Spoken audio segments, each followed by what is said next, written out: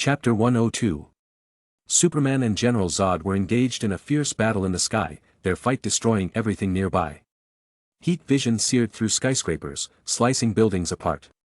Mortals looked up at the gods' battle like ants, desperately dodging the falling debris, fighting to survive. Amid the sonic booms and explosions, the city was quickly decimated, with countless lives lost in the aftermath. Even the towering Wayne Tower collapsed in the chaos. Batman, driving the Batmobile, was focused on saving as many people as possible. After hearing reports of an imposter Batman, he had come to Metropolis to track down this pretender.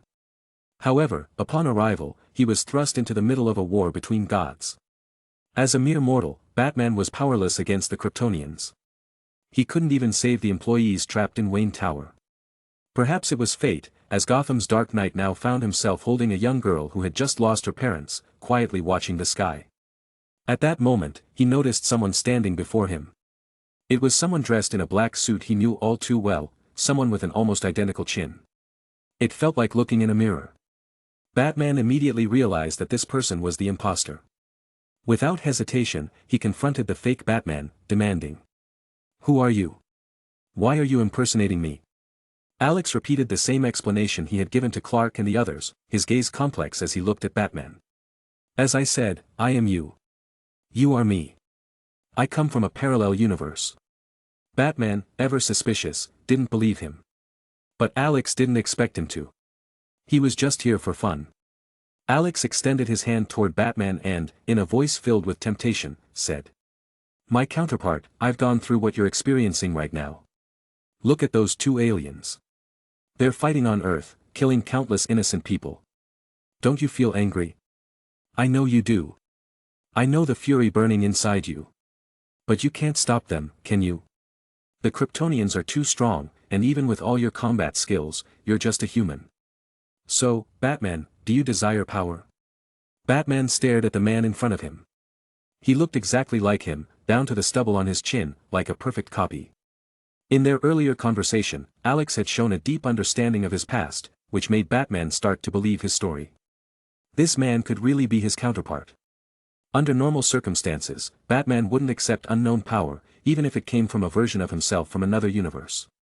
But now, after seeing Wayne Tower destroyed and all of its employees killed, the overwhelming feeling of helplessness and anger pushed him to make a decision.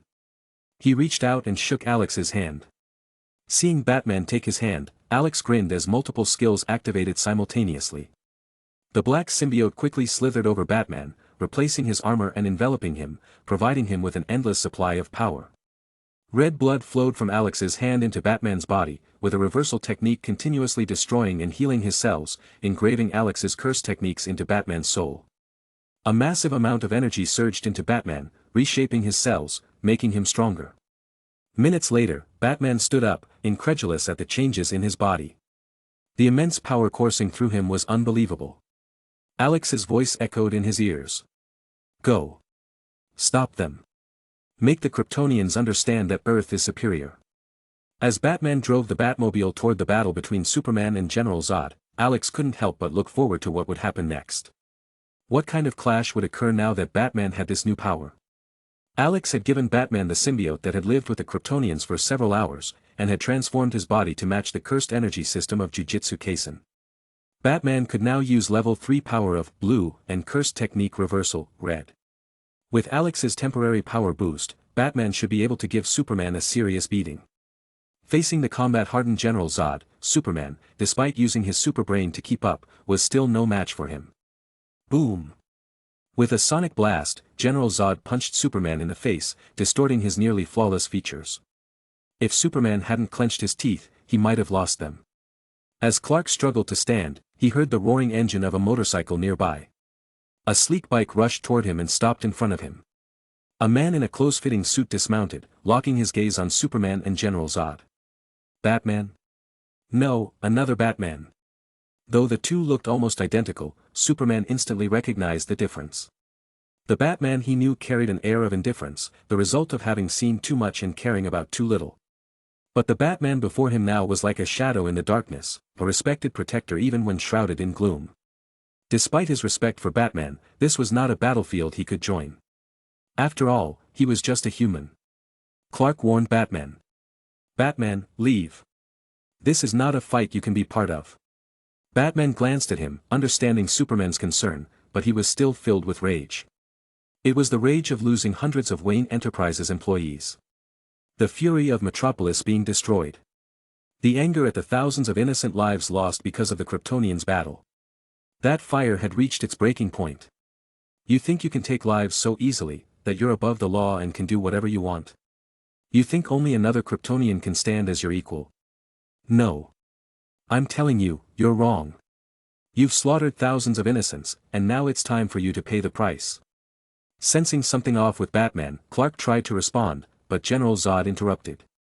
Pathetic Earthling, I'll kill all of you in front of Kal-El, Earth will die alongside Krypton.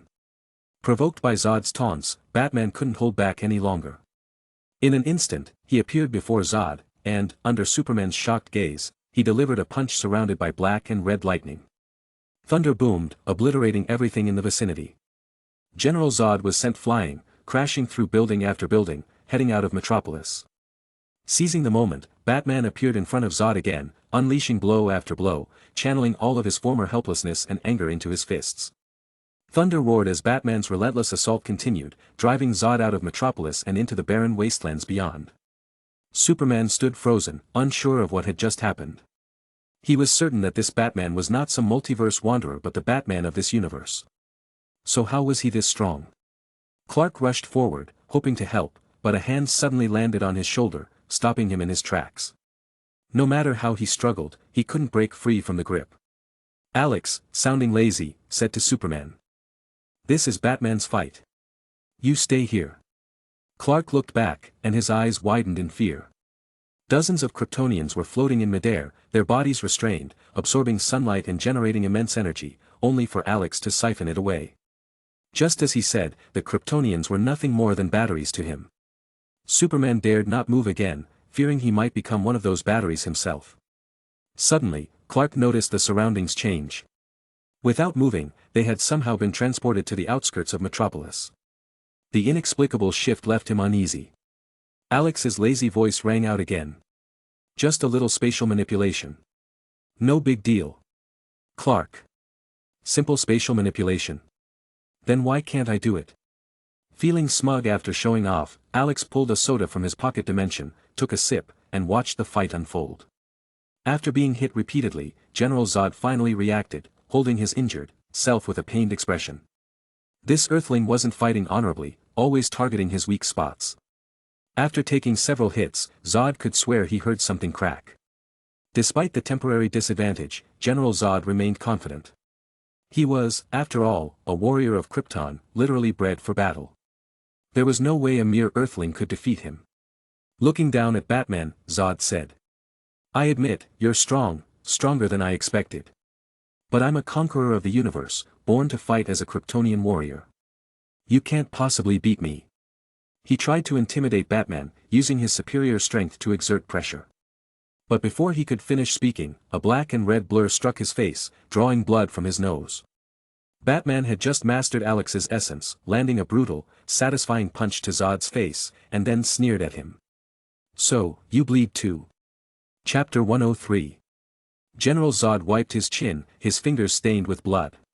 He was injured, by a human from Earth. The destruction of Krypton and his current defeat in battle drove Zod to madness. He roared, Do you know who I am? I was born to protect Krypton. I have the strongest combat genes. How could someone from a backward planet like Earth be my match? Batman didn't answer but charged at General Zod again. His combat experience was extensive, and he quickly adapted to his newfound strength, combining repulsion and gravity to create new techniques.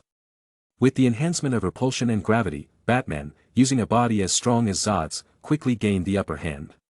The peak combat skills of Krypton and Earth clashed, but Earth triumphed. As expected of DC's favored son, Batman wasn't even directly involved in the previous confrontations. Just from observation, he had gathered enough information to create several plans to deal with General Zod. Each time they clashed, Batman used repulsion and gravity to throw Zod off balance. Black, red, and deep blue flashed continuously, displaying breathtaking combat skills. Even though Batman didn't have 6 eyes, he achieved precise energy manipulation. That's the charm of Batman. In the sky, Superman and Alex watched.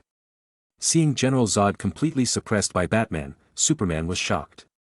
In their previous battle, Superman had been entirely on the defensive, almost powerless. As time passed, General Zod's injuries worsened. Even though the radiation from the yellow sun replenished his energy, it was nowhere near enough to compensate for his loss. When Zod was hit in the head again, he could no longer resist, flying through the air and lying motionless in a crater several dozen meters away. Batman rushed forward to deliver the final blow. He hated Zod and wanted to kill him to avenge those who died in the Black Zero event. Just as Batman's fist was about to strike Zod, a figure appeared in front of him, effortlessly catching his punch. Alex had teleported in front of General Zod, blocking Batman's attack. Facing Batman's puzzled gaze, he explained, "I need them to provide me with energy." Batman, regaining his composure, considered that all his current strength came from the Traveler Batman. He stopped his attack and asked Alex, "What do you plan to do with him?" Alex pointed to the numerous Kryptonians floating in the air behind him. "This is his fate, at least until I find a more convenient energy source." General Zod slowly regained consciousness. Even he couldn't withstand repeated punches that broke the sound barrier, leaving him in a brief coma. Upon waking, he found two Batmen talking in front of him and saw the many Kryptonian warriors floating behind one of them. Through their conversation, General Zod understood Alex's plan and shouted angrily, "How dare you humiliate the great warriors of Krypton? You'd better kill us now, or when we escape, we will brutally kill all humans." Alex grinned at Zod's threat, "You won't get the chance." Just like the other Kryptonian warriors, Alex broke Zod's limbs, placed a symbiote on him to absorb his Kryptonian physique, and restrained his movements, silencing his incessant shouting. After these steps, General Zod, like the other Kryptonians, became a captive of Alex, no more than livestock. Batman, seeing this scene, was pleased. "This punishment is fitting. I like it." Superman, standing nearby, wanted to say something but ultimately sighed, remaining silent. Alex connected to the space around him and, along with Superman and Batman, instantly returned to Metropolis, entering the Kryptonian ship where Catwoman had been waiting. Looking at the futuristic technology of the ship, Alex was very satisfied. However, since he didn't know how to control it, he released Farah from his pocket dimension and asked her how to operate the Kryptonian ship.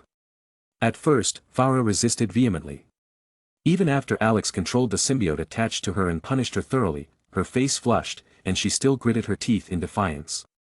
Alex wasn't sure if it was his imagination, but Farah's eyes seemed to reveal a hint of expectation.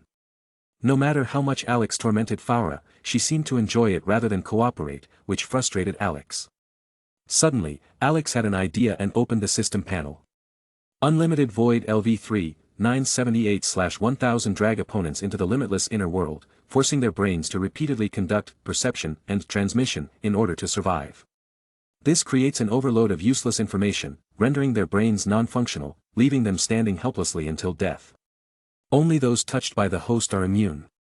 Since Alex preferred the feeling of crushing his enemies with his fists and now had the Mind Stone, he rarely used domain expansions like Unlimited Void, which had become one of the lowest leveled skills in his Gojo Satoru template. However, through sporadic use, Unlimited Void had reached level 3. Compared to before, the level 3 domain only extended its range from 200 meters to 5,000 meters. Now close to leveling up, Alex intuitively sensed that the next level of Unlimited Void might solve his current problem. Without hesitation, Alex continuously activated a domain that only covered himself, using his massive internal energy reserves. The experience points for Limitless Void increased rapidly and soon it leveled up. Unlimited Void Experience +1. Unlimited Void LV4, January 5000 drag opponents into the limitless inner world. The host can now precisely target enemies, extract their memories, and implant new ones.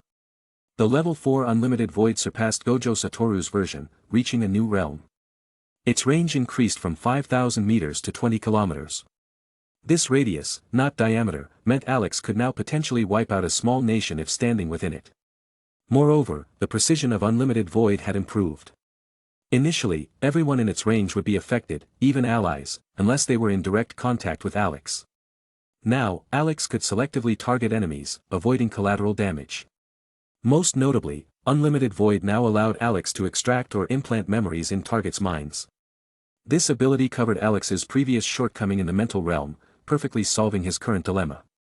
Alex immediately used Unlimited Void to extract Farah's memories, obtaining the instructions for operating the Arc 2.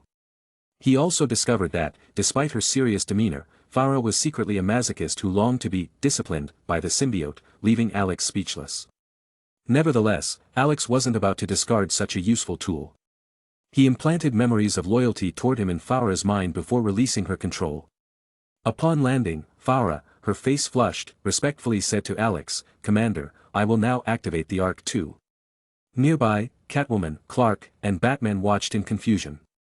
In their eyes, the symbiote on Farah's body had merely wriggled a little before she displayed an odd expression.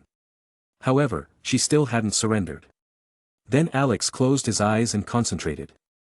Moments later, after making a strange gesture, Farah instantly submitted, like a dog that had been tamed, treating Alex with great reverence. It was Batman who finally asked Alex, "Traveler, what did you do? Why is this Kryptonian suddenly following your orders?" Alex gave Batman a disdainful glance, replying matter-of-factly, "Anyone who's been Batman knows that besides the superhuman physique to easily defeat Superman, months-long stamina, and a handsome face, Batman also has mind control abilities. Isn't that right, Mr. Wayne?" "Batman. How come I didn't know?" "Alright, you've traveled the multiverse, you're awesome, whatever you say goes." Batman sank into deep self-doubt. Could it be that I really am just an inferior Bat? Even Clark beside him looked at Batman sympathetically and began to worry for himself. If Batman is an inferior Bat, then what about me? Could I be an inferior Superman too? Alex retrieved the world engine from the Indian Ocean and combined it with the Arc 2. He was preparing to take his newly acquired ride for a spin into space when suddenly a few armed helicopters blocked his path. Sensing them with his 6 eyes, Alex's smile grew cold, and a broadcast came from the outside. "Attention, those inside the ship. Surrender the Kryptonian vessel and submit immediately. This ship is the rightful property of the United States." Shit. Batman and Superman's expressions changed drastically. Even though they had only spent a short time with Alex, they understood what kind of person the Traveler Batman was. He was kind, but not a saint. He had principles. If no one provoked him, he wouldn't provoke them. But if someone crossed his line, he would be far more terrifying than even the most ruthless Kryptonian. And with his power, he was indeed a monster far more terrifying than Kryptonians. At this point, the actions of the US government had clearly crossed Alex's bottom line. Chapter 104. Before Superman and Batman could react, Alex stepped forward, mocking the numerous combat helicopters in front of him. "You want the Kryptonian ship," he said indifferently. Seeing Batman instantly appear in front of the helicopters, the soldiers immediately raised their guard, pointing all their weapons at him, ready to attack at the slightest movement. They already knew Batman's strength from the previous battle, but even so, they bravely stepped forward. They knew Batman was a superhero who followed a no-kill policy. If he wouldn't harm criminals, he certainly wouldn't harm a righteous army. An officer used a megaphone to speak to Alex. "It's not that we want the Kryptonian ship, it belongs to us. It's the spoils of war, property of the US. It will never belong to an individual." Alex laughed, looking at the officer as if he were a clown, then asked mockingly, "Where were you when the Kryptonians attacked? Why didn't you dare bark in front of General Zod?" Before the officer could respond, Alex continued, "Oh, no need to explain, I understand. It's because they would have killed you like squashing an ant, probably even easier than that. But why do you dare to act so boldly in front of me? No need to answer that either. I already know. It's because I'm a superhero. I'm Batman, a protector with a kind heart, someone who follows a no-kill rule." The officer began to feel uneasy, realizing that this Batman seemed different from the one he knew. At that moment, a warning came through the communicator from Colonel Hardy, his voice urgent. "Abort the mission immediately. This Batman isn't from this universe, he's from a parallel universe. We can't be sure if he's still a kind-hearted hero or if he follows the no-kill rule. But we can be sure of one thing, this Batman is terrifyingly strong." But Hardy's warning came too late. The officer muttered, "It's too late." In front of him, Batman made a strange hand gesture, his long middle finger wrapped around his index finger, while black and red lightning crackled around him. The Reaper of the Night spoke coldly. "But I am different. No-kill rule. Nonsense. I could help you fend off the Kryptonians, but that would be out of my mercy. My generosity. But it's no excuse for you to overstep. An infinite amount of energy burst from Alex's body, spreading at faster-than-light speed. Domain expansion, unlimited void. Within a 20-kilometer radius around him, the area was covered by unlimited void, nearly enveloping all of Metropolis. With the help of his 6 eyes, Alex quickly identified the targets, marking all soldiers in uniform within the domain as targets for his attack. The next moment, they were pulled into the limitless inner space. Their brains, in a desperate attempt to survive, endlessly repeated sensory transmission, producing a massive amount of useless information. They were aware of everything, yet could do nothing. How tragic. Moments later, unlimited void retracted, and all soldiers in Metropolis fell unconscious. The helicopters in the air, now without pilots, began to plummet, but Superman arrived just in time, catching them and safely placing them on the ground. Batman and Superman looked at the unconscious soldiers, wanting to ask something, but in the end, they turned to Alex and asked, "What happened to them?" After dealing with the US soldiers, Alex looked relaxed. Hearing their question, he responded casually. "Oh, them. Don't worry. They're not in any danger. Their brains just generated too much useless information, so they're temporarily unconscious. They'll recover soon." Superman sighed in relief, no lives were in danger. But unlike the simple-minded Superman, Batman thought deeper. He knew his counterpart would never let these soldiers off so easily. After thinking for a moment, Batman finally asked, "So how long will they stay unconscious?" "Not long, just a few hundred years. They'll wake up in a few centuries." Alex grinned at Batman. "Which really isn't long. For an immortal Batman, it's just a blink of an eye, right, Wayne?" Batman. WTF. Are Batmen from other universes really like this? Immortal, stronger than Superman, wielding unimaginable powers. But he had only encountered Alex so far, so he could only believe what he was told, thinking of himself as an inferior version of Batman. Pushing aside his dissatisfaction for the moment, Batman began to assess the situation. These soldiers weren't dead, but they might as well be. Unlike Batman, unlike the Traveler Batman, they didn't have eternal life and would spend the rest of their lives in slumber until they eventually died. After wiping out all the soldiers in Metropolis, Alex returned to his seaside villa, absorbing energy from the Kryptonian battery while adjusting to the energy environment of the DC universe. After the Black Zero event, 4 gods appeared on Earth: the Traveler Batman, Superman, Batman, and Catwoman. Of these, everyone knew the Traveler Batman from the parallel universe was the true god among humans. While cooking, Alex watched the news on TV. The reporter was no longer the familiar Eddie Brock but a stranger interviewing a military general. "General, what are your thoughts on the 4 gods?" The general gave a formal, friendly smile and spoke in a firm voice. "The Traveler Batman, Superman, Batman, and Catwoman are all true superheroes. They helped Earth defeat the Kryptonians during the Black Zero event, protecting the planet from colonization. Of them, the Traveler Batman is the strongest human god and the kindest hero. He played the biggest role in the Black Zero event and is an absolute powerhouse. He will always be a friend to the US." At that moment, a middle-aged man from the crowd suddenly spoke up. "But I heard the Traveler Batman use some kind of sorcery, putting all the soldiers in Metropolis into an unending sleep. No matter what, they can't be woken up. They're like vegetables, unable to wake up, and who knows how long this state will last. Maybe for life." The unexpected comment threw the reporter into a panic, but the general remained calm. With an infectious smile, he looked at the camera and said, "This is baseless, false information. We don't know who or what terrorist group is spreading this lie, but for the honor of the Traveler Batman and the honor of our friend, we will find and bring the source of this fake news to justice. The Traveler Batman is a kind person.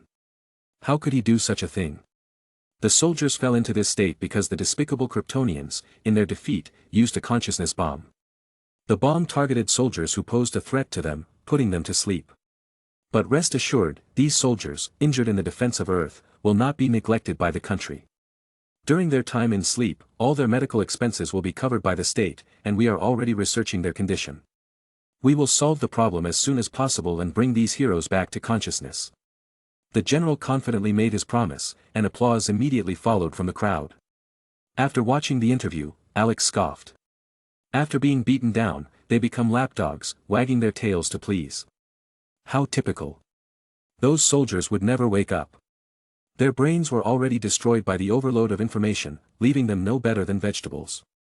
Even if their brains were repaired, they would wake up as empty, memoryless fools. Alex turned off the TV and continued stirring the rice he is preparing, all the while adjusting to the energy of the DC multiverse. Suddenly, he smiled, and Catwoman, noticing, placed her soft hands on his face and asked sweetly, "What's making you so happy, Master?" Alex smiled and said, "I'm happy because one of my abilities has fully adapted to this universe's energy. Now I can change my plans. We don't need to go into the sea for some dirty fun, we're heading to Themyscira to visit the legendary Amazons." "Amazon?" Catwoman asked hesitantly. "Yes, they are powerful female warriors created by the gods and live on Paradise Island, a place created by Zeus, king of the Olympian gods. Thanks to magical blessings, they are immortal, and the island is surrounded by a magical barrier that prevents humans from detecting it. Over the ages, they've held a mission to guard a supreme artifact, the Mother Box, which is also our target. But the Mother Box must be important to them. What if they refuse to give it to us?" "Don't worry, they'll hand it over willingly." Alex was confident. Whether it was overwhelming force or unlimited void, either would easily achieve that. After absorbing energy continuously to adapt to the DC environment, his portal and other abilities were fully restored. While continuously using the Kryptonian battery to absorb energy, his template fusion rate had reached 53%, and when it hit 60%, a new ability would unlock. But even though the Kryptonian battery was useful, it still couldn't compare to the Infinity Stones, and the template fusion rate was slowing down. Now that his portal was back, Alex could easily find Paradise Island and obtain the Mother Box, speeding up the fusion process once again. Without further hesitation, Alex opened a portal, stepping through it to a moist beach. And in front of him was the legendary Themyscira, the Paradise Island. Chapter 105. Paradise Island was created by Zeus, not naturally formed. It is surrounded by a magical barrier that hides its location while also protecting its environment from external pollution. Under the clear blue sky, Alex and Selena walked on the pristine beach, taking in everything before them. It was an island covered in greenery, with towering mountains and an ancient city spiraling around the peaks. The greenery on the city walls spoke of its long history. Looking at the beautiful island ahead, Alex nodded, "Not bad, it's mine now." Due to the magical aura from using a portal, the Amazons discovered the presence of intruders. As Alex and Catwoman ventured deeper into Paradise Island, they became increasingly fond of the place. Combined with the magical barrier that protected it, the island seemed like an excellent base. Just as they entered the ancient city, a flurry of footsteps suddenly surrounded them. Tall women clad in old-fashioned armor rushed out from the alleys, encircling Alex and Catwoman. One woman, dressed more lavishly than the others, stepped forward and addressed them sternly, "Outsiders, how did you breach Paradise Island, and what is your purpose here?" Carefully studying the woman before him, Alex immediately recognized her as Hippolyta, the queen of the Amazons. However, she appeared much younger and more beautiful than in the movies. If Alex hadn't known her identity, he would have mistaken her for a 20-something girl. But Alex wasn't one to be swayed by beauty. He was more the type to kill and conquer, so Hippolyta's appearance didn't affect his decision-making at all. Alex decided to use diplomacy before resorting to force. He bowed slightly and said, "Respected Queen of the Amazons, my companion and I are here to ask a favor." Seeing the courteous demeanor of the two intruders, Hippolyta relaxed a little, thinking they weren't enemies. However, her years of battle experience kept her on guard. She maintained her dignity and replied calmly, "Speak." Alex smiled warmly and said, "I ask you to give me the Mother Box so that I may guard it." The faces of the Amazons changed drastically, and they prepared to attack Alex, but he quickly continued, "Soon, Steppenwolf will invade Earth, seeking to gather the 3 Mother Boxes to open a portal and help Darkseid conquer Earth. Steppenwolf is incredibly powerful. With your strength, you cannot protect the Mother Box. It should be kept by me for safekeeping." The Amazons were shocked, halting their attacks. All eyes turned to Hippolyta. If Steppenwolf really did attack, they might not be able to defend the Mother Box with their strength. Hippolyta, her expression grim, looked at Alex and asked, "How did you come by this information?" "I have the ability to foresee the future," Alex replied. "I saw it all, the birth of Doomsday, the death of Superman, the rise of the Justice League, the arrival of Steppenwolf and countless Amazon warriors dying before Earth falls to conquest." Hippolyta was silent. She was somewhat convinced by Alex's words, but even if she believed him, she still refused his proposal. "Even if I trust your prophecy, I cannot hand over the Mother Box. It is far too important, connected to the future of Earth. Why do you think you and your companion are stronger than the entire Amazon tribe? Realizing that he needed to prove his strength, Alex grinned, "You're welcome to test me." Silence fell over the area.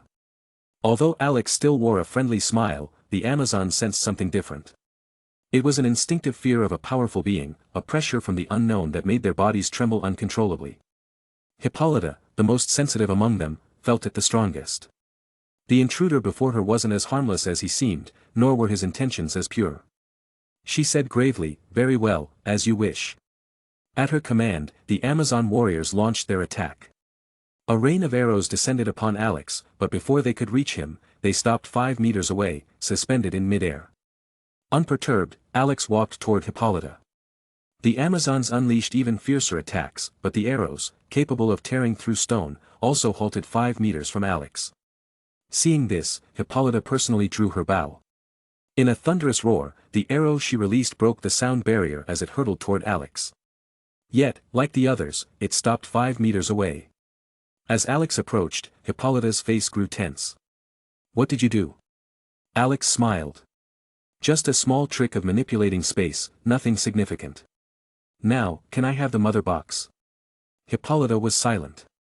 The man before her was far stronger than she had imagined, capable of crushing Paradise Island with ease.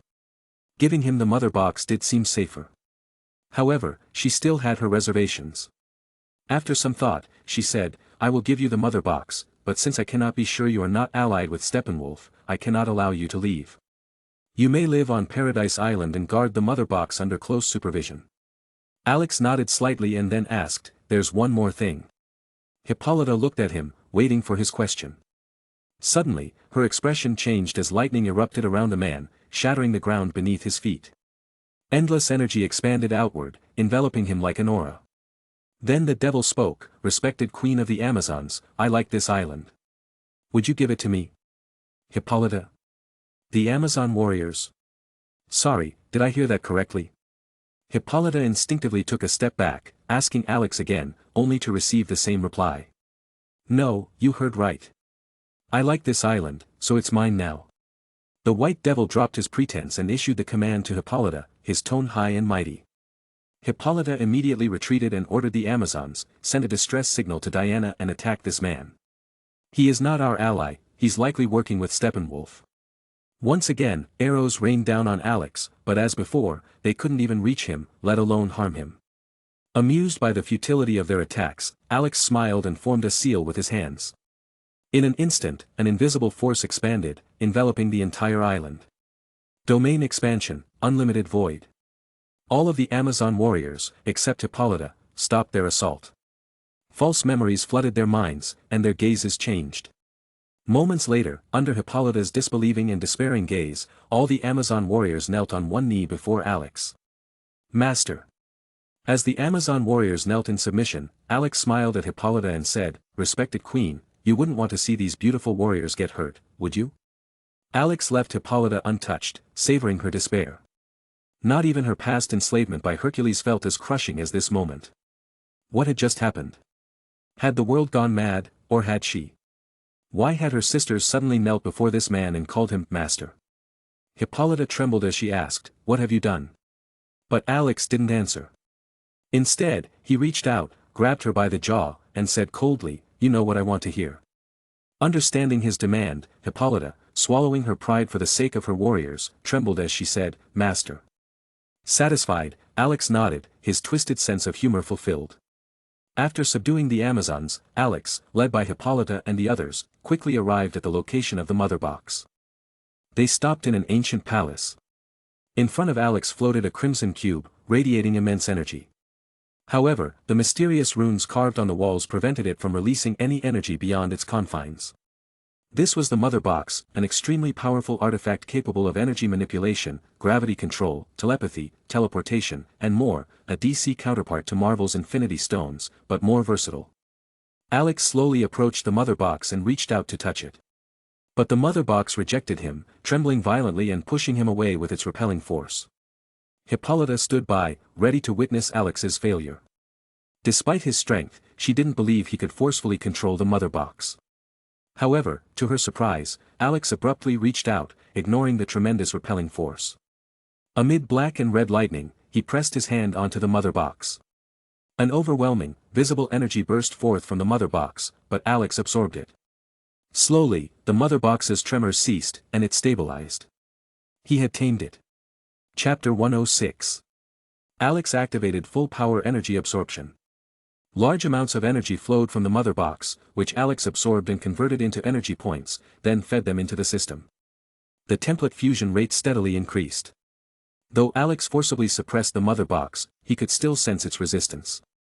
It constantly tried to send out some signal, attempting to connect with something else. Alex knew the mother box was trying to link with the other two mother boxes, but under the suppression of the runes engraved on the walls, these attempts were futile. Looking at the mother box in his hand, Alex pondered. Unlike the Infinity Stones, the mother box could still function even outside the DC universe, which meant it could be one of the foundations of a nascent universe. With that thought, Alex opened his pocket dimension.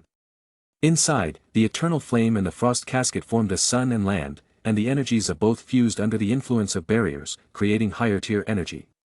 This energy was limitless. Although not vast in quantity, it steadily enhanced the system's fusion rate. Alex placed the mother box into his pocket dimension and engraved more complex runes around it. Using the barrier techniques from the world of JUJUTSU KAISEN, he fully merged the mother box's energy with that of the eternal flame and frost casket, creating even higher-tier energy. With this new, stronger energy, the pocket dimension rapidly expanded, soon reaching the size of a town. Even then, the expansion didn't stop. However, halfway through the expansion, the pace suddenly slowed. Alex realized that his LV4 limitless curse technique could no longer handle such a powerful space. If he forced control, the pocket dimension could collapse. Alex frowned and opened the system panel to check the current experience points for the limitless curse technique. Limitless curse technique LV4, 4856/5000 capable of interfering with atomic level matter and manipulating space. The closer an object is to the user, the slower it moves, and it will never be able to touch the user. Partial control over space is achieved. Only 100 more experience points were needed to level up. There was still time. Stand back, he warned the Amazon warriors and Catwoman behind him. Once they were at a safe distance, Alex focused on stabilizing the pocket dimension while repeatedly activating the limitless curse technique, unleashing dense spatial slashes. Experience points for the limitless curse technique steadily increased. +1 experience point. +1 experience point. +1 experience point.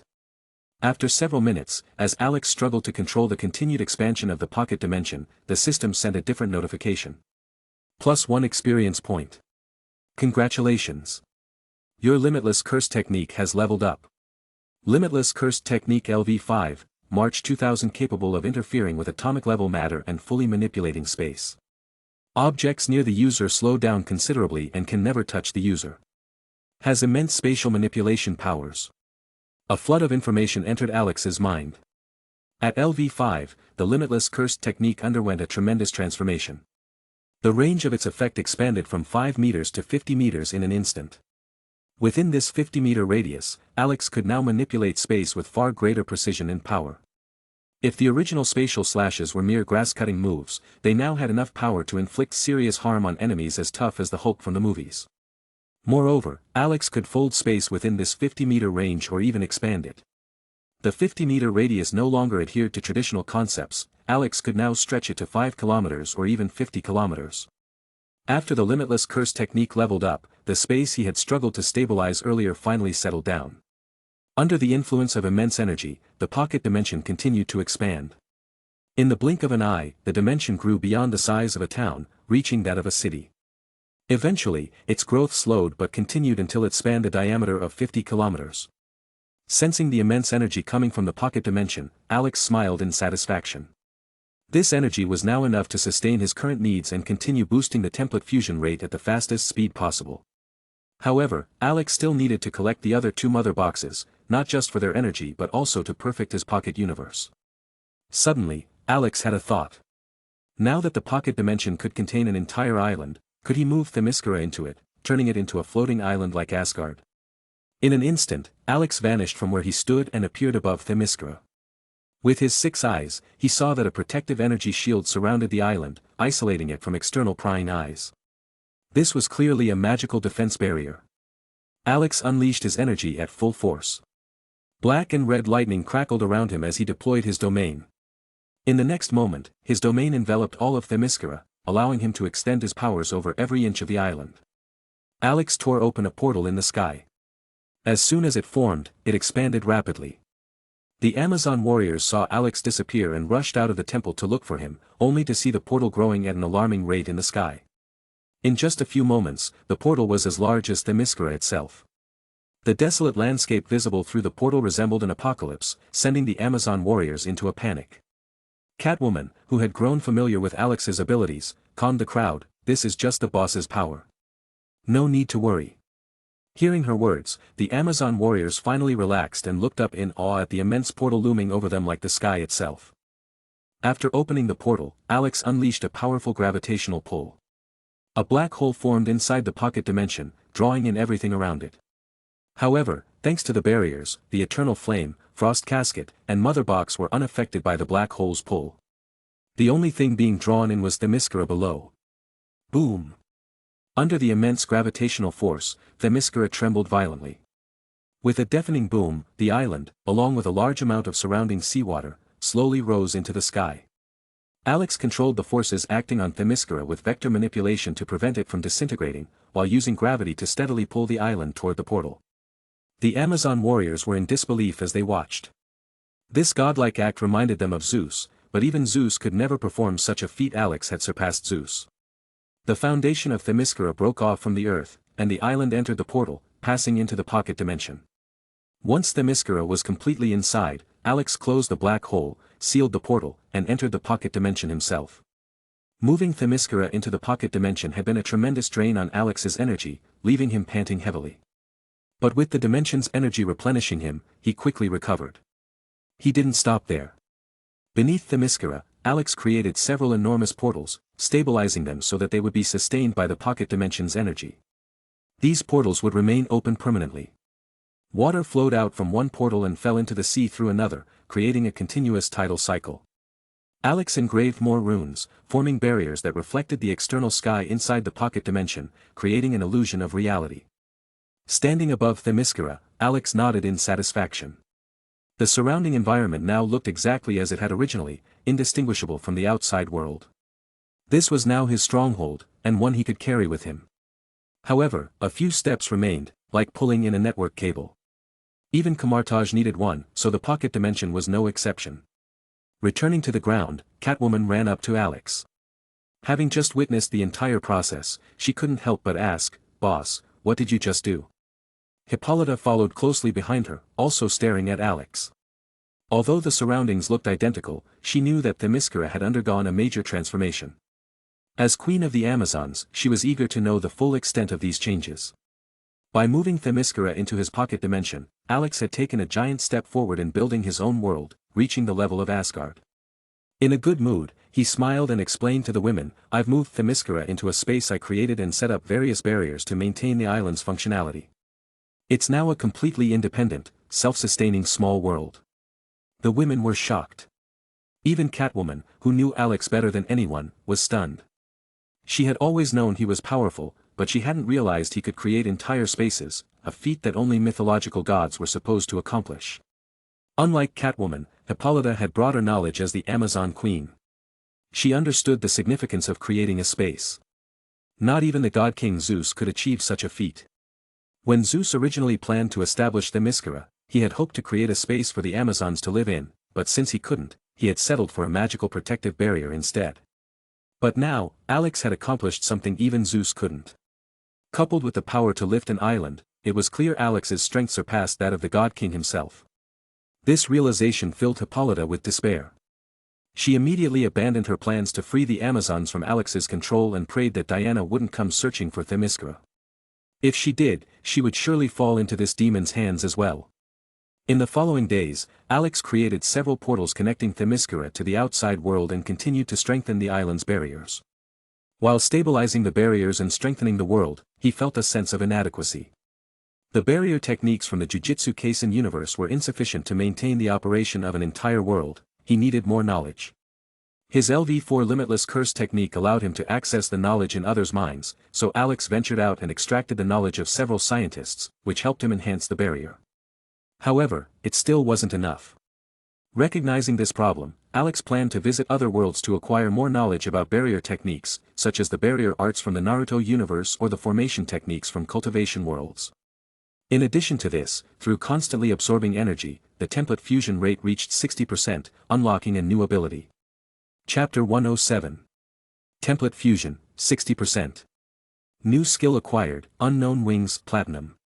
Unknown Wings Platinum LV1, 1/100 manipulates phase power in space to form the ultimate phase power platinum wings, greatly enhancing the user's overall strength. Platinum wings unfurled from behind Alex, and a nearly transparent platinum-colored magic ring slowly formed above his head. Unlike before, Alex clearly felt his strength increase.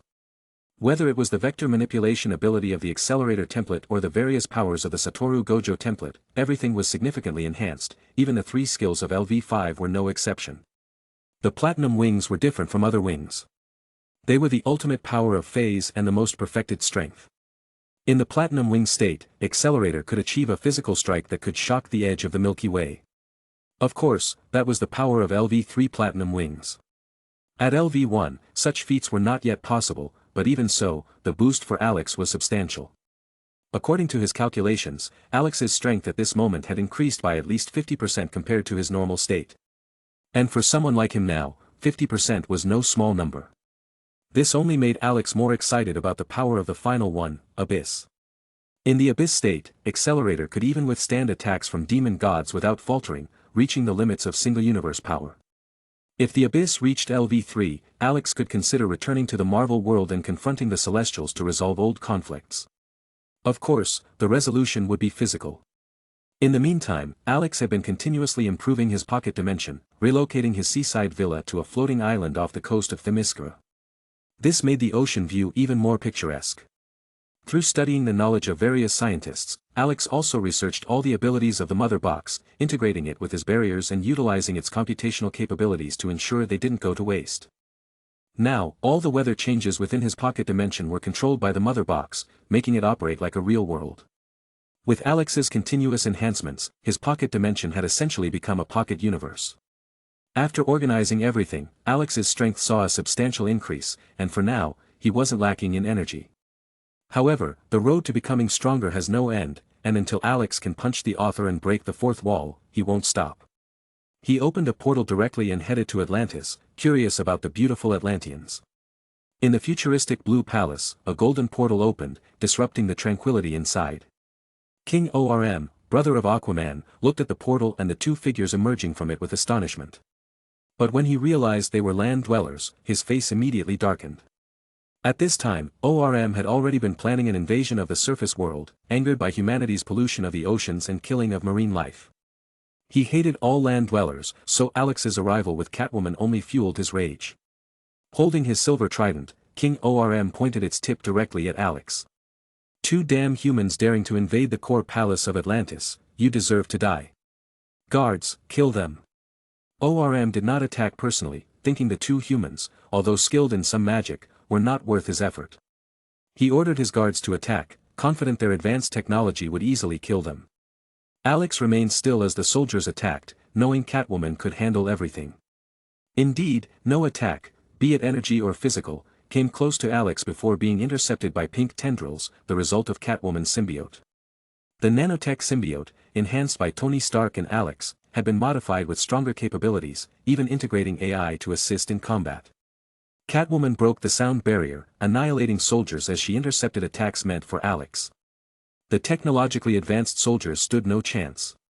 Alex, however, was focused on the blue glowing box placed in the palace, the mother box.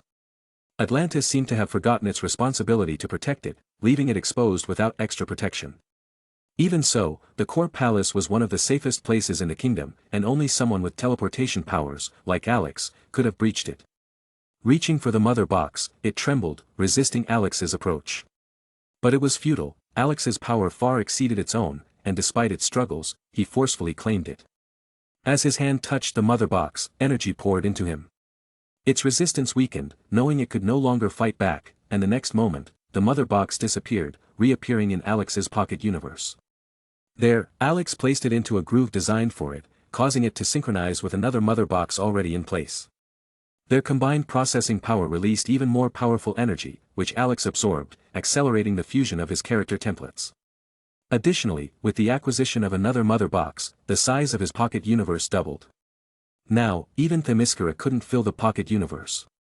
Under the influence of more energy, the pocket universe matured steadily.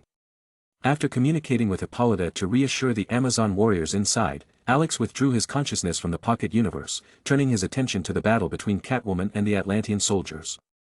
With her current strength, Catwoman quickly dispatched the palace guards. Their high-tech weapons were useless against her. King ORM, seeing this, knew his soldiers stood no chance against her, so he personally attacked.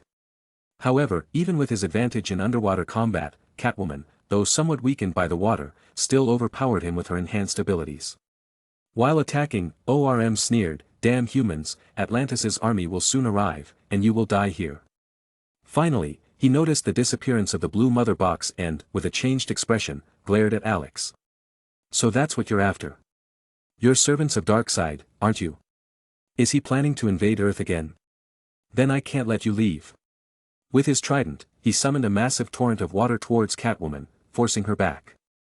Thinking Alex was defenseless, ORM charged toward him, planning to take him hostage and force Catwoman to surrender. However, Alex smiled.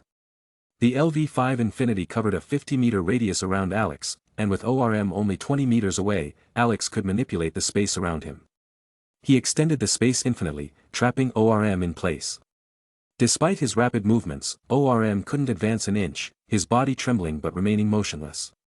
Shocked, ORM stared at Alex, realizing he had vastly underestimated his power. Alex approached him, smiling. "King ORM, relax. I have no ill intentions. I came to Atlantis for two reasons. First, to acquire the mother box, which I've done. Second, I wanted to learn from Atlantis' knowledge. Surely you can agree to that, right?" ORM looked at the fallen soldiers around him and remained silent. This was his idea of no ill intentions. "Did you kill all the surrounding soldiers?" Catwoman, standing nearby, noticed King ORM's expression and immediately clarified, "They're only paralyzed by the nano-symbiote, which has restricted their entire nervous system, putting them in a death-like state. They aren't actually dead." As Catwoman retracted the nanobots from the soldiers' bodies, they quickly regained consciousness. Upon waking, they immediately attempted to attack Alex, only to be instantly frozen in place by his spatial powers. Seeing this, ORM breathed a sigh of relief.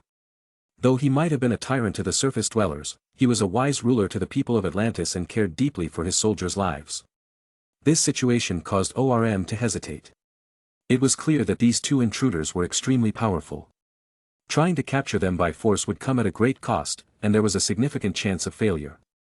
Even if he succeeded, the immense losses would severely weaken Atlantis, a risk ORM could not afford to take, especially given his plans to wage war on the surface in the coming years. If their only goal was the mother box and knowledge, perhaps handing over those things wouldn't be unreasonable. ORM's mind raced with thoughts, his resolve wavering. At that moment, a red-haired figure entered the core palace, followed by a large number of soldiers wearing exoskeleton armor.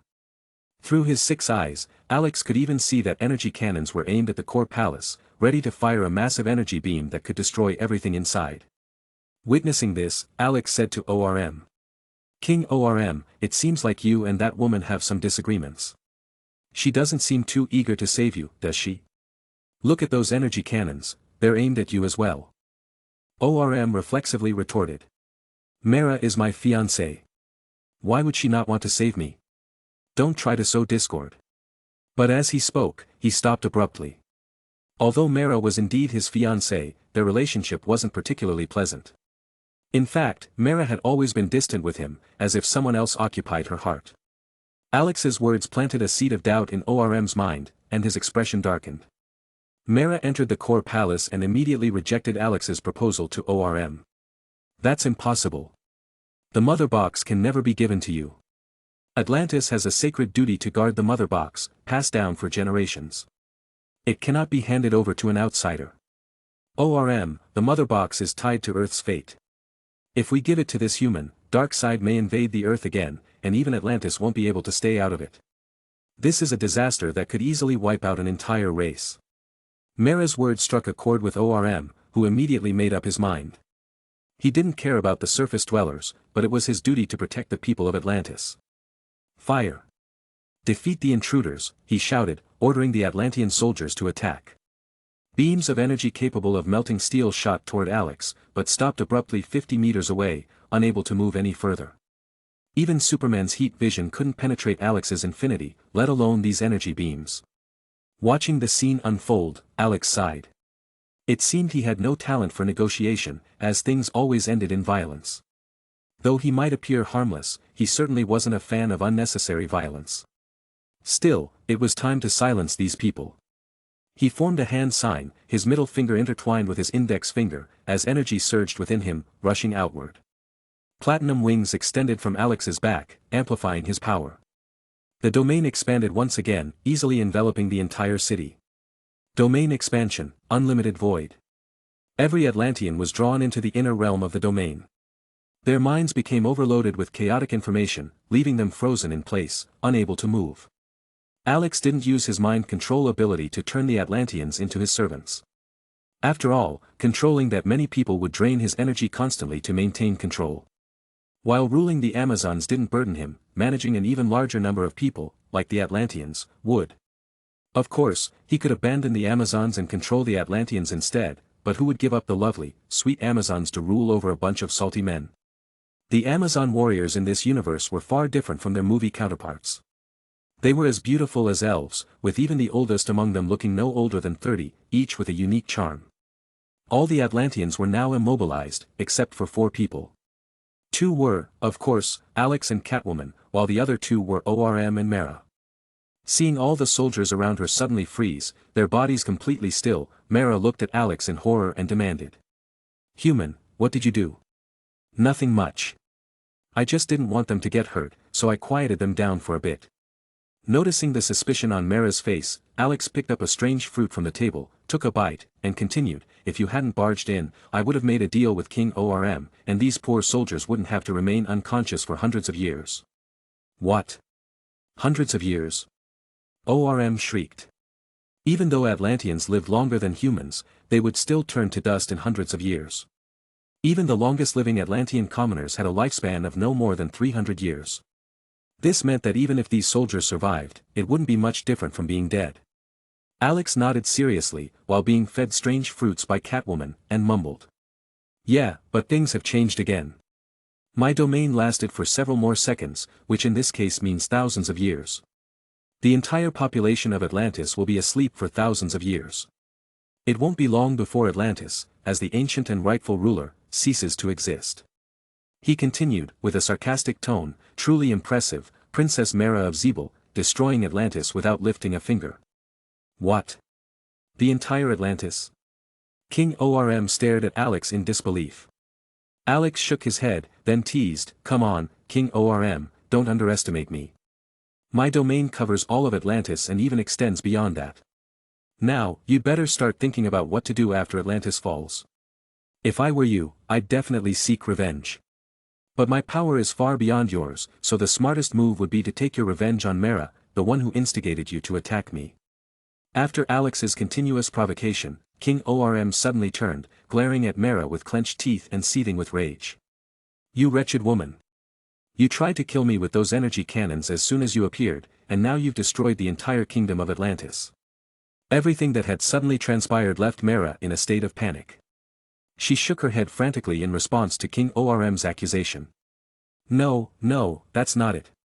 The energy cannons were just a deterrent. I would never have ordered them to fire if I hadn't realized how strong the enemy's defenses were.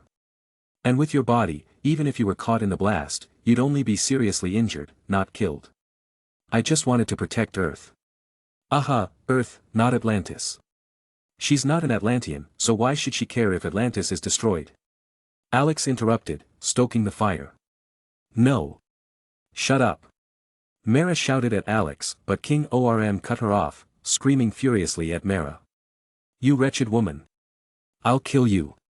However, King ORM was still immobilized by Alex's power, unable to move.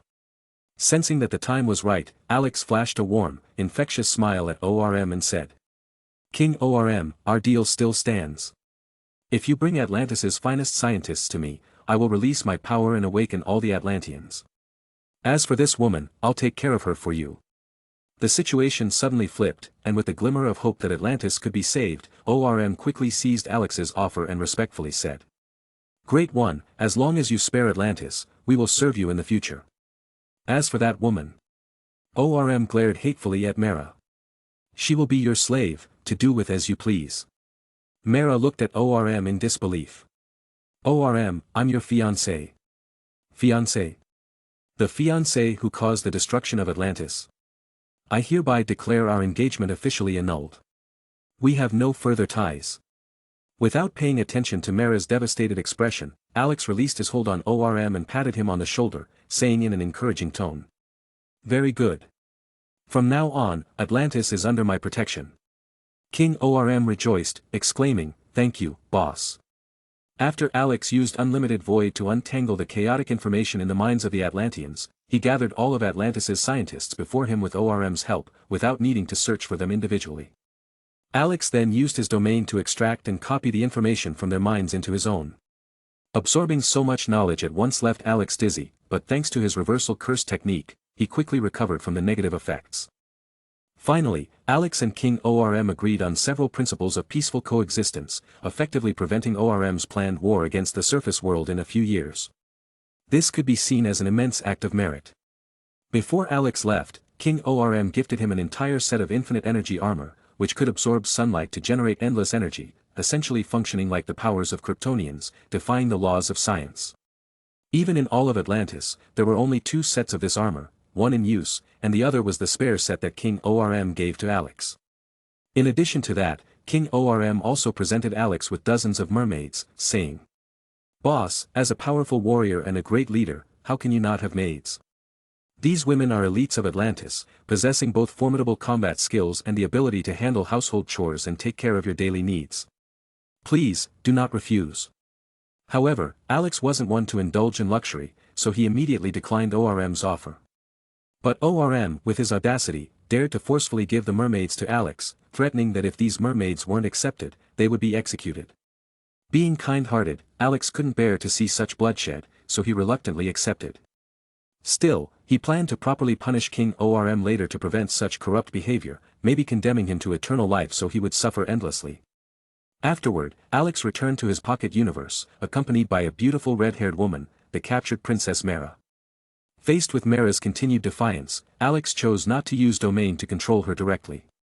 Instead, he leaned in and whispered softly in her ear. Your Highness, you wouldn't want to see your country bathed in blood, would you? Chapter 108. Upon hearing Alex's smiling but seemingly kind reminder, Mera's expression drastically changed. Her face turned pale, clearly understanding the implication behind Alex's words, and she hastily asked. What are you planning to do? In contrast to Mera's panic, Alex continued to smile, but that handsome face was now deeply hated in Mera's eyes. Alex said slowly. Become my maid, or I'll destroy Zeeble. You know I have the power to do so. Mera's face turned even paler. Alex could easily destroy Atlantis, and he could just as easily wipe out the weaker Zeeble. Her whole body trembled as various thoughts raced through her mind. Finally, her body went limp, almost collapsing to the ground, as she reluctantly accepted the reality before her. Slowly, she said. I agree to become your maid, boss. However, Alex was clearly not satisfied with her response and softly hummed. Mera remained silent for a moment before finally bowing respectfully to Alex, saying. Master.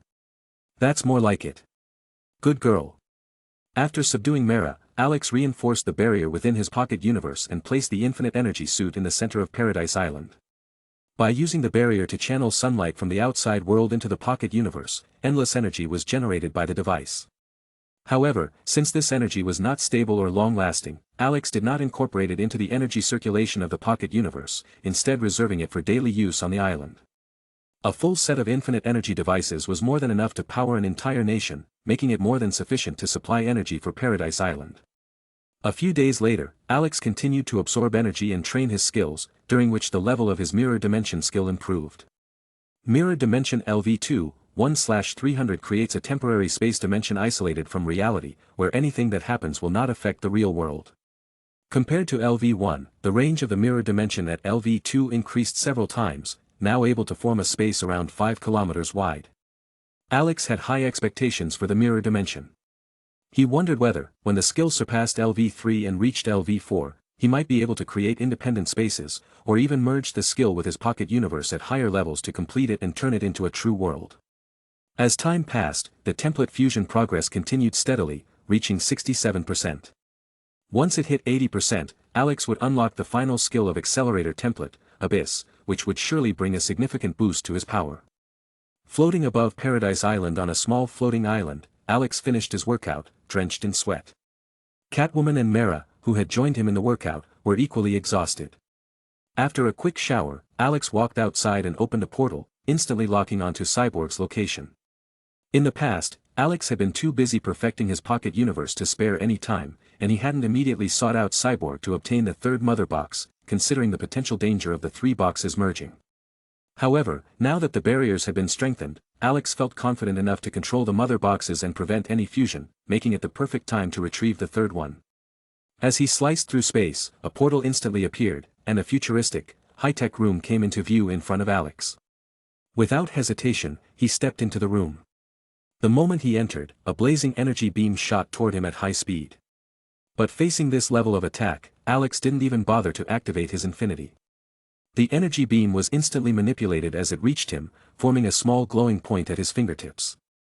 Without turning around, Alex sent the glowing point flying back.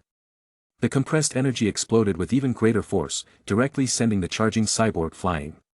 Reaching out toward a nearby metal wall, Alex made a slight grasping motion. Under the immense gravitational pull, the mother box passed through the wall and landed in his hand.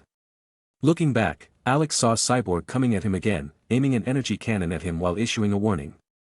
"Put the mother box down. It's dangerous, something you can't handle." Alex didn't waste words on Cyborg, continuing to walk toward him. His movement clearly triggered Cyborg's instincts, causing him to immediately try and fire a laser at Alex.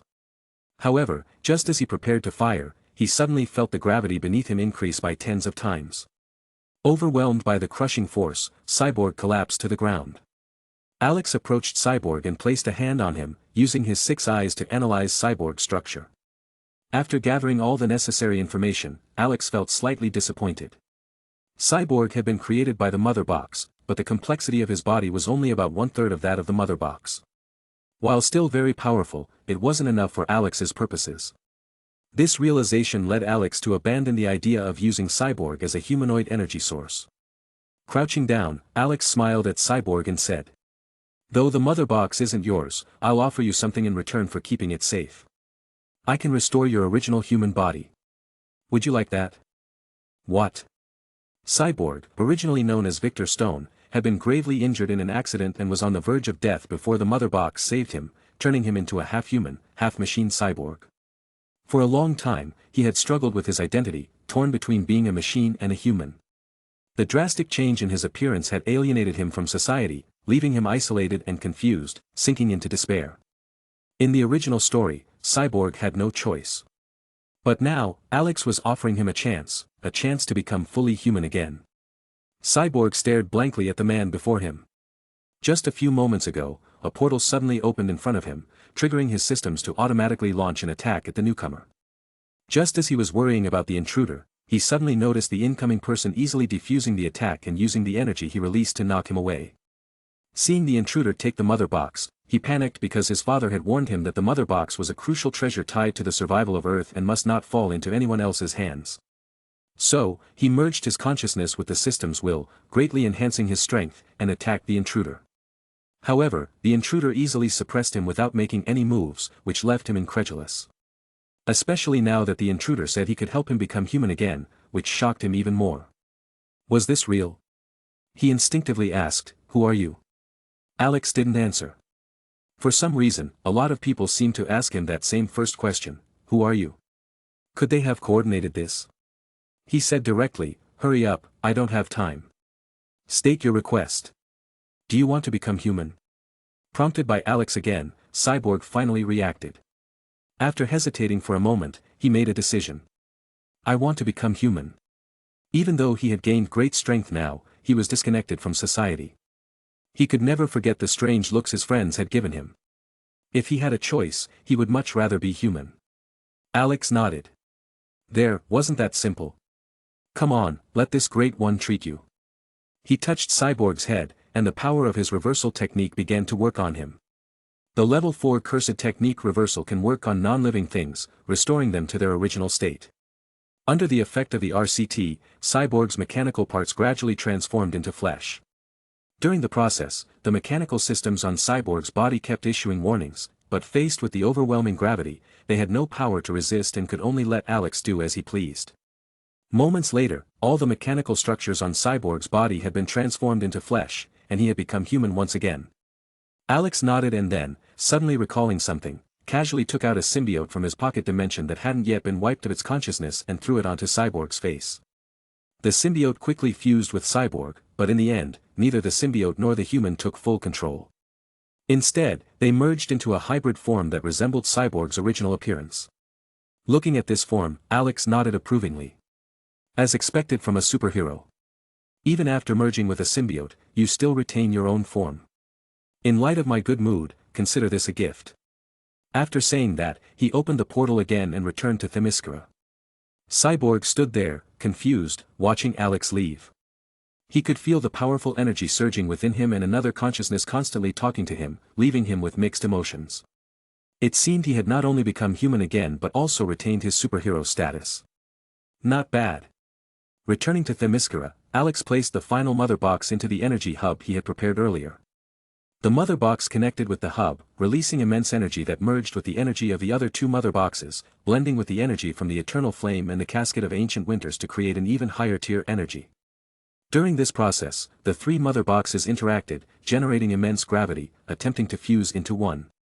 However, under the pressure of the barrier, they didn't fully merge, though their energy completed an initial fusion, releasing even more powerful force. The size of the pocket dimension rapidly expanded, its boundaries constantly pushing outward. By the time all the disturbances had ceased, the pocket dimension had grown to the size of several cities. At this point, the energy released by the pocket dimension had surpassed level 5. Alex wouldn't need to worry about energy until he reached energy absorption level 6. With that, the most important tasks Alex had in the DC universe were complete. Now, all that was left was to continuously improve his skill levels and template fusion rate. Once the portal reached level 5, he could attempt to travel to other worlds. As for the DC universe, according to the storyline, the iconic battle between Batman and Superman was set to happen soon, and General Zod's corpse would be transformed into that downgraded Doomsday. However, due to Alex's presence, the timeline of this universe had already undergone significant changes. General Zod hadn't died, and it was unclear how Doomsday would be created or whether the monster would even appear.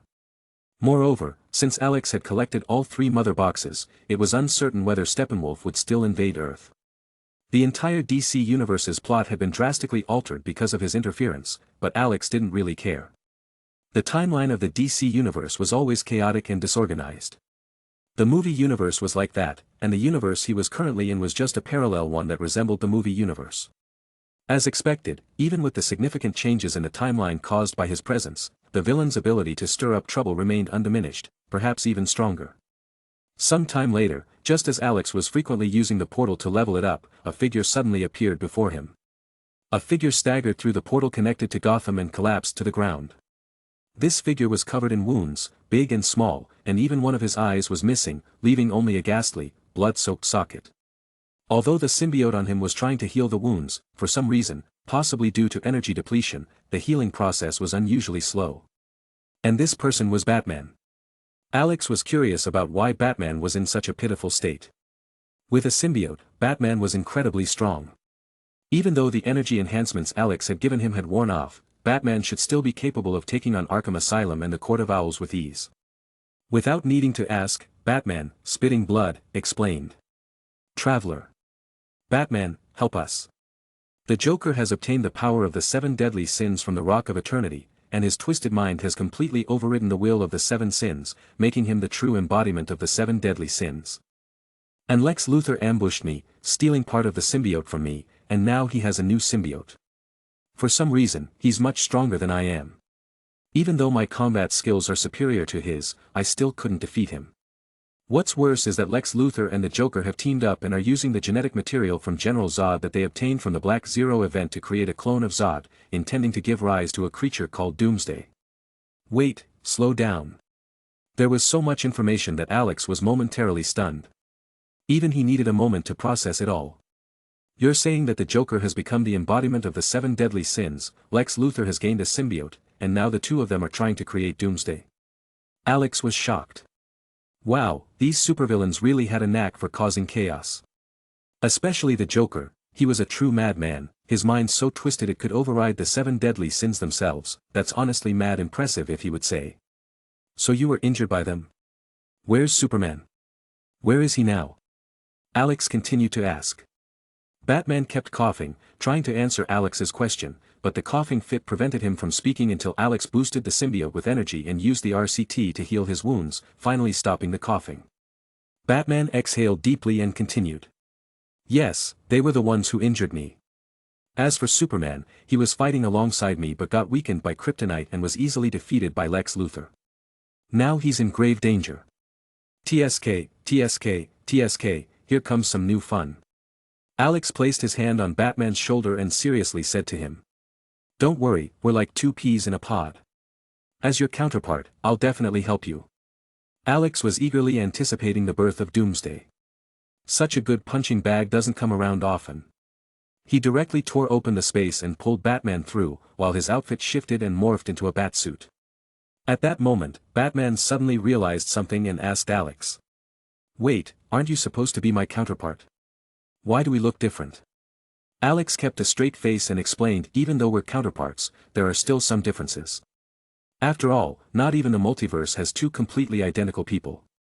Batman pondered for a moment, seemingly still not convinced. I see.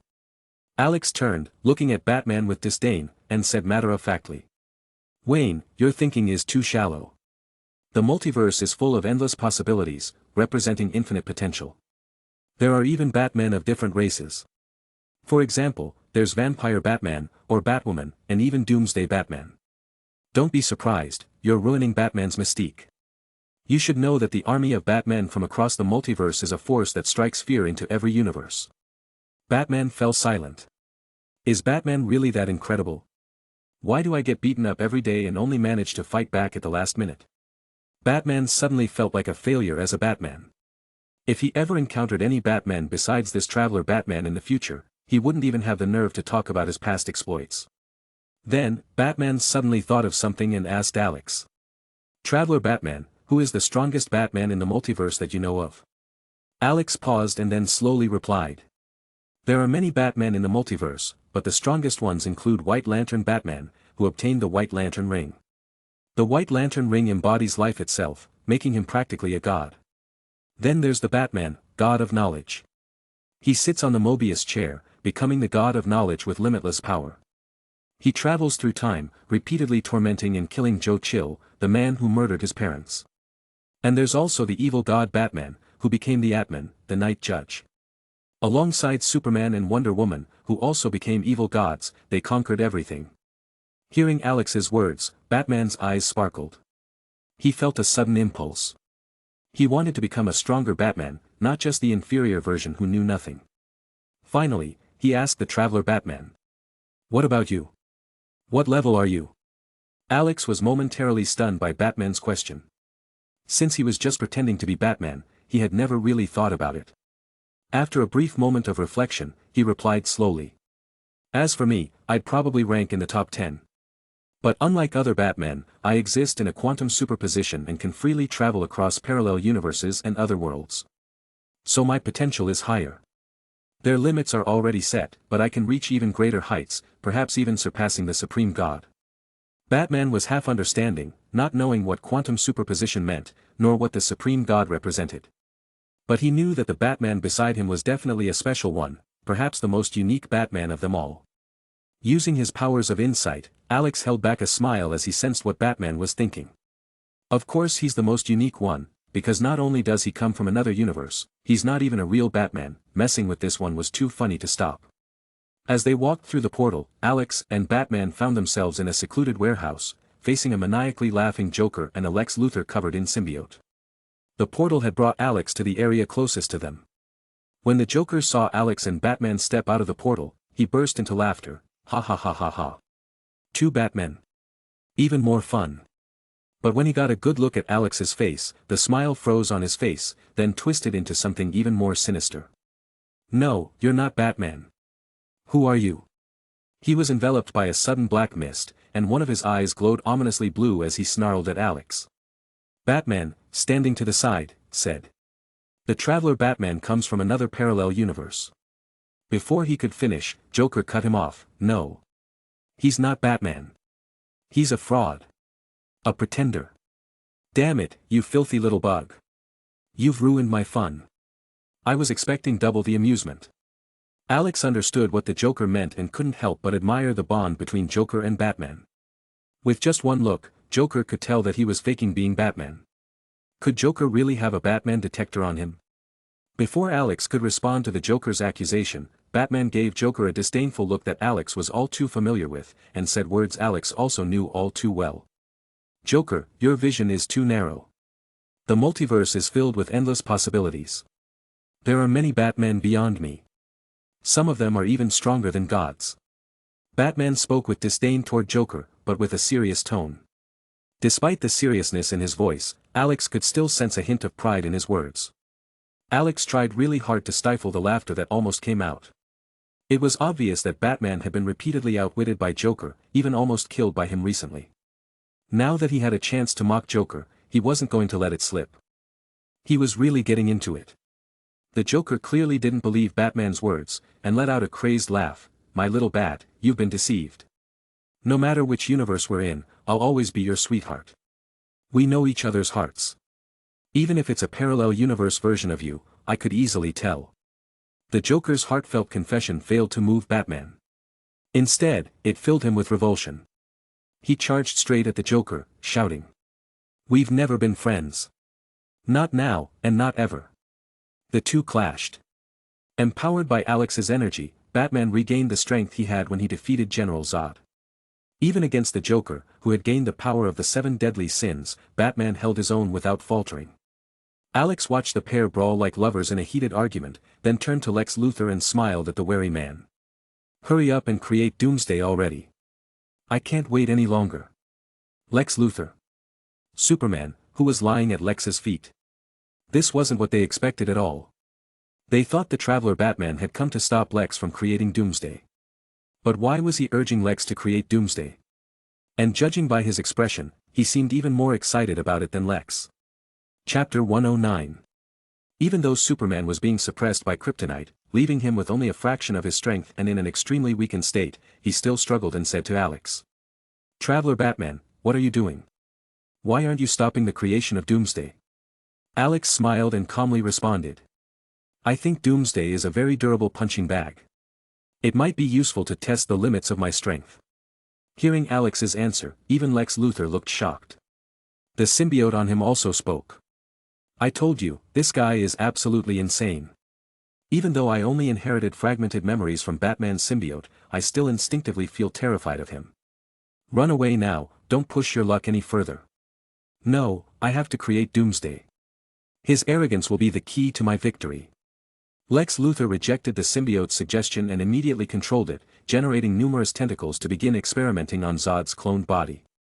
Under his constant experiments, a monstrous creature began to rapidly form inside Zod's body. Seeing this, Superman grew even more anxious. He shouted to Alex. "Traveler Batman, stop him. Doomsday is an extremely powerful being. He can grow almost infinitely and revive himself unconditionally. His strong adaptability allows him to survive any attack that kills him. No attack can kill him the same way twice. He's not just a punching bag, he's the ultimate biological weapon capable of destroying worlds." Alex remained composed, looking even more excited about what was to come. He walked over to Superman and crushed the kryptonite restraining him, allowing Superman's powers to quickly return. However, Superman was still in a weakened state, even frilier than an ordinary person, and could only hope Alex would stop Lex Luthor. But Alex had no intention of stopping the fun that was about to unfold. He calmly said. "Don't worry, it's just a newborn Doomsday, easily dealt with. He's even weaker than you at the moment, nowhere near the strength of the ancient Doomsday. I have plenty of ways to kill him." Although the Traveler Batman was incredibly powerful, Superman was well aware of Doomsday's terrifying nature. With his immortality and constant growth, if left unchecked, he could eventually become the most powerful entity in the universe. Even if the Traveler Batman could kill Doomsday multiple times, Doomsday would keep coming back, adapting to his attacks and rendering them useless. In a prolonged fight, Doomsday would inevitably emerge victorious. The thought of Doomsday eventually destroying Earth, or even the entire universe, filled Superman with fear. He rushed towards Lex Luthor, attempting to stop the experiment, but a hand stopped him. It was the Traveler Batman. Alex easily grabbed Superman, halting his movement. Given his current strength, Alex could easily subdue even a fully powered Superman, let alone the weakened one now. Seeing Superman's furious and confused expression, Alex, in a deep voice, boasted. "Clark, you're underestimating me. How could a newborn Doomsday be my opponent? During my travels across the multiverse, I've killed more than one Doomsday. The strongest one I faced even annihilated Darkseid and reached the final stage of evolution. He adapted to almost every power in existence, was stronger than Superman, faster than the Flash in motion, had regeneration abilities that is basically immortality, and possessed abilities like teleportation and control over machines. He even evolved a permanent domain that devoured all life around him, using it as nourishment to keep growing. And most importantly, even then, he was still evolving rapidly, far beyond his previous growth rate. But I still killed him. I collected all 6 Infinity Stones and sacrificed most of my strength by snapping my fingers, wiping out half the life in that universe to gain the power needed to stop him and prevent the universe's destruction." Hearing this, Superman and Lex Luthor were left speechless. They didn't think the Traveler Batman was lying, the confidence in his voice was too convincing. They couldn't believe that the Traveler Batman had experienced such an event, killing a fully evolved Doomsday. Although the price of victory had been incredibly high, losing most of his power and sacrificing half of a universe's life, he still managed to save it. And now, despite the Traveler Batman's incredible strength, he claimed it was only a fraction of his former peak. Just how powerful could he be in his complete form? As they pondered this, both Superman and Lex Luthor glanced over at the other Batman, still fighting the Joker, and couldn't help but feel that comparing Batman was enough to drive one crazy. Sensing Superman's thoughts, Alex chuckled and said, "You think Batman is just an inferior version of himself, but you don't realize you're just an inferior Superman. In the multiverse, I've seen countless Supermen stronger than you, Golden Superman, Silver Superman, Thought Robot Superman, Superboy Prime, and more. These beings are far more powerful than you. The strongest among them could even destroy the multiverse." Superman's smile vanished. He hadn't realized there were such powerful counterparts of himself, but why was he so weak in comparison? Alright. So Batman is an inferior Batman, and I'm an inferior Superman. Could it be that this entire universe is an inferior one too? The more Superman thought about it, the more plausible it seemed, and the more frustrated he became. He even forgot about stopping Lex Luthor. Just then, a clap of thunder erupted in front of Lex Luthor, with red energy lightning exploding in front of him. The deafening sound of a heartbeat followed as Zod's cloned body began to expand, becoming increasingly inhuman. Lex Luthor immediately abandoned the others and tried to flee, but after only a few steps, he suddenly froze in place. Alex used Unlimited Void to control Lex Luthor and began extracting knowledge from his mind. He had to admit, Lex Luthor was indeed one of the smartest people in the DC universe. His knowledge gave Alex plenty of ideas for enhancing barrier techniques. Now, Alex's barrier techniques weren't just based on the ones from the JUJUTSU KAISEN universe. They were a new energy system he had created, using the JUJUTSU KAISEN techniques as a foundation, combined with his own limit-breaking abilities and the vast knowledge from the Marvel, Toru, and DC universes. Afterward, Alex tossed Lex Luthor onto a desolate floating island in his pocket universe, preparing to brainwash him into becoming a slave who would help him perfect the pocket universe. As for potential betrayal, Alex didn't care. As a wise man once said, "My defeated enemies are never considered worthy opponents. I give you time to catch up, only to leave you far behind." Zod's body continued to swell, reaching its limit. Using Zod's body as an incubation chamber, a ferocious figure successfully emerged. An overwhelming sense of desecration and brutality blanketed the area. Superman's face turned pale, and in the distance, even the Joker and Batman stopped their fight. The only one smiling at the newly born Doomsday was Alex, already sizing up the punching bag to see if it would hold up. As soon as it was born, Doomsday unleashed an ear-splitting roar, the sound reverberating across the sky, spreading so far that everyone in America could hear it. In Gotham, a beautiful woman who was worried about losing contact with Themyscira heard the sound.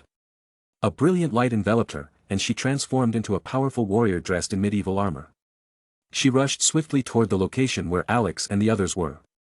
Seeing that Doomsday had fully formed, Superman immediately said to Alex, "Traveler Batman, we must deal with him immediately before he evolves. And if we fight for too long, we might destroy the entire city." Alex waved his hand, indicating he understood, but he didn't rush to deal with Doomsday. Instead, he lightly tapped the air in front of him, and the sound of glass shattering filled the air. Superman, Batman, and the others quickly noticed the change in their surroundings.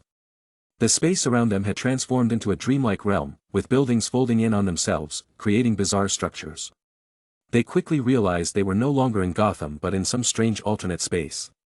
Alex's voice echoed.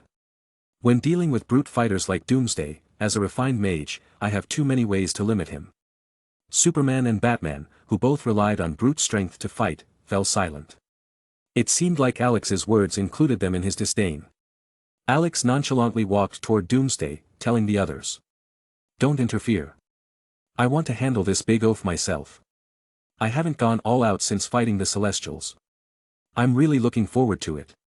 Batman and Superman immediately stopped. They knew this Batman's temper. If they disobeyed, things could go very badly. But the Joker didn't care. He was disgusted by this pretender acting as his sweetheart and had no intention of listening to him. He quickly slipped past Batman, gathering the energy of the 7 deadly sins inside him and launched an attack at Alex. As the blasphemous lightning struck Alex, the Joker burst into manic laughter. "That's what you get for interrupting my date with my sweetheart." Of course, the Joker didn't believe a word of what Alex had said earlier, assuming it was all bluster. And he was right, Alex had indeed been bragging, but his strength? That was no bluff. A figure instantly appeared in front of the Joker, tightly gripping his face. The Joker froze, trying with all his might to break free, but no matter how much he struggled, he couldn't escape the hold of just 5 fingers. Alex didn't bother with any unnecessary actions. He directly injected the Joker's mind with decades worth of information, causing him to be overwhelmed with mental overload, and then calmly sent him into the pocket universe for later handling. Once he had dealt with the distraction, Alex turned his attention back to Doomsday. At that moment, Doomsday was shaking off the residual fluids from its incubation, locking eyes on Alex, the most powerful being in the area. Seeing this, Alex's smile grew wider. Inside the mirror dimension, he no longer needed to hold back. Black and red lightning crackled around his body, enveloping him in a terrifying aura. He vanished in an instant and reappeared in front of Doomsday, delivering a powerful blow to its face with a swirling ball of red and white energy. Cursed technique reversal, red. Doomsday, still newly born and not yet at its full power, had no ability to resist the attack. Its head exploded into fragments, and the rest of its body was torn apart by the force of Alex's attack, the flesh being shredded to dust by the distorted field. Of course, Alex had expected this. A newly born Doomsday was even weaker than Superman, and it was only its regenerative abilities and adaptability that would allow it to grow stronger. As he predicted, Doomsday's head began to rapidly regenerate. In moments it was fully restored and ready to fight again. Alex wasted no time in using another, cursed technique reversal, red, smashing Doomsday's head once more. However, this time, the damage was less severe. Doomsday had already begun adapting to the cursed technique, and its recovery speed had increased significantly. Even after just one death, Doomsday had adapted to the repulsive force of Alex's technique and had enhanced its own healing powers. Alex smiled with satisfaction. A punching bag that could heal itself this quickly was exactly what he needed. But he wasn't entirely satisfied, Doomsday was still too fragile. He increased the strength of his body with energy, grabbed Doomsday by the head with both hands, and slammed its face into his knee, shattering its skull again. In mere seconds, Alex had killed Doomsday multiple times, each time forcing the creature to grow stronger. Doomsday's body was becoming more durable and its regenerative abilities faster with every encounter, yet Alex still wasn't impressed. He slashed at Doomsday with his fingers like a blade, effortlessly severing its arm and slicing its head in half, killing it once again. But this time, after reviving, Doomsday's physical strength had grown to surpass Superman's, allowing it to put up a brief fight against Alex.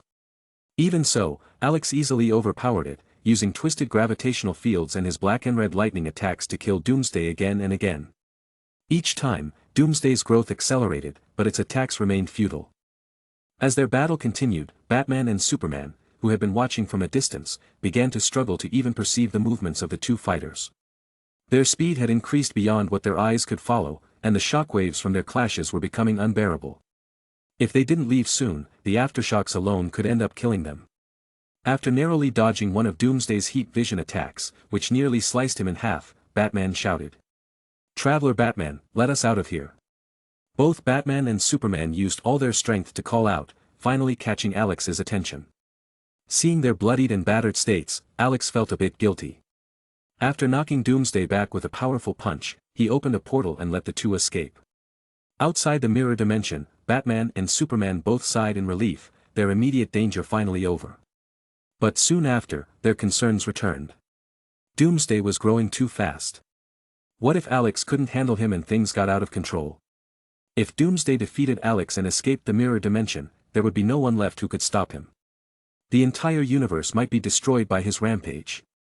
After a moment of thought, Batman reassured Superman. "It's unlikely.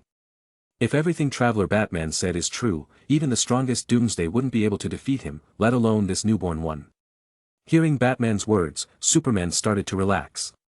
But then he remembered something and asked Batman, "Did Traveler Batman ever tell you who the strongest version of Batman in the multiverse is?" Batman blinked and replied, "He did. He said the strongest Batman is more powerful than gods, even capable of freely traveling through time." Hearing this, Superman couldn't help but smile with pride. Well, the strongest Superman can destroy the entire multiverse. Batman quickly shattered Superman's pride with one statement. "Doesn't matter. That's not you, you're just an inferior Superman." Superman. Back in the mirror dimension, Alex and Doomsday continued their clash, obliterating everything within a 50-meter radius. Buildings and terrain were reduced to dust by the sheer force of their battle, only to regenerate moments later. Within the mirror dimension, as long as Alex had energy, he could endlessly repair everything inside. And with his pocket universe continuously supplying him with energy, he had an endless reserve. In this space where the rules of reality were bent, everything seemed to defy common sense. By now, Alex had killed Doomsday dozens of times, trying out various techniques to see how the creature adapted.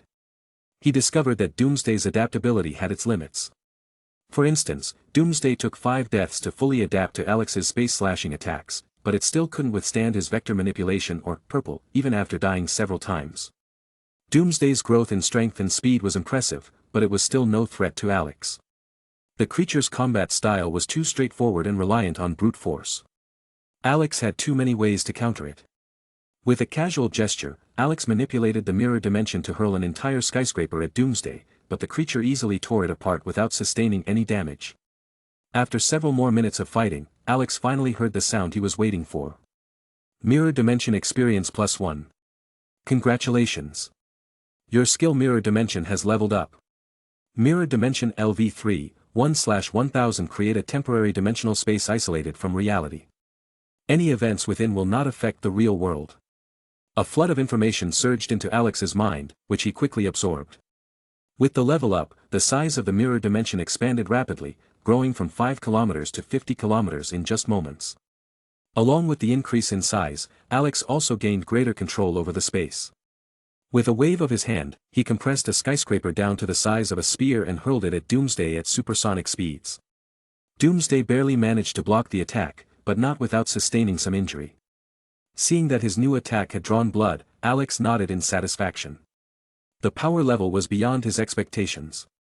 Excited by the improvements, Alex couldn't help but imagine the possibilities. If level 3 was already this powerful, what could level 4 achieve? Could he begin creating objects inside the mirror dimension like a god? And if he reached level 5, would he be able to create an entire dimensional plane of his own? As Doomsday charged at him once more, Alex casually kicked the creature in the face. Black and red lightning exploded from his foot, distorting Doomsday's head and sending it flying backward. Then Alex calmly made a hand sign, crossing his index and middle fingers, and said, "Domain expansion, unlimited void." Doomsday, who had been rising from the rubble, suddenly froze mid-charge, trapped within Alex's domain. However, because Doomsday had already been subjected to this ability once before and died from it, it had developed a certain level of resistance.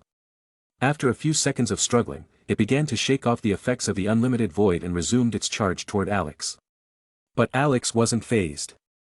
The most terrifying aspect of Unlimited Void wasn't its ability to paralyze enemies, it was the fact that within the domain, all attacks were guaranteed to hit. With just a light flick of his fingers, countless spatial slashes rained down on Doomsday. Its body was torn apart, healed, and torn apart again in an endless cycle of destruction and regeneration. Alex yawned, clearly growing a bit bored. Walking up to the immobilized Doomsday, he placed his hand on its head and activated energy absorption, siphoning the creature's energy into his own body. However, he quickly stopped, grimacing in disgust. Doomsday's energy was vile, a chaotic mass of filth. If the energy from the mother boxes tasted like a fine, gourmet dessert, then the energy from Doomsday was the equivalent of eating sewage. Although its power level wasn't particularly high, it was extremely unpleasant. TCH. Annoyed by the disgusting energy, Alex decided to end things. Forming a purple sphere of energy, a fusion of red, black, and white, he jammed the orb into Doomsday's mouth, then used spatial manipulation to teleport the creature far away, nearly 50 kilometers away from his current position. The next moment, the sphere exploded with devastating force. Doomsday was utterly obliterated, down to the last atom. Not a single cell remained, meaning it had no way to regenerate. Chapter 110. After dealing with Doomsday, Alex closed the mirror dimension and returned to the real world. Superman and Batman had been waiting outside and, as soon as Alex stepped through the portal, they immediately asked, "What about Doomsday? Is he still alive?" Even though they had already guessed that Alex had defeated Doomsday, they still wanted to hear it from Alex himself before they could truly relax. The excitement on Alex's face faded, replaced by a somber expression. This change caused Superman and Batman to feel an ominous sense of dread. Then they heard Alex slowly say, "Ah, Doomsday." Superman and Batman's hearts jumped. Could it be that Doomsday was still alive, and even Alex couldn't stop him? If that were the case, what would they do? Who could stop Doomsday? He would eventually destroy this entire universe. As the two pondered how to deal with Doomsday, Alex continued. "Of course, I killed him." Superman and Batman. "Then why did you look so depressed just now?"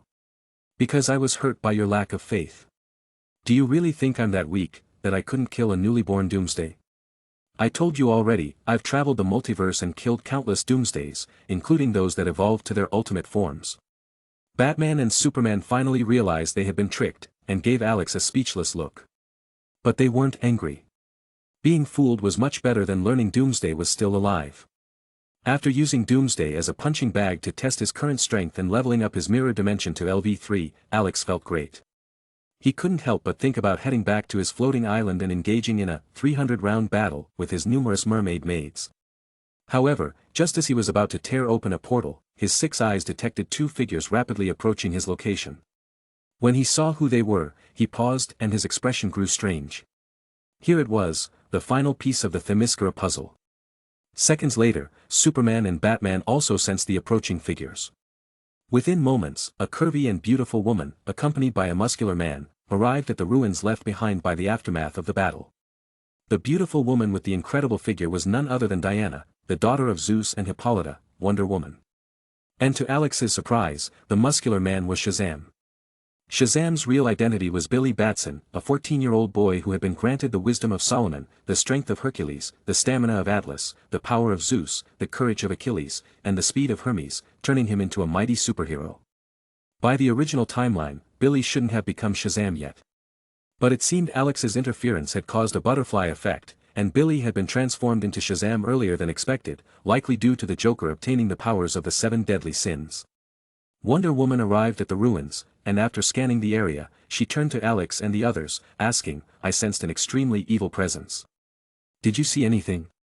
Upon arriving, she had recognized the 3 figures in the ruins. Since the Black Zero event, the 4 powerful demigods of Earth had become household names. For some reason, governments around the world heavily promoted these 4 as some sort of demigods, which had led to a significant reduction in crime rates. Batman, the most level-headed of the 3, spoke up. It was a creature born from the body of a Kryptonian, a super monster that can adapt to any form of damage and continuously resurrects, with almost unlimited growth potential. But there's no need to worry, Traveler Batman has already killed Doomsday. Doomsday? Even though she had never seen the creature, Wonder Woman could imagine its horror just from Batman's description. However, she was surprised that the Traveler Batman had managed to kill such a terrifying monster. She looked at Alex, a trace of respect in her eyes, and said, "Thank you, Batman from the parallel universe, for protecting this world. I'm curious, how did you manage to kill Doomsday?" "According to Batman, it can adapt to any attack and is virtually immortal." Alex looked Wonder Woman up and down. Unlike her film counterpart, this universe's Wonder Woman exuded a stronger divine aura. Her features were exquisitely refined, almost ethereal, making her seem less human and more godlike. Facing her question, Alex smiled and replied, "Doomsday is indeed powerful, but he has a major weakness. Before fully evolving, he's just as vulnerable to kryptonite as any other Kryptonian." "So you used kryptonite to kill him?" Wonder Woman asked. Superman and Batman nodded, thinking they finally understood how Alex had defeated Doomsday. But to their surprise, Alex shook his head and continued, "No, I didn't use kryptonite to kill him." "Then how did you do it?" Wonder Woman asked, her curiosity piqued. Alex grinned, his gaze deepening. "It's simple. Even an immortal being like Doomsday has limits to its adaptability. If you attack with something beyond what it can adapt to, it won't matter how many times it resurrects, it can't survive. And as for its immortality, if you destroy every single cell in its body, it can't regenerate." Before Alex could finish his sentence, Superman interjected. "But according to Kryptonian records, Doomsday can adapt to almost any form of attack. It can even survive planet-destroying weapons." Alex shot Superman a disdainful look. "No wonder you're just a second-rate Superman. You have no vision. Kryptonians are nothing special." The reason Kryptonians couldn't detect Doomsday's limits is because their attacks were too weak. If you use power beyond what Kryptonians can comprehend, you can break through Doomsday's limits. As he said this, an imaginary energy sphere formed in Alex's hand. Under his control, it morphed into the shape of a sword. As soon as the sword appeared, the superheroes around him instinctively backed away, sensing the terrifying power emanating from it. Alex's voice echoed once more. "For example, by using an attack that annihilates space and severs the very laws of physics, not even Doomsday could adapt." Superman and Batman were silent. Only now did they realize just how vast the gap was between themselves and the Traveler Batman. Wonder Woman stared at the hypothetical sword, feeling a power greater than even the might of Zeus coursing through it. As for Shazam, his face was full of disbelief. When he had first become Shazam and gained incredible power, he had been ecstatic, thinking that he had finally joined the ranks of the world's greatest superheroes. But now, the Traveler Batman had slapped him in the face with reality. He finally understood, while he and the other demigods might be called gods by the world, they weren't even close to being in the same league as the Traveler Batman. Satisfied with his little show of power, Alex turned to Wonder Woman and asked, "Wonder Woman, it's been a while since you returned to Themyscira, hasn't it?" Wonder Woman looked at him in shock. Except for a select few, no one knew she was from Themyscira. How did the Traveler Batman know? Thanks to the passive effect of his LV4, Unlimited Void, Alex could easily detect what was on someone's mind, even without actively using the ability. He saw the confusion in her expression and smiled mysteriously. "In many parallel universes, we're close friends, so I know a lot about you. I know you're from Themyscira, I know about your connection to Zeus, and I know about your battle with Ares. And of course, I also know you can't return to Themyscira right now. Do you want my help getting back?" Ever since she had left, Wonder Woman had been unable to return to Themyscira, as the magical defenses surrounding it now kept her out. Hearing Alex offer a solution, she couldn't help but show a glimmer of hope. Eagerly, she asked, "You can help me return?" Of course, Alex nodded, then added, "But I have a condition." "What condition?" Wonder Woman asked, desperate to see her mother and friends again. As long as the condition wasn't too extreme, she was willing to agree. Alex replied calmly, "I want you to be my maid for 10 years. Different versions of Wonder Woman across the multiverse have different powers. Some of the strongest can go toe-to-toe with Superman, but most can't. I think it's because the divine power within weaker versions of Wonder Woman hasn't fully awakened. So, during these 10 years, I want to conduct some research on you." Wonder Woman fell silent, but before she could answer, Shazam immediately protested. Shazam, though still young, already understood the allure of adulthood. As a teenager who had transformed into a powerful superhero, he had quickly become Wonder Woman's #1 admirer. Hearing that his goddess was about to become someone else's maid and be subjected to research, he instantly felt outraged, even though the one making the offer was the much more powerful Traveler Batman. It was 10 whole years. 10 years during which Wonder Woman would be Alex's maid, surely forced to do all sorts of things. What if feelings developed between them? What would happen then? Just imagining this was enough to make Shazam's body tremble and his heart ache. He couldn't bear the thought of Wonder Woman spending 10 years with someone else. No, he had to stop Alex's wicked request. Driven by thoughts of the terrifying decade ahead, Shazam blurted out, "No. Wonder Woman can't be your maid. She's perfect and pure, a symbol of grace and power. She shouldn't serve anyone. Besides, if you just want to study her divine power, why does she have to be your maid?" Alex looked at the indignant, fuming boy in front of him and responded calmly, "I just want to." "Is that a problem? It's not like I'm forcing her to do anything. I'm simply offering a deal, and the choice is entirely up to her." He smirked and added, "And Wonder Woman hasn't even said anything yet. What are you getting so worked up about?" "You." Shazam started, but before he could finish, Wonder Woman interrupted. "I agree," she said, cutting him off. "But I'll only be your maid for 1 year." Alex, pleased with the compromise, nodded. "Deal." As soon as she agreed, Alex thought to himself with satisfaction, "Once you're my maid, escaping won't be so easy." Shazam was stunned, staring at Wonder Woman in disbelief. He had fought so hard to argue for her, yet she had accepted the deal herself. It felt like a betrayal. Still, despite his heartbreak, he couldn't bring himself to be angry with her. But his frustration needed an outlet, and he turned toward Alex, his eyes blazing with anger. "No. I won't allow you to insult Wonder Woman," he shouted, rushing forward to punch Alex, his fist crackling with lightning. Alex sighed in exasperation. Another lovesick fool, he thought. Apparently, no universe was free of these types, not even a high-level one like the DC universe. Wonder Woman quickly stepped forward to stop Shazam, saying, "Shazam, stop. I agreed to this. Traveler Batman didn't force me into anything." But Shazam, consumed by his anger, wasn't listening. Her words only made him more furious, and the lightning on his fists intensified as he swung at Alex with all his strength. Watching the incoming punch, Alex's smile became more dangerous. "All right, enough," he said, his voice filled with warning. In the next moment, Alex threw a punch of his own, meeting Shazam's blow head-on. The collision of their fists sent a shockwave through the area, but no one was injured, as everyone present was a superhuman. A red blur shot out from the dust cloud that had formed, flying through the air and crashing into the ground. It was Shazam, sent flying by the impact of Alex's punch. Although Shazam was strong, having inherited the power of 6 gods, he was no match for Alex's current strength. Alex pointed at the space in front of him, and reality seemed to ripple. He immediately folded space, pulling the dazed Shazam back to his side in an instant.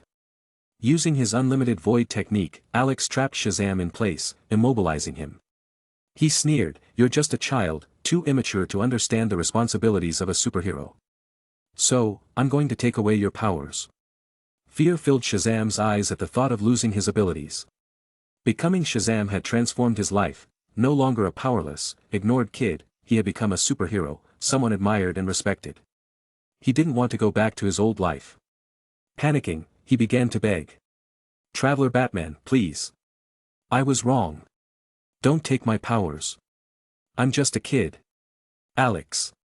That line again, Alex thought. "But I'm still going to teach you a lesson." Wonder Woman opened her mouth, about to say something, but Alex cut her off. "Don't forget, you're my maid now," he said with a calm but firm tone. Hearing this, Wonder Woman closed her mouth, and Superman, who had been about to speak up as well, chose to remain silent. Ignoring Shazam's continued pleas, Alex placed his hand on the boy's head. With his LV5 energy absorption ability, he could feel the 6 divine powers within Shazam's body. With a swift movement, he pulled them out. A swirling orb of 6-colored energy formed in Alex's hand, radiating immense power. From what Alex could sense, this energy orb was slightly less potent than Superman's normal state, though still stronger than Batman with his enhancements. However, the energy had 6 distinct imprints on it, likely representing the gods that had granted Shazam his power. These energy signatures meant Alex couldn't simply give this power to one of his subordinates. Then, an idea struck him. He turned to Batman and said, "Batman, you're too weak. You're an embarrassment to the Batman army of the multiverse. Here's a chance for you to gain real power. Interested, Batman?" A few minutes later, a deep voice echoed. "Shazam." Thus, symbiote Shazam Batman was born. Now, even without Alex's energy boost, Batman had the power to rival Superman in his normal state. Afterward, Alex opened a portal and returned to Paradise Island with Wonder Woman, while Batman soared into the sky, adjusting to his newfound power. Superman, meanwhile, looked down at Billy, who was lying on the ground in a daze. With a sigh, he gently picked him up and flew him back to his home city. Although Superman didn't agree with Alex's harsh treatment of the boy, he had to admit that Billy wasn't suited to being a superhero, at least not yet. The Traveler Batman hadn't done anything wrong. Back on Paradise Island, Wonder Woman reunited with her mother, Hippolyta, after decades apart. The two had a lot to catch up on. During this time, Alex didn't disturb them. Instead, he focused on training his skills, and after a period of intense practice, his vector manipulation was on the verge of leveling up. Vector Manipulation Experience +1. Vector Manipulation Experience +1. Vector Manipulation Experience +1. Finally, after a few more minutes, a different notification appeared. Vector Manipulation Experience +1. Congratulations! Your skill, Vector Manipulation, has leveled up. Vector Manipulation LV4, January 5000 control all comprehensible vectors directions, as well as create fictional vector axes. After extensive practice, vector manipulation has broken its original limits, allowing control over certain scalar quantities, such as mass, density, temperature, energy, and more. A flood of new information poured into Alex's mind, and he quickly absorbed it. Vector manipulation and hollow purple were now his two strongest abilities, both far more powerful than any of his other skills. Of course, these two skills were also the hardest to level up. Under the same training conditions, other skills could gain 5 experience points, while these two only gained 2 or 3. However, vector manipulation was slightly easier to train than purple, making it more efficient for experience farming. Now that vector manipulation had broken through to LV4, it had undergone a significant transformation. Not only could Alex control any comprehensible vector, but he could also manipulate certain scalar quantities. At its most basic, vector manipulation allowed him to control the direction of any vector, which are quantities that have both magnitude and direction. By controlling vectors, Alex could ignore defenses and deal massive damage with minimal effort. However, before LV4, he couldn't alter the magnitude of a vector, only its direction. But now, at LV4, that limitation was gone. He could not only change the size of vectors but also manipulate scalar quantities, which are properties without direction, such as length, temperature, mass, density, and power. This allowed Alex to break the laws of physics, including the conservation of energy and mass. It was a power capable of altering reality itself. In Marvel, Iceman was classified as an Omega-level mutant because he could disregard the laws of thermodynamics. But Alex's abilities went far beyond that. He could practically ignore all physical laws. And this was only LV4. What would happen if he reached LV5 or higher? How powerful would vector manipulation become then? Sensing the massive boost in his power, Alex grinned. He was feeling more confident than ever about getting his revenge on the Celestials, but he knew he needed to stay cautious. After all, his strength had yet to reach its full potential. In the following weeks, Alex lived a blissful life. During this time, he researched Wonder Woman's divine power, which required close contact. Naturally, their relationship evolved into something more intimate. The addition of Wonder Woman brought great relief to Catwoman and Mera, as they were finding it increasingly difficult to handle Alex's stamina. Every time they faced him, they would end up utterly exhausted. Time passed, and one day, after finishing their workout and stepping out of his room, Alex noticed a familiar figure staggering out of one of his portal gates, covered in blood. It was none other than Batman. The sight of a wounded Batman gave Alex a sense of déjà vu. He immediately teleported to Batman's side, his tone both concerned and exasperated as he asked, "What happened this time? Why the fuck are you injured? Again?" Batman, clearly relieved to see Alex, forced himself to stay standing despite his injuries. His wounds were healing slowly, likely due to severe energy depletion, but he ignored his own pain and spoke urgently. "Apocalypse is invading Earth. Even with the superhero team I assembled, we are no match for them. I came here to ask for your help." Apocalypse? Alex thought, instantly realizing that this meant Darkseid's forces had begun their invasion. He had expected Steppenwolf to invade at some point, but with Superman still alive and the mother boxes under his control, Alex hadn't anticipated the invasion happening so soon. However, it seemed that despite his interference, the forces of Apocalypse were moving forward with their plans. Still, Alex wasn't overly concerned. This invasion was just another opportunity for excitement, something new to play with. Plus, after handling the situation, he could pay a visit to Apocalypse itself. Chapter 111. Several days ago, on Apocalypse. This was a planet filled with violence and desire. The very air seemed to carry a faint scent of sulfur. It wasn't hell, but something worse. Countless parademons with grotesque appearances flew through the skies, patrolling the planet. These creatures, born of Apocalypse's most sinister technologies, were endless in number. Each one possessed strength equal to the warriors of Atlantis, and together, they formed one of the most feared armies in the universe. Behind this endless swarm of parademons lay the bones of countless beings from various worlds. Each parademon required a life to be created. In the dark corners beneath the towering, futuristic buildings of the planet's surface, countless slaves from different worlds toiled away endlessly. These slaves had no rights, and even their thoughts had been erased, leaving them as tools solely dedicated to serving Darkseid. Even if someone came to rescue them, they would betray their savior without hesitation, continuing to work for Darkseid.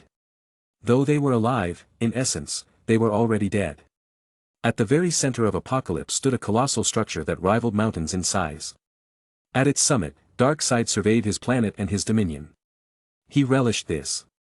The sight of it all always reminded him of his past conquests, and to him, the memories of screams and bloodshed were the finest nourishment for his soul.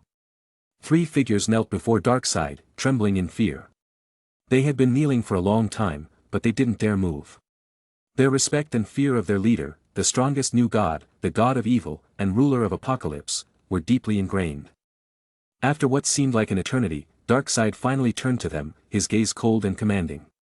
These 3 were his most trusted generals. The first, clad in heavy armor covered in spikes, was Steppenwolf, one of Darkseid's most loyal subordinates. The second had a mane of wild hair, resembling a lion. He was Darkseid's eldest son, Kalibak. The third, wearing green battle armor, was Mantis, Darkseid's most formidable warrior. These 3 were immensely powerful. Steppenwolf alone could crush the Justice League without Superman.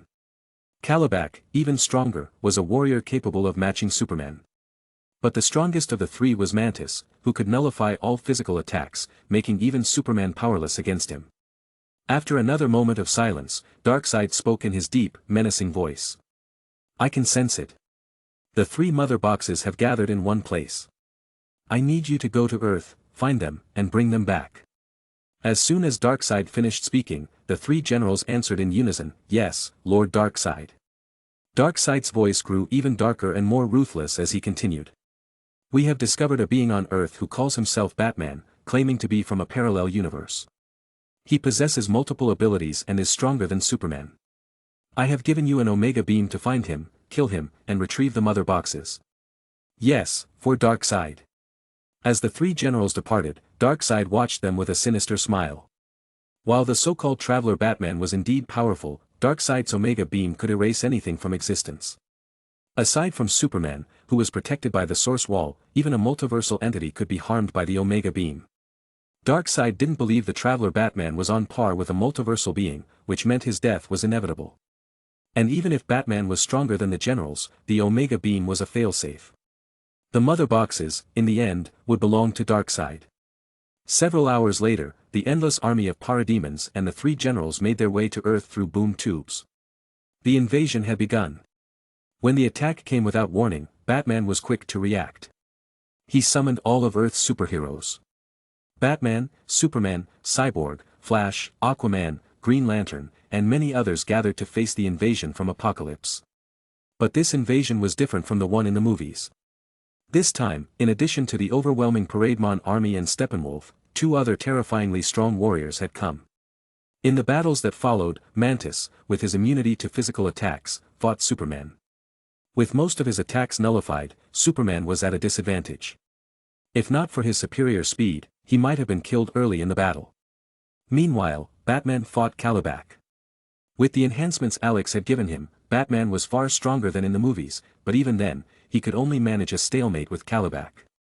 As for Steppenwolf, he was easily overpowering the other superheroes. Without Wonder Woman, they were no match for him. With the battle taking a desperate turn, Batman finally managed to break away from Calabac and, heavily wounded, made his way to find Alex for help. Returning to the present, fires of war raged outside Themyscira, and cities across the world were falling under the assault of parademons. Countless lives had been lost, and millions of people were being turned into new parademons by the invaders. Earth was now facing its greatest crisis. News stations were continuously broadcasting reports of the war. Lois Lane, a reporter from the Daily Planet, stood on the front lines, delivering her report. Earth is now in grave danger. The endless army of parademons from Apocalypse is wreaking havoc across the globe. Despite the efforts of many superheroes and government forces, the situation remains dire. Government forces are barely holding on against the parademons, and heroes like Aquaman and Cyborg are struggling against the supervillains from Apocalypse. The one named Steppenwolf, in particular, has single-handedly overwhelmed most of the superheroes. Superman and Batman are currently locked in intense battles with two other powerful foes. Though they are fighting valiantly, they are clearly losing ground. However, there is a glimmer of hope. Batman has gone to seek help from the Traveler Batman, who is said to be stronger than both Superman and Batman. With his help, we might still win this war.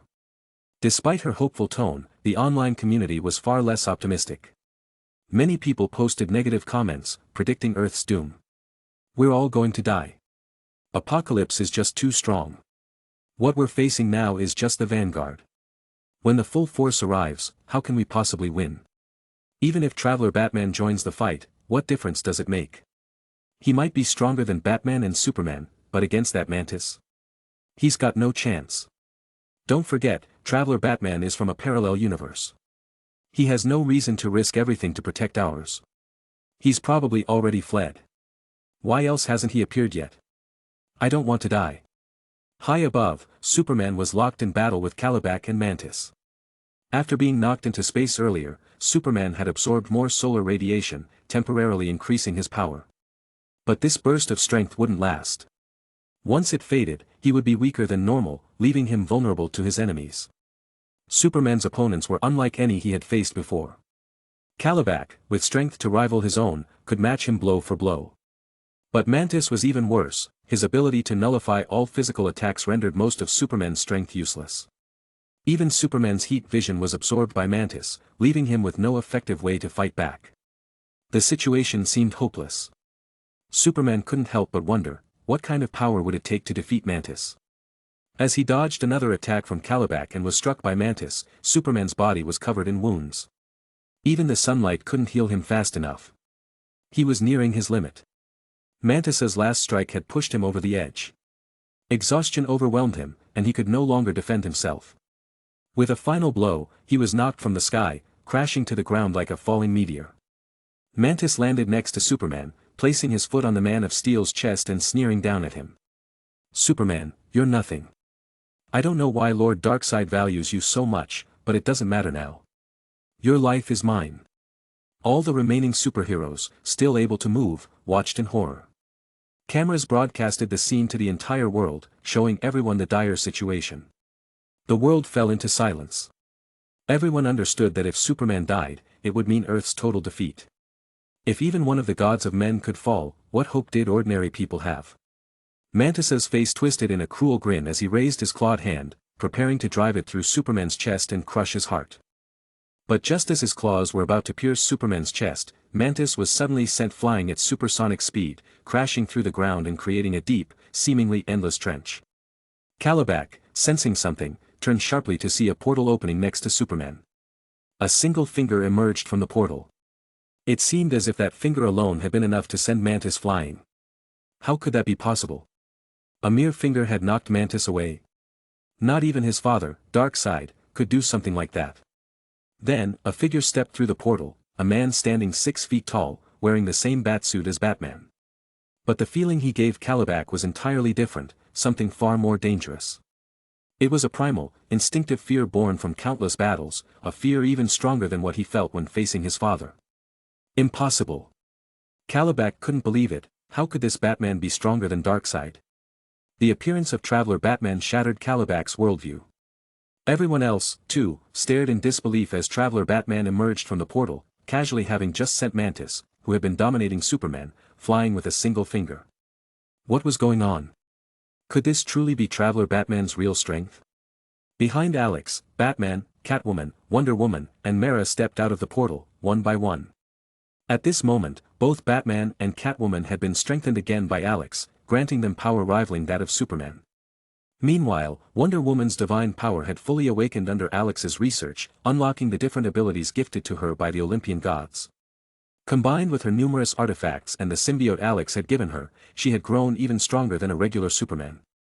Mera, too, had been gifted a symbiote and energy enhancements by Alex, allowing her to exhibit immense strength in battle. As soon as they appeared, they rushed toward the Parademon army. In the movies, these parademons had given Batman a hard time, but now they were being slaughtered effortlessly by these enhanced superheroes. Batman, on his own, sought out Steppenwolf. With a single punch, he sent Steppenwolf flying, mocking him as he said, "Weak." While the others were occupied with wiping out the parademons, Alex slowly approached Kalibak. Kalibak, watching warily, could only prepare for the worst. Suddenly, space twisted, and Alex vanished, reappearing directly in front of Kalibak. Alex didn't use his usual attack, Cursed Technique Reversal, Red, this time. Instead, he relied on his vector manipulation. As soon as Alex appeared in front of Kalibak, Kalibak threw a punch with incredible speed, breaking the sound barrier in an instant. But before it could land, Alex lightly flicked his finger, activating vector manipulation. The direction of the vector was reversed, sending the force of Kalibak's punch back toward him. Alex then amplified the force several times over, turning it into an unstoppable tsunami of kinetic energy directed straight at Kalibak. With his body's density reduced by Alex, Kalibak's once near-invincible body was torn apart by the amplified kinetic energy. His skin, muscles, and bones were shredded in the onslaught. Only his immense regenerative abilities kept him from instant death. The sheer force of the attack sent Kalibak flying, his body crumbling and regenerating as he tumbled across the battlefield. By the time he finally came to a halt, his consciousness had been shattered, unable to comprehend what had just happened. Even as his body healed, his mind was lost. He couldn't believe what had just occurred. Could this truly be real? Was he in some sort of illusion, created by a powerful psychic? Before Kalibak could recover, Mantis charged in, enraged at the humiliation of being knocked away earlier. But as he rushed toward Alex, he noticed something, a shadow approaching at lightning speed. That shadow was Kalibak's broken body, being hurled toward him. Kalibak, who had previously prided himself on his strength, had now been utterly defeated. Mantis caught Kalibak, but before he could react, a shadow loomed over him. Alex had appeared behind him without warning, looking at him with empty eyes. Mantis swung his fist toward Alex with all his might, but despite his power, his punch felt useless against Alex. With a single finger, Alex blocked the strike, then flicked it again. With vector manipulation and the alteration of physical laws, a simple flick from Alex unleashed a massive shockwave of kinetic energy. Despite Mantis's ability to nullify physical attacks, this force was too much. His immunity had limits. The flick destroyed half of Mantis's body, leaving him gravely wounded. Kalibak, unable to dodge the attack in time, was disintegrated completely. His once invulnerable body was reduced to nothing but dust, his molecules torn apart by the sheer power of Alex's attack. Mantis, though still alive, could do nothing but tremble in fear. Alex was far stronger than he could have ever imagined. Even Darkseid's Omega Beam couldn't compare to the kind of power Alex wielded. Knowing he was no match for Alex, Mantis tried to reason with him. "Spare me, and I will declare that Apocalypse will never attack Earth again. But if you kill me, Lord Darkseid will come to destroy this planet in full force. No matter how strong you are, Darkseid has control of a part of anti-life equation. Once it reaches you, even you will fall under his control." Mantis's voice was filled with fear, his body shaking uncontrollably. He had witnessed Alex manipulate the very laws of physics, a power that rivaled Darkseid's Omega Beams. But Alex merely laughed in response. He knew that the anti-life equation had no effect on him. His mental defenses were impenetrable, making him immune to any form of mind control, including the anti-life equation. As Mantis desperately tried to plead for his life, Alex reached out, placing a finger on Mantis's forehead. "You don't need to worry about Apocalypse invading Earth. They won't get the chance." With that, Alex reversed the molecular structure of Mantis's body. Within moments, Mantis disintegrated into dust, just like Kalibak before him. Leaving nothing behind. With Mantis and Kalibak both defeated, Alex returned to the battlefield, where his allies were still fighting. No matter how many parademons they killed, their numbers continued to grow, feeding off the endless supply of human souls. Batman approached Alex, concern in his voice. "Traveler Batman, do you have a way to stop the parademons from multiplying? If this keeps up, even if we defeat Steppenwolf and the others, Earth's population will be wiped out." Hearing this, Steppenwolf, who had been lying on the ground after being defeated, began to laugh maniacally. Though his body was broken, missing limbs, and scorched by Superman's heat vision, he still took delight in their supposed hopelessness. "You fools," Steppenwolf taunted. "The parademons' numbers have reached a critical mass. They will continue to multiply endlessly until every last life on Earth is consumed. Even if you kill me, you've already lost this war." Turning his gaze to Alex, Steppenwolf added, "So what if you're stronger than me? You can't stop Earth's destruction. Even if you kill us all, our victory is assured." Alex didn't flinch. Instead, he smiled at Steppenwolf's taunts, a cold, confident smile. Steppenwolf's glee vanished, replaced with a growing sense of dread. Alex raised his hands, intertwining his middle and index fingers in a familiar gesture, as he calmly explained, "My ability allows me to manipulate energy on a precise level, creating a domain where everything is pulled into an infinite loop of sensation and transmission, overloading the mind with information until it shuts down completely." As Alex's energy surged, golden wings unfurled behind him, and a radiant halo appeared above his head. Empowered by the unknown wings, Platinum, his power surged even higher. With a smile, Alex uttered the words that sent a chill through Steppenwolf's soul. Domain Expansion, Unlimited Void. Chapter 112. The three mother boxes inside the pocket universe suddenly emitted a dazzling light, releasing solid, visible energy that spread along the runes of the barrier. This energy merged with that of the eternal flame and the casket of ancient winters, forming a higher-level energy, which Alex absorbed. With the continuous supply from the pocket universe, unlimited void expanded from Alex's center, rapidly spreading outward. In an instant, it enveloped Gotham, then all of the United States, and finally, most of the Earth. The difference between the level 4 unlimited void and the earlier level 3 was a key new trait. As long as Alex had sufficient energy, the area of unlimited void could extend infinitely. The only limitation on its range was the amount of energy in Alex's body and how much he could output. At that moment, with the aid of the unknown wings, Platinum and the full power operation of his level 5 energy absorption, the area of unlimited void covered more than half the Earth. This meant Alex's attacks could now bypass range limits. Within the vast region he had covered, his strikes were guaranteed to hit their mark. If Alex wanted, he could wipe out all life on Earth in a matter of seconds, or even destroy the planet entirely. After blanketing most of the planet, Alex targeted the parademons, pulling them into the unlimited void. He then lightly tapped the space in front of him, and instantly, all the parademons were affected by his vector manipulation. Their bodies became immobilized, as every vector within them began to malfunction and run chaotically. Moments later, their flesh began to disintegrate, and as the broken pieces continued to crumble repeatedly, their bodies disappeared entirely, leaving nothing behind.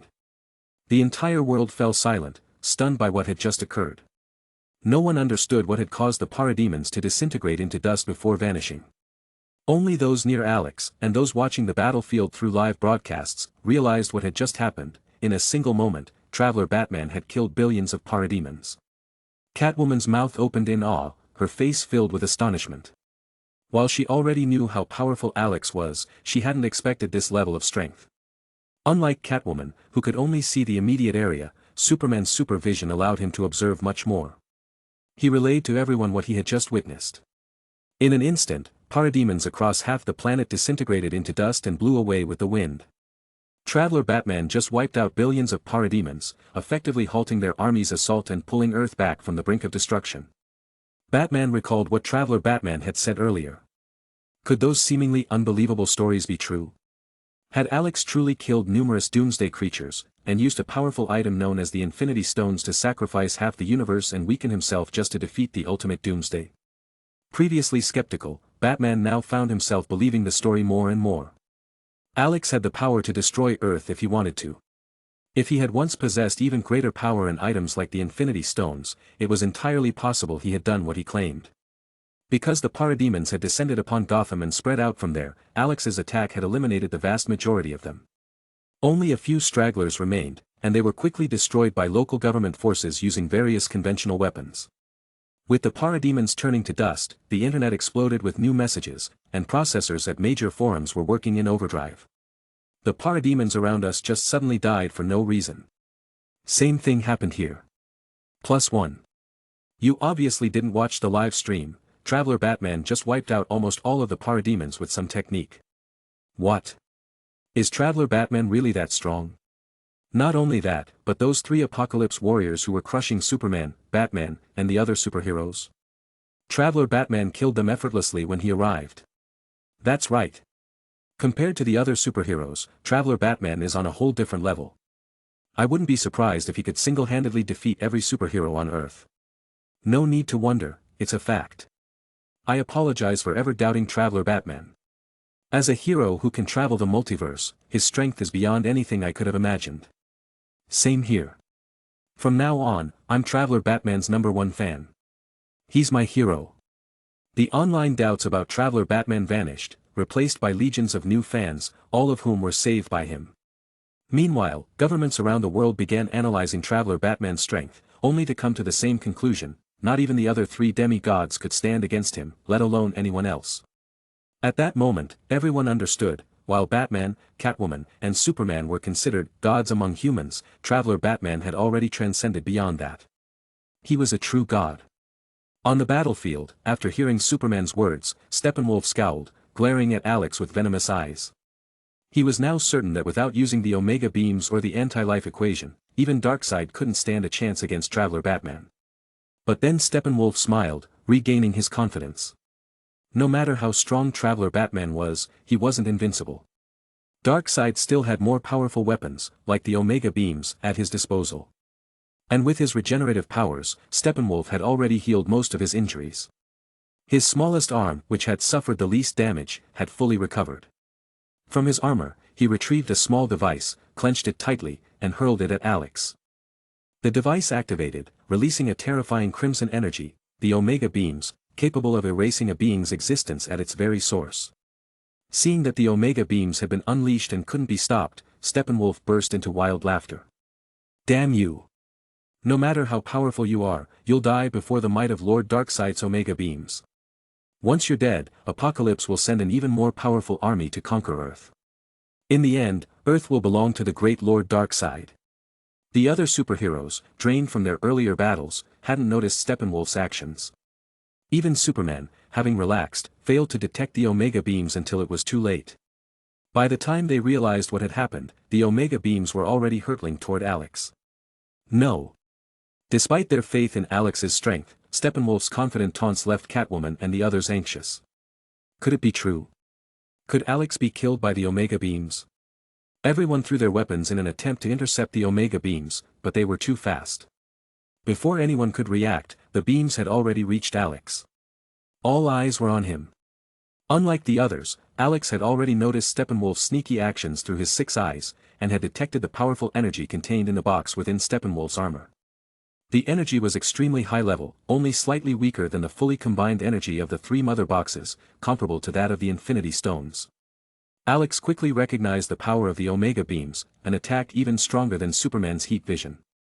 The Omega Beams could vaporize, erase, or transform any form of matter, living or non-living. With the exception of Superman, who was protected by the ancient source wall, almost no one could survive an encounter with the Omega effect.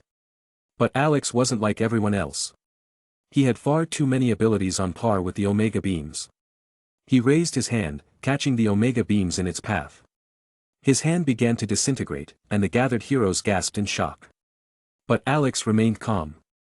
In the next moment, his reverse curse technique activated. At level 4, the RCT could restore anything to its previous state, whether living or non-living. Under the effect of the RCT, Alex's disintegrating hand stopped breaking apart and began to rapidly heal. If Darkseid himself had unleashed the Omega Beams, Alex might have had to treat it more seriously. But since this was merely a fragment of the Omega Beam's power, it posed no real threat to him. His hand fully regenerated. He caught the Omega Beams, used energy absorption to twist the high-level energy into a sphere, and then clenched his fist, absorbing the Omega effect completely. Seeing this, the other superheroes let out a collective sigh of relief, their faces lighting up with joy. Traveler Batman was truly incredible, not even the Omega Beams could harm him. Steppenwolf, on the other hand, was frozen in terror, his eyes wide with fear as he stammered. No, no way. How could you possibly withstand Lord Darkseid's Omega beams? Who are you? But Alex ignored Steppenwolf's pleas. He had just received a system notification informing him of another level up for 2 of his abilities. Unknown Wings, Platinum Experience +1. Congratulations. Your skill Unknown Wings, Platinum has leveled up. Unknown Wings, Platinum, Level 2, 1/300 manipulates phase forces within space, forming the ultimate phase power of Platinum Wings, greatly enhancing the user's overall power. As Unknown Wings, Platinum was the final form of the previous Unknown Wings skills, they had all merged and synchronized. Now, as Unknown Wings, Platinum leveled up, the experience points for the other Unknown Wings skills would also increase, saving Alex a great deal of time. He also had a hunch that once the accelerator character template reached 100%, the Unknown Wings series of skills would undergo a huge transformation. In addition, there is another skill upgrade. Reverse Cursed Technique Experience +1. Congratulations. Your skill Reverse Curse Technique has leveled up.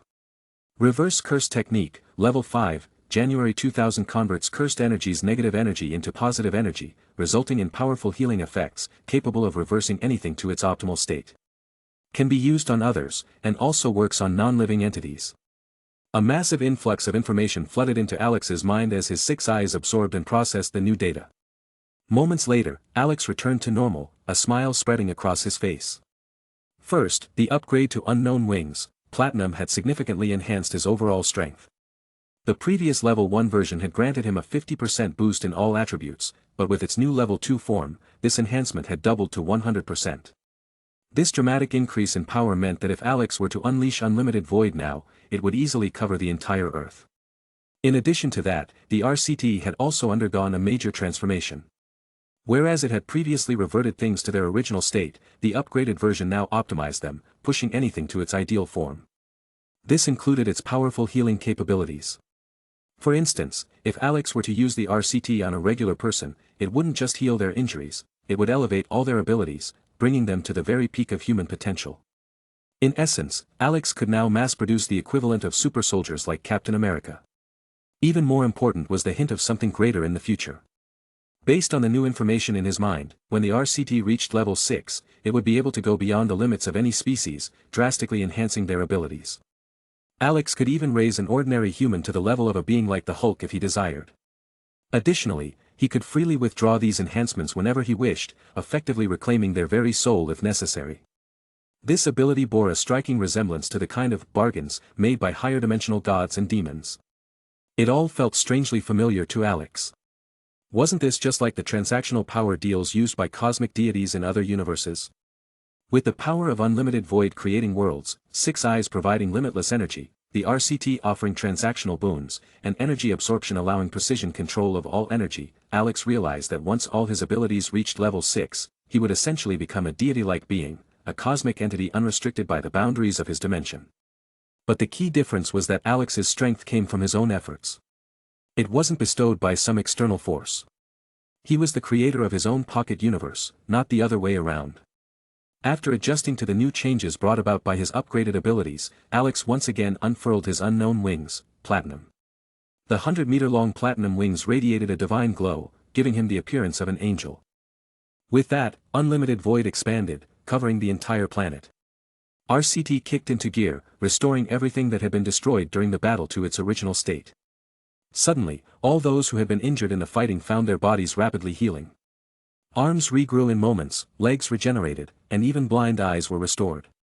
As long as someone hadn't already died, their wounds were completely healed. At the same time, Alex felt a curious sensation, an instinct, perhaps, that his RCT had begun to brush up against the boundaries between life and death.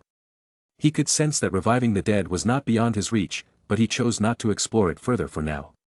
While healing required little energy, resurrection would likely drain a tremendous amount of his power. But then, as his RCT worked across the earth, Alex noticed something odd. While most of the people affected by his healing were grateful, there was a vocal minority who began cursing him. They shouted things like, "Damn you, Batman! Why didn't you act sooner? My wife would still be alive if you had. To hell with you! Why do their children live, but mine are dead? You call yourself a hero? You saved no one. Perhaps they thought Alex couldn't hear them because of the distance, or maybe they believed that, like other heroes, Alex would simply ignore them. What they didn't realize was that Alex wasn't like other superheroes. In another world, he had once been known as the White Devil, a being feared across the universe. Alex smiled, but it was a cold, dangerous smile. He raised his hand and lightly tapped the air. Instantly, everyone who had insulted him, regardless of their status, age, or gender, vanished into dust, blown away by the wind. Once again, the internet erupted in shock. People across the globe began posting furiously. A thug standing next to me who was cursing out Traveler Batman just turned to dust. Same here, a few nasty old men and women suddenly disappeared, just like those monsters before. My horrible boss is gone too. The pattern quickly became clear to everyone, all those who had cursed Traveler Batman were now dead. He had killed them.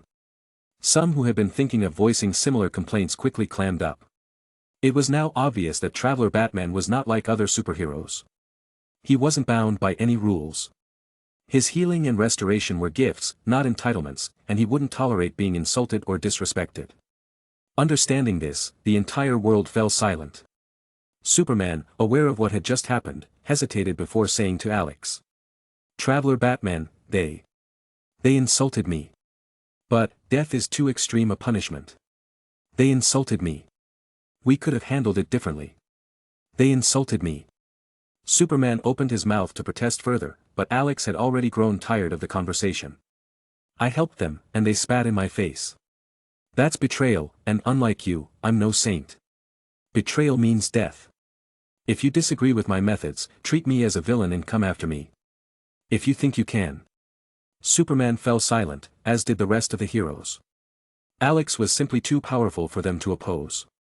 And besides, they couldn't deny that his contributions outweighed his actions.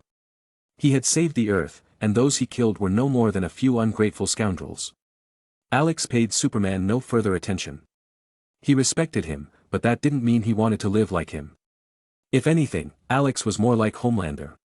He approached Catwoman, who looked at him with a mix of awe and reverence, standing alongside Mera and the others. Alex spoke calmly. Return to Themyscira for now. I'm going to visit Apocalypse. Batman, sensing what Alex meant, asked, why are you going to Apocalypse? I don't like them, especially Darkseid. I'm going to kill him and destroy the entire planet. The superheroes stared in shock. We just barely defeated the elite soldiers, and now you're going straight to the final boss. And you plan to destroy the whole level? Batman tried to reason with Alex. It's too dangerous for you to go alone. According to Steppenwolf, Darkseid has powers even greater than the Omega Beams. We should come up with a more detailed plan. But Alex simply looked at Batman with disdain. Batman, you're an embarrassment to the Batman army. In the multiverse, every Batman, whether they stand for justice or evil, are beings of incredible power. Darkseid? He's nothing. Batman fell silent. It was getting redundant. Alex waved his hand, opening a portal before him. On the other side was a planet steeped in despair and fear, Apocalypse. A lone figure stood in the heart of the planet's capital, gazing at the portal that had just appeared, locking eyes with Alex. With a final smirk, Alex stepped through the portal, leaving behind one last message. Wait for me. I'll be back soon. Batman, Superman, and the others watched him go, left with nothing but the hope that Alex would emerge victorious. Alex stepped out of the portal, hovering in the air over Apocalypse. The planet's inhabitants immediately noticed his presence. These slaves were beings kidnapped from other worlds, forced into hard labor. Most of them were known as lowlies, the lowest caste in Apocalypse's brutal hierarchy. Their lives were filled with suffering, and their only release was death. But despite their misery, they had been brainwashed to the point where they were utterly loyal to Darkseid. As soon as Alex appeared, alarms sounded across the planet, signaling the arrival of an intruder. The lowlies spotted him and rushed forward without hesitation, hurling rocks and crude tools at him. Their feeble weapons stopped in mid-air, unable to get within range of Alex. Despite knowing they stood no chance, the lowlies continued to attack with all their might, for their master, Lord Darkseid. Alex looked down coldly at the lowlies swarming beneath him. Most of them had been the weaklings of their home planets. The braver souls had been turned into parademons, or slaughtered. Watching them mindlessly attack him, Alex wondered whether they had fought this hard against Darkseid's forces when their worlds were invaded. Or had they surrendered without a fight, only to be enslaved and brainwashed? But Alex didn't care about their past. His only goal was to destroy Apocalypse. A powerful repulsive force radiated out from Alex, sweeping across the planet. The lowlies were instantly vaporized, their bodies disintegrating into a fine mist. After casually killing the lowlies, Alex turned his attention to the endless swarm of parademons that had surrounded him and were constantly shooting at him with energy weapons. Alex grinned, and the aura of his platinum wings shone even brighter. He made the preliminary seals and smiled. Unlimited Void. Chapter 113. For the second time that day, Alex activated his domain, but with the limitless supply of energy supporting him, he felt no fatigue. His condition remained at peak levels. Especially now that the platinum wings of the unknown had upgraded, giving him a 100% increase in power, allowing his domain's range to expand even further, now encompassing the entire planet of Apocalypse. He smiled faintly, then casually flicked his finger forward. Space slashes from his infinity instantly covered all the parademons. In a single moment, parademons across the entire planet were sliced to death by an infinite number of space slashes. Exerting his power on such a vast number of parademons at once was a considerable burden for Alex, so he took a moment to adjust his breathing, preparing to launch another attack. But suddenly, the surrounding space began to tremble. Alex sensed a special energy pulse emanating from the heart of the city, disrupting the space around him and neutralizing his unlimited void. Apocalypse Energy Core had shut down its energy supply to other areas, focusing all its power on releasing a strange energy surge that barely managed to neutralize Alex's domain. Apocalypse was the second most technologically advanced planet in the universe, second only to New Genesis. Its energy core was incredibly powerful, comparable to the combined power of 3 mother boxes. However, despite its immense energy reserves, its energy level was far below Alex's. Thus, it was still no match for him. Inside one of the laboratories in the core palace of Apocalypse, Desaad, looking anxious, issued urgent commands. Quickly, stop him from breaking through the energy disruption system. If he adapts to the interference and releases the power he used earlier, Apocalypse will be destroyed in no time. As Darkseid's chief scientific advisor, Desaad had achieved countless accomplishments throughout his life. He managed many of Apocalypse's high-tech systems and created the Parademon army that instilled fear throughout the universe. In the long years of conquest, he had always been the aggressor, the one inflicting pain. But today, the tables had turned, and he was the victim. A single human from Earth had used some sort of teleportation technique to arrive on Apocalypse. Initially, Desaad thought little of it, assuming the Earthling was just courting death. But when this human single-handedly deployed an energy field that covered the entire planet, Desaad finally felt fear deep in his soul. In an instant, countless parademons were slaughtered by unknown space slashes, leaving none behind. If not for his quick response in using the city's defense systems to counteract the energy field and neutralize it, Apocalypse could have been destroyed by that Earthling. Just the thought of it made his body tremble uncontrollably. What kind of being was this? Could he truly be from Earth? Desaad shouted at the top of his lungs to those around him. Dr. Bedlam, why haven't you been able to control that Earthling's mind? I don't know. Dr. Bedlam stammered, his face pale. He had been trying with all his might to control the Earthling's mind, but to his despair, he couldn't even sense the Earthling's consciousness. Dr. Bedlam was one of the most powerful telepaths in the universe, capable of controlling the minds of entire planets' populations. But against this Earthling, his abilities seemed completely ineffective, he couldn't even detect his presence. If he hadn't been able to sense the minds of the surrounding laboratory staff, he would have thought his powers had failed entirely. I can't sense his will at all, let alone control him. Dr. Bedlam stammered. What? Desaad was in disbelief. Could that Earthling truly be this powerful, even mentally? Even Darkseid himself was vulnerable to Dr. Bedlam's abilities. Things were even worse than he had imagined, but Desaad forced himself to stay calm. Using the communicator, he relayed another order. Granny Goodness, deploy the Furies immediately. They must stop him. I've already charged the energy cannons. You just need to buy me 1 minute, and I can use them to kill that damn Earthling. As the second most advanced planet in the universe, Apocalypse energy cannons each had the firepower of a planet-destroying weapon.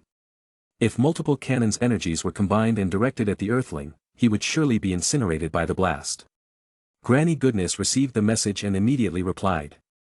The Furies are already en route. They should be there soon. At the same time, Alex sensed several figures rushing toward him. When he got a good look at them, he instantly recognized them as the infamous Furies. The Furies were loyal to Darkseid, trained by Granny Goodness, and they were among the elite forces of Apocalypse. Each one possessed strength on par with Earth's gods. It seemed that Alex's earlier actions had truly frightened the higher-ups of Apocalypse, prompting them to send their strongest warriors to deal with him. But they were naive. Did they really think the Furies could stop him? As the Furies attacked, Alex smiled and, in an instant, appeared before a woman in green armor. The members of the Furies were all fanatically loyal to Darkseid, but they were also genetically enhanced to be extraordinarily beautiful, each one a dangerously alluring warrior. But Alex wasn't the type to be swayed by beauty, he had no qualms about killing them. Before the green-armored woman could react, Alex pressed a red and white singularity against her face. Hit by the full force of a supernova-level attack, not even a god could survive. Her beautiful features were instantly obliterated as her head exploded, the divine blood staining Apocalypse crimson sky, tearing a hole in the seemingly eternal reign of Darkseid. The leader of the Furies, Aurelie, was dead. The other Furies didn't mourn her death at all. Instead, they became even more excited. Each of them harbored the ambition to be the leader, and with Coral dead, the position was now open for them to claim. Lashina, dressed in black and wielding a whip, lashed out at Alex. Her whip was made of a special material that could continually amplify its kinetic energy, allowing its tip to reach hundreds of times the speed of sound. She had killed many gods with her whip, and now she intended to use it to pave her way to becoming the leader of the Furies. But just as her whip was about to strike Alex, her smile froze. She watched in disbelief as Alex effortlessly caught the whip with his bare hand. The attack, which could have easily wounded a god, had no effect on him. In the next instant, Alex appeared above her, driving his knee into her chest. With a sickening crunch, Lashina's body was crushed into an unrecognizable mass of flesh. Lashina was dead. Seeing this, the remaining Furies became more cautious but showed no fear. Their years of brainwashing made them willing to die for Darkseid at any moment. Harriet and Gelatina attacked Alex simultaneously, one using razor-sharp claws capable of tearing through anything, the other wielding two swords that could cut through any material. As Alex was finishing off Lashina, they had already struck him with their weapons. They smiled in triumph, believing that their weapons, which could pierce anything, had surely pierced Alex's body. But to their shock, the weapons hadn't even torn through his clothes. The kinetic energy of their weapons had been absorbed before they even touched him. Of course, even without using energy absorption, Alex could have used vector manipulation to deflect the attacks. And even if he had allowed them to strike, their supposedly invincible weapons would have been unable to pierce his steel-like body. Perhaps his clothes would have been slightly damaged, but the nanite symbiote would have immediately repaired them. Alex blasted both women away with a wave of force and instinctively touched his side and crotch. Though they hadn't hurt him, he still felt a phantom ache from their attacks. I know you envy Catwoman and the others. After all, Darkseid's too weak. But going after my precious is where you went wrong. If you hurt me, how will Catwoman and the others cope?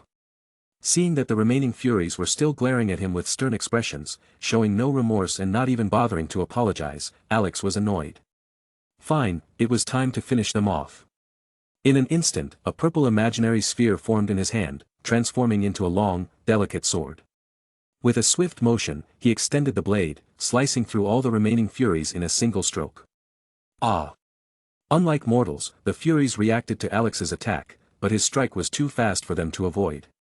All they could do was wait for death. Several Furies had their heads split in two, losing consciousness instantly. Only Gelatina, dressed in white, had her head severed cleanly from her body, leaving her mind still active. Alex grabbed her severed head, holding it aloft as blood poured from her neck. Her headless body squirmed, trying to regenerate itself. If left unchecked, and with the help of others, Gelatina might have been able to regenerate. But she wouldn't get the chance. Ignoring her insults, Alex tightened his grip. Black and red lightning crackled through his hand, and Gelatina's head disintegrated into nothingness. As the blood around him evaporated, Alex looked off into the distance. The giants had been destroyed, and so had the elite forces. Now, it was time to deal with the little bosses. At that moment, a massive energy cannon at the heart of the city began to glow with a blinding light. It had finished charging, and the next moment, a colossal energy beam, tens of meters wide, shot toward Alex. Desaad, watching from the laboratory, stared intensely at the screen, praying that the beam would kill Alex or, at the very least, severely injure him. If not, he was out of options. When the dust cleared, the image on the monitor froze everyone in stunned silence. Alex was standing there, his outstretched hand effortlessly blocking the beam. No, he wasn't just blocking it, he was absorbing the energy completely. Chapter 114. Energy point plus 1. Energy point plus 1. Energy point plus 1. Template fusion, 75%. In an instant, Alex absorbed the energy beam that could pierce through planets without feeling any sense of swelling or overload. With all the amplifications, he was no longer the weakling who would reach his limit after absorbing the energy of a single nuclear bomb. After effortlessly blocking the planetary destruction cannon, Alex warped the space around him, connecting it to a distant area and disappearing from his original spot. He reappeared in front of an elderly woman with a twisted expression. By her appearance alone, Alex recognized her immediately. Among the high-ranking members of Apocalypse, there was only one old woman who held such authority, Granny Goodness. Despite her name, Granny Goodness was anything but kind. She was the commander of Apocalypse Special Forces, including the Furies she had trained personally. Realizing Alex had appeared out of nowhere, Granny Goodness panicked and fired her energy weapon at him, but if even a planet-destroying cannon couldn't harm Alex, what hope did a mere energy weapon have? Alex barely spared Granny Goodness a glance. With a casual wave of his hand, a powerful repulsion force crushed her, splattering her bones and flesh against the walls before they slowly oozed down. Granny Goodness, commander of Apocalypse Special Forces, was dead. Alex then made his way toward the core area, the heart of the city's defense system. Once it was destroyed, his domain would no longer be disrupted, and he could fully activate his field to envelop the entire planet and end the battle quickly. But he didn't teleport this time. Instead, he walked leisurely, intending to savor the journey, knowing the outcome was already decided. Several figures rushed toward him, trying to stop him from reaching the core. Each one of these beings was powerful enough to instill fear across the universe. Kanto, the master assassin and greatest fighter, the Green Titan wielding a blazing staff, and Darkseid's tactician, Verman Wunderbar, among others, all attacking Alex together. Any one of them could destroy a planet with ease, yet now, they showed no sign of relaxation as they combined forces. They were up against the most powerful enemy they had ever faced, a monster capable of destroying planets in seconds if not stopped. They launched their combined assault, fists breaking the sound barrier dozens of times over, searing energy beams, and sharp blades aimed at Alex from every angle, but their attacks stopped dead in the air 50 meters away from him.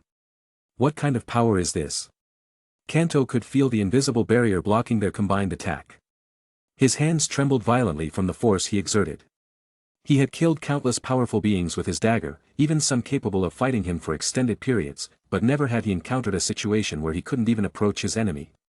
And it wasn't just him. This was the combined assault of multiple high-level entities, yet their attack had been effortlessly neutralized. Realizing that the enemy before them was far beyond anything they had ever faced, Kanto adjusted his grip, ensuring the sweat from his fingers wouldn't interfere with his strikes. He steadied himself and shouted, "Everyone, go all out, or we'll die." They all nodded in grim agreement, fully aware of the severity of the situation. They unleashed their full power, relentlessly attacking Alex. But no matter how hard they tried, their attacks remained useless. Though Alex was physically smaller than any of them, he stood like a towering mountain, casting a suffocating shadow over them, making it difficult to even breathe. With a smile, Alex raised his hand and mimicked the gesture of drawing a bow. Around him, vectors responded to his will, converging rapidly to form a vector axis. The immense power fused together, twisting the surrounding space and growing even stronger, 10 times stronger than its initial state. As the vector axis formed, alarms blared from the lab far away. "Warning, warning, a massive energy source has been detected. Evacuate immediately. Warning, warning, a massive energy source has been detected. Evacuate immediately." Desaad's face twisted in fear. Through the surveillance system, he saw the energy arrow forming, aimed directly at his laboratory, directly at the city's defense core.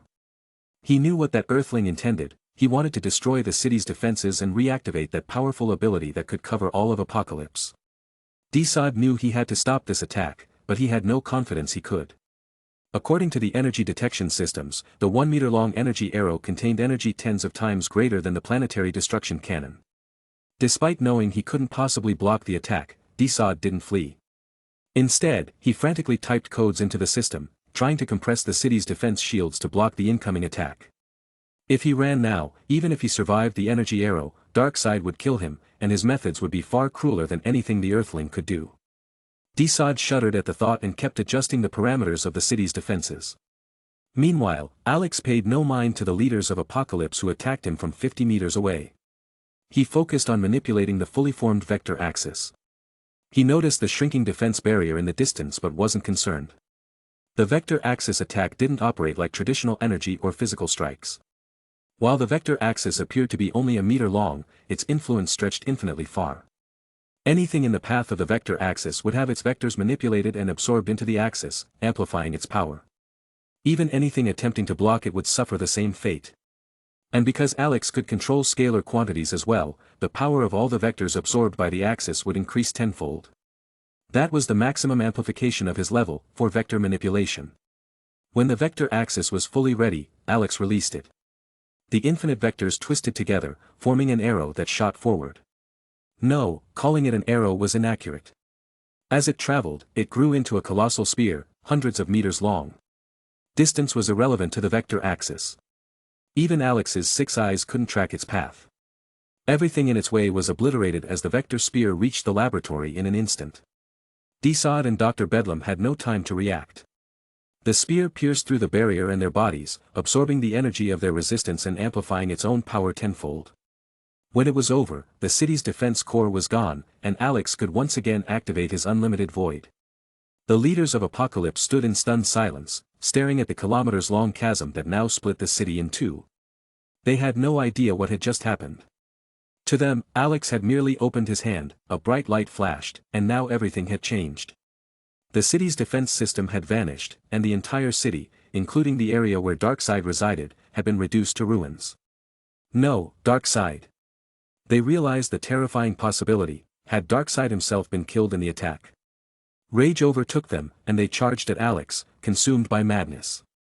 Alex smiled calmly and activated his domain once more, domain expansion, unlimited void. The entirety of Apocalypse was pulled into the domain. With a mere thought, the bodies of Apocalypse leaders were torn apart, their remains scattered to the winds as dust. With that, all the leaders of Apocalypse were dead. But Alex wasn't finished. His goal was to annihilate the entire planet. Just as he was about to act, a figure shot toward him at incredible speed, wrapped in the overwhelming power of the Omega beams, isolating them from the unlimited void. It was Darkseid. He had survived the vector spear. Darkseid raced toward Alex, veins bulging in his fury as he roared. Stop! Despite Darkseid's desperate shout, Alex smiled indifferently and manipulated the vectors across Apocalypse. Boom! Before Darkseid's disbelieving eyes, the entire planet's vectors and scalars shifted chaotically, tearing apart the gravitational field. Apocalypse shattered like a fragile glass orb, fragments scattering everywhere. But Alex didn't stop. Endless spatial slashes ravaged the planet, obliterating the broken ground and disintegrating the fragmented mountains. A sea of purple light covered Apocalypse. Though silent, when it faded, the entire planet was gone, leaving only stardust, and Alex and Darkseid. Darkseid knelt in the void of space, staring at the destruction in utter despair. His planet, his glory, the empire he had built through hard work and cruelty, all shattered like a dream, leaving nothing behind. No. I'll kill you. Kill you. The ruler of the universe, the mightiest of the new gods, charged at Alex like a madman, unleashing Omega beams from his eyes with reckless abandon. But Alex simply absorbed them effortlessly. Even the destructive power of the beams was negated by his reversal curse technique. Seeing this, Darkseid changed tactics, screaming maniacally. Anti-life equation equals loneliness plus alienation plus fear plus despair plus self-worth divided by mockery divided by condemnation divided by misunderstanding x guilt x shame x failure x judgment and equals y where y equals hope and n equals folly, love equals lies, life equals death, self equals Darkseid. This was undoubtedly the anti-life equation. Any being who heard it would lose their free will and fall under the control of the speaker. Darkseid glared hatefully at Alex, grinning maniacally as he noticed that Alex hadn't blocked his hearing. No one could resist the anti-life equation, not even this Earthling. Once he heard it, Darkseid could control him. Darkseid would torture this Earthling relentlessly and use his power to rebuild Apocalypse. But the excitement on Darkseid's face froze. The Earthling showed no signs of being affected by the anti-life equation and instead looked back at him with a mocking expression. Suddenly, Darkseid's vision blurred, and he found Alex standing directly in front of him. Instinctively, he tried to attack, but to his horror, he realized he couldn't move. He was completely immobilized, trapped by a power far beyond his own limits. His entire body trembled violently, his muscles convulsing, but he was powerless to act. All he could do was watch as Alex's hand gripped his head. Then, with a sharp squeeze, accompanied by a burst of purple lightning, the ruler of the universe, the most powerful new god, Darkseid, was dead. Chapter 115. After killing Darkseid, Alex opened a teleportation gate and returned to Earth. At that moment, Superman, Batman, and the other superheroes were still waiting in the same place, praying for Alex's safe return. Earth had managed to fend off Apocalypse invasion entirely because of Alex. He had defeated Mantis and Caliban, preventing Earth from being conquered by Apocalypse. If Alex had encountered any mishap while confronting Apocalypse, Earth would have had no way to resist another attack. Even though Alex had easily defeated the 3 top lieutenants of Apocalypse, the heroes were still concerned that he might fall to the might of the planet, not only because of Apocalypse's superior technology but also because of the many unknown artifacts and strategies Darkseid possessed. Even the strongest could face unexpected challenges. Just as Superman and Batman were about to gather the other superheroes to discuss how they might assist Alex on Apocalypse, the Flash noticed something and pointed to a spot in the air. "I don't think that's necessary." Batman looked confused. "What?" He immediately turned to look where the Flash was pointing. In the air, a teleportation gate opened, and from it emerged Alex. It had only been a few minutes since Alex went to Apocalypse, and seeing him return without a single scratch, Batman didn't believe he had fought the forces of Apocalypse. He assumed Alex must have sensed danger and returned quickly. Thinking this, Batman comforted Alex, "Traveler Batman, you were right to come back when you sensed danger. Safety is the priority. We can come up with a detailed plan later and all head to Apocalypse together to destroy it." Hearing Batman's words, Alex looked at him, puzzled. "What danger? Apocalypse is already destroyed." "What the?" Batman blurted out in disbelief. "What did you say? Apocalypse is destroyed?" "Yes. What else did you expect?" Alex shrugged. Batman was speechless. All the superheroes fell silent. Just moments ago, they had been worried about Alex's safety. And now, in just a few minutes, he had returned, telling them that Apocalypse had been wiped out. The news seemed so unbelievable that it felt dreamlike. But they all knew Alex would not lie, especially not about something so easily verifiable. So, it was true. Apocalypse had been destroyed, within a few minutes. Alex had killed countless parademons, slaughtered many superpowered lieutenants, defeated Darkseid, and then destroyed the entire planet. The most energetic of the group, the Flash, couldn't help but ask, "Hey, how did you do it?" Alex spread his hands, explaining in a casual tone, "It's simple. You kill all the parademons, wipe out the female Furies, then kill all the high-ranking leaders of Apocalypse, finally destroy the planet's core, and annihilate every bit of matter that makes up the planet. And, oh, you need to be immune to the Omega beams and unaffected by the anti-life equation. Only then can you defeat Darkseid." "Cool!" the Flash exclaimed. Cyborg, standing nearby, asked him, "Do you even know what the Omega beams and the anti-life equation are?" The Flash sheepishly responded, "No idea, but it sounded awesome." Cyborg sighed, "Fair enough. It did sound awesome." After bidding farewell to the others, Alex returned to Themyscira to reflect on his recent gains from Apocalypse. First, he had acquired a great deal of advanced technological knowledge. As the second most advanced planet in the universe, Apocalypse technology was incredibly formidable. They could conquer most planets using only their technological prowess. Alex had extracted a large amount of information from the mind of Desaad, Apocalypse chief scientist. From this knowledge, Alex gained new insights that he could use to further optimize his barrier techniques. With this knowledge, Alex modified the core barrier of his pocket universe and prepared to fuse the 3 mother boxes together. Initially, he had separated the mother boxes to prevent Apocalypse from remotely controlling them. But now, with Apocalypse destroyed, there was no longer any need for such precautions. With his mastery over energy absorption at level 5 and the 6 eyes, Alex had unparalleled control over energy. He quickly completed the modifications to the barrier. After several hours, Alex placed the mother boxes in the center of Themyscira. As a result, the boxes fused together, and an even purer, more potent energy began to radiate from them, spreading through the rune patterns and merging with other energies. A familiar hum resonated once more, and the size of the pocket universe expanded again, this time growing to several times its original size. It now surpassed the size of many small countries. With the pocket universe stabilized, Alex turned his attention to his other gains. Having absorbed all the energy from Apocalypse planet-destroying cannons, and with the continuous absorption of energy from the pocket universe, along with the enormous energy unleashed by the fusion of the 3 mother boxes, Alex's template fusion with accelerator surged forward. Energy point +1. Energy point +1. Energy point +1. Template fusion, 81%. You have unlocked a new skill, Third Tree Abyss. Third Tree Abyss LV1, 1/100. Having crossed the abyss, this fuses magic, technology, and the soul into one, providing unparalleled power boosts and allowing the release of a vector spear that bypasses immortality. A flood of information poured into Alex's mind. Even at level 1, the skill's information load was greater than what he had received when he upgraded Platinum Wings to level 2. After a moment, Alex had fully absorbed the information and mastered the new skill. In the world of Accelerator, the Third Tree Abyss allowed him to connect to the shared consciousness of the Misaka network, giving his vector manipulation abilities a dimension-level boost. He could release a spear capable of bypassing immortality, eventually reaching the point where he could injure a magic god like Nephthys. Mastering the Third Tree Abyss made Alex a single-universe level powerhouse. However, Alex's version of the Third Tree Abyss was different from Accelerator's. His fused magic, technology, and soul into a new realm. His situation was undoubtedly better than Accelerator's, as he had no limitations on using magic. Still, at level 1, the Third Tree Abyss had not yet reached Accelerator's level.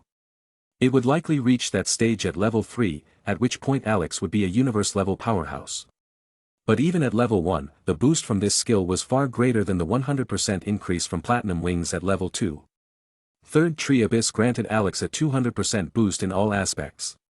Additionally, after gaining the Third Tree Abyss, the abilities of the Platinum Wings were fully integrated into it, becoming part of the new power. Alex no longer needed to manifest wings to activate his full power, and his appearance remained unchanged. Of course, he could still use all the abilities of the Platinum Wings, they weren't lost. After destroying Apocalypse, Alex found himself with little else to do. Over the next period, he used information from the movies to retrieve the Trident of Poseidon from the trench. The Trident of Poseidon granted control over the seas, but it held little use for Alex. It didn't contain infinite energy that could serve as a power source for his pocket universe. So, Alex gifted the Trident to Mara to enhance her abilities. Having some rare free time, Alex rested for a while before returning to practicing his teleportation skills, aiming to level up the ability. He had already explored nearly everything on Earth in the DCU, so there was no longer a reason to stay. Now, he needed to travel to other universes to perfect his pocket universe. Compared to the DCU, Alex was more familiar with ways to improve his pocket universe in the Marvel Universe. But right now, he was being watched by the Celestials. If he returned to Marvel hastily, the Celestials, beings at the level of single-universe entities, would detect him and launch a coordinated attack. Although Alex had grown much stronger, he was still no match for the Celestials. Thus, he focused on using his teleportation ability to travel to other worlds, and reaching level 5 with this skill would allow him to do just that. Teleportation Gate Experience +1. Teleportation Gate Experience +1. Teleportation Gate Experience +1. With constant practice, Alex's teleportation skill finally leveled up again. Teleportation Gate Experience +1. Congratulations, your skill Teleportation Gate has leveled up. Teleportation Gate LV5, January 2000. Consuming magic, you can open a portal to any dimension, universe, or world. You can also maintain a stable connection between dimensions and universes for as long as you have enough magic. Magic can be substituted with energy. With the skill upgraded, a flood of information entered Alex's mind. When everything settled, he could now clearly sense not just parallel universes but much more. In the chaos beyond countless universes, many other worlds existed, standing tall. By expending a large amount of energy, Alex could now open a gate and break free from the constraints of any world, traveling to others. For now, though, he couldn't control which world he would reach. But based on the information he received, Alex knew that if the teleportation gate reached level 6 he would be able to specify the world he wished to teleport to. If the skill leveled up even further, he could stabilize the gate between worlds, linking different universes together and creating a multi-world organization. This could allow for things like a legendary, multiverse chat group, creating an artificial, main god, system, or even producing artificial traversers. This would undoubtedly bring Alex even more fun, and he eagerly anticipated it. Finally, after saying goodbye to Superman, Batman, and the other familiar superheroes, Alex opened a teleportation gate and embarked on his journey to other worlds. Chapter 116. A massive surge of energy erupted from Alex's body as he attempted to break through the invisible membrane between worlds. Finally, after expending most of his energy, the membrane shattered.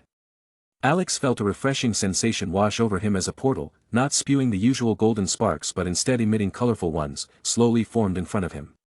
Through the portal, Alex saw the other side, an overgrown, lush forest. But from just that view alone, Alex couldn't determine which world this was, so he stepped through the gate and entered. As he emerged from the portal, the salty sea breeze of Themyscira vanished, replaced by the damp scent of soil mixed with the fragrant aroma of plants. It was a fresh and ancient forest aroma, one rarely experienced in modern times. A gentle breeze rustled the leaves, and the sunlight filtering through the canopy created a beautiful Tyndall effect. The scene was like a serene painting, causing Alex to momentarily relax. However, the blood-tinged scent carried on the breeze soon caused Alex to frown, disrupting his peaceful mood and snapping him out of the tranquil environment. He began to carefully assess the world's energy. The energy density around him was low, far below that of the Marvel and DC universes, giving Alex an uncomfortable, suffocating sensation. However, this discomfort quickly disappeared as the pocket universe within him transmitted vast amounts of energy, stabilizing him. It was evident that this world's power level was much lower than that of the Marvel or DC universes. With someone like Alex, who had likely surpassed this world's limits, his strength here might be beyond comprehension. If beings like Darkseid or other dimensional gods arrived in this universe, their power would be significantly diminished, limited by the world's natural ceiling. But Alex was different. He had created the pocket universe, and he wasn't its puppet, he was its true master. Unlike other dimensional gods whose power was fixed to a specific dimension, Alex could carry his pocket universe wherever he went. So, even in this world, he could continue to accelerate his template fusion at full speed and draw from the constant energy supply of his pocket universe, operating at maximum power.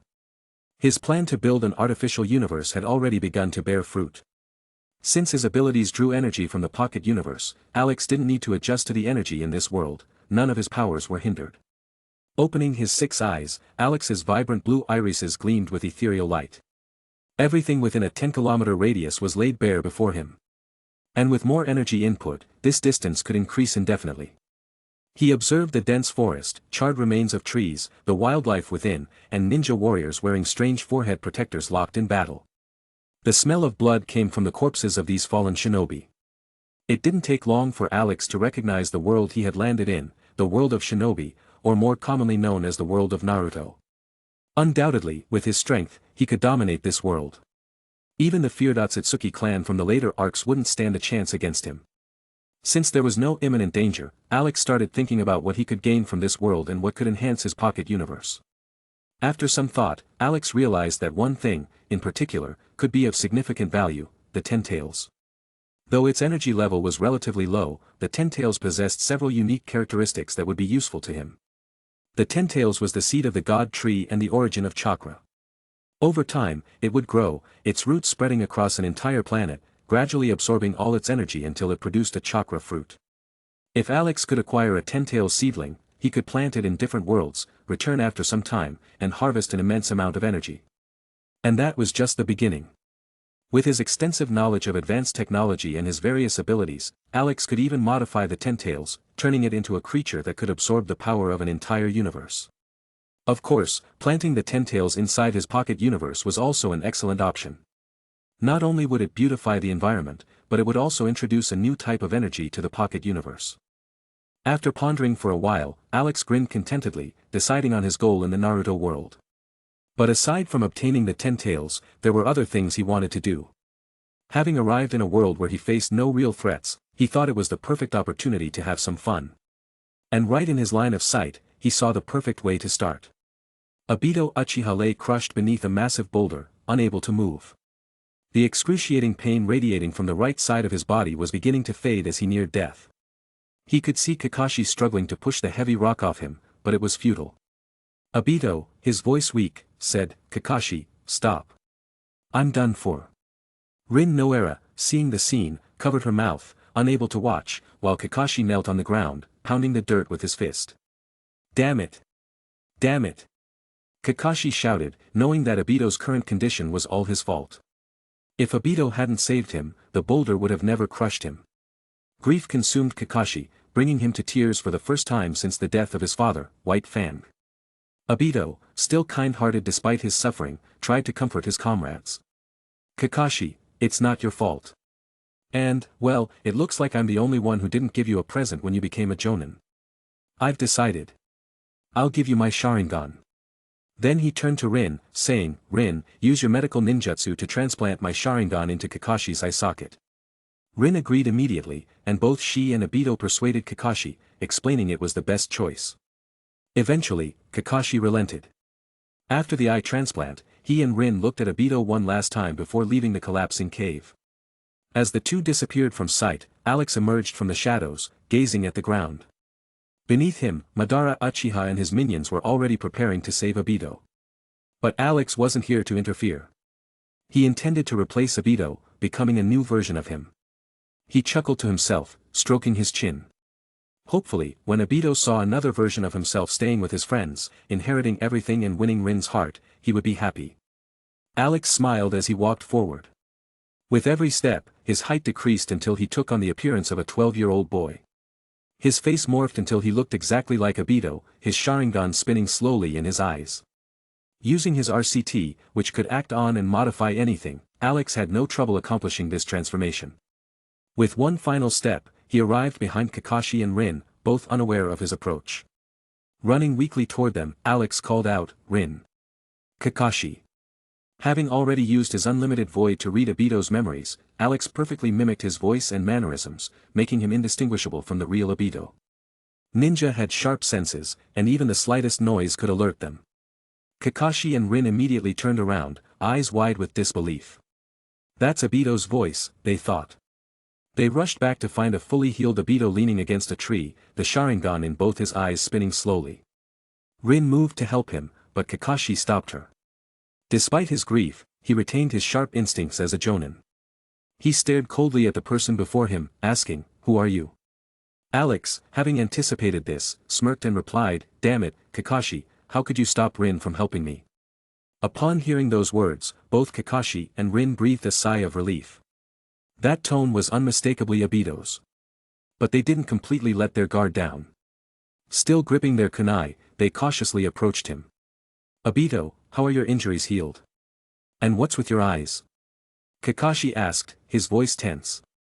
Alex pretended to be weak, replying, Just as I was about to die, I awakened these eyes. They have two strange abilities. One of them allowed me to push the boulder off me, and the other, healed my injuries. Kakashi remained cautious, but Alex added, Rin, don't you believe me? Rin scratched her cheek, embarrassed. Obito, how about you demonstrate those powers? Then we'll know for sure. Alright, Alex said, perfectly portraying Obito's personality. Since Rin asked, I'll show you. He drew a kunai and cut his arm. Within moments, the wound healed before their eyes. Seeing the injury heal instantly, both Kakashi and Rin finally lowered their guard. This was undeniably Obito.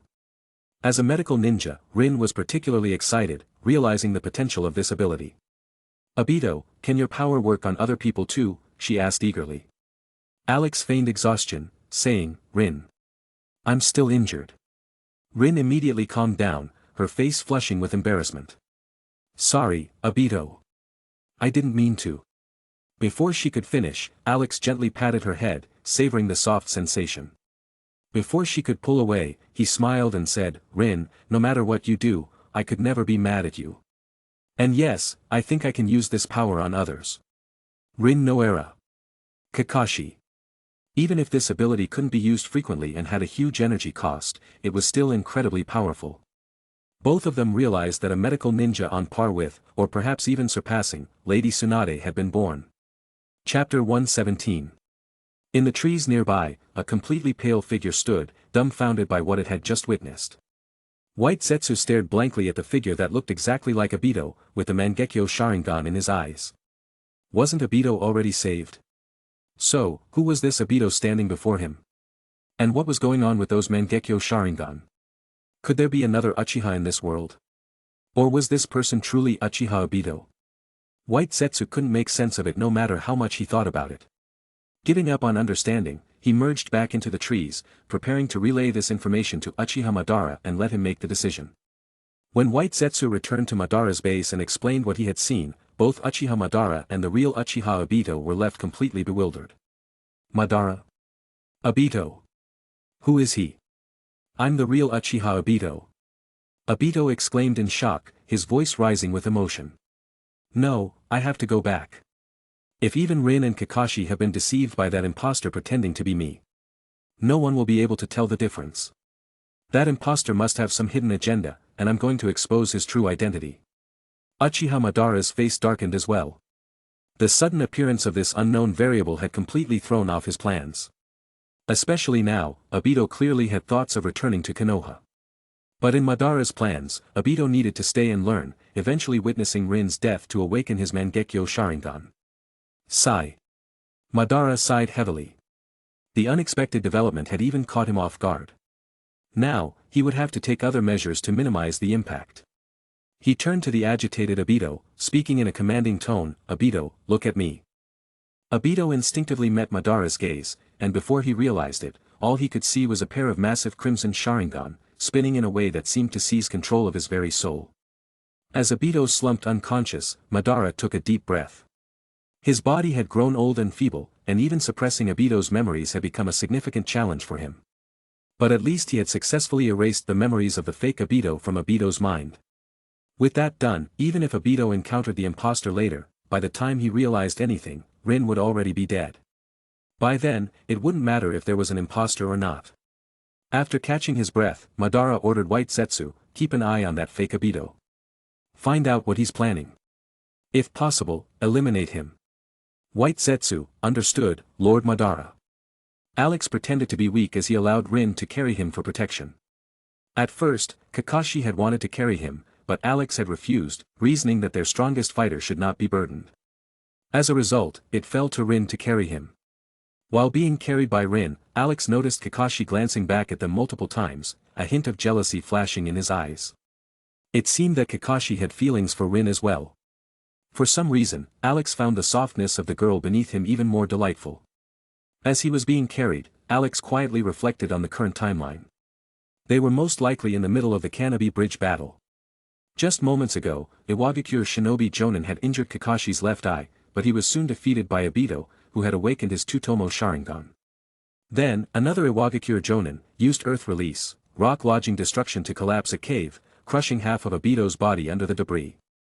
This is when Kakashi had received Obito's Sharingan, and Obito had been saved by Uchiha Madara. At this point, the Iwagakure Nin hadn't died yet, so the sneaky middle-aged man who had been leering at them from behind must be that, right? Looking at the creepy man in the back, Alex thoughtfully stroked his chin.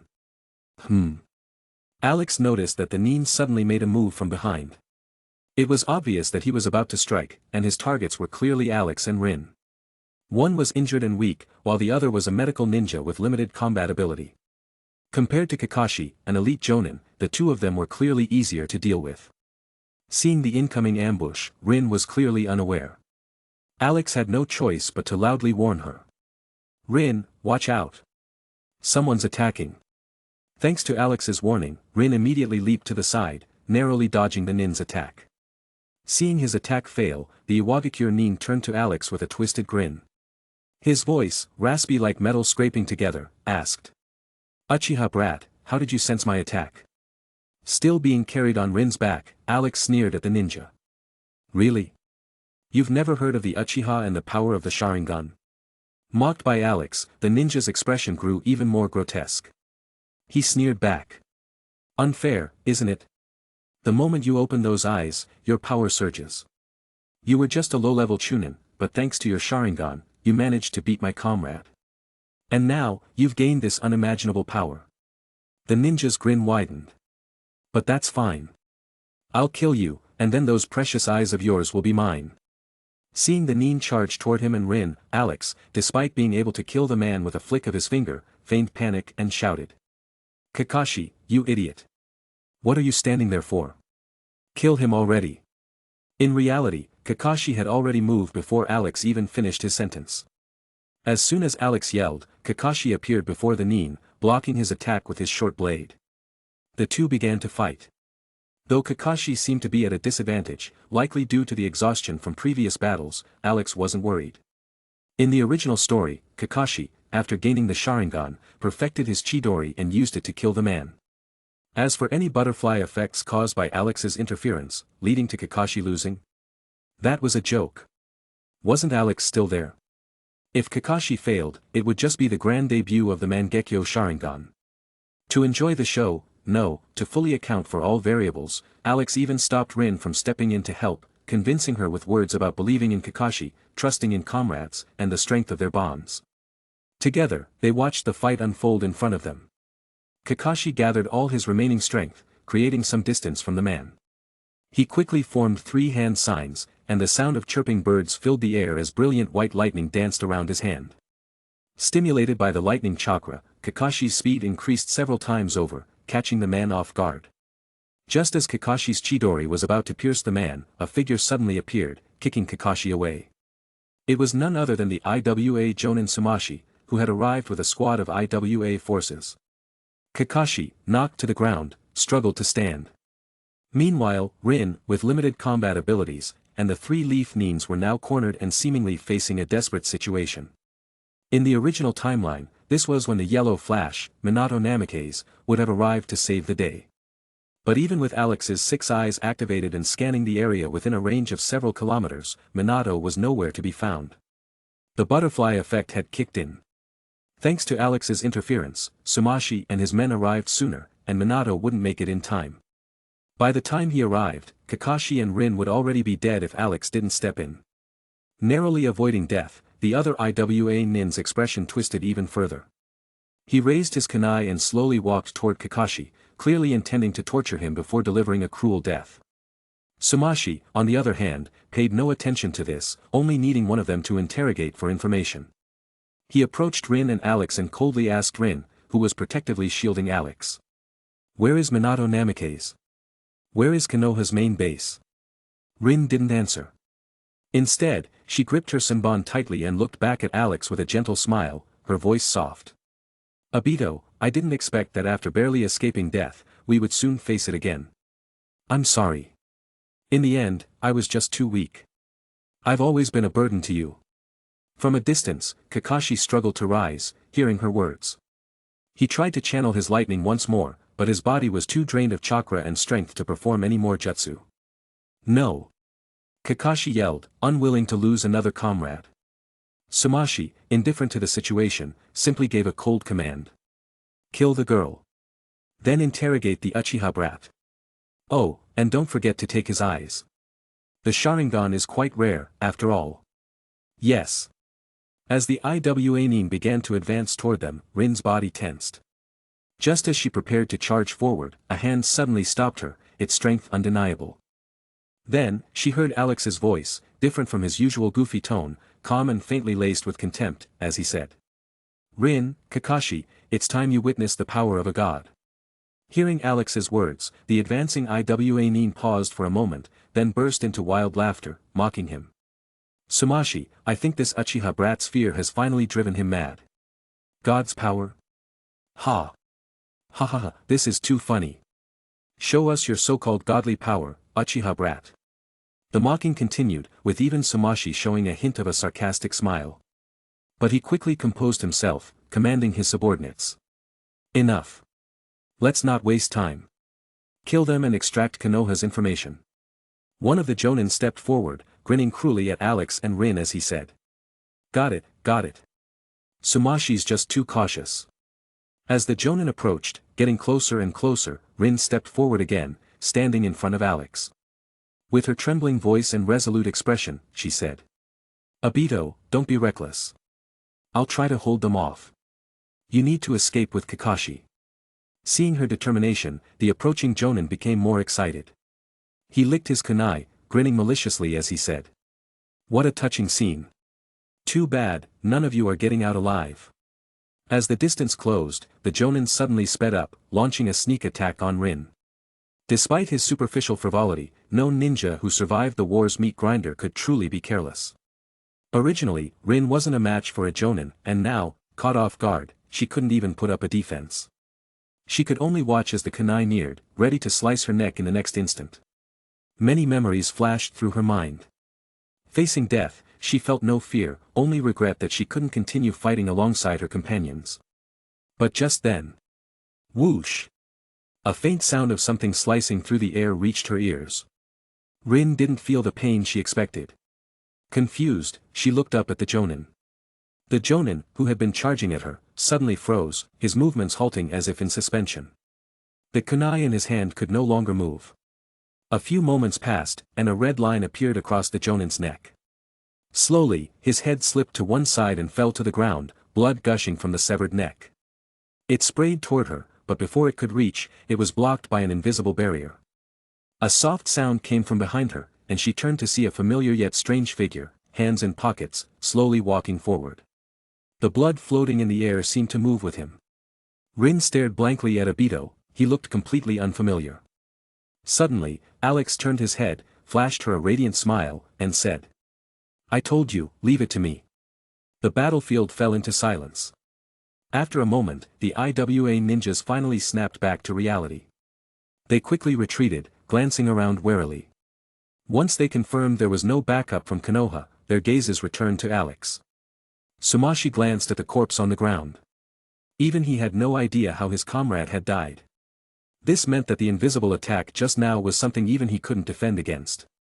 He cautiously looked at Alex, his expression serious. "How did you do that?" Everyone's eyes were now on Alex, not just the IWA ninjas, but even Rin and Kakashi. Alex shrugged, pointed to his eyes, and said casually, "These are the Mangekyo Sharingan, a higher level of eye power beyond the 3 Tomo Sharingan. I unlocked them when I was near death.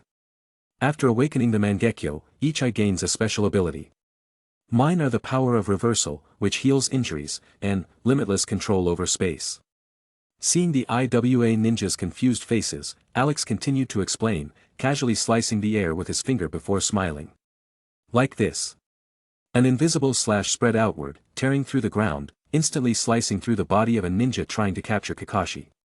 Everyone immediately looked at the ninja, whose body split in two. The crowd stared in disbelief. With just one attack, a jonin was dead. If it had been Minato who did this, no one would be surprised, but this ninja was just a chunin before. Seeing this, Sumashi knew they had to attack immediately. If they let fear spread among the ninja, it would be over. He shouted. "Kill him. Such a terrifying jutsu without hand signs must consume a lot of chakra. He definitely can't use it continuously. Let's attack together, and we'll definitely kill him." The other ninjas nodded, agreeing with Sumashi. "Yes, let's all use jutsu together. We can kill this damned Uchiha brat." At this point, they no longer cared about gathering intel. All they wanted was to kill the Uchiha in front of them. The ninjas began launching their jutsu, all aiming at Alex and his two companions. Earth release, earth splitting palm. Earth release, earth spear. Earth release, added weight rock technique. Earth release, stone missile. Multiple jutsu flew toward Alex and his companions, filling the sky, completely covering their vision. Facing the combined attack of so many ninjas, even a jonin would be crushed instantly. But for Alex, who could now destroy stars, these attacks posed no threat. He grinned, his fake Kamui Mangekyo Sharingan spinning slowly in his eyes. At the same time, he used his 6 eyes and energy absorption to manipulate the energy inside him, projecting it outward in the form of a giant. Susanoo. A massive blue giant appeared from thin air, first its bones, then its muscles, flesh, and finally skin and armor. In an instant, a giant dozens of meters tall formed, enveloping Alex and his two companions. The numerous jutsu aimed at them shattered like glass upon hitting the giant's armor, which remained completely unscathed. Alex's figure slowly rose into the air, floating at the center of the giant. Looking down at the terrified IWA ninjas below, he smiled and said, "To you, isn't this the power of a god?" With a slight movement of Alex's mind, the giant swung its arm, and a long purple sword materialized in its hand. Accompanied by crackling purple lightning, the sword swept across the area where the IWA ninjas stood. The powerful blade not only killed all the IWA ninjas in its path but continued to extend into the distance, eventually slicing through a mountain before stopping. Alex rubbed his chin, gazing at the scene before him, and muttered, "Did I overdo it?" With a mere thought, the massive giant dissipated into the wind, and Alex fell from the sky, landing in Rin's arms. Seeing Rin and Kakashi staring at him in shock, Alex panted heavily and left them with one sentence before falling unconscious, "It's up to you now." He cast one last glance at the distant hill before sinking into unconsciousness. On the distant hill, Uchiha Madara, White Zetsu, and Black Zetsu watched the entire scene unfold in silence. What had they just witnessed? A fully realized Susanoo. And not just that, but the two ocular powers awakened by Alex were incredibly strong, one focused on extreme offense and the other on ultimate healing, even surpassing the abilities of Uchiha Madara. Unable to bear the silence any longer, White Zetsu finally spoke up, that Uchiha can activate a fully realized Susanoo.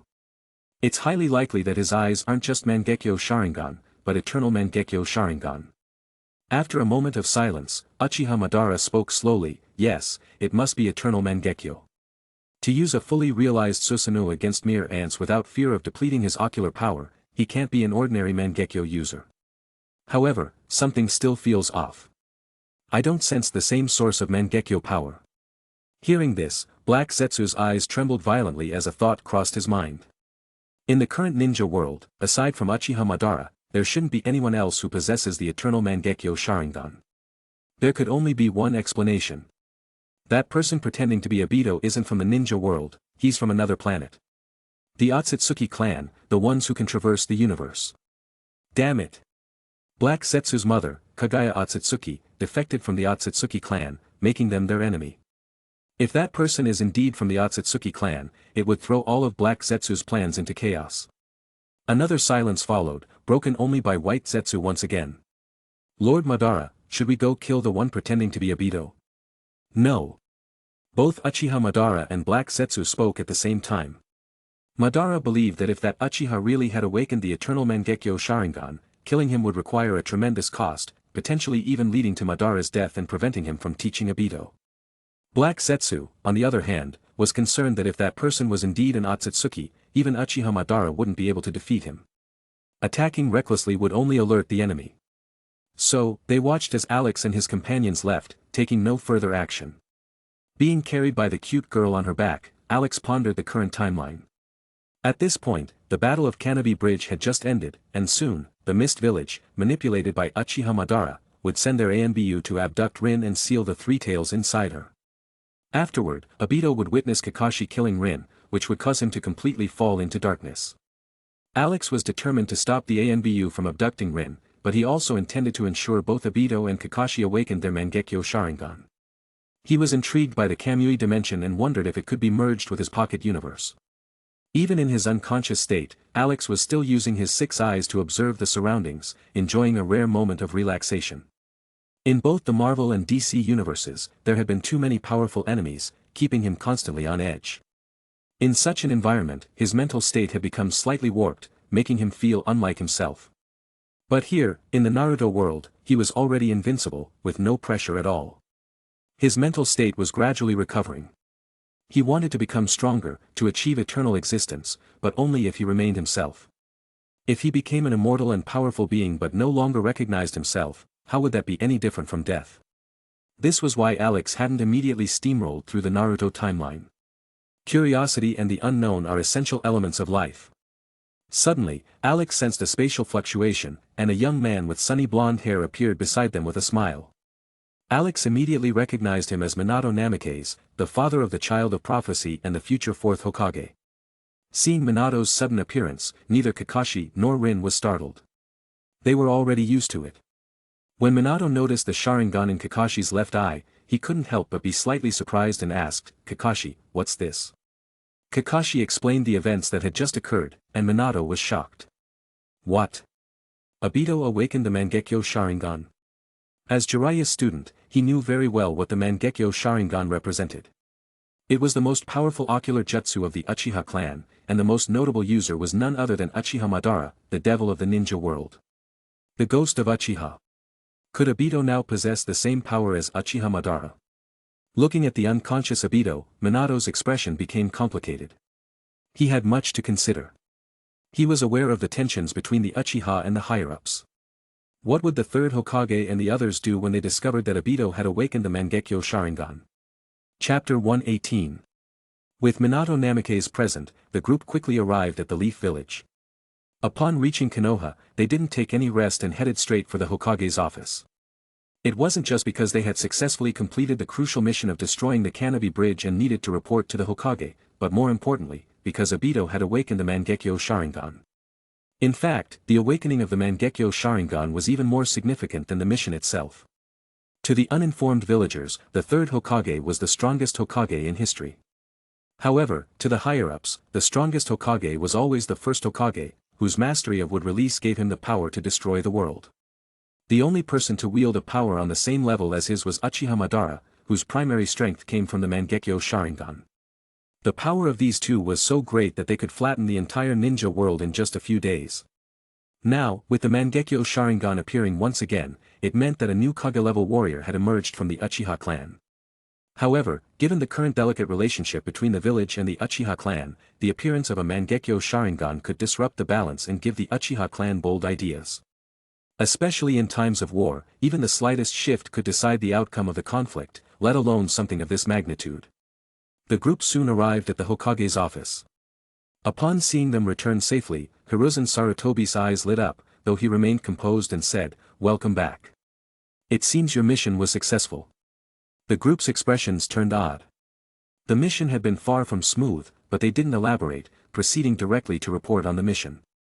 When Hiruzen learned that the Kanabi Bridge had been successfully destroyed, delaying the IWA ninja's advance, a smile finally appeared on his face.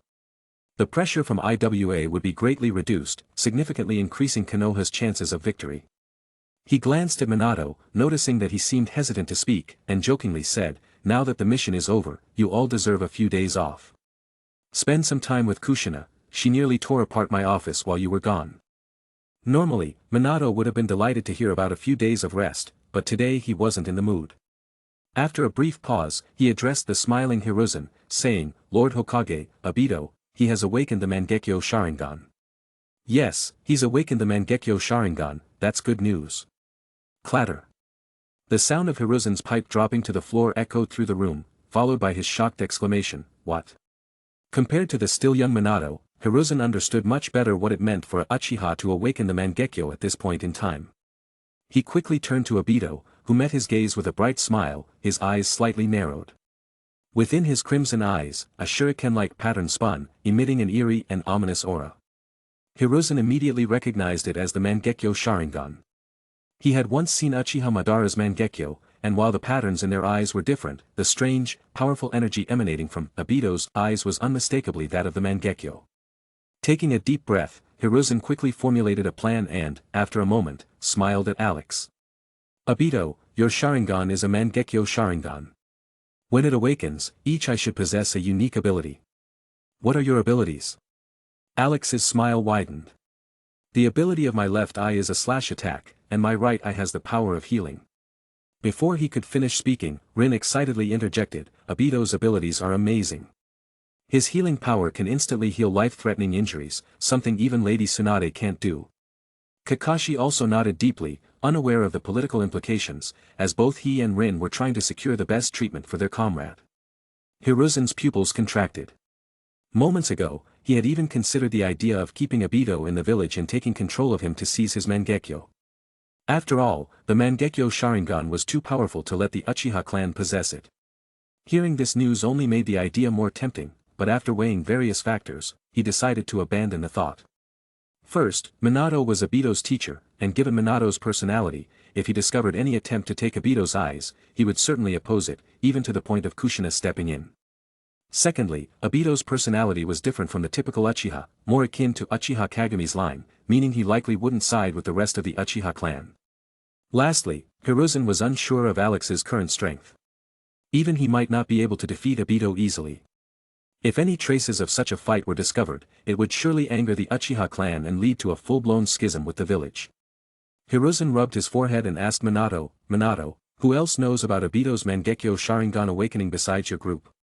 Minato Namikaze pondered for a moment and then said, "Other than us, no one else should know."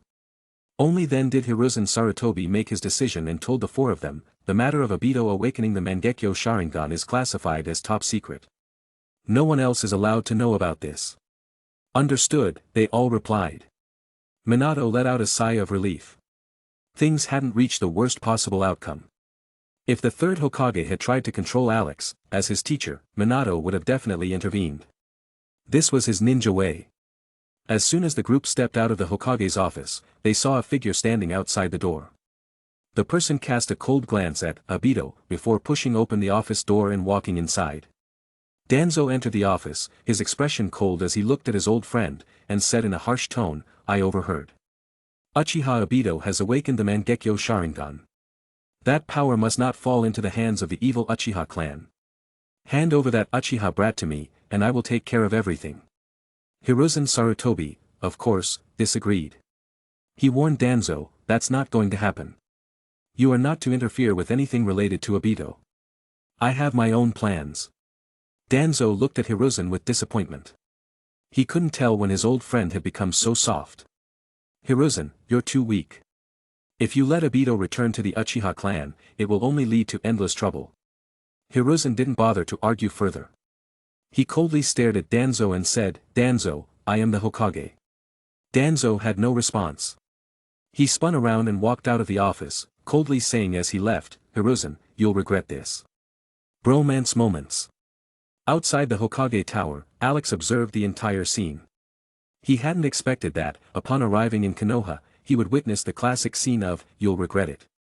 Well, Danzo was now useless. Ignoring the faint presence of root ninjas tailing him, Alex chatted casually with Minato and the others while using his 6 eyes to scan the entire village. In no time, Alex found what he was looking for, the Scroll of Seals. The Scroll of Seals contained many forbidden techniques, but none of the powerful techniques were of much use to Alex. He was only interested in one thing from the scroll, the multiple shadow clone technique. The multiple shadow clone technique, invented by Tobirama Senju, allowed the user to create thousands of clones at once. Due to its massive chakra consumption, which could even threaten the user's life, it was classified as a forbidden jutsu. However, this limitation didn't affect Alex at all. Even if he created tens of millions of clones, the chakra consumption wouldn't be significant. The reason Alex was interested in the multiple shadow clone technique was primarily because when the clones are dispelled, the user gains the memories of the clones. He wondered if this could be used to accumulate experience in training. Moreover, although he could acquire skills from the outside world, the process for acquiring them was quite unique. Only sufficiently powerful and special abilities could be absorbed by his system, which would then allow him to break through their limits. So far, only the portal and mirror dimension abilities had been absorbed by his system. No other powers had been. For some reason, Alex had a gut feeling that in the Naruto world, the only technique the system would recognize was the multiple shadow clone technique. Sure enough, the moment Alex laid eyes on the multiple shadow clone technique, he mastered it completely. His system panel now displayed the new skill's description. You have acquired the new skill, multiple shadow clone technique. Multiple shadow clone technique LV1, 1/100 use a large amount of chakra to increase the number of clones. You can create up to 1,000 clones at once. When the clones are dispelled, you will gain their memories. Chakra can be replaced by energy. Upon acquiring the multiple shadow clone technique, fragments of information filled Alex's mind, revealing the abilities of higher-level versions of the technique. At level 1, the technique's limit was 10,000 clones. At level 2, the limit increased to 100,000, and even if a clone was attacked, it would remain intact as long as its energy wasn't fully depleted. At level 3, the limit rose to 10 million, and at this stage, the clones were no longer illusory, they would possess real flesh and blood. At level 4, there was no limit. As long as Alex had enough energy, he could create an infinite number of clones and even generate temporary life forms. At level 5, he could create permanent life forms. After digesting all this new information, Alex couldn't help but exclaim to himself. The multiple shadow clone technique up to level 3 was still fairly normal, but after level 4, it started to become ridiculous. This wasn't a clone technique anymore, it was a life creation technique. Alex couldn't wait to make more use of it. Afterward, the four of them went to a ramen shop, Ichiraka Ramen, run by none other than Otsutsuki Tuchi himself. To Alex's disappointment, he didn't detect any special energy in Tuchi. In the Six Eyes energy vision, Tucci appeared as nothing more than an ordinary person. This made Alex exclaim in surprise. No wonder Tucci was the legendary Otsutsuki. He had already transcended this realm, perhaps reaching the level of a multiverse entity. After leaving Ichiraku Ramen and parting ways with Minato, Alex continued to check off other famous locations, like the Hokage Monument and the Forest of Death. When he arrived at the Forest of Death, a smile curved on his lips. The next moment, dozens of ninja wearing different animal masks attacked him. Chapter 119. A figure emerged from the group of root ninjas, none other than the so-called Darkness of Konoha, Shimura Danzo. Alex knew exactly why Danzo had come. It was all about the Mangekyo Sharingan. In the original story, Uchiha Shisui had voluntarily revealed the power of his Mangekyo Sharingan. Just a few days later, he was ambushed by Danzo, who stole one of his Koto Amatsukami Sharingan. Shortly after, Shisui entrusted the other eye to Uchiha Itachi before meeting an untimely death. Although Alex was well aware of everything, he decided to put on a little performance. After all, it was a rare source of amusement for him. Feigning fear, Alex stepped back, his face full of terror as he confronted Danzo. "Lord Danzo, what are you doing? Why are you leading so many ANBU to surround me?"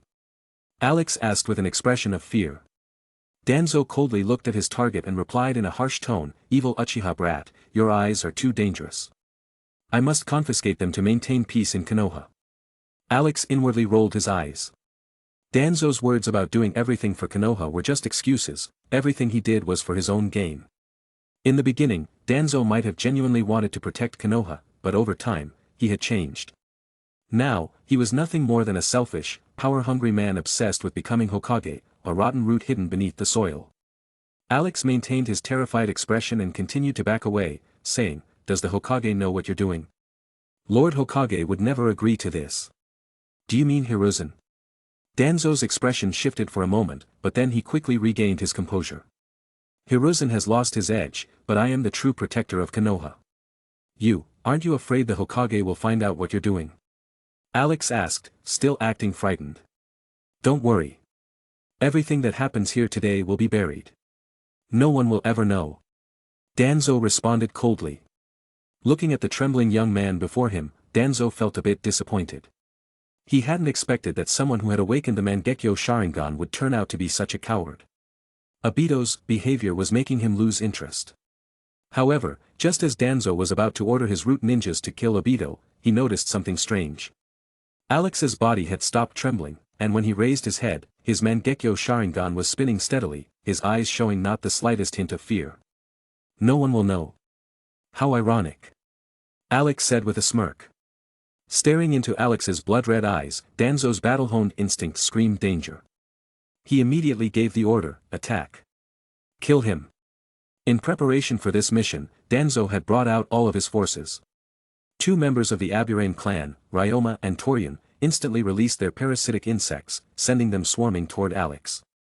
Meanwhile, a member of the Yamanaka clan, Yamanaka-fu, launched his mind transfer jutsu. Other ninjas unleashed various wind-release jutsu, all aimed at Alex. The combined force of these attacks created a terrifying vortex, as if it would swallow everything in its path. The scale of the attack was immense. Other than someone as powerful as Uchiha Madara, even the five Kage would struggle to withstand such a barrage head-on. Danzo watched confidently as the waves of ninjutsu were about to engulf Alex. Even with the Mangekyo Sharingan and the ability to summon Susanoo, there was no way Alex could emerge unscathed from this onslaught. Danzo's plan was flawless. However, whether Alex was actually Obito or not, Danzo was destined to fail. It wasn't just about the real Obito possessing Kamui, which allowed him to phase through attacks. Alex was different from any other Mangekyo Sharingan user. If Senju Hashirama was the god of shinobi, then Alex was the true god. Alex didn't bother with a large-scale battle or activating his domain. After all, Danzo wasn't worthy. Instead, he activated his limitless technique, completely manipulating the space around him. In the next moment, everything, the parasitic insects flying through the air, the incoming fireballs, came to a sudden halt, frozen in place, trapped within this manipulated space. Since it was space itself that had been sealed, neither Danzo nor the root ninjas lost consciousness. They watched, fully aware, as Alex calmly walked through their frozen jutsu, stepping past the suspended attacks to stand before them. One by one, Alex approached the root ninjas, slicing open their throats, killing them effortlessly. In just moments, all the ninjas were dead, leaving only Danzo standing. Danzo was stunned by the incomprehensible sight before him. He struggled with all his might, his muscles and bones trembling violently, but the invisible barrier surrounding him kept him completely immobilized. Alex approached Danzo, shaking his head with a look of mild regret. "How pathetic, Lord Advisor of the Hokage. I didn't plan on doing much, I just wanted to enjoy myself a bit and leave this world after obtaining the 10 tails. But why did you have to cause trouble? Wouldn't it have been better to live quietly?" Danzo's pupils constricted violently as he processed Alex's words. He had gained far too much information from that one statement. The man standing before him was definitely not Uchiha Obito, and he might not even be from this world.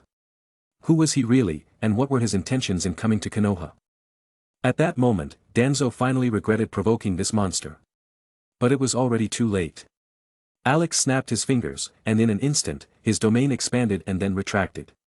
In that brief moment, the bodies of the root ninjas rapidly disintegrated, scattering in the wind, while the signs of battle disappeared, restoring the surroundings to their original state as if nothing had ever happened. Finally, Alex glanced at Danzo with a bright smile and then turned and walked past him. Danzo sighed in relief. The mysterious man disguised as Uchiha Obito had spared his life. Was it arrogance? Or perhaps he feared the power of Konoha? Whatever the reason, as long as Danzo survived, he would inform Hiruzen Sarutobi of what had happened and marshal all available forces to kill this man. But before any of the plans in Danzo's mind could take shape, his body, along with the other root ninjas, turned to dust and disappeared. Danzo's death caused little disturbance because the moment Alex's domain expanded, he erased all memories of Danzo from the minds of everyone in the ninja world, even the Sage of Six Paths, hiding in another realm, was no exception. Returning to Obito's house, Alex didn't linger in the small, shabby place for long. He quickly returned to his pocket dimension. Due to his pocket dimension, Alex had brought the entire Paradise Island and Catwoman, along with others, into the shinobi world. After relaxing and making mochi with Catwoman and the others, Alex began experimenting with the shadow clone technique. He summoned 10 shadow clones and instructed them to train various skills. However, after a long time, only the original experience from the multi-shadow clone technique increased, while none of the other skills showed any improvement. This left Alex somewhat disappointed, though it made sense to him. How could the system allow him to find such an easy exploit? During his continuous training, several skills rapidly gained experience. Mirror Dimension Experience +1. Hollow Technique Purple Experience +1. Third Tree Abyss Experience +1. Multi-Shadow Clone Technique Experience +1. For Alex, leveling up skills to LV2 was incredibly easy. Within a single day, he managed to raise the Multi-Shadow Clone Technique to LV3. Multi-Shadow Clone Technique Experience +1. Congratulations! Your skill, Purple, has leveled up. Multi-Shadow Clone Technique LV3, 1/1000 with a massive amount of chakra, you can create tens of millions of shadow clones, each a physical entity. Dispelling them grants you their memories, and chakra can be replaced with energy. A flood of information entered Alex's mind, and once he absorbed it all, he had fully mastered the LV3 Multi-Shadow Clone Technique. At this level, the clones were fully physical and could exist indefinitely, unlike the inferior clones that would vanish when struck. And with one more upgrade, Alex would be able to create other types of clones, like ice or flame clones. Replacing his root clone targets with new ones, Alex continued his training. First to upgrade was Purple. As Alex's strongest and most difficult skill to upgrade, Purple finally reached LV4. Hoku Technique Purple Experience +1. Congratulations! Your skill, Purple, has leveled up. Hollow Technique Purple LV4, January 5000 combines blue and red techniques, forming hypothetical mass. You can manipulate this mass with precision, turning it into non-extraordinary physical entities. With significant energy consumption, the mass can persist for a long time. A vast amount of information filled Alex's mind. Compared to the multi-shadow clone technique, the upgrade of Purple brought in dozens of times more data. Once he had absorbed all of the new knowledge, Alex's face lit up with joy. Reaching LV4, Purple had undergone a significant transformation. Firstly, his control over Purple had become much more refined, allowing him to make complex changes in an instant. Secondly, by consuming large amounts of energy, he could make the hypothetical mass created by Purple last for a long time, until its internal energy was fully depleted. Most importantly, after advancing purple to LV4, Alex could now use it to create matter. Although the matter lacked extraordinary energy and couldn't exist permanently, it was still a massive leap forward. And this was only LV4. Alex believed that once purple reached higher levels, LV5, LV6, or even LV7, he would be able to create extraordinary matter that could exist permanently, and perhaps even use purple to create an entire world. After leveling up purple, Alex's progress didn't stop. Another skill had also leveled up. Third tree, Abyss Experience +1. Congratulations! Your skill Third tree, Abyss has leveled up. Third tree, Abyss LV2, 1/300. Having crossed the abyss, you can now fuse magic technology with the soul, granting unparalleled augmentation and releasing a vector spear that ignores immortality. Another flood of information filled Alex's mind. Like purple, Third tree, Abyss was one of the most challenging skills to level up, and even just reaching LV2 had brought significant improvements. Unlike purple, the enhancements from Third tree, Abyss were simple, but they represented the beauty of extreme power. When Alex entered the Third tree, Abyss state, his overall strength increased tenfold. Chapter 120. A tenfold enhancement across the board was no small boost for Alex, and this was just the increase at LV2. Based on his estimates, once Third tree, Abyss reached LV3, his power would increase by at least 50 times. At that point, Alex's strength would undoubtedly reach the level of a single universe entity, making him invincible in the Marvel Cinematic Universe, except for beings like the god of stories Loki. It would also be the right time for him to return to the MCU and deal with the Celestials. Alex imagined building the strongest battleship in the MCU using the bodies of dozens of Celestials. Of course, he could also explore the multiverse, searching for treasures across parallel worlds. Several of Alex's skills leveled up, greatly enhancing his power, but that wasn't the end. He turned his attention to his character template fusion progress. After continuously absorbing energy and improving his fusion rate, his current fusion was at 98%, just about to hit the next level. The energy he absorbed from the high-tier energies in his pocket dimension turned into energy points, which Alex funneled into the template fusion process. Several days later, the system finally gave a different prompt. Energy point +1. Template fusion, 100%. You have fully mastered Accelerator's abilities. When the system notification sounded, Alex's body underwent another dramatic transformation. All of Accelerator's powers, including vector manipulation, the unknown wings, and the abilities from Third tree, Abyss, were completely fused with Alex's body, becoming his own power, not just abilities granted by the system. His brain became even more agile, capable of performing insane amount of calculations per second. Alex's brainpower instantly surpassed Accelerator's, largely because his vector manipulation had reached LV4, surpassing even Accelerator's level. A surge of information flowed into Alex's mind, containing all the knowledge from the Toru Mijitsu no Index world about science and magic. Alex instantly gained this world's entire library of knowledge. Now, with this information, he could create a superhuman or a magician from scratch. Finally, all of the unknown wings and the Third tree, Abyss powers fused into a single skill. All the unknown wings abilities disappeared from the system panel, leaving only the transformed Third tree, Abyss skill. At this point, the description for Third tree, Abyss was: Third tree, Abyss LV2, 1/300. You have crossed the abyss, fusing magical technology with the soul and the powers of all unknown wings. You have mastered the power of phasing, which grants the user extraordinary amplification and attacks that ignore immortality. The Third tree, Abyss skill had transformed once again. Though its amplification hadn't changed, Alex's control over his phasing abilities and vector manipulation had improved drastically. Previously, he had been unable to use vector manipulation to enhance other abilities simultaneously, but now such feats were effortless. Alex clenched his fist, and above his palm, a pure white supernova slowly rotated. In the past, his supernova had faint traces of red from it being the technique reversal red, but now, with the augmentation from vector manipulation, the supernova's color had turned completely pure white, devoid of any cursed energy influence. Moreover, with the help of vector manipulation, even though he held the supernova in his hand, none of its destructive repulsive force leaked out, which was something he couldn't have done before. Feeling the smooth flow of energy within him, Alex smiled in satisfaction and eagerly turned his gaze to the system panel. With his fusion rate now at 100%, it was time to unlock a new character template. The system interface refreshed rapidly, and a new character template appeared before Alex. You have acquired a new character template, Ryugi Shiki. You have obtained a new skill, Mystic Eyes of Death Perception. Mystic Eyes of Death Perception LV1, 1/100. You can see an indefinite number of lines of death on the surface of any object whose death you comprehend. Cutting along these lines inflicts unpreventable, unhealable damage.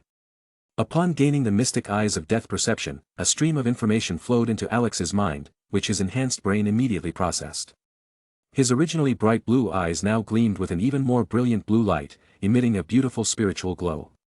In Alex's vision, deep red lines appeared across various objects. When he traced a line with his hand, the object would instantly wither and die. After absorbing all the information, Alex understood the effect of the Mystic Eyes of Death Perception. Once he comprehended the death of something, he would be able to see its lines of death. By cutting along those lines, that entity would die instantly. This entity didn't have to be a living being, it could be plants, air, or even conceptual laws. Anything could be a target for his cuts. Of course, at LV1, the Mystic Eyes of Death Perception were not yet capable of such feats. Based on Alex's estimation, once the skill reached LV3, he would be able to reach Ryugi Shiki's level and cut through conceptual entities. At even higher levels, he might be able to comprehend and sever the death of more abstract concepts, potentially cutting through the entire multiverse.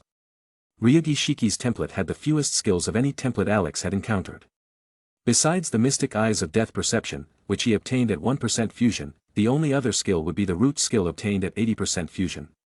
Since he hadn't yet unlocked it, Alex didn't know its exact effects, but he trusted that it would be on par with Third Tree, Abyss. Even though Ryugi Shiki's template only had 2 skills, the difficulty of advancing her fusion rate was on par with Accelerator's template. Alex was eagerly looking forward to discovering the effects of the root skill.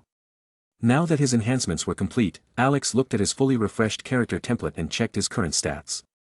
Name, Alex. Current templates, Gojo Satoru, fully fused, Accelerator, fully fused, root origin, Ryugi Shiki. Energy absorption LV5, 13888/2000 absorbs nearly all forms of energy within a 20-meter range. The absorption speed and energy storage limit are extremely high. Can manipulate nearly all forms of energy within a 10-meter range. 6 Eyes LV5, 9678/2000 grants 360-degree vision at long distances, the ability to see the flow of energy, incredible dynamic vision, and X-ray vision. Allows for absolute precision in energy manipulation, even bypassing the law of conservation of energy to reduce energy consumption. Cursed Technique Reversal Azure LV4, 4286/5000 generates a powerful suction force, reducing the distance between objects to negative infinity, creating a small black hole. Cursed Technique Reversal Red LV4, 4298/5000 generates repulsive force from the center, with a minimum output of twice the power of Azure, and a maximum output approaching positive infinity, similar to a small supernova. Reversal Cursed Technique LV5, 5686/2000 converts the negative energy of cursed energy into positive energy, granting extreme healing capabilities. Can reverse entities to their optimal state. Usable on others and non-living entities. Limitless Technique LV5, 12379/2000, this technique manipulates matter at an atomic level and controls space. The closer an object gets to the user, the slower it becomes, ultimately never reaching the user. It provides extreme spatial manipulation abilities. Hollow Technique Purple LV4, 198/5000, a combination of the techniques blue and red, forming hypothetical mass. The user can precisely manipulate this mass, even transforming it into non-extraordinary matter. With enough energy, the hypothetical mass can persist for an extended period. Domain Expansion, Unlimited Void LV4, 1356/5000, pulls the target into the inner side of Limitless, forcing their brain to endlessly repeat sensory processes for survival, creating useless information that renders the brain functionless, leaving the target standing helplessly. The user can finally control the domain, lock onto targets precisely, extract memories from their mind, and even implant new ones. Vector Manipulation LV4, 2879/5000, controls all understandable vectors, including force, velocity, acceleration, displacement, momentum, impulse, electric field strength, magnetic induction, and more. Through constant practice, vector manipulation has broken its original limits, allowing the user to manipulate some scalar energies as well. Third Tree, Abyss LV2, 19/300, This technique bridges magic technology and the soul, incorporating the powers of the unknown wings. It grants a phase-shifting ability, offering extraordinary augmentation and attacks that ignore immortality. Portal LV5, 689/2000, consumes magic to open a portal to any dimension, universe, or world. The portal can remain open as long as the user's magic doesn't run out. Magic can also be substituted with energy. Mirror Dimension LV3, 687/1000, creates a temporary dimensional space that is isolated from reality, where anything that happens inside does not affect the real world. Multiple Shadow Clone Technique LV3, 96/1000, creates up to tens of millions of shadow clones, each of which is a physical entity. Dispelling the clones allows the user to gain their memories. Chakra can be substituted with energy. Mystic Eyes of Death Perception LV1, 13/100, allows the user to see lines of death on any object they understand the essence of. Cutting along these lines causes unavoidable, irreparable damage. Template Fusion, 1%. Energy Points, 10,086.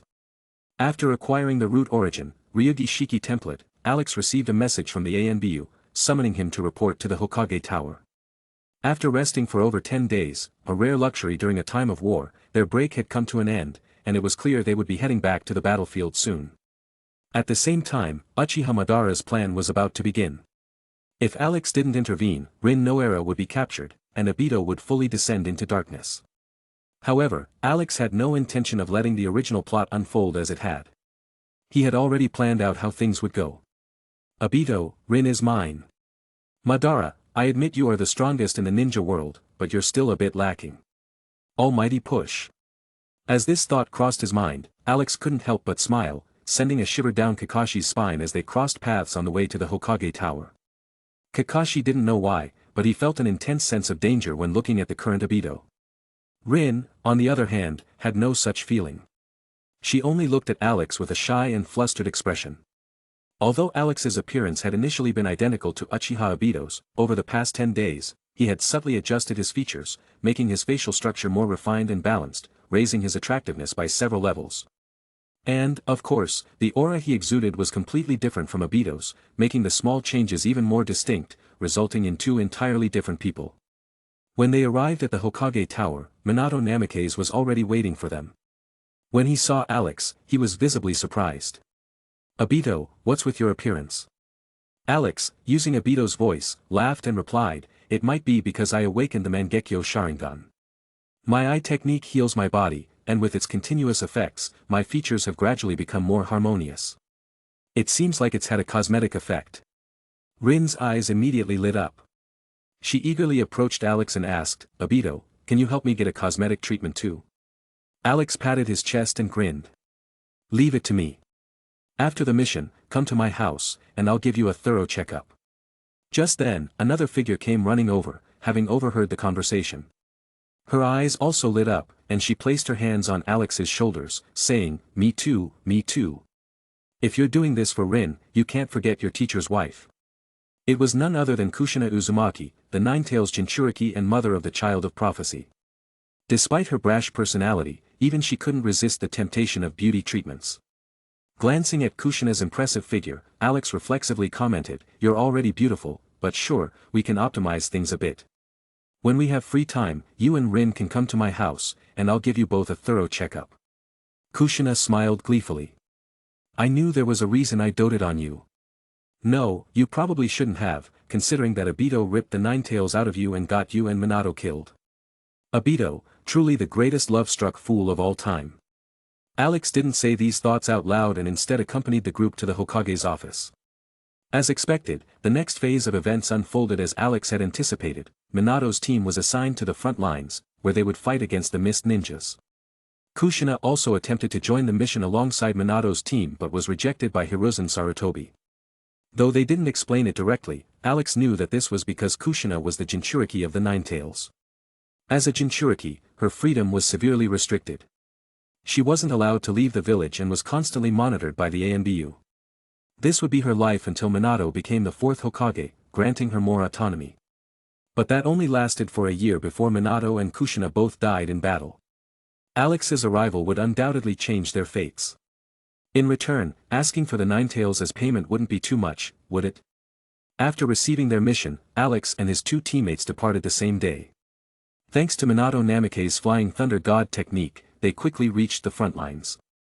During this time, Alex encountered several key figures from the Hidden Leaf Village, Orochimaru, Jiraiya, and the fathers of the 12 Guardian Ninja.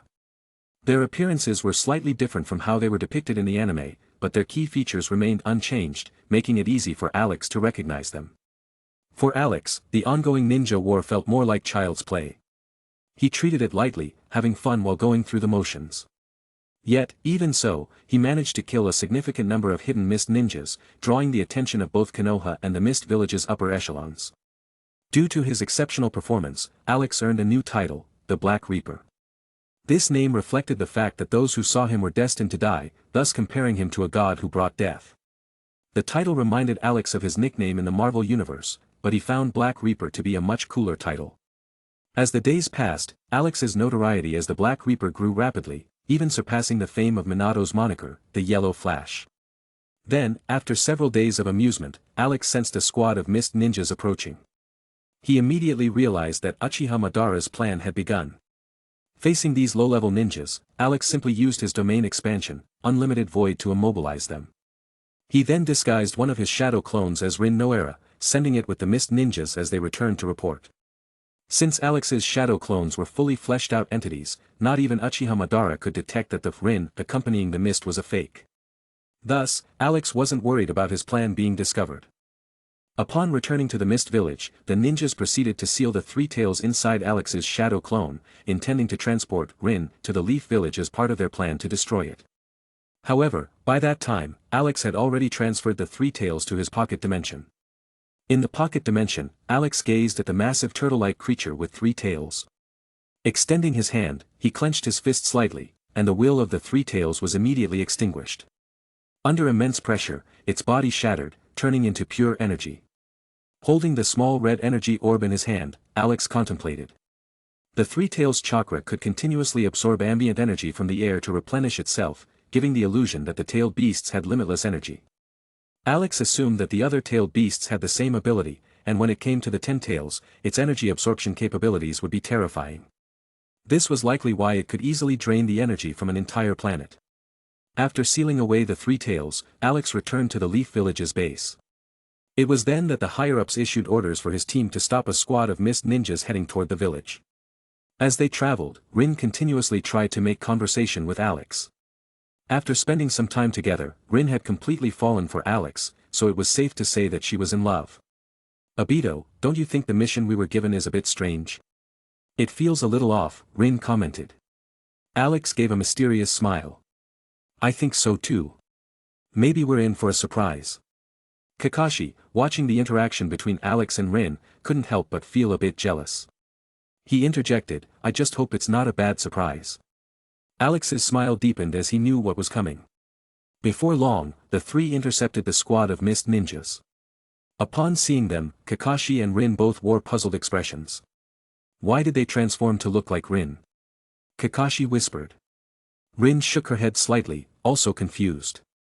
This was when Alex pushed the story forward. "I can feel an incredibly powerful chakra within the ninja disguised as Rin. She must be the Jinchuriki." He continued, "They're likely heading toward the village to release the tailed beast inside her and destroy it." Both Rin and Kakashi nodded in agreement, believing Alex's hypothesis. Alex then added, "Rin and I will distract the other mist ninjas. Kakashi, you should go and kill the Jinchuriki. If you kill her, the tailed beast inside her will die too, and we can stop their plan." Kakashi and Rin nodded again. During this time, Alex subtly expanded his domain, altering the perceptions of all nearby beings to guide the narrative in his desired direction. In a hidden underground cave, White Zetsu reported to Uchiha Madara, "Lord Madara, Kakashi and Rin are in position.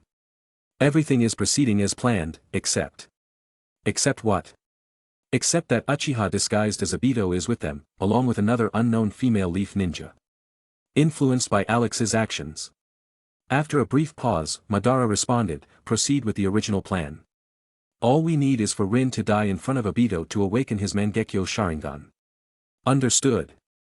Meanwhile, Rin and Alex successfully drew away most of the mist ninjas, leaving Kakashi free to approach Alex's shadow clone, disguised as Rin. Since a few mist ninjas were left behind to guard the Jinchuriki, Kakashi had to fight through their defenses, but as a seasoned jonin, it wasn't too difficult for him. From a distance, Alex eagerly watched the scene unfold. Obito was steadily approaching, while Kakashi reached the false Rin, thrusting his Chidori through her chest. Rin! An anguished scream echoed as the iconic scene came to life. At the same time, due to the overwhelming emotional turmoil, Obito's right Sharingan began to change, evolving directly from two Tomo to the Mangekyo Sharingan. And because Kakashi shared the same eye from the same source, his left Sharingan evolved into a Mangekyo at the same time. Seeing this, Alex grinned. It was time for him to make his grand entrance.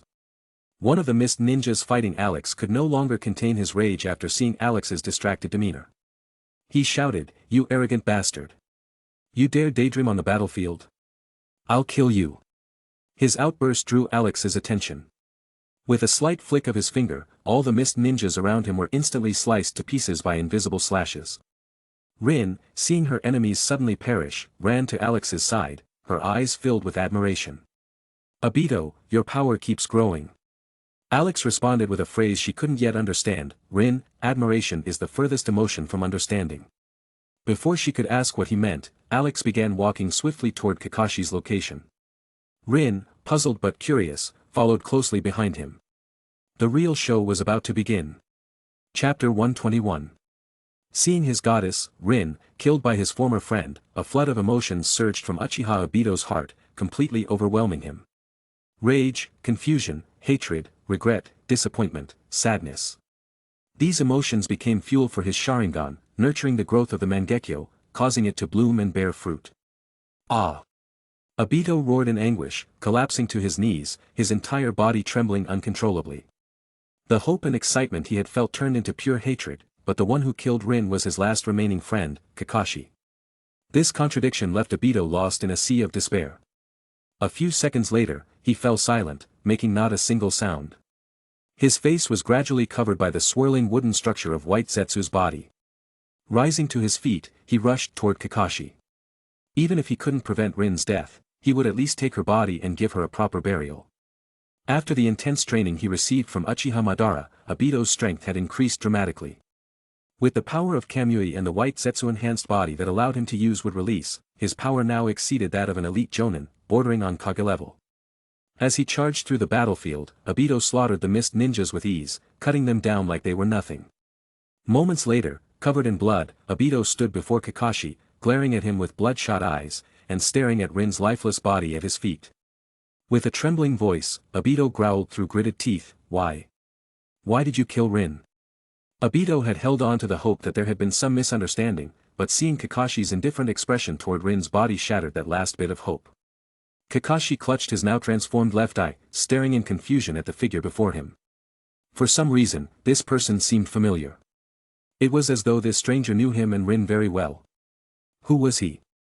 Kakashi could feel the name on the tip of his tongue, but no matter how hard he tried, he couldn't say it. This left him feeling deeply uncomfortable. However, just as he was about to explain, he was interrupted by another barrage of attacks. "Kakashi! I misjudged you. How could you do this to Rin? Why did you kill her? Why?" Obito roared. Fueled by his growing rage, his attacks became faster and more violent. Kakashi, who used to have the upper hand in their sparring, found himself overwhelmed and outmatched. Kakashi swung his kunai to block Obito's would-release attacks, trying to buy time, hoping for backup from Rin and Alex. He asked in confusion, "Who are you? Do we know each other?" "You're mistaken, that person isn't." He tried to explain, but Obito's attacks only intensified, cutting him off. "Damn you, Kakashi. You don't even recognize me. I'm Uchiha Obito. No, that was the old me. Now, I am just a ghost, and I will create a world where Rin exists." Uchiha Madara's words echoed in Obito's mind. At first, he had rejected the Eye of the Moon plan, but now, it seemed like the only way to bring Rin back. Kakashi, weakened from using his newly awakened Mangekyo Sharingan, was no match for Obito's relentless onslaught. His chakra was nearly depleted, and he was being wounded by Obito's would-release attacks. Despite the pain, Kakashi's attention was fixed on the mysterious man's words. A terrible premonition began to form in his mind. "Obito? That's impossible. Obito has been in the Leaf Village with Rin, helping to divert the other mist ninjas. Obito's attacks came to a sudden halt, and he stared at Kakashi in disbelief. He demanded, "What did you say?" "I've been recovering since I was crushed by the rocks. I only just got better. How could I have been with you?" Kakashi fell silent, his sense of unease reaching its peak. At that moment, two figures arrived at his side, standing next to him. Rin cautiously eyed the masked stranger before her, then immediately began using her medical ninjutsu to heal Kakashi's many injuries. Meanwhile, Alex stepped forward, wearing Obito's signature goofy grin. He asked, "Kakashi, who is this guy?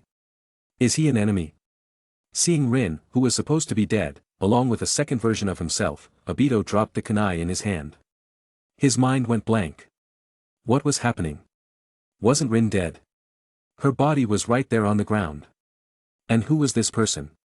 Why did he look almost identical to his former self?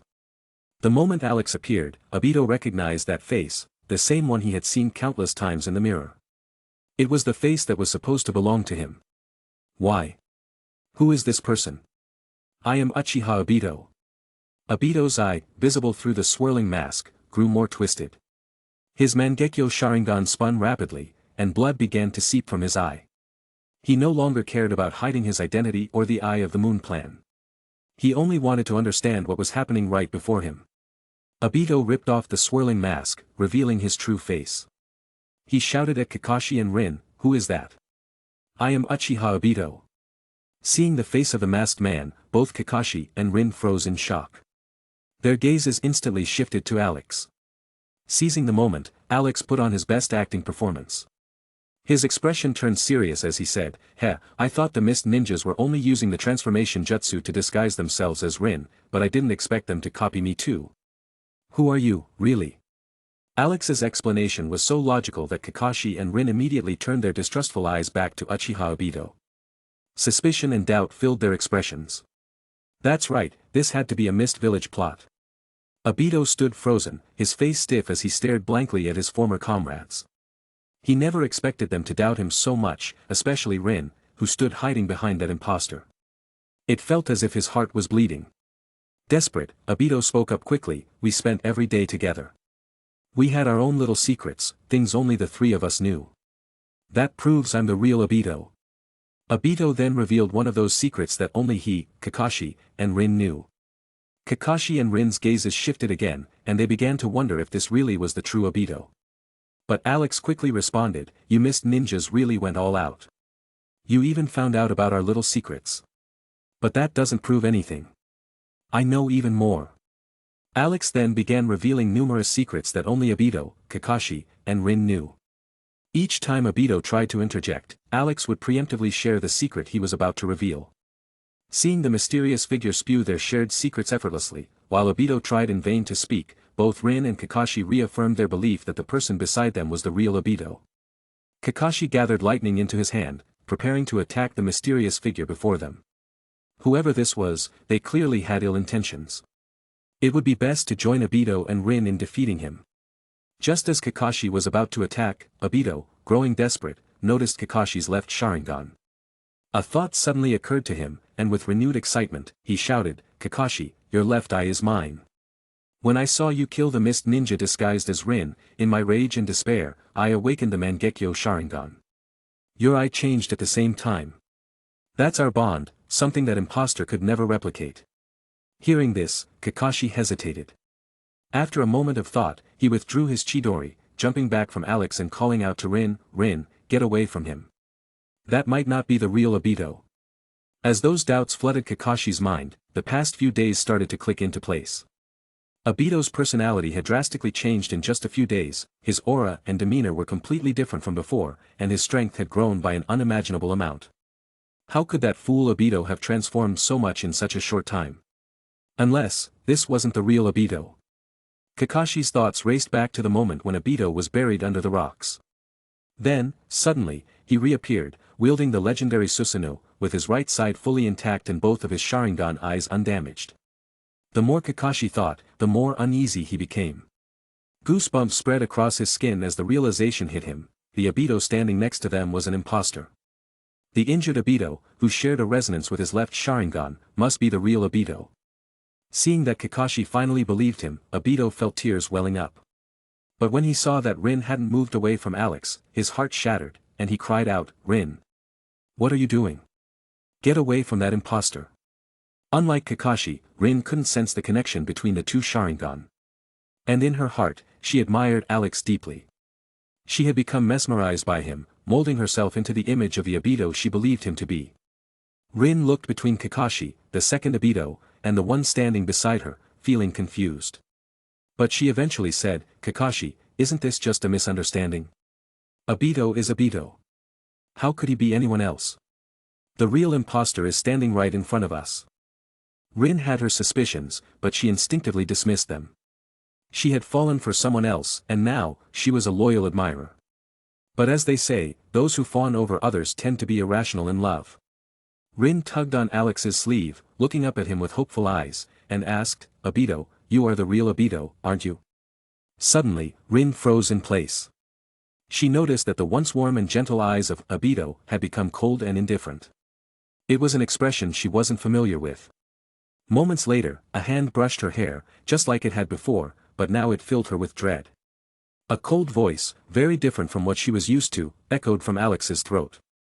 His appearance began to change, and in no time, he transformed into a white-haired, blue-eyed young man.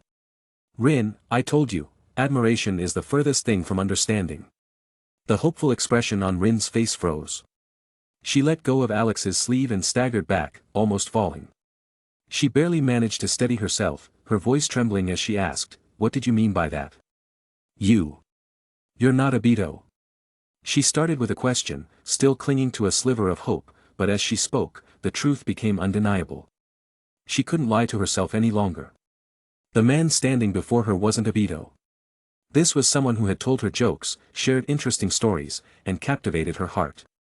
But it had all been a lie. He was an imposter, pretending to be Obito. Overwhelmed by the shock, Rin's legs gave out, and she collapsed to the ground. Mud and rainwater clung to her clothes, leaving her looking utterly defeated. Kakashi frowned. He didn't attack right away. Instead, he wanted to ask Alex a few questions. Despite the deception, Alex hadn't done anything to harm them during the time they'd spent together. On the contrary, he had contributed greatly to Konoha's efforts in the war and earned the title Black Reaper on the battlefield. However, Obito wasn't thinking rationally. Having had his identity stolen and seeing Rin cry because of this imposter, he couldn't wait any longer. He charged at Alex with all his might, unleashing would release, Genjutsu, and Taijutsu in a relentless assault, blocking off all avenues of escape. "You dared to hurt Rin? I'll kill you." Without experiencing Rin's death firsthand, even with his enhanced strength, Obito was still just a naive child.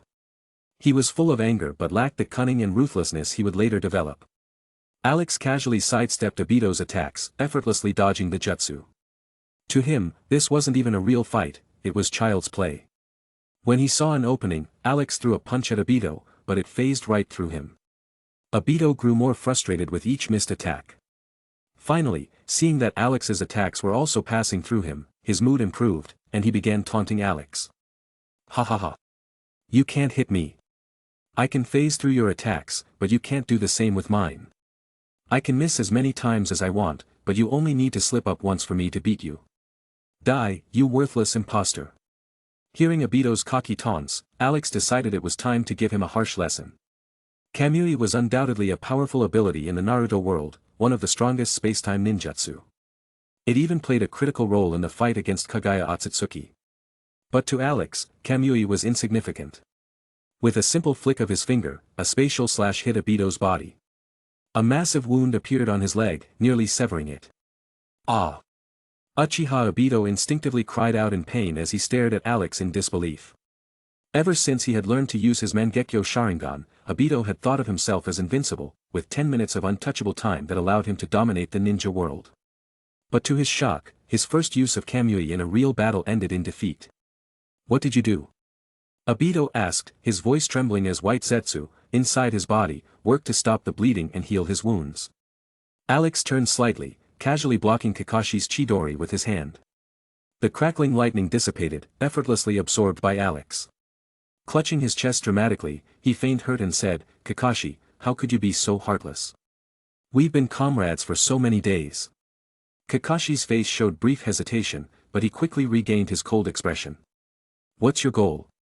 Why did you disguise yourself as Obito?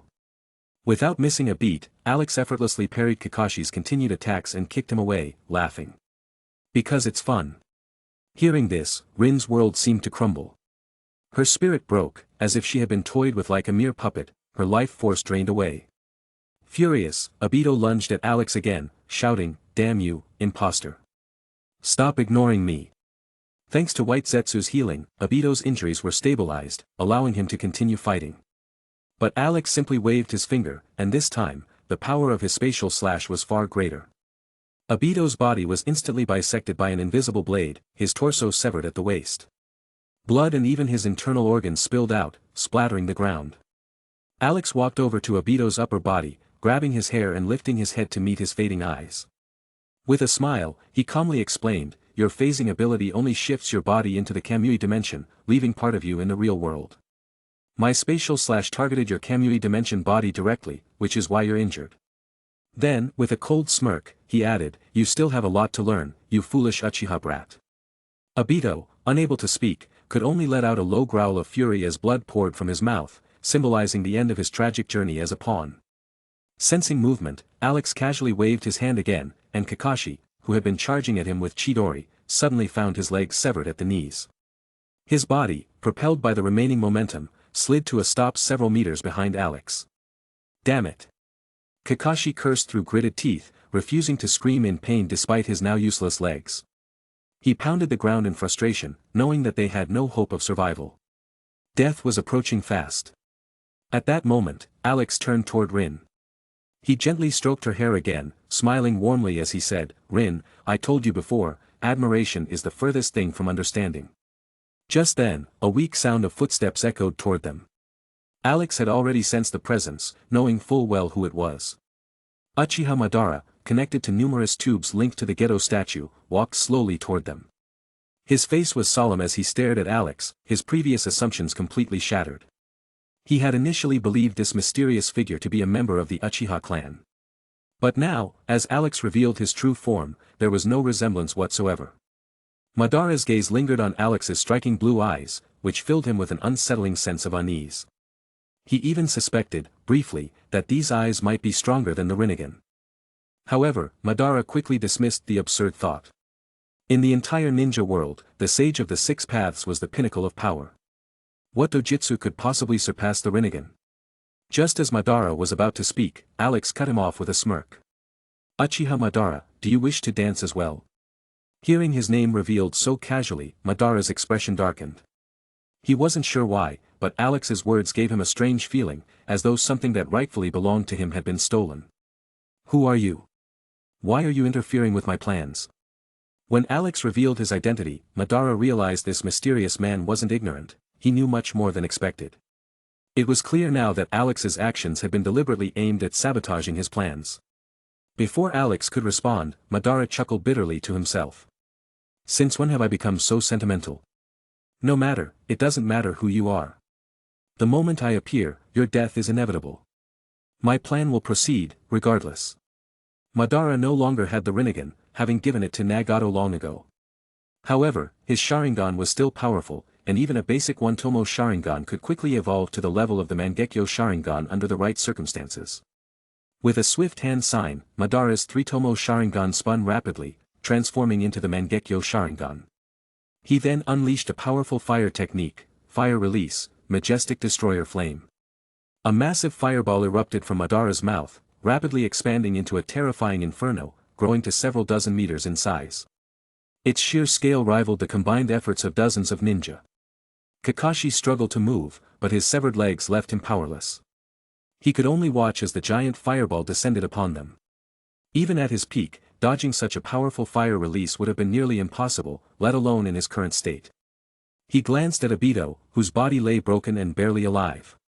The white cells of Zetsu were keeping him alive, but just barely. Then there was Rin, kneeling on the ground in shock, her expression hollow. Kakashi had noticed over the past few days that Rin had grown close to the fake Obito. Now, after seeing her real friend cut down and having her illusions shattered, she was in a state of emotional ruin. But none of that mattered now. Kakashi turned his gaze back to the massive fireball. They were all going to die. There was nothing left to figure out. Suddenly, to his surprise, the fake Obito, Alex, stepped in front of them, blocking the oncoming flames. With his usual playful tone, he said, "I was just having fun. I didn't plan on killing them, you know." Then, turning to Madara, Alex asked, "Madara, do you know about the Rinnegan?" Madara's eyes widened in shock as he saw Alex's once blue eyes transform into Rinnegan, eyes with 9 tomo within them. "I apologize," Alex continued, "I know you once possessed the Rinnegan, but yours were too basic. Above the Rinnegan with 6 tomo, there is the Rinnegan with 9 tomo, the one I possess now." With a smirk, Alex said, "Come, Uchiha Madara, let's dance. Make this fun for me." An overwhelming repulsive force erupted from Alex, radiating outward. In an instant, the colossal fireball was completely annihilated. The force continued, surging toward Madara with terrifying speed. Chapter 122. The massive fireball, with a diameter of dozens of meters, couldn't withstand the terrifying repulsive force for even a moment before it was extinguished. Even after the majestic destroyer flame was snuffed out, the overwhelming repulsion continued to surge toward Uchiha Madara at incredible speed. Madara stared at Alex in shock, especially fixating on his 9 tomo Rinnegan. Having once possessed the Rinnegan himself, Madara was well aware of its powers. The fact that Alex was using the Shinra Tensei technique, an ability of the Rinnegan, made everything Alex said seem all the more plausible. Could it be true? Was there an even higher level beyond the Rinnegan? 6 tomo Rinnegan, 9 tomo Rinnegan. These were realms Madara had never reached. His pride shattered by Alex's words, but Uchiha Madara, being who he was, did not let that defeat him. Instead of falling into despair, his fighting spirit only surged higher. "Ha ha ha. So that's how it is. The Rinnegan has an even higher realm beyond it? How thrilling. Come, let's dance. Show me the power of the 9 tomo Rinnegan." Madara's Mangekyo Sharingan spun rapidly, and a purple skeletal form began to take shape around him. Muscle and flesh soon followed, and finally, the full armor and weapons materialized. In an instant, a fully formed Susanoo over 100 meters tall stood in defense against the incoming Shinra Tensei. But even the fully powered Susanoo, under Madara's control, couldn't withstand the overwhelming force. In a single moment, it was blasted away, crashing through countless trees before finally slamming into a distant mountain, leaving a trail of destruction in its wake. When the dust settled, the remnants of Susanoo came into view, heavily damaged. Much of its armor was destroyed, and large portions of its body had been obliterated by the unstoppable force. Yet, despite this, the Susanoo was already repairing itself at an incredible speed. Kakashi, Rin, and Obito stared at the scene in stunned silence. With just one clash, an entire forest had been laid to waste. Was this really a battle between ninja? If seeing Alex use Susanoo had shaken Kakashi to his core, witnessing this battle between Alex and Madara made him question everything he knew about the ninja world. If this was what true ninja battles were like, then what was the point of the wars between the 5 great nations? Was it all just child's play? With power like this, either of them could wipe out the 5 great nations and unify the ninja world in mere moments. Of course, the situation wasn't as dire as Kakashi thought. While Madara had the potential to destroy the 5 great nations, his body was too weak at this point. If he disconnected from the Gedo statue, he would die within minutes. Alex, on the other hand, was certainly capable of wiping out the 5 great nations or even annihilating the entire ninja world. But he had no reason to do so. This world was merely his playground, and he sought only amusement. For now, Madara's dance was his entertainment. He had no interest in destroying the ninja world. In addition, Alex was a special existence, a foreigner, an anomaly. He wasn't even supposed to be part of this world. Madara's Mangekyo Sharingan spun furiously, the strain causing blood vessels in his eyes to rupture. Blood trickled down from his eye sockets, staining his face as it dripped onto the ground. Even though the Susanoo had repaired itself, the toll on Madara's body was immense. He quickly assessed his condition. One leg had sustained a compound fracture, at least 5 ribs were broken, and his skull had multiple fractures. If not for the cells of Hashirama sustaining him, he would have already been dead from Alex's attack. Though still alive, Madara had only minutes left. His life force was rapidly draining, especially since Madara glanced behind him. The tubes connecting him to the Gedo statue had been ripped out during the clash, causing his life force to drop at an alarming rate. Yet, even as he stood on the brink of death, Madara laughed boldly. Ha ha ha. Amusing, very amusing. However, Alex wasn't in the mood to let him continue his grandstanding. With a single step, he appeared before Madara, unleashing another Shinra Tensei at close range, blasting Madara away again. Despite the protection of the Susanoo, the immense force of the attack sent Madara flying, causing him to cough up blood repeatedly as he tumbled through the air. He looked utterly pathetic. Alex, feeling particularly playful, pulled out a camera from his pocket dimension and snapped a picture of the scene. In the original Naruto series, even when Black Zetsu betrayed him, Madara had never looked this defeated. It was a moment worth preserving. After pocketing the camera, Alex spoke in a mysterious tone. "I, Alex, acknowledge you as the strongest in the ninja world, but that's no excuse for your arrogance." "And amusing? Do you think you're some kind of chosen one?" Madara didn't understand the cultural reference Alex was making, but he could sense the mockery. Weak as he was, the legendary Uchiha still maintained his pride, bursting into laughter. "Ha ha ha. You're strong, but it's not enough. Come, let's dance. I will fight you with my full power, the power I had in my prime." "Oh." Alex raised an eyebrow, intrigued. Madara was like a candle flickering in the wind, on the verge of burning out. What could he possibly do to fight back? Madara shakily rose to his feet, his face pale, his skin loose and wrinkled. The once mighty Susanoo began to fade, unable to maintain its form any longer. Then, Madara made a series of hand seals. At the same time, a white Zetsu clone emerged from the ground beneath him. With a raspy voice, Madara muttered, "Edo Tensei." In an instant, Madara's life force vanished, but the white Zetsu's body was suddenly enveloped in dirt and debris, slowly molding into the shape of a person. The figure that formed before Alex's eyes was none other than a younger version of Uchiha Madara. Alex couldn't help but be impressed. He's summoning himself. That's a bug exploit if I've ever seen one.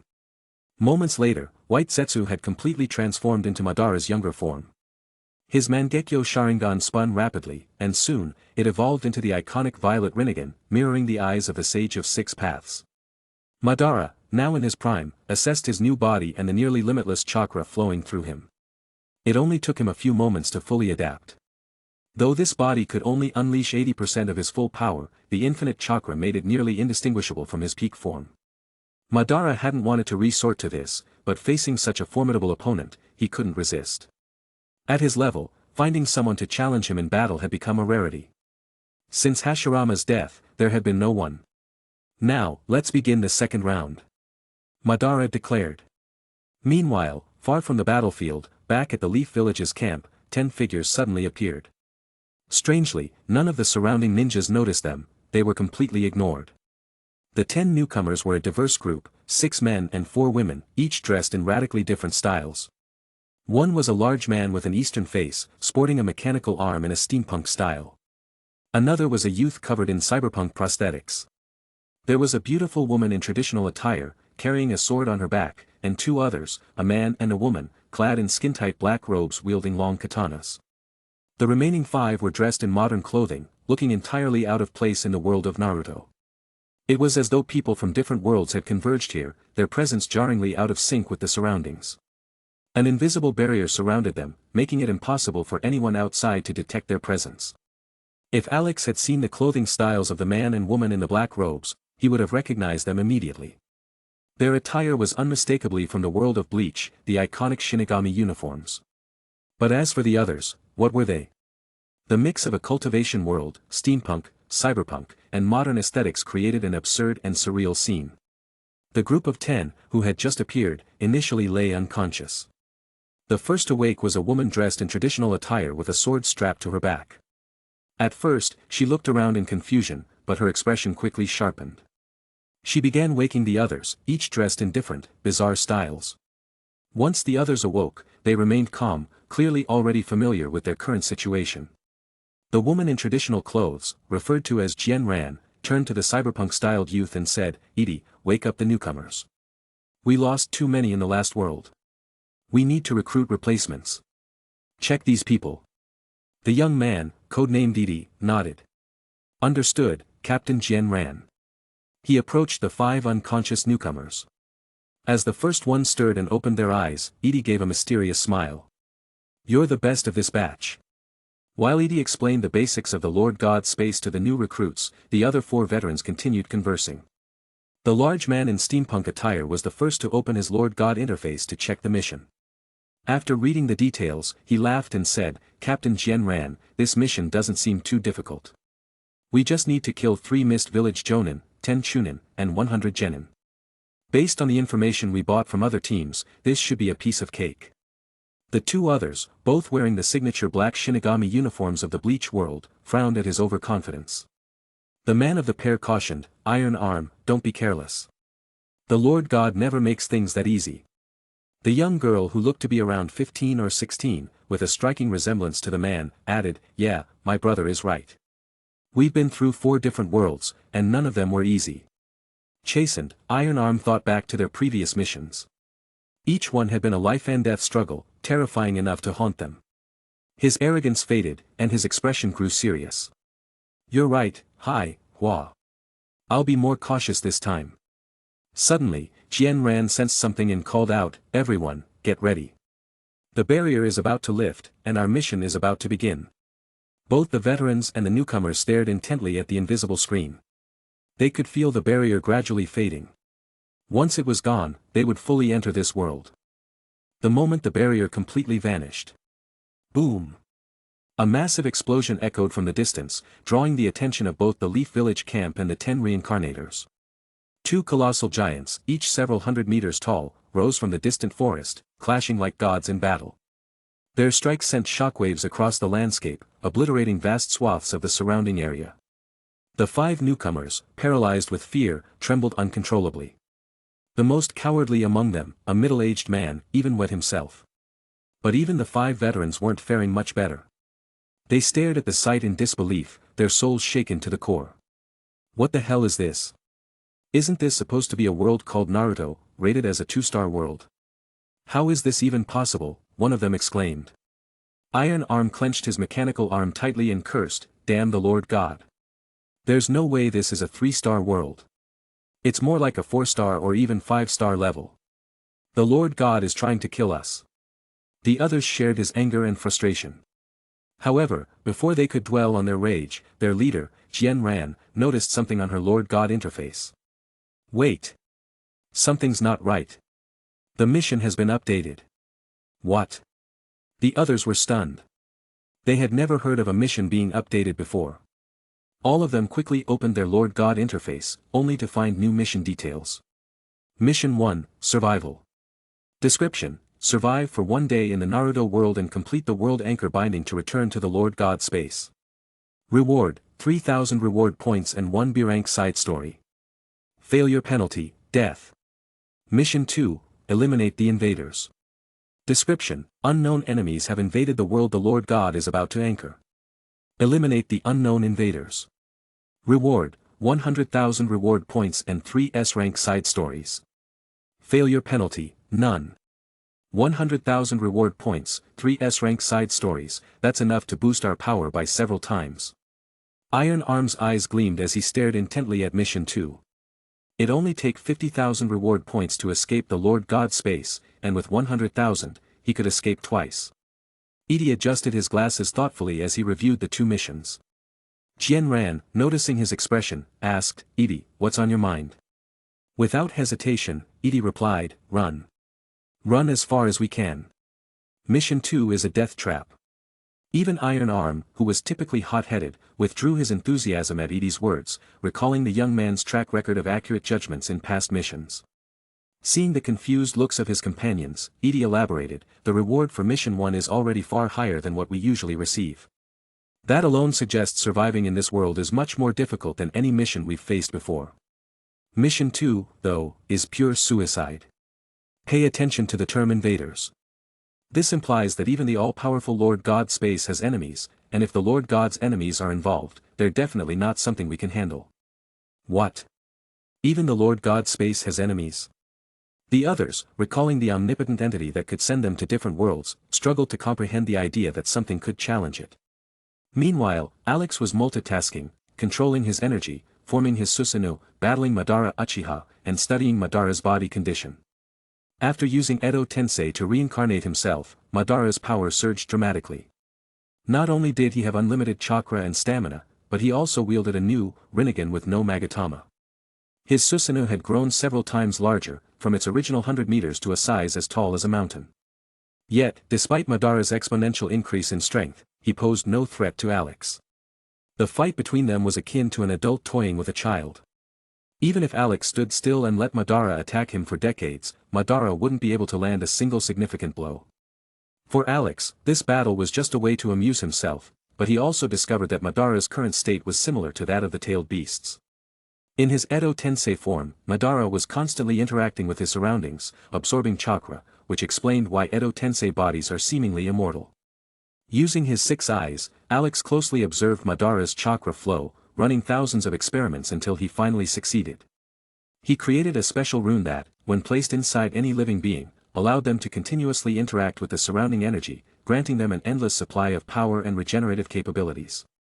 This discovery excited Alex, as he realized the rune could serve as the core of his pocket universe. Boom! The two giants clashed again, turning the forest into a wasteland. Both sides, Kiri and Konoha, had long noticed the disturbance, but neither dared interfere.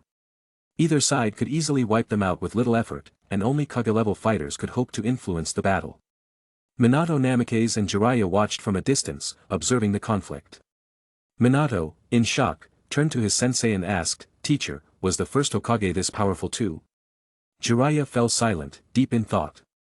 Though he had great faith in the man known as the god of shinobi, something about these two combatants felt beyond even the first Hokage's strength. Who were they? His silence answered Minato's question, but suddenly, Minato's eyes narrowed as he recognized a sense of familiarity with one of the combatants. The white-haired man floating within the blue Susanoo struck a chord with him. Though Minato was sure he'd never met this person before, the man's mannerisms felt oddly familiar. Then, 3 figures emerged from the battleground, heading toward them. As they drew closer, Minato was stunned to see Kakashi, Rin, and Obito. Without hesitation, Minato used the Flying Thunder God technique to teleport the 3 to safety. "Kakashi, why were you 3 there? And do you know who those 2 fighters are?" he asked urgently. "Obito. He's Obito. He abandoned us, he left us." Rin sobbed uncontrollably, her face full of sorrow. "Minato. Kakashi. Obito, oh. Rin, I'm the real Obito." Madara and Alex continued to battle for what felt like minutes, with Madara attempting to probe, as he believed, Alex's power.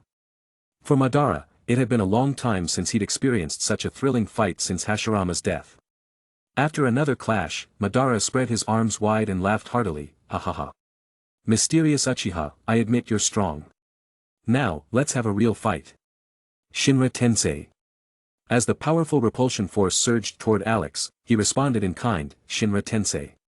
The 2 forces collided, but Madara's attack was instantly overwhelmed by Alex's. The repulsive force hit Madara's body, shattering parts of him.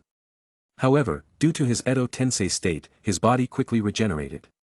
Despite his defeat, Madara's face lit up with joy. "No wonder your Rinnegan is superior to mine, but what about this?" Madara formed a large Chibaku Tensei and launched it into the sky.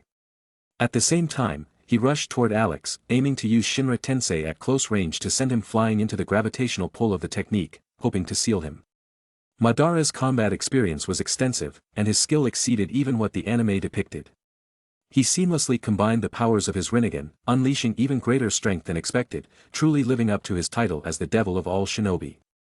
At this moment, Madara was undoubtedly the strongest in the ninja world, an invincible force. But he was unfortunate. He had encountered a being far beyond the confines of this world. Alex effortlessly dodged Madara's attacks and used a space blade to sever the gravitational core of the Chibaku Tensei, stopping the technique from fully activating. "Are you toying with me?" Madara roared. "Show me your true power. Tengai Shensei." As massive meteors thousands of meters in diameter hurtled toward Alex, he grinned, "All right, Madara, did you know that Shinra Tensei represents the ultimate repulsive force? But the way you use it is far too primitive." Raising a single finger, Alex formed a tiny white singularity at its tip. In an instant, it shot out at lightning speed, striking the incoming meteors. Though small, the white singularity obliterated the massive meteors, reducing them to dust as the powerful force expanded throughout the entire structure of the rocks, causing them to disintegrate. Madara, in disbelief, watched the scene unfold and demanded, "How is that possible? How did you achieve such precision?" With a mysterious smile, Alex replied, "Madara, your control is too crude. This is what Shinra Tensei is truly capable of." Alex's tone was serious, and his demeanor commanded such authority that it was hard not to believe him. Chapter 123. After using red to dissipate Madara's meteors, Alex continued to mislead him, saying, "Your purity is too low. Though Shinra Tensei is hard to control, with enough time, you can gather repulsive force to create a white dwarf star." Seeing Alex's confident expression, Madara hesitated and asked, "How can I gather repulsive force?" Alex looked at him with utmost seriousness. "This is an extremely hidden secret I don't usually share, but since you've entertained me, I'll tell you. You need to do 100 push-ups, 100 sit-ups, 100 squats, and run 10 kilometers every day. Do this for 3 years, and you'll unlock the Uchiha clan's genetic potential, break your limits, and attain the power of a 9-tomo Rinnegan. You'll also be able to control the Rinnegan's abilities with greater precision." So simple. Madara was skeptical, but Alex's power made him believe, if only a bit. A warrior as strong as Alex would surely not bother lying, right? Sensing Madara's thoughts through domain expansion, unlimited void, Alex was astonished. "Oh wow, he actually believed me? Even I wouldn't believe this." Although he was surprised, Alex kept up the act. "You now know, but you won't get the chance to try it." He'd had enough entertainment and no longer wanted to fight. Striking an elderly man past 100 just didn't sit well with him, it was time to lay him to rest. With a single step, Alex appeared in front of Madara. A tiny, glowing white dot in his hand suddenly expanded to basketball size, and with a quick move, he pressed it against Madara's face. The intense repulsive force destroyed the upper half of Madara's body instantly, but his Edo Tensei form quickly regenerated, his head reforming in mere moments. Madara glanced back at the massive crevasse behind him, then declared, "You're strong, but you can't kill me. In my Edo Tensei state, I'm immortal." But Alex showed no sign of discouragement, only nodding calmly. "I know, normal attacks won't kill you. That was just a test. So, sealing techniques, yin-yang release, and soul attacks are the only way to harm you?" As if no one knew that. Alex had plenty of ways to bypass Edo Tensei's immortality. His vector manipulation could ignore the immortality of Edo Tensei, and his purple could obliterate anything. He clenched his fist, creating a long spear of purple lightning, and with one throw, the spear seemed to bypass space, striking Madara in the chest and nearly slicing him in half. Madara looked down as the purple energy in the wound corroded his body. Unlike normal injuries, this energy nullified Edo Tensei's regenerative powers. His wound grew until his body was nearly devoured. Weak from the damage, Madara struggled to speak, stuttering, Is this also the power of the 9-tomo Rinnegan?" Alex paused, then nodded, affirming, "Exactly." Before the imaginary mass engulfed Madara entirely. With Madara gone, Alex ignored the approaching army of ninja and vanished. He had sensed a peculiar, ancient aura that belonged to a high-level, multiversal entity. And as the energy dissipated, a few figures not native to the Naruto world appeared. Intrigued, he began his pursuit. Meanwhile, Jien Ran's team fled the Konoha base, taking 5 rookies along, showcasing more humanity than other ruthless reincarnators from the Lord God space. Jien Ran was so powerful she could lift all 5 rookies with just her mind, allowing the team to escape quickly. Suddenly, Jien Ran stopped, and the other veterans halted too. Iron Arm asked, "Captain, why'd we stop?" Before she could respond, a white-haired man appeared, his aura mysterious and intense. His eyes were especially captivating, deep blue like a bottomless lake, drawing them in. But upon closer inspection, he looked like any other ordinary youth. They hadn't noticed the figures within the giant Susanoo during the battle, so they were unaware of Alex's identity. He had also suppressed his energy, rendering him unremarkable in their perception. The moment Alex appeared, Edie pressed a button on his special glasses and announced, "His power level is about 500, probably a regular Chunin, but with his unique hair and eye color, he's likely a Kekkei Genkai ninja, so his actual combat strength is probably higher." Hearing Edie's analysis, the group relaxed. Based on the information they had purchased in the Lord God space, the 5 of them working together could handle a Kage-level opponent temporarily, so a mere Chunin, even with a Kekkei Genkai, wasn't much of a threat. Iron Arm cracked his knuckles and stepped forward confidently, "Captain, leave this one to me." But just as he approached his captain, Jien Ran, he noticed something off. Jian Ran's body was shaking, as if she was facing something utterly terrifying. Though Iron Arm could be reckless, he wasn't foolish. He quickly pulled Jian Ran back, retreating until they were 100 meters from Alex before Jian Ran finally let out a deep, shaky breath, staring at Alex with horror. Seeing this, the others also retreated, realizing the gravity of the situation, and even Hua, the gentlest among them, had tears of fear welling up in her eyes. Unlike the clueless rookies, the veterans knew exactly what had just happened, which left them feeling hopeless. Jian Ran had chosen the immortal cultivation enhancement path, which was weak early on but grew exponentially stronger with time. She was currently the strongest in the team, focusing specifically on sword cultivation, which allowed her to target not just the physical body but the soul itself. Because of this, Jian Ran had an extremely sharp sense of danger, allowing her to instinctively perceive nearby threats. But this sense also had a flaw: her nervousness increased with the level of the threat. Though she had faced creatures that could level entire nations without faltering, here, she was so overwhelmed with dread she couldn't even move. The fact that Jian Ran was frozen meant that this seemingly ordinary man was at least strong enough to destroy a world. While they observed Alex, he was observing them too. He first noticed Edie's peculiar glasses, which looked oddly familiar. They resembled the scouters from Dragon Ball Z. Observing their mismatched attire and whispered conversations, Alex quickly confirmed his suspicions. So, these people were reincarnators. From Lord God's space. Some other multiverse organization. Through his 6 eyes, he saw dense, transparent threads binding the 10 of them, both restricting and stabilizing them to prevent rejection from this world. This must have been the constraint left by the Lord God. Watching them gear up as if to fight, Alex smiled, raised a finger, and fired a small, white energy sphere. It broke the sound barrier instantly, obliterating everything in its path until it punctured a distant mountain. With a calm smile, he said, "I'd advise against it. You might die." The reincarnators stood frozen, staring at the massive ravine in silence. No wonder the Lord God Space was so generous with this mission. How could they possibly win? Were they supposed to bash their heads against him? Jian Ran, no longer maintaining her icy demeanor, swallowed hard. Her expression was far from calm as she stammered, Who exactly are you?" Ignoring her question, Alex simply asked, "Reincarnators." Their faces paled. They'd known Alex was strong, but the fact that he could easily identify them as reincarnators was unprecedented. Even in the previous immortal world, those ancient cultivators hadn't been able to detect their nature.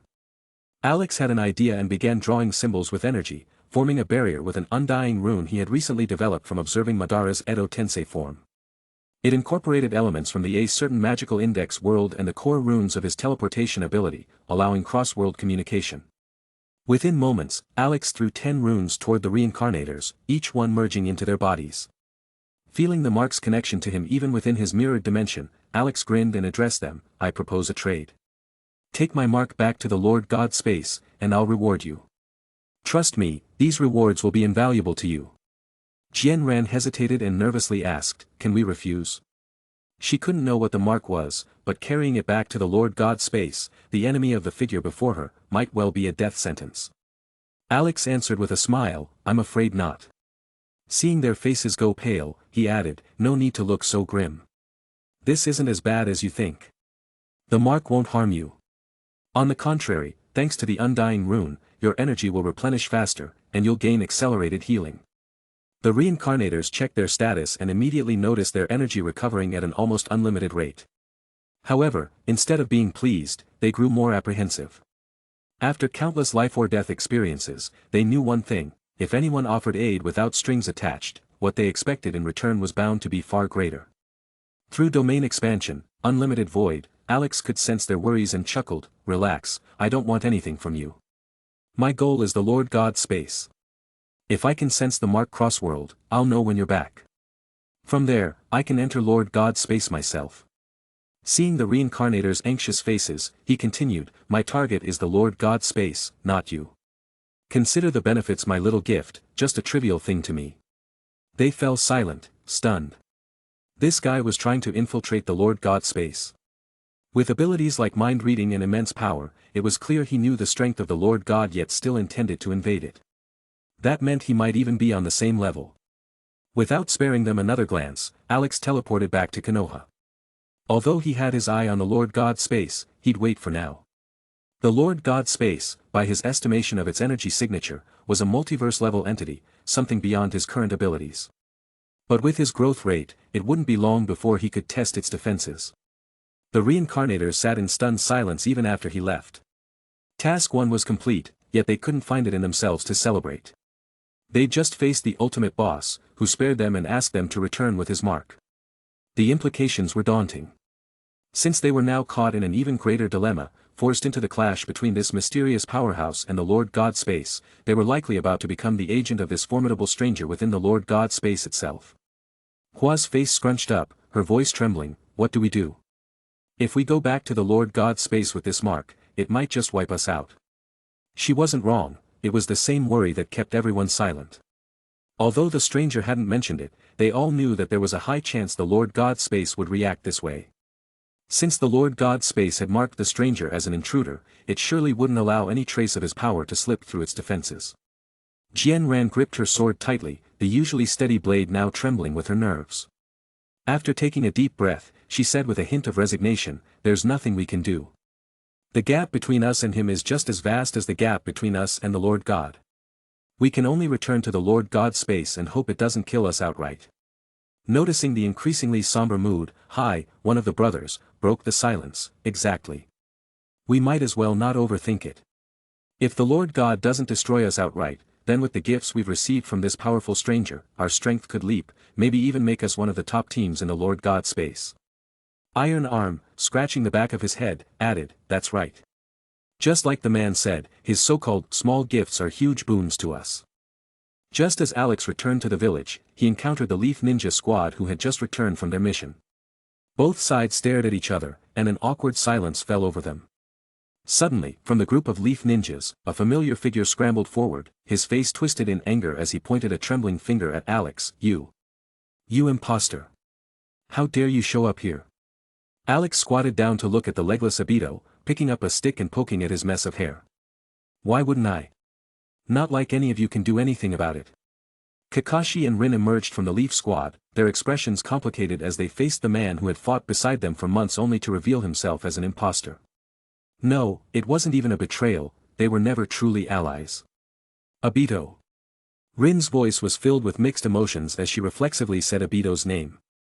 This sight only made Obito, being poked repeatedly by Alex, even more furious. He flushed red before letting out a defeated sigh. "Rin, I'm the real Obito. I'm the real Obito." Seeing Rin, Alex couldn't help but smile warmly, still holding a fondness for her. "Rin, my name is Alex. No need to call me Obito anymore." Although he now looked more handsome and refined, Rin could still recognize traces of the person he used to be. Before she could respond, however, another white-haired figure, Jiraiya, stepped in front of her, watching Alex with a wary gaze. "Who are you? What was your purpose in infiltrating the Leaf disguised as Uchiha Obito?" Alex looked at Jiraiya, well aware of the sage's reputation. Though Jiraiya wasn't among the strongest by the end of the series, he was undeniably a top-tier mentor. He had nurtured talents like Pain, the fourth Hokage, and even Naruto, the future hero of the Leaf. Amused, Alex continued to poke the fuming Obito while responding, "I'm just a traveler. No ill intentions toward Konoha." Jiraiya frowned deeply, gesturing toward the injured Kakashi and the dismembered Obito. "This is what you call no ill intentions?" Finally stopping his teasing of Obito, Alex stood and snapped his fingers. A silent, invisible force spread out, binding everyone present in place within a suspended space. A second snap followed, and with it, an invisible blade of space sliced through the area, having every Leaf Ninja save for Jiraiya, Rin, and a select few. Blood poured from their wounds, then immediately froze in place. "You!" Jiraiya's eyes burned with rage, horrified to see Alex eliminate all his comrades in an instant. As Jiraiya lunged forward, Alex effortlessly halted him in place, chuckling, this is malice. Understand?" Before Jiraiya could retort, Alex snapped his fingers a third time. This time, instead of further devastation, the bodies of the Leaf Shinobi seamlessly reconnected with their severed limbs, their wounds healed. Even Kakashi's lost legs and Obito's bisected body regenerated within seconds, returning them to their prime condition. The Leaf Shinobi were dumbstruck, staring wide-eyed. This kind of power was beyond comprehension, it made even Tsunade's legendary healing jutsu seem trivial. Alex smiled again. "See? I told you I had no ill intentions." Look, even Kakashi and Obito's injuries are all better now. Just, don't test me, alright? Otherwise, next time, I might just let that malice become real. Jiraiya, after a long breath, managed a wry smile. Alex. Welcome to Konoha. Shortly after, the Leaf's top leaders gathered in the Hokage building. But today, it wasn't the third Hokage, Sarutobi Hiruzen, or any of the village advisors presiding over the meeting. Instead, a mysterious stranger sat at the head of the table. Of course, they already knew from Jiraiya who this figure was, Alex, the one with power even greater than Uchiha Madara. Without a doubt, Madara could destroy the entire ninja world in days if he wished, but this Alex could likely do it in minutes, his spatial power surpassing even the Flying Thunder God technique. Alex, sitting in the most prominent spot, cleared his throat and asked, "Is everyone here?" Sarutobi immediately replied, "Yes, Lord Alex, everyone is here." Alex nodded and continued, "Alright, let's begin the meeting. But first, I'll say a few things." All eyes turned from Sarutobi Hiruzen to Alex, the air heavy with a sense of unease. Chapter 124. As Alex looked around at the clan leaders and Jonin present, he cleared his throat and began his speech. "I know that Konoha has always been the strongest among the 5 great shinobi villages. But that's not enough. I have a dream, that Konoha can one day become the only legitimate shinobi village in this world. I have a dream that in the future, Konoha's children can play alongside those from IWA, without seeing each other as enemies. I have a dream that everyone can coexist peacefully, without being divided by hair color or skin tone. I have a dream of a world without darkness, only light. So, I've created a 5-year development plan and a 10-year growth strategy to help Konoha become even stronger. Here's how we'll go about it." Alex spoke passionately from his seat, but the shinobi below him were on the brink of losing their minds. Alex was somehow even more long-winded than the third Hokage. Normally, during the third Hokage's speeches, they could afford to daydream a little. But with Alex, a person who could destroy Konoha on a whim, talking, they dared not let their attention drift. So, they listened intently, fearful he would catch even a hint of their inattention. In summary, Alex continued, "You all need to change. You need to understand that the shinobi world isn't isolated. Beyond this world, there are other planets. People on those planets are much stronger than any of you. If you stay stuck in the past, you'll eventually be enslaved by them." Nara Shikaku couldn't hold back any longer and asked, "You say that the shinobi world isn't isolated. Are there other powerful forces out there?" Alex shifted in his seat, finding the Hokage's chair less comfortable than he expected. He then summoned some skewers from his pocket universe and began eating right there in the Hokage's office. Taking a bite of lamb, he chewed and answered Shikaku's question. "You know of the Sage of the 6 Paths, right? The mysterious figure in the legends who created the shinobi world?" Everyone nodded, and Shikaku asked, "What does that have to do with the Sage of the 6 Paths?" Swallowing his bite, Alex explained, "While the sage created the shinobi world, he wasn't the origin of chakra. That was his mother, Kaguya Otsutsuki. But Kaguya was just an ordinary member of the Otsutsuki clan. She betrayed her kin and took the divine tree's fruit for herself. Because of this, the Otsutsuki clan is bound to come to the shinobi world, not only to punish Kaguya for her betrayal but to claim the divine tree's fruit. Now, the Sage of the 6 Paths spread out the fruit's chakra, but to reclaim it, they'd need to gather all chakra in the shinobi world, which means killing every shinobi and extracting their chakra." Alex's revelation plunged the room into silence. They hadn't considered the existence of other life beyond the shinobi world, let alone the possibility that the shinobi world itself could be powerless against them. The sense of despair settled over the room like a dark cloud, and the mood turned heavy. It was then that Hiruzen Sarutobi stepped forward, his demeanor becoming resolute as he looked at Alex. "Why are you telling us this?" Alex had already finished his skewers. Tossing the sticks aside, he grinned and replied, "In short, you have no hope of defeating the Otsutsuki clan on your own. But if you agree to 2 conditions, I can help you. With my assistance, you could not only defeat the Otsutsuki but even rule this universe." Shikaku asked cautiously, "Are you stronger than the Otsutsuki?" Instead of answering directly, Alex gave a faint smile. Shikaku got the hint, took a deep breath, and asked, "What are your conditions?" Shikaku's mind raced as he quickly weighed the risks. If what Alex said was true, then the shinobi world was facing an unprecedented crisis, and Alex, this mysterious figure, might be their only hope for salvation. Even if there was a chance Alex was lying, it was a chance they couldn't afford to ignore. Alex nodded in approval. Not bad, Nara clan. Clever as ever. Relax, my conditions are simple. First, I need to gather all 9-tailed beasts. Their energy is unique and will help my research. Second, after I leave, I want you to keep tabs on a certain type of people, those with unusual abilities, a clear purpose, and who will do whatever it takes to achieve their goals. Alex's requests were partly for the tailed beasts but also to gather information on reincarnators or others like them. He hoped to use Konoha to detect any future arrivals resembling the reincarnators he'd encountered. This was merely a casual move on his part, a way to keep things interesting. He was curious to see what would happen when the Otsutsuki arrived, only to find Konoha armed to the teeth, ready to poison them. Konoha had no reason to refuse his request, nor did they dare. Minato considered objecting, but realizing that Alex could remove Kurama without harming Kushina, he reluctantly agreed. So, Hiruzen and the other leaders signed a cooperative agreement with Alex, which included provisions for mutual development and protection. They also received 5 symbiotes from Alex. Alex's symbiotes had been upgraded multiple times. The first upgrade came from merging with the Hulk in the Marvel Universe, granting them immense strength. The second was from the DC Universe, merging with Kryptonians, granting them many of their powers. The third was here in the Shinobi world, where Alex had fused the symbiotes with an undying rune, granting them certain traits similar to tailed beasts. He gave Konoha 5 unique symbiotes that couldn't reproduce. One went to Hiruzen, while the others were given to Minato's team and Kushina. After Minato used his symbiote to become a giant and punch a mountain to dust, there were no more doubts. Everyone in Konoha now referred to him as Lord Alex. Later, in a private room, Alex looked down at Kushina lying on the bed and gave her a gentle smile. Relax, it'll just hurt for a second, and then you'll feel better. Minato wanted to protest, but under Alex's intimidating presence, he held his tongue. Finally, Alex used RCT to heal Kushina, restoring the life force that had been draining due to the removal of her tailed beast, Kurama.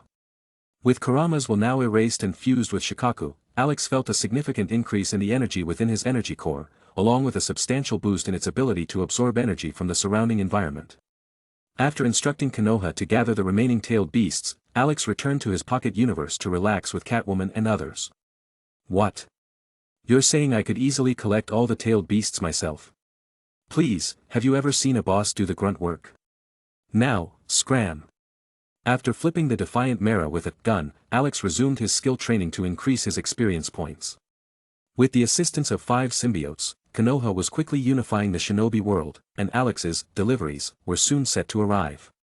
Opening the system panel to check his skill experience, Alex decided to focus on advancing the technique progression, Blue.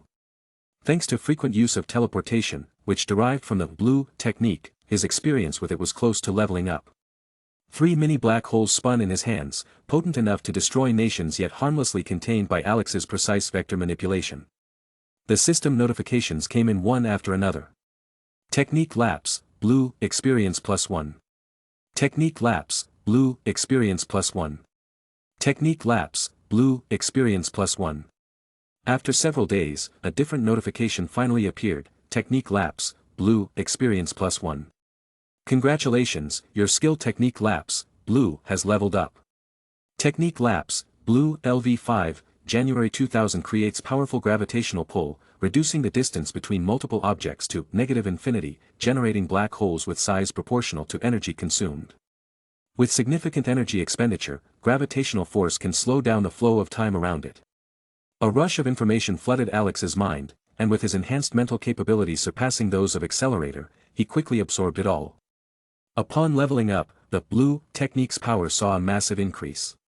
Now, there was no limit to the size of the black holes he could create, they could keep expanding as long as he kept supplying energy, potentially reaching a scale that could consume an entire universe.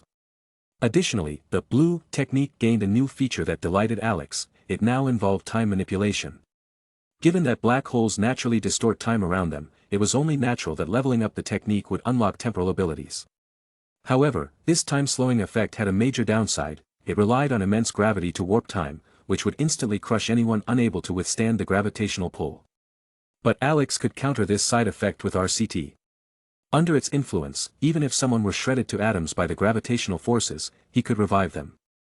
Alex experimented by warping spacetime with gravity, and he observed that distant time seemed to accelerate, the leaves fell rapidly from trees, fish moved through the water at supersonic speeds. Once he dispelled the gravity, everything returned to normal.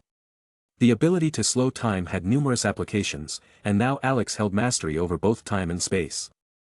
Moreover, he knew the capabilities of the blue technique at even higher levels based on his mental projections. At LV6, the time-slowing ability would become gentler, and his control over gravity would increase significantly. This would allow him to slow time for ordinary people without harming them at all. More excitingly, LV6 would unlock a new ability that allowed the fusion of two objects at a fundamental level. For example, he could fuse a horse and a bird, giving the resulting creature traits from both. A winged Pegasus could emerge. And as the blue technique advanced further, the fusion ability would grow increasingly refined, potentially allowing him to combine conceptual entities like space and fire. This discovery filled Alex with anticipation for what LV5 of reversal technique, red, might offer. Meanwhile, even without specifically focusing on it, Alex's mystic eyes of death perception had leveled up from LV1 to LV3 during this time. Mystic eyes of death perception experience +1. Congratulations, your skill Mystic Eyes of Death Perception has leveled up. Mystic Eyes of Death Perception LV3, 1/1000 allows the user to perceive numerous death lines on the surface of most objects with an understood essence of death. Following these lines will cause unavoidable, irreparable damage. At LV3, the Mystic Eyes of Death Perception had reached the level of root, Ryugi Shiki, allowing Alex to perceive the death of almost everything and see their death lines.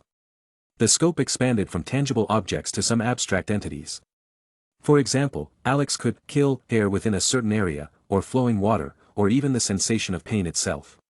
However, at LV3, the mystic eyes were still unable to affect higher-order concepts like time itself. But Alex was in no rush. He knew that as the skill progressed, he would eventually be able to kill anything. As Archimedes once said, "Give me a lever, and I will move the world." Additionally, with continuous energy absorption, the fusion rate with Ryugi Shiki's template had reached 36%. This speed was faster than Alex expected, largely thanks to his mastery of the Undying Rune, which boosted his pocket universe's energy fusion efficiency by at least 30%. Just as Alex was about to continue training his technique reversal, red, to level it up to LV5, Kushina Uzumaki and Minato Namikaze came into his room. Ever since Alex extracted the nine tails from Kushina, Minato had looked at him with a guarded expression, as if he was afraid Alex would steal something precious from him at any moment. To this, Alex thought he should indeed keep a close eye, as such a thing could very well happen. After all, married women held a certain allure for Alex, especially when they looked as stunning as Kushina. Seeing Minato and Kushina, Alex calmed the restless Catwoman hidden under the table, keeping her from moving, and addressed Minato with a stern expression. "Remember to knock next time. Have you collected all the tailed beasts?" Minato and Kushina exchanged curious glances, noticing Alex's slightly flushed face. It looked almost as if he had a cold, though they doubted someone of Alex's power would ever catch one. Though perplexed, they refrained from asking questions, and Minato simply replied, "Yes, Lord Alex, we've gathered all of the tailed beasts." Although Catwoman continued her work under the table, Alex quickly regained his composure, dismissing any notion of impropriety before Minato and Kushina. Hearing Minato's report, he wasn't surprised. After all, with the symbiotes he provided, it was only a matter of days before they captured the remaining tailed beasts. In one stride, Alex brought himself and the Namikaze couple to the Hokage's office, instantly transferring them. As for the disobedient Catwoman, he stored her in his pocket dimension. Such insubordination called for proper rewarding. Alex secretly resolved to discipline her thoroughly later. With the expanded range of his blue technique at LV5, Alex could now transfer larger objects across even greater distances, and with enough energy, he suspected he could even move an entire planet. In a single step, the trio arrived at the Hokage's office. Sarutobi Hiruzen and a handful of ANBU awaited below, along with the 7 Jinchuriki. The Jinchuriki wore defeated expressions, still reeling from recent events. Each of them was at least elite Jonin in strength, with some at Kage level due to their ability to control tailed beasts. Yet, they were utterly powerless against the towering creature that emerged from Konoha, which defeated them in one blow, even when they used their full beast forms. Their tailed beasts were practically whimpering within them now. When had Konoha become so strong? Why didn't they bring out such strength during the wars? And when they realized that this fearsome creature was actually a 12-year-old girl coated in white symbiotic slime, they were struck by an existential crisis, pondering whether Konoha had been hiding a formidable secret weapon all along. So, when Alex arrived at the Hokage's office, he was greeted by the sight of 7 utterly demoralized Jinchuriki. Unfazed, Alex extracted the tailed beasts from each Jinchuriki and healed them with his RCT, leaving them to Sarutobi for further handling. Alive, these Jinchuriki held far more value than dead. Returning to his surface abode, Alex used a portal to access his pocket dimension and began merging the chakra of all the tailed beasts he'd gathered. Once all 9 tailed beast chakras fused, the deep red chakra sphere underwent a significant transformation, its energy output multiplied, and its ability to absorb ambient chakra increased several-fold. Sensing the immense life force within, Alex planted the chakra sphere in the center of Paradise Island, nourishing it with energy from the pocket dimension. The tailed beast chakra eagerly absorbed the pocket dimension's energy, sprouting into a sapling that grew rapidly into a towering tree. When the tailed beast tree reached a height of 10 kilometers, its growth slowed, although it continued to expand with steady energy input. Now, with its strength amplified dozens of times, the tree could unleash a tailed beast bomb capable of wiping out half the shinobi world. Surveying the colossal tree, Alex mused about transforming it into a golden, transparent tree, reminiscent of the Elden Ring's Erd tree. And perhaps he'd gather a few unfortunate souls from another world to enact a true battle for the Elden Ring. Lastly, Alex continued refining his pocket dimension's runes and barriers. He added a magic array from the Toru Mijitsu no Index universe, fusing it with the runes and barriers. Positioning a mother box beneath the tree and suspending other infinite energy artifacts within its branches, Alex accelerated energy absorption for the entire dimension. Once he activated the array centered around the tailed beast tree, the tree surged in growth, eventually reaching a height of 30 kilometers. This triggered a rapid expansion of the pocket dimension itself, swelling to an area roughly the size of Asia. From his vantage point high above, Alex gazed down on his pocket dimension. Aside from Paradise Island and its surroundings, the rest of the realm lay as a vast, frozen void. It's time to expand this pocket universe, he mused. Asgard would be perfect. At present, Alex couldn't create matter on his own. To expand his realm, he'd need to consume materials much like a Dimension Lord. After considering suitable sources, he concluded that Asgard would be ideal. Although he had some respect for Odin and Thor from his original universe, countless versions of Asgard existed across parallel dimensions, more than enough for him to grow his domain. With the tailed beasts gathered, Alex had completed his objectives in the shinobi world, with no urgent matters left to attend to. He later visited the Ryumayaku to investigate its time travel properties, only to discover it functioned similarly to an infinity stone, its abilities tied solely to the shinobi world and rendered useless outside of it. Losing interest, Alex turned his focus back to training his skills, particularly the technique reversal, red, and third tree, abyss, which significantly boosted his combat prowess. Leveling up these 2 skills would also bring his energy absorption to the brink of upgrading, which would, in turn, give him his first LV6 skill. He was particularly eager to see what energy absorption LV6 would entail. Technique reversal, red, experience +1. Technique reversal, red, experience +1. Technique reversal, red, experience +1. Finally, after a week, the system notification changed. Technique reversal, red, experience +1. Congratulations, your skill technique reversal, red, has leveled up. Chapter 125. Technique reversal, red, LV5, January 2000 centered around, red, to create repulsive force, its minimum power is twice that of blue, with maximum output reaching infinity, akin to a small supernova. With significant energy expenditure, it can accelerate the flow of time in the surrounding area. Assimilating the wealth of new information in his mind, Alex understood the transformation in his technique reversal, red. Since red is the reverse of technique blue, its upgraded abilities mirror those of blue.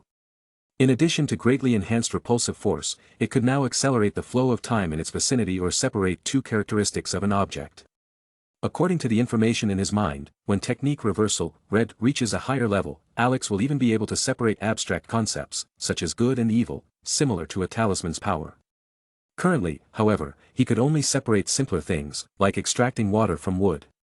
After leveling up technique reversal, red, Alex returned from his pocket universe to his residence, then stepped forward directly to appear in front of Hiruzen Sarutobi. Seeing Alex materialize, Hiruzen, though accustomed to Alex's visits, couldn't help but be amazed each time. This ability to travel instantly through time and space without any external aid was far beyond the reach of any ninja. After a brief moment of reflection, Hiruzen immediately rose from his seat, bowing deeply to Alex. "Lord Alex, you've come. You only needed to signal the ANBU, and I would have come to meet you. Hiruzen was still in his prime, carrying a weighty authority quite different from his later years. Yet, before Alex, he seemed to shrink into a humbled figure, fussing over Alex attentively. Understandably so, for who could remain calm before someone with the power to easily destroy worlds? Only someone of equal strength, perhaps. Alex patted Hiruzen on the shoulder, took a seat on the Hokage's throne, and glanced at the documents on the desk in front of him. Most of the files pertained to the other 4 great ninja villages. With the aid of Alex's symbiotes, any village would realize that resistance against Konoha meant a dead end. The unification of the ninja world under Konoha was now an unstoppable trend. Alex skimmed through a few of the dull files before losing interest. Casually, he asked Hiruzen, "How's the work I assigned you coming along, little Hiruzen?" Hiruzen's eyes narrowed slightly, and he carefully composed his response. "Lord Alex, as per your instructions, during the collection of the tailed beasts, we have asserted dominance over the other 4 great villages, compelling them to surrender unconditionally. Iwagakure, Kimogakure, and Sunagakure submitted without resistance, while Kirigakure initially refused and attempted to kill our emissary. However, after Rin Noera easily defeated the 3rd Mizukage, they also surrendered. We should complete the final integration of the 5 villages within a week. As for the information you requested, we've gathered most of it. We've found 3 instances matching your description. First, 5 individuals attempted to attack Madara Uchiha during the Warring States period, but Madara killed them easily. Second, 7 individuals appeared suddenly and tried to assassinate the 8-Tails Jinchuriki, Killer Bee, but he killed them effortlessly with a tailed beast bomb. Lastly, 10 individuals appeared in our camp just days ago, but initially, no one detected their presence. Only later did we identify their anomaly through investigation, so we've included them in our report." Alex interlaced his fingers and rested his chin, pondering Hiruzen's information. He had anticipated the first event and paid it little mind. The second, however, confirmed that this world had been marked by a multiversal entity, perhaps akin to a Master God space. This knowledge held no immediate value but would become invaluable once Alex's strength reached a certain threshold, enabling him to use this shinobi world as a gateway into the Master God space itself. After contemplating for a while, Alex nodded approvingly at the deferential Hiruzen, who awaited instructions like an employee before a boss. "Well done," he said. "Keep gathering intelligence. When I next return to this world, I'll grant you eternal life and even more powerful abilities." Hiruzen froze for a moment, then carefully asked, "Are you leaving this world?" He didn't quite understand. Did leaving this world mean leaving this planet? Alex smiled and explained, "Yes. You should now understand the concept of planets. Well, the universe is made up of countless planets and the voids between them. But the universe is not isolated, beyond it lies the multiverse, and beyond even that, other worlds. I'm going to explore those other worlds." Hiruzen was astonished. Despite already holding Alex in high regard, he realized he'd still underestimated him. Alex was beyond their comprehension, just as a cicada knows neither winter nor summer. The chasm between their knowledge was insurmountable. Finally, Alex created an energy sphere containing a sealed fragment of his power, handing it to Hiruzen with a serious expression. "After I leave, it's possible that reincarnators may attack Konoha. As a precaution, I'm leaving you with this failsafe. If you face an enemy too strong for you to handle, throw this energy sphere toward them and recite the incantation. A bag of rice, how many floors to carry it up?"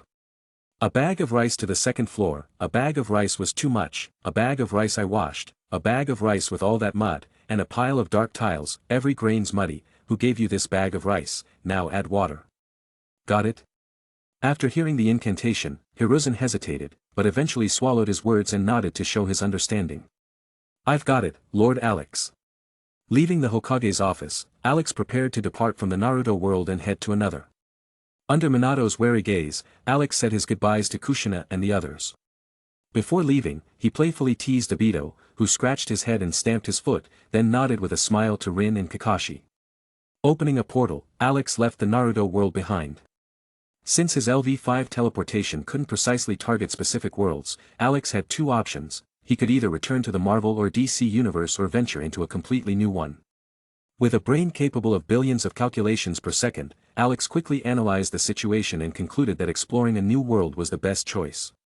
While his strength was already at a universal level, in the powerhouse-filled Marvel and DC universes, he'd still be a small player, only one among many powerful entities in any given universe, let alone across the multiverse. Considering this, Alex decided to take a conservative approach, opting to first reach a level where he could easily overpower any universal-level threat before considering a return to Marvel or DC. Exiting the portal, Alex found himself floating above an endless ocean. The surrounding energy was slightly more concentrated than in the Naruto world, but overall within the same range. He glanced around, getting a sense of this world, but instead of immediately scanning it with his full powers, he decided to go with the flow and experience it naturally. He spotted an island up ahead, a peculiar one with colorful bubbles floating up from it. Intrigued, he descended to the island. Sabaody Archipelago was composed of the world's largest trees, the Urukuman mangrove. The roots rose above the water, forming the archipelago. As the endpoint of the Grand Line's first half, Sabaody was a bustling commercial hub. The constant presence of celestial dragons added to its lively trade. A slightly salty sea breeze swept through the Urukuman mangrove's branches, filling the sticky tree sap in the gaps and forming large, colorful bubbles. These bubbles floated upward, catching the sunlight and casting rainbow reflections through the air, giving the whole island a surreal, dreamlike ambience. Walking through the town streets, Alex marveled at the diversity of people, giants towering over 10 meters tall, dwarves under 1 meter, and the furry mink tribe, all around him. It was a scene unlike anything he'd witnessed in his previous worlds, filled with fresh sights that excited him. This, he realized, was one of the thrills of traveling through various worlds. Seeing the unique inhabitants and this vibrant island confirmed his suspicions. He was in the world of One Piece. He entered a nearby restaurant, eager to taste the local cuisine. With the first bite, he was surprised to find that the food contained a notable amount of energy. No wonder the strong fighters here were all big eaters. It explained why they could unleash tremendous physical strength without chakra. Leaving the restaurant, Alex's attention was drawn to a wanted poster nearby. It depicted a young man laughing loudly, around 17 years old. Despite some differences from his anime appearance, the straw hat and scar under his left eye gave away his identity, Monkey D. Luffy, the man with dreams of becoming the Pirate King. In his past life, countless teenagers had felt the surge of passion hearing Luffy declare, "I'm going to be the Pirate King." As Alex was about to continue exploring, he noticed a group gathered around a street vendor, trying out one of Sabaody's specialties, bubble bikes. Alex had limited his sensory abilities to better experience his surroundings, which was why he hadn't immediately noticed them. But now, he realized that some of the people there looked almost exactly like the faces on the wanted posters. It was the Straw Hat Pirates. Surprisingly, instead of Usopp, it was Sanji, Zoro, and the others all together, although in the original story, Sanji, Usopp, and Zoro stayed on the ship. At that moment, Luffy was arguing with the fishman, Hatchan. Both Luffy and Chopper wanted to buy a bubble bike, but Hatchan was against it. When the vendor announced the price, Luffy shouted, "I want it. I'll buy it with my allowance." Not to be outdone, Chopper excitedly chimed in, "Me too. I want one too." Knowing that the vendor was a swindler, Hatchan refused the boy's request and advised, "Forget it, there's no need to buy it, just rent it." Just then, a hand stretched out from behind Hatchan, handing the vendor 50,000 berries. A white-haired, handsome man had appeared behind Hatchan, saying, "Give me 5." The vendor's face immediately lit up with a broad smile, worried that the man might change his mind, and quickly handed over 5 bubble bikes. Hatchan immediately warned, "Sir, do you know that these bubbles will burst the moment they leave the climate of the Sabaody archipelago, and the bubble bikes won't work?" Hearing Hatchan's well-intentioned reminder, Alex smiled brightly at them. "Of course I know, but this way, they won't burst." As Alex gently stroked the bubble bikes, energy seeped into the bubbles, and with the RCT, he refined the molecular structure of the bubbles, making them far more durable. Even in conditions outside Sabaody, they wouldn't burst. Seeing this, the Straw Hat crew, who had been cautious of Alex's sudden approach, stared in amazement. Even without observation hockey, they could sense that these bubbles now had a faint, metallic quality. They hadn't tested it, but something told them these bubbles could not only survive outside Sabaody but might even serve as shields. And all these changes happened just after this man's hand brushed over the bubbles. What kind of power was this? Was it a devil fruit ability? While the rest of the crew remained wary, they heard Alex say, "Want them? I can give you 3." Before they could react, 2 figures dashed forward, each grabbing a bubble bike and laughing. "Sir, you're really a good person, I'll take it then, no hesitation," Luffy exclaimed. Chopper chimed in right after, "Exactly, no hesitation." Nami's forehead veins bulged, frustrated by her foolish captain and their pet. Thump. A huge lump appeared on the future Pirate King's head, despite his resilience, as Nami's punch landed, making Alex marvel at her ability to overpower the Straw Hats. Her authority seemed almost like a natural law. Nami yelled, "How can you just accept gifts from a stranger so easily? He suddenly shows up and offers us gifts for no reason, he must be up to something." Aha! Hearing Nami's accusation, Alex wasn't thrilled. He defended himself, "Miss, my name is Alex, and I'm a traveler exploring different worlds.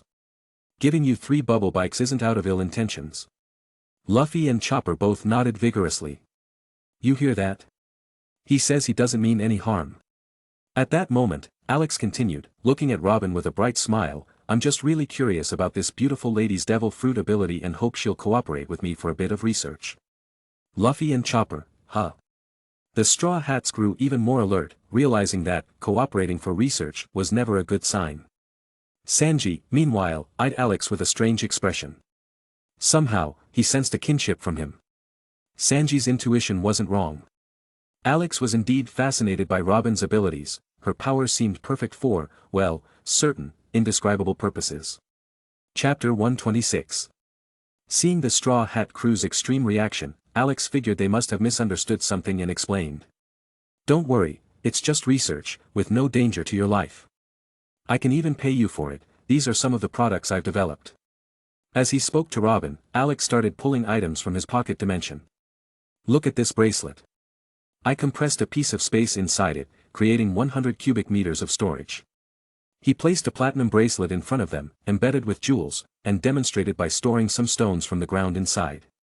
Then he brought out a thick black, sticky substance. "This is a symbiote from the void. I've removed its will, so it's no longer dangerous. It has a wide range of applications, like forming any clothing you want and greatly enhancing the wearer's physical strength." Alex continued, pulling out a small capsule inspired by the Dragon Ball anime. "This is a storage capsule. Unlike the bracelet, it has a fixed interior, it seals an entire villa inside. You can open it anywhere for a comfortable living experience." He tossed the capsule onto the grassy ground, and a 3-story villa appeared in front of them. The sunlight reflected off the water in the rooftop pool, making everyone's eyes shine. Before Alex could reveal more, Nami couldn't hold back. Her eyes sparkled as she stared unblinking at the villa and the jeweled bracelet. She exclaimed, "Mr. Alex, how about me? I'd be easy to study." Nami, being Nami, couldn't resist anything sparkly, especially such magical items. Alex studied her seriously. She was still young and not yet fully developed compared to the older, 2 years later version. Her skin was slightly tanned from years of working and saving money, and she had yet to grow into the beauty she'd become, but Alex knew her future was promising. After rubbing his chin and pretending to think, Alex finally said, "Miss, I heard you're an outstanding navigator who can even hand-draw precise maps. If you join me, all these things could be yours, and I could offer you even more valuable items." Hearing there were more valuable, magical items, Nami's eyes sparkled even brighter. She impulsively shouted, "I agree, boss." Before Alex could respond, Sanji, burning with jealousy over the prospect of losing one of their crew's ladies, pointed an accusing finger and shouted angrily, "Damn it! You're trying to steal Nami. You'll have to get through me first." Finally realizing that his hard-working navigator was about to be poached, Luffy joined in, shouting, "You jerk. I'll punch you." Alex easily dodged Sanji's kick and Luffy's punch, smiling all the while. "Of course, if any of you would like to work for me, I'm willing to offer similar terms." Both Sanji and Luffy yelled in unison. "Who'd want to work for you, jerk? I'm going to be the Pirate King." Alex casually shielded himself from their spit with a force field, his smile unwavering. "My crew consists of thousands of beautiful female warriors." "What?" Sanji clutched his heart, tempted. "And an endless supply of the most amazing roast meats." "Ah! Meat! Meat!" Luffy's sanity was slipping at the thought. Nearby, Zoro looked at his crewmates in disdain, thinking how foolish they were to be swayed by such trivial things. Chopper, the voice of reason, was also urging them, "Everyone, stay calm. Stay calm." But Alex's voice echoed again. "And many famous swords that are every bit as good as the 12 supreme grade blades. And advanced medical techniques, including the secrets of resurrection. And last but not least, various robots, indistinguishable from humans, each capable of destroying an island on their own. At this point, everyone in the crew, except Robin, was captivated. Hatchan and Papag, the starfish, looked at the Straw Hat crew in shock. What just happened? Was the crew really going to break up over this? Don't you each have your own dreams for sailing the seas? Could it be that all those dreams were fake and that meat and women were your real goals?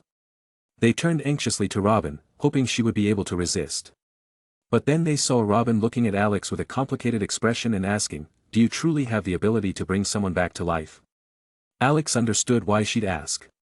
Having lost her home, O'Hara, and her loved ones to the Buster Call, she had many people she'd wish to bring back. Of course. Alex replied.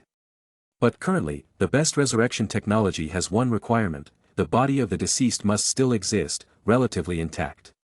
If the remains are completely gone, I'm afraid I'm powerless. But my technology is advancing quickly.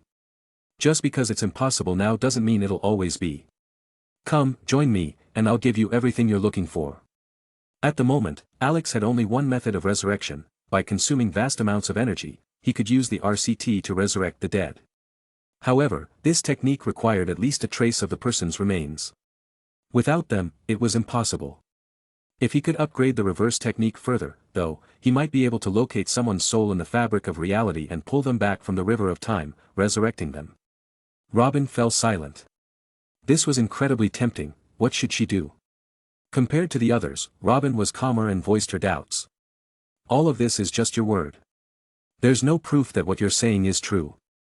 If you can show me that everything you've claimed is real, I'll seriously consider it. Alex gave a mysterious smile, snapped his fingers, and a golden, spark-filled portal opened behind him, revealing a paradise-like island straight out of myth. He stepped through first, giving an elegant bow. "Welcome to my world."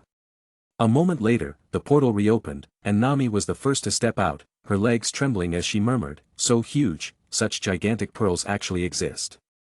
Robin's legs shook as well, her heart still racing. "It's just incredible. People really can be brought back from the dead." The rest of the Straw Hat crew emerged, with Sanji needing to be carried out after seeing the many Amazonian warriors and mermaid attendants. He'd fainted from a severe nosebleed. When everyone had returned from Alex's pocket dimension, they all fell silent. They realized that by joining Alex, they could have every need and dream fulfilled, possibly even eternal youth and immortality. Their reasons for adventuring suddenly felt less important.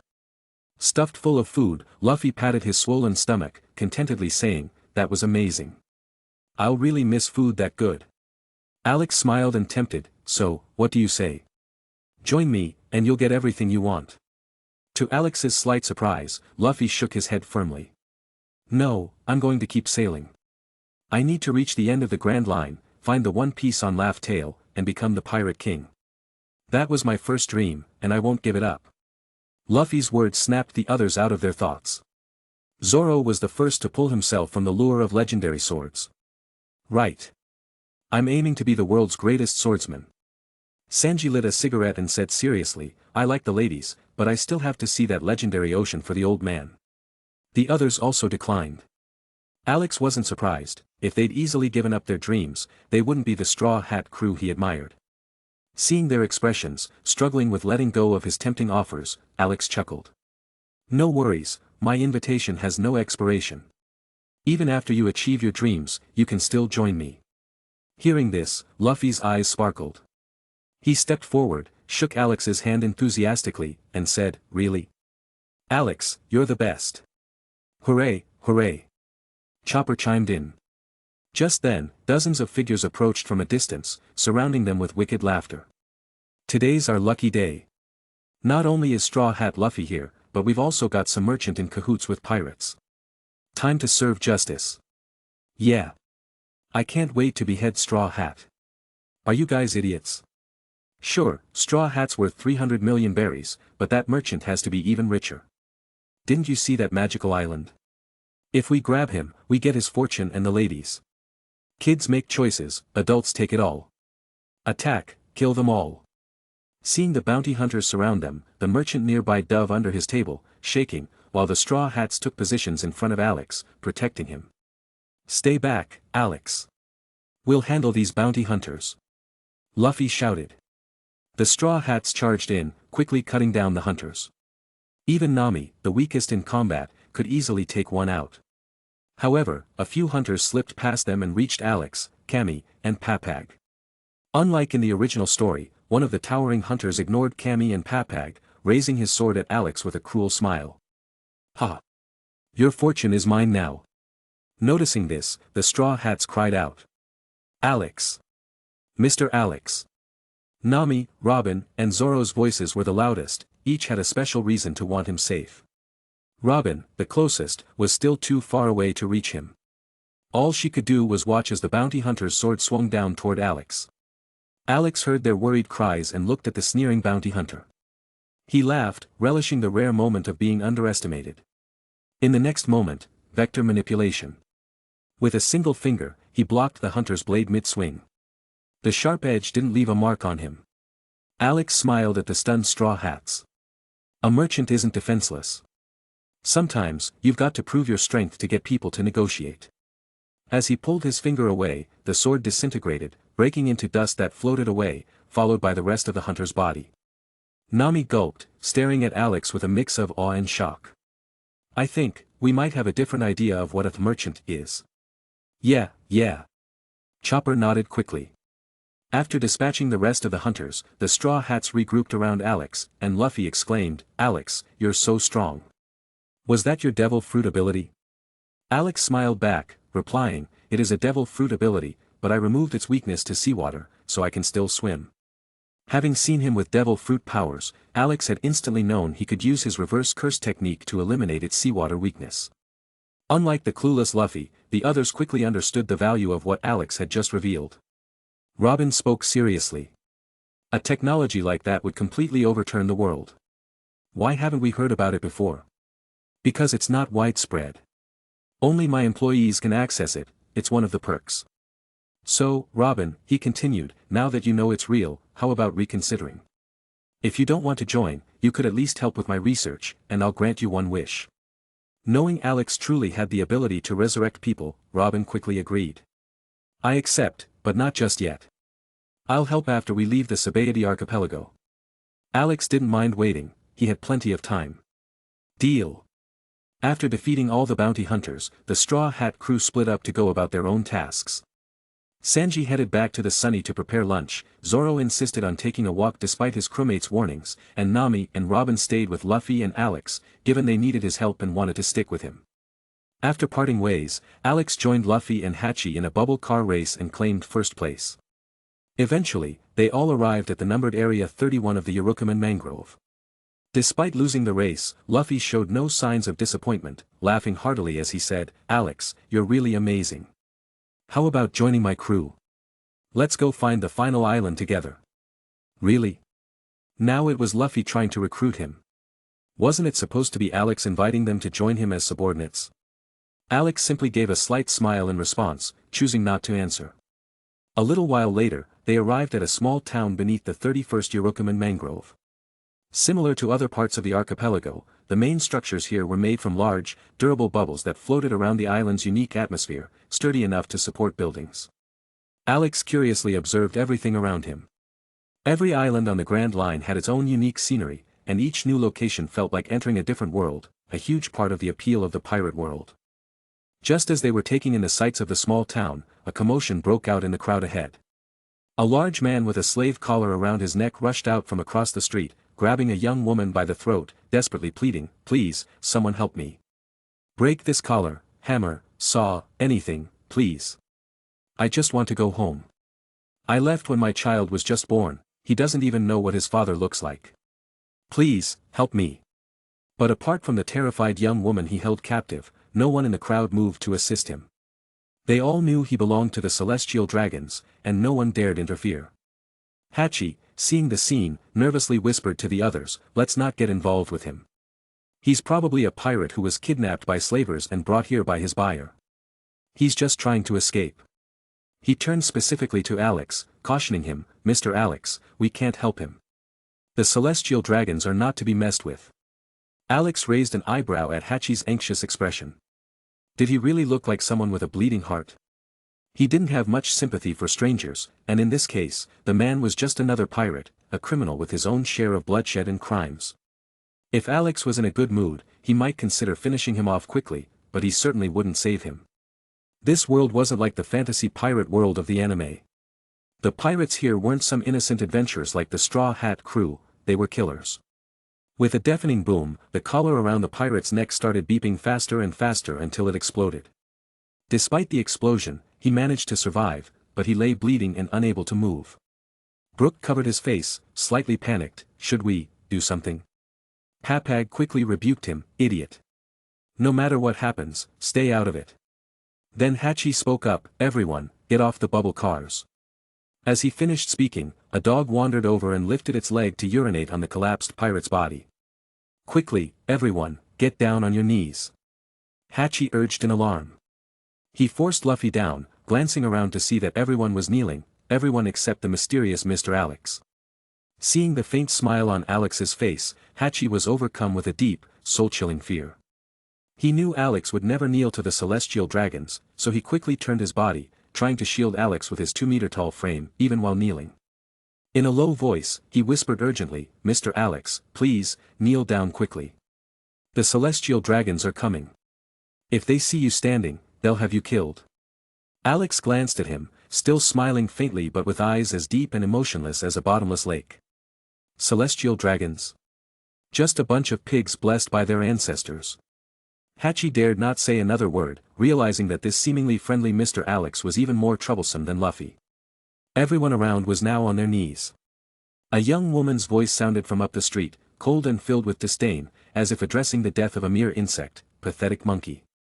The sound of heavy footsteps grew louder as a man and a woman dressed in luxurious clothing with bizarre bubbles on their heads approached. The earth trembled with each step, a result of the giant slave, led by the male celestial dragon, crawling on the ground. The female celestial dragon, with a veil over her face and heart-shaped earrings, continued in a haughty tone, disgusting. Another one broken, father. The middle-aged celestial dragon sighed. Are you giving it its sedatives regularly? Yes, but it doesn't seem to work on this brute. Father, please, get me a new one, she replied, like she was discussing a defective toy, entirely detached and heartless. The woman kicked the barely alive pirate repeatedly, sneering in frustration, family. A grown man crying for his wife and child. Just a lowly human, how absurd. Everyone around looked away, unable to stomach the sight, while the Straw Hat crew clenched their teeth in rage. Only Alex rolled his eyes at their reaction, baffled by their outrage. He silently resolved that if Nami and Robin ever joined him, he'd teach them to adopt a better perspective. After a disdainful, how annoying, the female celestial dragon, St. Charlos, pulled out a handgun and coldly shot the downed pirate multiple times, killing him on the spot. Seeing this, Luffy could no longer contain himself and tried to jump up, but Hachi held him back. In restraining Luffy, though, Hachi inadvertently revealed Alex, standing upright behind him. The male celestial dragon, St. Roseward, noticed Alex's defiance and immediately grew furious. You filthy human! How dare you remain standing in the presence of a celestial dragon? He began to command his guards to kill Alex, but Saint Shauria interrupted him. She looked at Alex's tall, handsome figure, especially his striking blue eyes, her face flushing slightly as she said shyly, Father, don't harm him. I think he'd make a fine plaything. With mild exasperation, Roseward finally nodded. Fine, he's yours then. Hearing their detached conversation, Alex's smile only grew brighter. Hachi, however, couldn't shake his terror. He wasn't worried for Alex's safety, he was worried about what was about to happen next. After spending even a short time with him, Hachi understood that Alex was more unpredictable and dangerous than Luffy. Sure enough, Alex began walking slowly toward the two celestial dragons. Hachi wanted to stop him but found that his hands froze a meter from Alex, unable to move closer. All he could do was watch in mounting horror and pray that Alex stayed calm. As Alex approached, Saint Shauria's face grew even redder. The moment she saw him, she had decided to keep him alive for as long as possible to enjoy him fully, unlike her other toys that had broken too soon. Roseward casually instructed his guards, bring him here and put a slave collar on him. Years of unchecked privilege had convinced them that anyone approaching must be submitting to them. But as a guard neared Alex, his body suddenly halted before being sliced apart by an invisible force, his flesh and blood splattering across the pristine garments of both celestial dragons. The two stared in shocked silence as Alex reached out, shattered Shaoria's bubble helmet, and gripped her chin, smiling. "So you like slaves, huh? Let's make sure you get your fill." Everyone who saw this was stunned into absolute silence. They knew the winds on Sabaody Archipelago had just changed forever. Chapter 127. The ground of Sabaody Archipelago was covered in lush green grass, stretching out like a vast sea. Sunlight filtered through the floating bubbles, refracting into a spectrum of colors that painted the scene with a dreamlike glow. Yet, this beautiful landscape sharply contrasted with the crimson pool of blood spreading across the grass, a stark and jarring sight. In the instant that Alex effortlessly killed the celestial dragon's guard and grabbed Saint Charlia's chin, the whole area fell into an eerie silence. For who knows how many years, the authority of the celestial dragons had gone unchallenged. The thought of defying them, much less physically confronting them, was unheard of. And today, that age-old reverence seemed on the brink of collapse. The heavy silence was followed by a rush of whispers. After one person dared to speak, the murmur turned into a cacophony, the scene becoming as noisy as a marketplace. "How could he? That's a celestial dragon. This is bad. The celestial dragons will be furious. We're all going to get caught up in this. We need to escape, leave the island as fast as possible." Many people tried to flee, desperate to avoid the inevitable storm that would come from provoking the celestial dragons. They knew any involvement with such an event could lead to their own swift ruin. "Young man, let go of the celestial dragon and don't act rashly. Yes, put down Lady Charlia. If you do, she may show mercy. Quickly, release her, apologize, and bow before her." Others tried to reason with Alex, hoping to de-escalate the situation. And a handful even rushed toward him, seeking to win the favor of the celestial dragons by protecting them from Alex. These same people who wouldn't even look a celestial dragon in the eye dared to rush at Alex, hoping for the tiniest chance of favor. The absurdity of it all was breathtaking. Farther away, the Straw Hat crew was equally stunned by Alex's sudden boldness. All of them, except for Luffy and the naive Chopper, understood the gravity of attacking a celestial dragon. Such an act would certainly draw an admiral to the island and bring utter destruction to Sabaody Archipelago, leaving no one alive. Hat-chan, kneeling on the ground, murmured in despair, "It's over. An admiral will arrive soon, and we're finished." The mermaid, Cammy, was visibly shaken, fearing that in the ensuing chaos, her identity might be exposed, leading her to a lifetime of captivity as a celestial dragon slave. "It's my fault," Hat-chan lamented. "I should have tried harder to get Alex to kneel. Now, it's too late.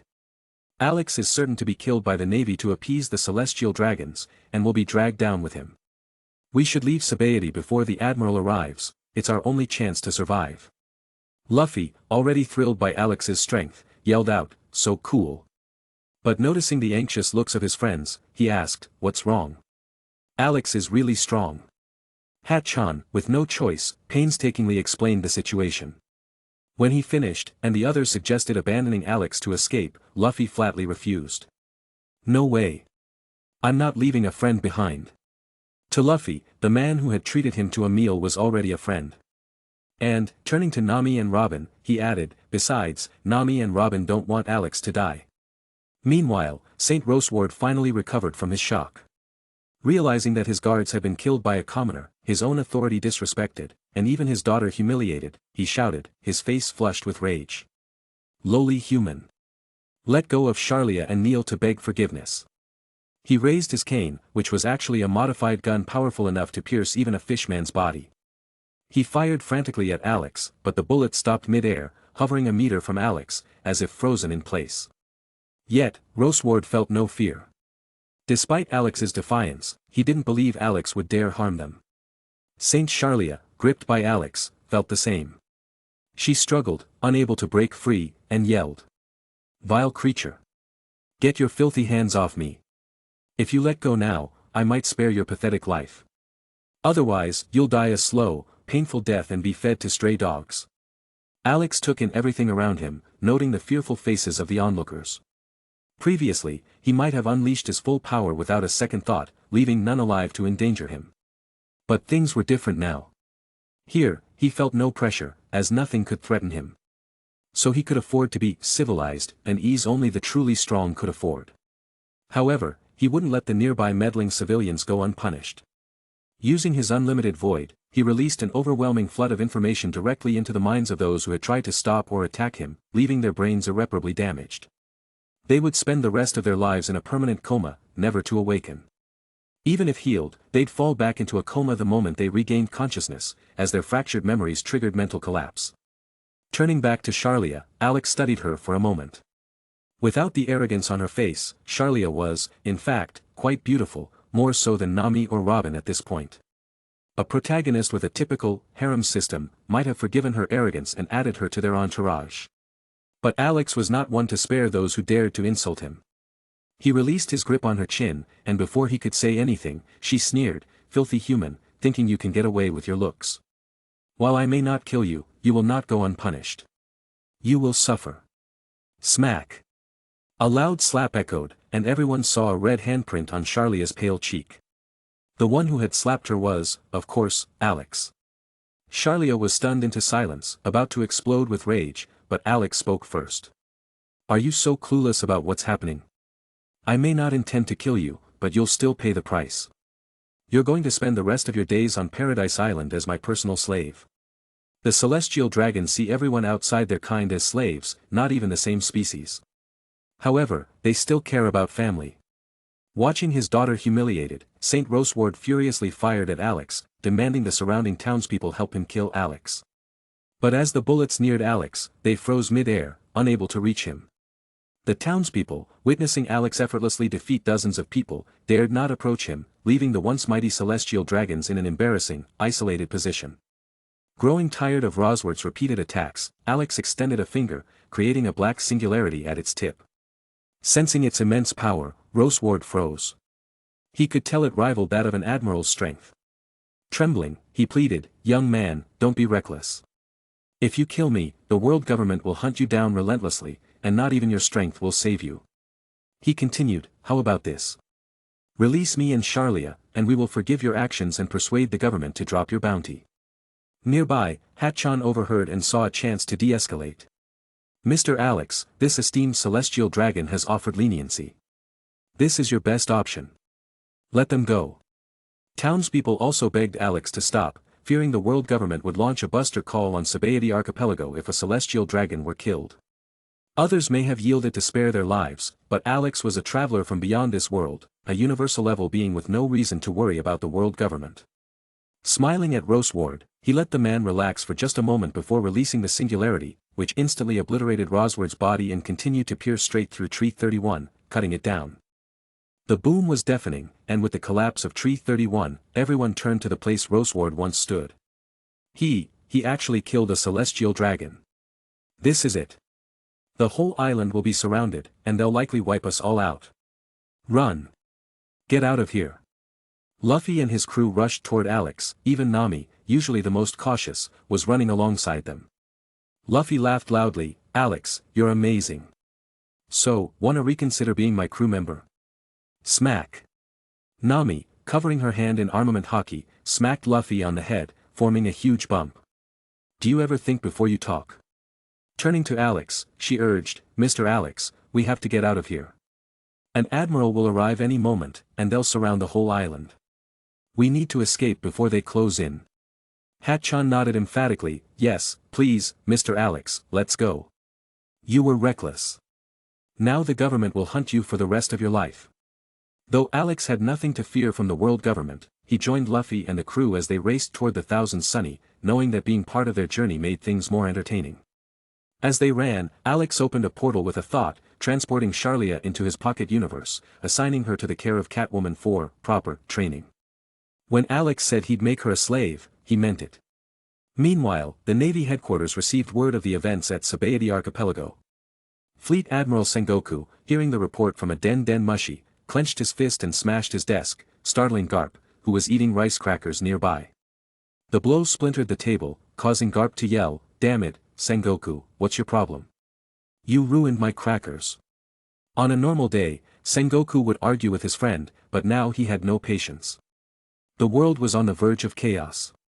Seeing the gravity of the situation, Garp asked, "What happened?" Sengoku, face grim, gritted his teeth. Another heinous criminal has emerged, one as notorious as the pirate King Roger. What? Garp replied, surprised. Just moments ago, a man named Alex killed celestial dragon Saint Roseward and abducted Saint Charlia, all in plain view. The 5 elders demand I dispatch the admirals immediately, capture the criminal, and publicly execute him to uphold the celestial dragon's authority. The news left even Garp speechless, but soon he erupted in laughter. About time someone gave those celestial dragons a lesson. I oughta thank this Alex kid. Garp. Sengoku snapped. While he'd long known Garp was unpredictable, voicing such a thing was too reckless, even for him. You can think that in private, but don't ever say it aloud, not even I could protect you. Waving him off, Garp replied, I know. So, who's going after Alex? How about me? Sengoku wasn't buying it. I'm sending Kizaru and Akiji. I'm not letting you go, you'd probably help Alex escape.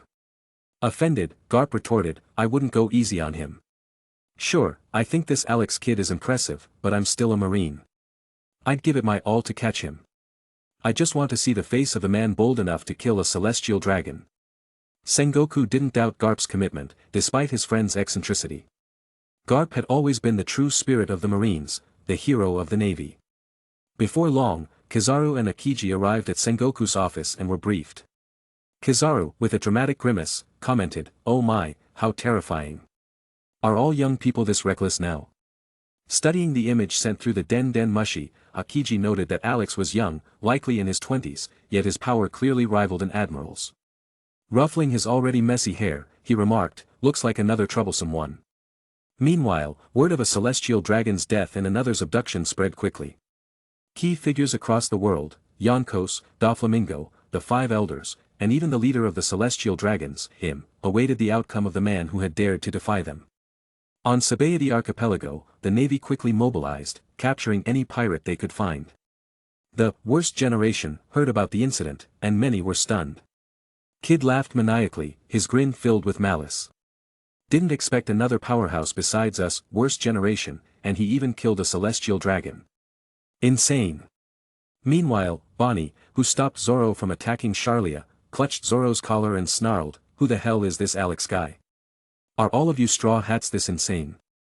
Do you even understand what attacking a celestial dragon means? Zoro shrugged her off, smirking, if it's Alex, of course he'd pull something like this. Frustrated, Bonnie huffed, you're all lunatics. Other members of the worst generation also moved toward the commotion, but none were planning to flee. Hawkins, seated by a fountain, repeatedly drew uncertain results from his divination, his brow furrowed as he read the cards. Sometimes they showed a 100% chance of escape, other times a 100% chance of death. What's going on? Why is this result shifting constantly? Is something interfering with my powers? Meanwhile, Alex glanced at Hawkins from afar, releasing and restraining his aura, a faint smirk on his face. As the ground trembled, waves of Marines surrounded Alex and the Straw Hat crew, guns aimed warily at the man who had slain a celestial dragon. Surprisingly, Saint Charlos himself was among them, standing in the rear and glaring at Alex, despite the Marine officer's attempts to pull him back. Charlos shrieked, worthless scum, hand over Charlia. Returning his gaze from Hawkins to the approaching Marines, Alex's eyes settled on the obese, pig-like Charlos. It was puzzling to him, unlike Charlia or the late Saint Roseward, Charlos seemed to lack any redeeming features. Was Roseward's wife unfaithful? Suppressing a laugh, Alex considered killing the obnoxious celestial dragon, but Luffy leapt forward, calling out his signature move, Gomu Gomu no Whip. With a powerful kick, Luffy sent several Marines flying. The rest of the Straw Hats quickly joined the fray, leaving Alex to stroll leisurely through the chaos. Stepping up to Charlos, he bent close, his voice low and mocking, what was that, fat pig? Why don't you say it again? Terrified, Charlos swallowed his fury. He could tell that Alex wasn't like anyone he'd ever encountered, a man who had no qualms about killing celestial dragons. Suddenly unsure of himself, he stammered, I don't care about Charlia anymore. Just let me go. The surrounding Marines and pirates halted, astonished to see a celestial dragon trembling and begging. For the first time, they saw the celestial dragons as no different from ordinary humans. Bored by Charles's cowardice, Alex simply snapped his fingers. With a flick of his wrist, he altered the vectors within Charlos's body, reducing him to dust blown away by the wind. As the particles of Charlos dissipated, Alex thought, family reunion complete. Chapter 128. Although Alex considered himself much more restrained than before, the pirates and marines around him did not share that view. Their eyes practically popped out of their heads in classic cartoonish fashion as they collectively gasped, "He's actually killed another celestial dragon. Is he truly this reckless?" Among the stunned onlookers were the unfamiliar marines as well as Hatchan and the others. Alex seized this moment, using his energy to capture the scene and store it in his memory, planning to sculpt it into a statue for his collection later. If he ever returned to his original world, he might even show it off to his friends. The chaos Alex caused reached everyone on the island. Zoro, out wandering, arrived with Jewelry Bonnie just in time to witness Alex kill Charlos Saint. Zoro simply smirked, ready for a wild fight. Bonnie, on the other hand, stomped her foot in frustration, muttering, "That's it, 3 celestial dragons are dead. Sabaody Archipelago might not exist after this." Other members of the worst generation, Eustace Kidd, Trafalgar Law, Urich, Capone Beach, Basil Hawkins, X-Drake, and Scratch Manipool, stood at a distance, watching Alex. In their minds, Alex, though bountyless, had become the most notorious of them all. However, they regretted that this bright new star likely wouldn't last. Having killed 2 celestial dragons, he was bound to face unrelenting pursuit from the world government, possibly ending in a public execution to restore the celestial dragon's authority. As for Alex, he paid no mind to the thoughts of these so-called worst generation members. What he was really concerned with was how to handle the Navy's imminent arrival and how to make his next move as stylishly as possible. No, wait, he meant how to set up that scene. The scheming Alex ran scenarios through his hyperactive mind. If he defeated the admirals too quickly, the final boss would likely intervene immediately, cutting short the fun.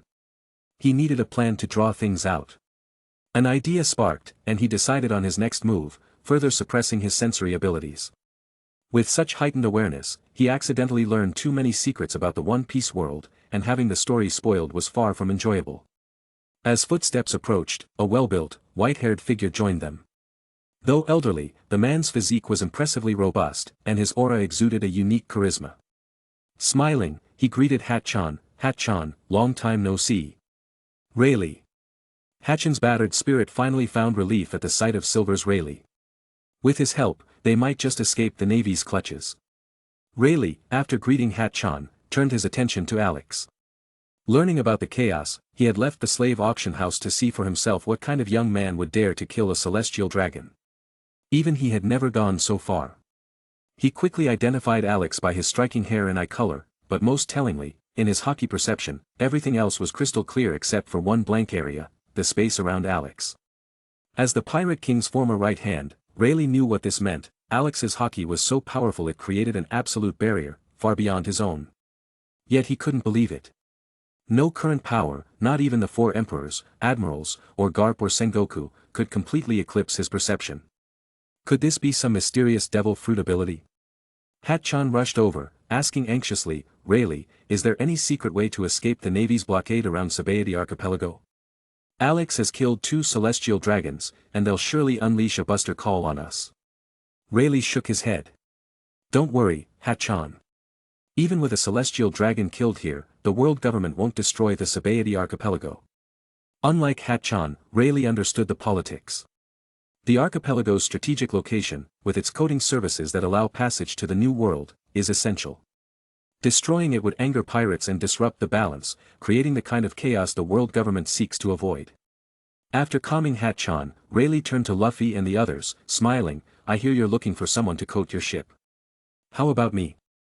I'm the best coding craftsman on Sabaody Archipelago." Hearing Rayleigh's words, Nami looked delighted. If they could finish the coding, they could reach Fishman Island and then sail on to the New World. The Navy's presence there was sparse, so they'd be able to evade pursuit and Alex would be safe too. She eagerly shoved Luffy aside and said to Rayleigh, "Please, sir, we'd be very grateful." Later, Alex joined Luffy and the others at a small bar, where they learned Rayleigh's identity and heard deeper truths about the Pirate King's journey.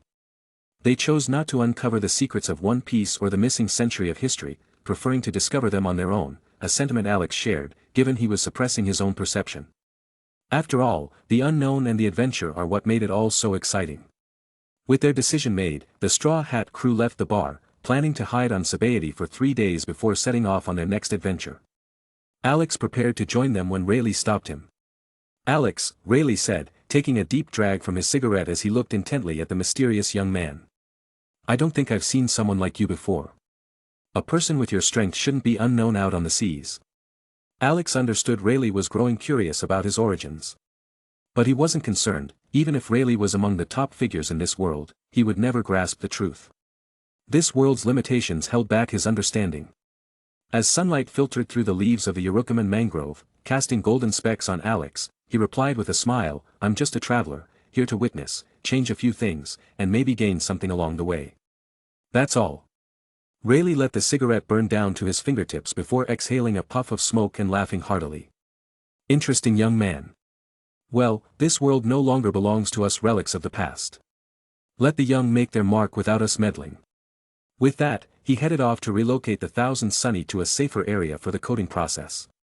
After reuniting with Luffy and the others, Nami asked Alex curiously what he and Rayleigh had discussed. But before he could answer, a loud blast resounded in the distance. Boom!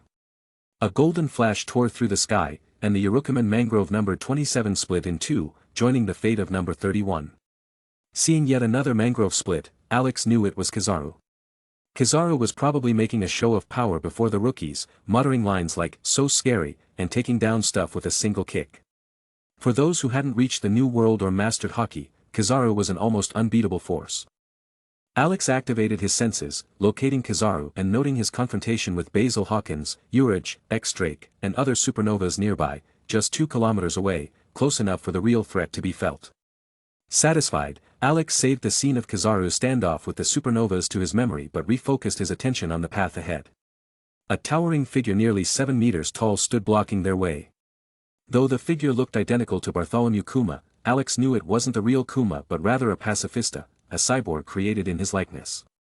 The pacifista ignored the Straw Hats, focusing solely on Alex, given his recent act of killing 2 celestial dragons. This shifted the priority away from Luffy and his crew. Seeing the pacifista, which resembled Kuma, made the Straw Hats tense up, memories of their last encounter resurfacing. Realizing that the pacifista's gaze was locked onto Alex, they urgently warned him, "Alex, get out of the way, that's a powerful energy blast incoming." They shouted frantically, knowing from experience how terrifying Kuma was. They were sure there was no way to survive a direct hit from that blast. But Alex, unfazed by the Straw Hats' warning, didn't move. At their current level, they were still too weak to understand what real strength meant, far from the power they'd gain after 2 years of training. And besides, Alex was in a completely different league from the so-called strongest in this world. In the blink of an eye, a blinding laser shot from the pacifista's palm, speeding toward Alex. "Alex!" The Straw Hats screamed in terror, with Nami and Robin's voices trembling as they imagined the worst. If Alex died here, they'd lose their last hope of bringing their loved ones back. What happened next, though, left them speechless. As the laser sped toward him, Alex lifted his finger, and the beam that should have exploded upon impact suddenly stopped in midair. It then morphed, twisting into a lightning spear that crackled with power in his palm. Gripping the spear, Alex prepared to throw it, then launched it with all his might. The lightning spear vanished in an instant, piercing straight through the pacifista and leaving a 1-meter-wide hole in its chest. But even after tearing through the pacifista, the spear didn't stop. It picked up speed, carving a massive trench in the ground as it continued to fly. Along its path, anything nearby was scorched and left in ruins, creating a 10-meter-wide channel in its wake. Not far away, Urge, Eustace Kid, and others were grappling with their own pacifistas, feeling immense pressure. But suddenly, a deafening roar and the sound of machines breaking cut through the air, and when they looked up, a massive trench stretched before them, and their enemies, the copies of Bartholomew Kuma, had vanished without a trace. The supernovas could only gape in shock.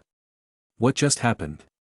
Even these reckless rookies, notorious for their fearlessness, were shaken by the devastating attack.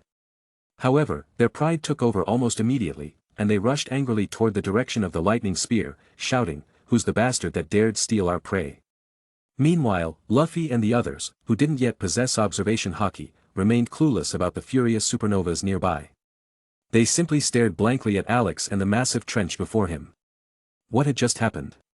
Kuma had been defeated by Alex in a single blow. Was he really that powerful? Though they knew Alex was capable of amazing feats, this was beyond their wildest expectations. For the relatively inexperienced Straw Hats, the display left a profound impression, especially for Nami, who was shaking so much she could barely stand. Pointing at Alex, Nami stammered, "Mr. Alex, why you?" Seeing her state, Alex couldn't help but remark, "It wasn't the real Bartholomew Kuma, just a modified copy. Taking it down in one blow isn't a big deal, many people on the sea could do it." But. Nami continued to stutter, feeling as if her close friend, with whom she'd agreed to live a quiet life, had suddenly revealed himself as a billionaire. She could barely process it, still pointing at the massive trench without finding her words. Sighing at his future employee's reaction, Alex chided, "Miss Nami, if you're going to work under me, you'll see things far more extraordinary than this. What you've seen here doesn't even qualify as a warm-up, and I'm disappointed by your reaction. I might have to reconsider hiring you."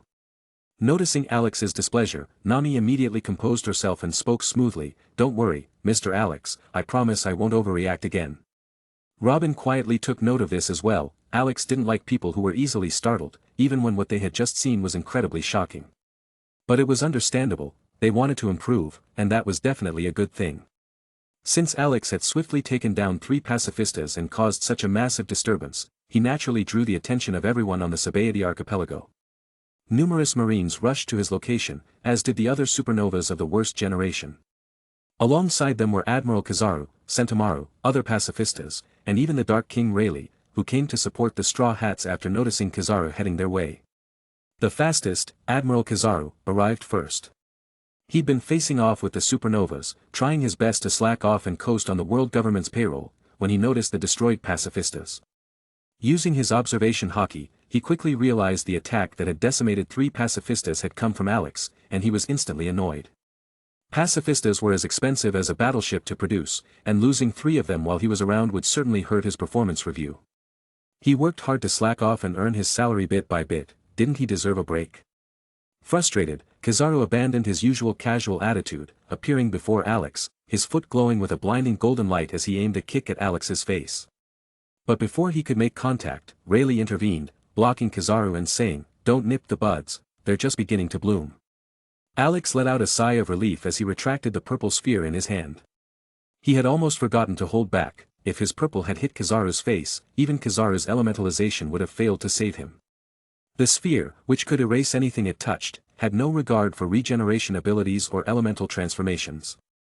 With Kizaru held back by Rayleigh, Alex temporarily left him be, planning to deal with him later. Instead, he focused on the other supernovas charging toward him. They caught his interest, and he thought they might be perfect for devil fruit research materials.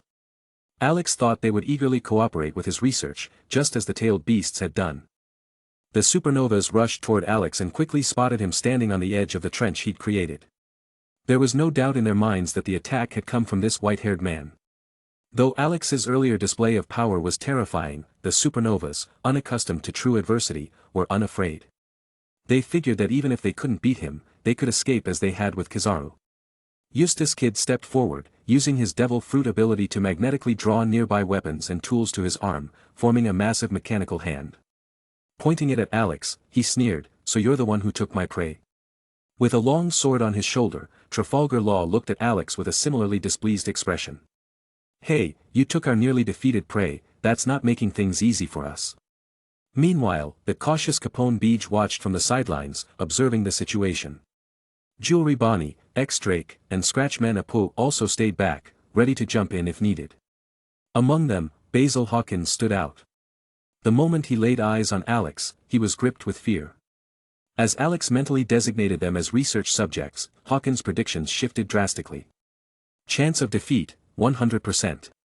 Chance of evasion, 0%. Chance of escape, 0%. What was happening? Who was this man? Remembering his earlier strange predictions, Hawkins glanced at Alex, sensing that Alex was somehow the source of those unsettling signs. Alex wasn't just a strong opponent, he was at the level of an admiral. Without hesitation, Hawkins turned and ran, not even pausing to warn his comrades. In stark contrast, the fearless Urich stepped forward, his body swelling as he activated his devil fruit power. He could absorb damage, using it to increase his size and strength until he towered over 10 meters, even taller than the original Kuma. With a ferocious grin, Urich taunted Alex, "Pipsqueak, you dare take my prey? I'll crush you." He charged forward, and promptly flew back.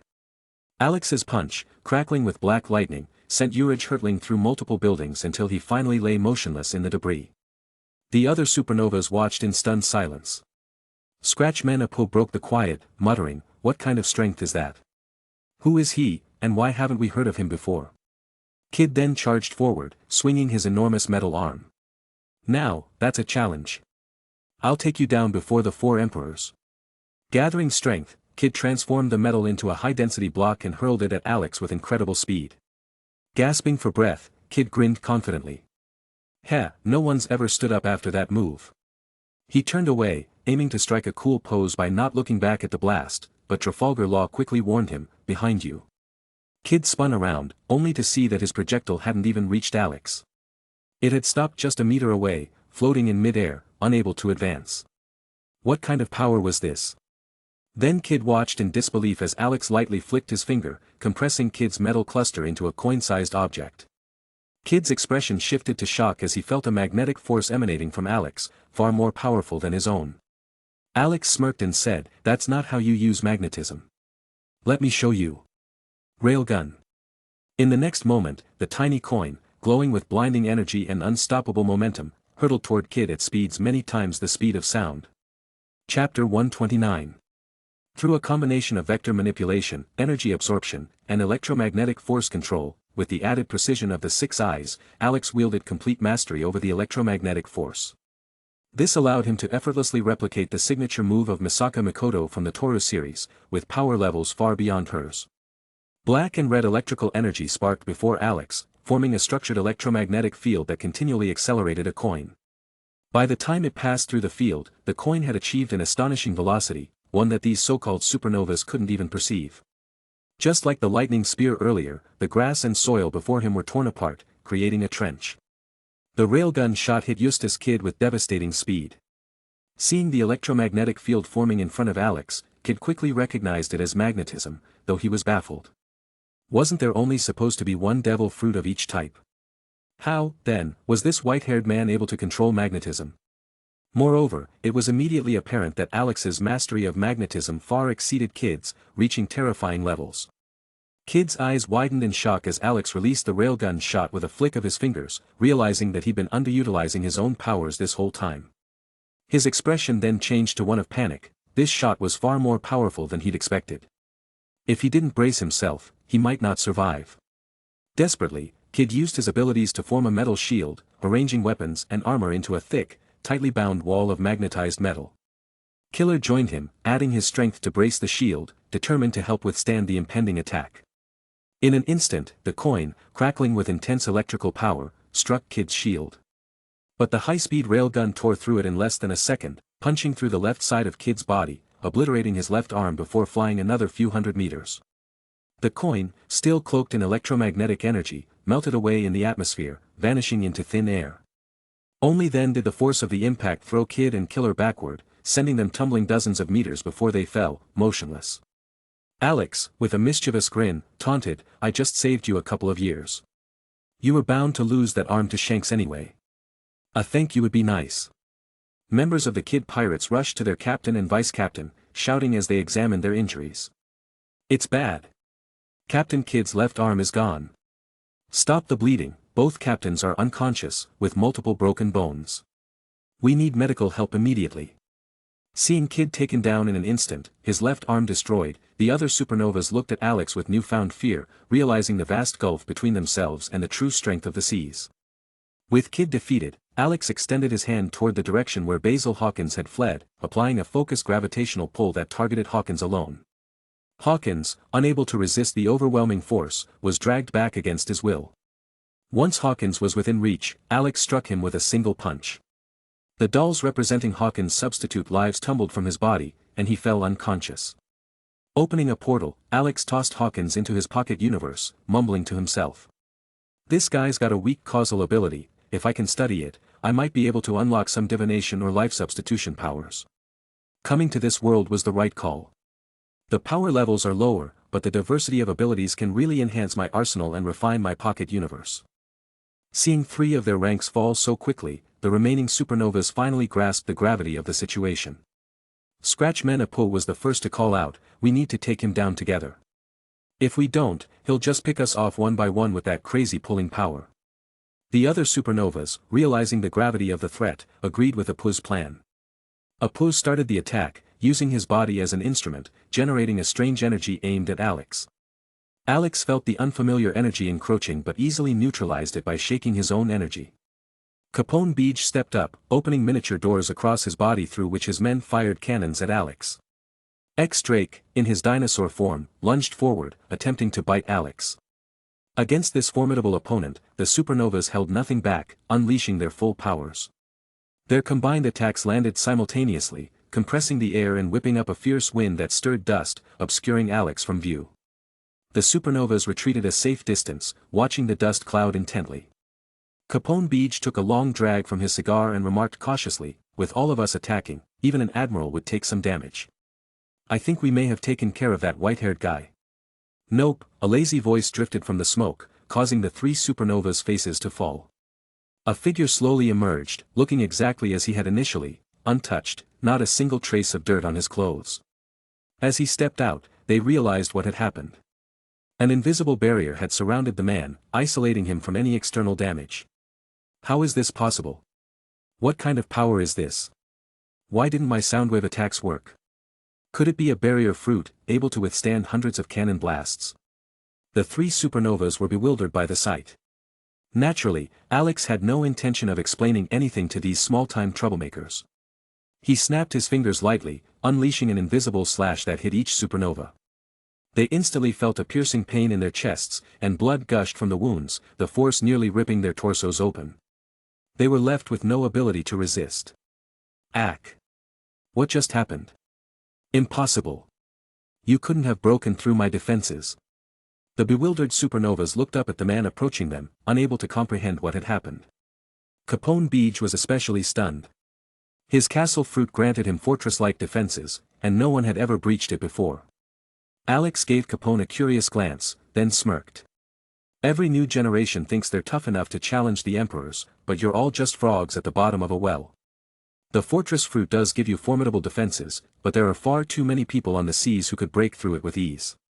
Seeing Capone's still disbelieving expression, Alex's interest waned. He opened a portal and tossed all 3 into it. Just then, a clear female voice sounded behind him. "Caught you." Alex felt an odd energy intrude into his body, but this time, he didn't resist, taking the opportunity to study it. With both his cursed technique reversal, red, and blue, now at level 5, he had heightened sensitivity to spatial and temporal forces. To his surprise, he sensed traces of time itself within this weak energy. Since he didn't resist, his body shrank quickly, transforming into that of a 5-year-old child. Suddenly, he noticed a pair of malicious eyes staring down at him from above, shaking him slightly. Somehow, he couldn't turn away. Jewel Bonnie's face broke into a gleeful grin as she saw her power take effect. Judging from Alex's earlier attacks, she could tell he was nearly on par with an admiral. And now, having managed to overpower him, her name would soon resound across the entire sea. She reached out to ruffle Alex's white hair. "Huh, little one, let big sister mess with your hair." But before her hand even touched his head, she froze in place, her expression twisting from joy to shock and finally to terror. What did you do? Why do you still have this kind of power?" Ordinarily, when she changed someone's age, their power faded, whether they became younger or older. Yet here was this man, still wielding his full strength, unaffected in the slightest. And now, beyond the abilities she had already seen him use, he was wielding yet another unknown power that completely immobilized her. Relieved that the unsettling, shaking eyes above had finally stopped moving, Alex took a breath, his composure intact. He turned to Jewel Bonnie and chuckled.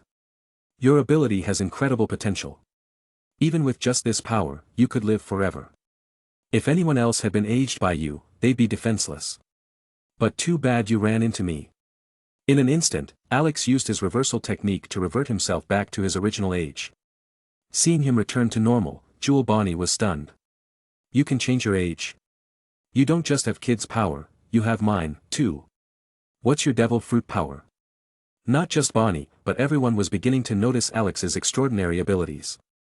He had shown too many powers by now, leaving them baffled. What kind of devil fruit could possibly allow for so many abilities? In response to Bonnie's question, Alex casually invented an explanation. Devil fruits aren't as limited as you think. I ate the mimic fruit, which lets me imitate others. After awakening, I gained a new power, replication. I can copy all devil fruit abilities. Bonnie's immediate reaction was disbelief. How could any fruit be that powerful? But as she thought it over, she realized that Alex's words could very well be true. He had demonstrated powers like magnetism, repulsion, age manipulation, barriers, all evidence that he might be telling the truth. In the distance, Kizaru and Rayleigh continued their fierce sword fight, each attack producing shockwaves that devastated the area around them. All the while, they were listening closely with observation hockey and heard Alex's statement. They collided once more, the shockwave tearing apart nearby structures, then broke apart with a shared understanding to cease their battle. What Alex had just said was far too incredible.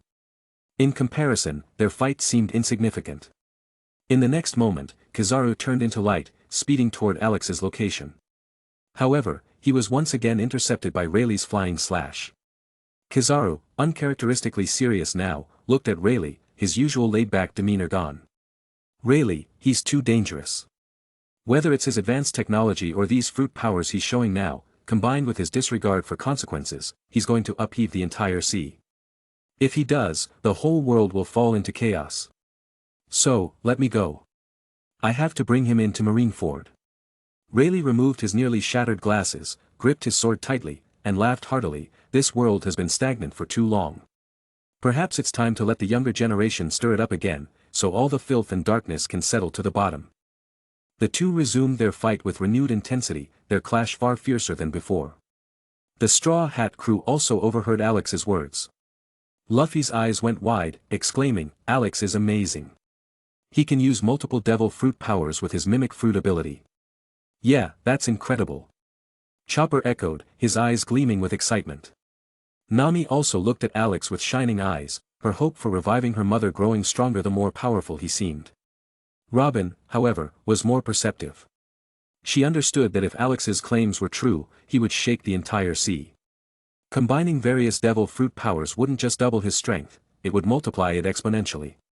Coupled with his already formidable combat skills, he could become someone even more powerful than the four emperors, someone who might stand above the world government itself. If word got out, Alex's bounty would likely skyrocket, possibly even surpassing the bounties of the emperors. In the center of everyone's attention, Alex had somehow already placed his hand on Jewel Bonnie's head, smiling as he said, "Thanks for the reminder. Without seeing your power, I wouldn't have thought I could mass-produce legal Lolas."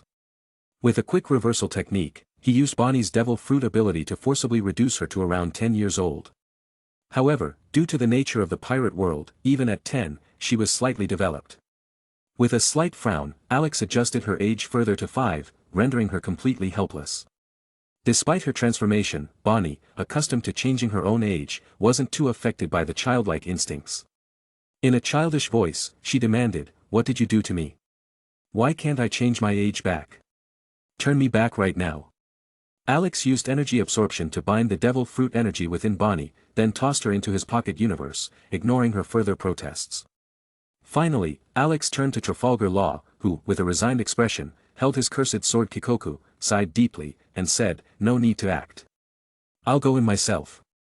With that, he calmly stepped through a portal and entered the pocket universe. Alex nodded approvingly. Smart choice. With that, he had defeated and detained all the supernovas except for the Straw Hat crew. Afterward, he turned toward them, only to see the entire crew take a step back in unison. He grinned, instantly understanding their thoughts. "Relax, I'm not going to go after you." The Straw Hats collectively let out a sigh of relief.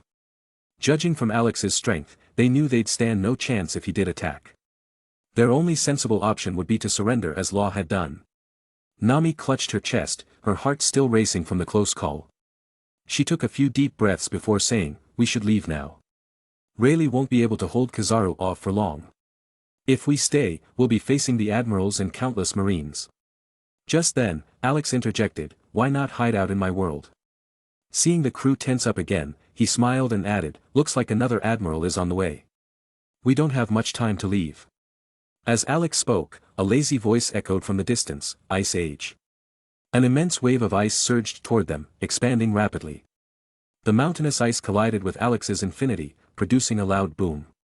Moments later, everything around them turned frosty white.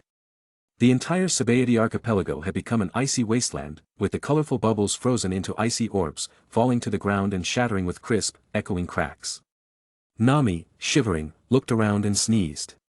What just happened? Zoro struck the surrounding ice with all his strength, but his blade barely left a scratch. His face grew serious. This must be Admiral Akiji's work. We fought him before, and he's got the ice fruit. He must have frozen the entire area. I tried to cut the ice, but it's too strong, we might be trapped here. Sanji attempted to melt the ice walls around them with his fiery kicks, but the high temperature on his leg barely melted a small section. Turning to Alex, he said, that's definitely the handiwork of an admiral. This ice is almost as hard as steel. Seeing her three strongest comrades struggle, Nami looked to Alex. Alex, can you do something? Alex nodded, smiling. Of course. He calmly walked forward, and as the Straw Hat crew watched in astonishment, the ice that had stumped Luffy, Zoro, and Sanji shattered effortlessly under Alex's steps. Realizing just how vast the difference in strength between them and Alex was, the Straw Hats were left speechless. As Alex continued, his infinity expanded with him. It spread 10 meters, then suddenly extended to hundreds of meters. Under the pressure of his infinity, the surrounding ice cracked and shattered, allowing the crew to see the numerous marines surrounding them, with a tall, laid-back man standing at the forefront. A few minutes earlier, Akiji's marine warship had finally arrived at Sabaody. Upon setting foot on the island, he used his observation haki to scan the area, but he was surprised to detect nothing of the notorious criminal who had killed the celestial dragons. Oddly, he saw the Straw Hat crew conversing with thin air. As he got closer, he noticed the white-haired man by the crew's side and immediately recognized him as the wanted man, Alex. Just as shocked as Rayleigh had been, Akiji didn't waste time. He used his ultimate attack, Ice Age, attempting to freeze both Alex and the Straw Hats. Seeing the group encased in ice, a nearby marine captain praised, as expected of Admiral Akiji. No matter how many times I see it, it's always incredible. Another lieutenant added, yeah, working with Admiral Akiji makes things so easy. We didn't even get a chance to fight, and the notorious criminal who killed the celestial dragons has already been captured. Even the Straw Hats were frozen along with him. Despite the praise from his subordinates, Akiji's expression remained serious as he stared at the ice. No, I didn't freeze them. An invisible barrier blocked my power, creating an unfrozen space within the ice. What? The officers gasped. Was there someone with the strength to resist even Admiral Akiji's attacks among the Straw Hats?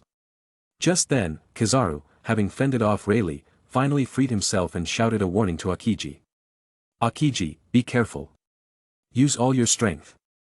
The notorious criminal Alex has the ability to replicate devil fruit powers, and he's as strong as any of the 4 emperors. The marines nearby couldn't believe their ears. An admiral-level criminal? How did such a powerful person suddenly appear on the seas? Kazan kept his gaze on the ice, preparing to launch another attack, when a powerful shockwave erupted from within the ice, shattering the supposedly unbreakable barrier. A similarly relaxed voice drifted out from within the ice. So, you're Akiji, huh? Chapter 130. A massive amount of ice shattered under the impact, along with the frozen bubbles falling from the sky, creating a chorus of crisp cracks. Unlike the marines around them, Alex and his group didn't need to dodge the falling ice chunks, as an invisible barrier surrounded them, blocking all attacks. The marines were briefly silent upon hearing Alex's words, then burst into outrage. Insolent brat, how dare you talk to Admiral Akiji like that? Show some respect. Your strength may not be weak, but you're certainly no match for Admiral Kazan. That's right. You're just a rookie, don't get too cocky.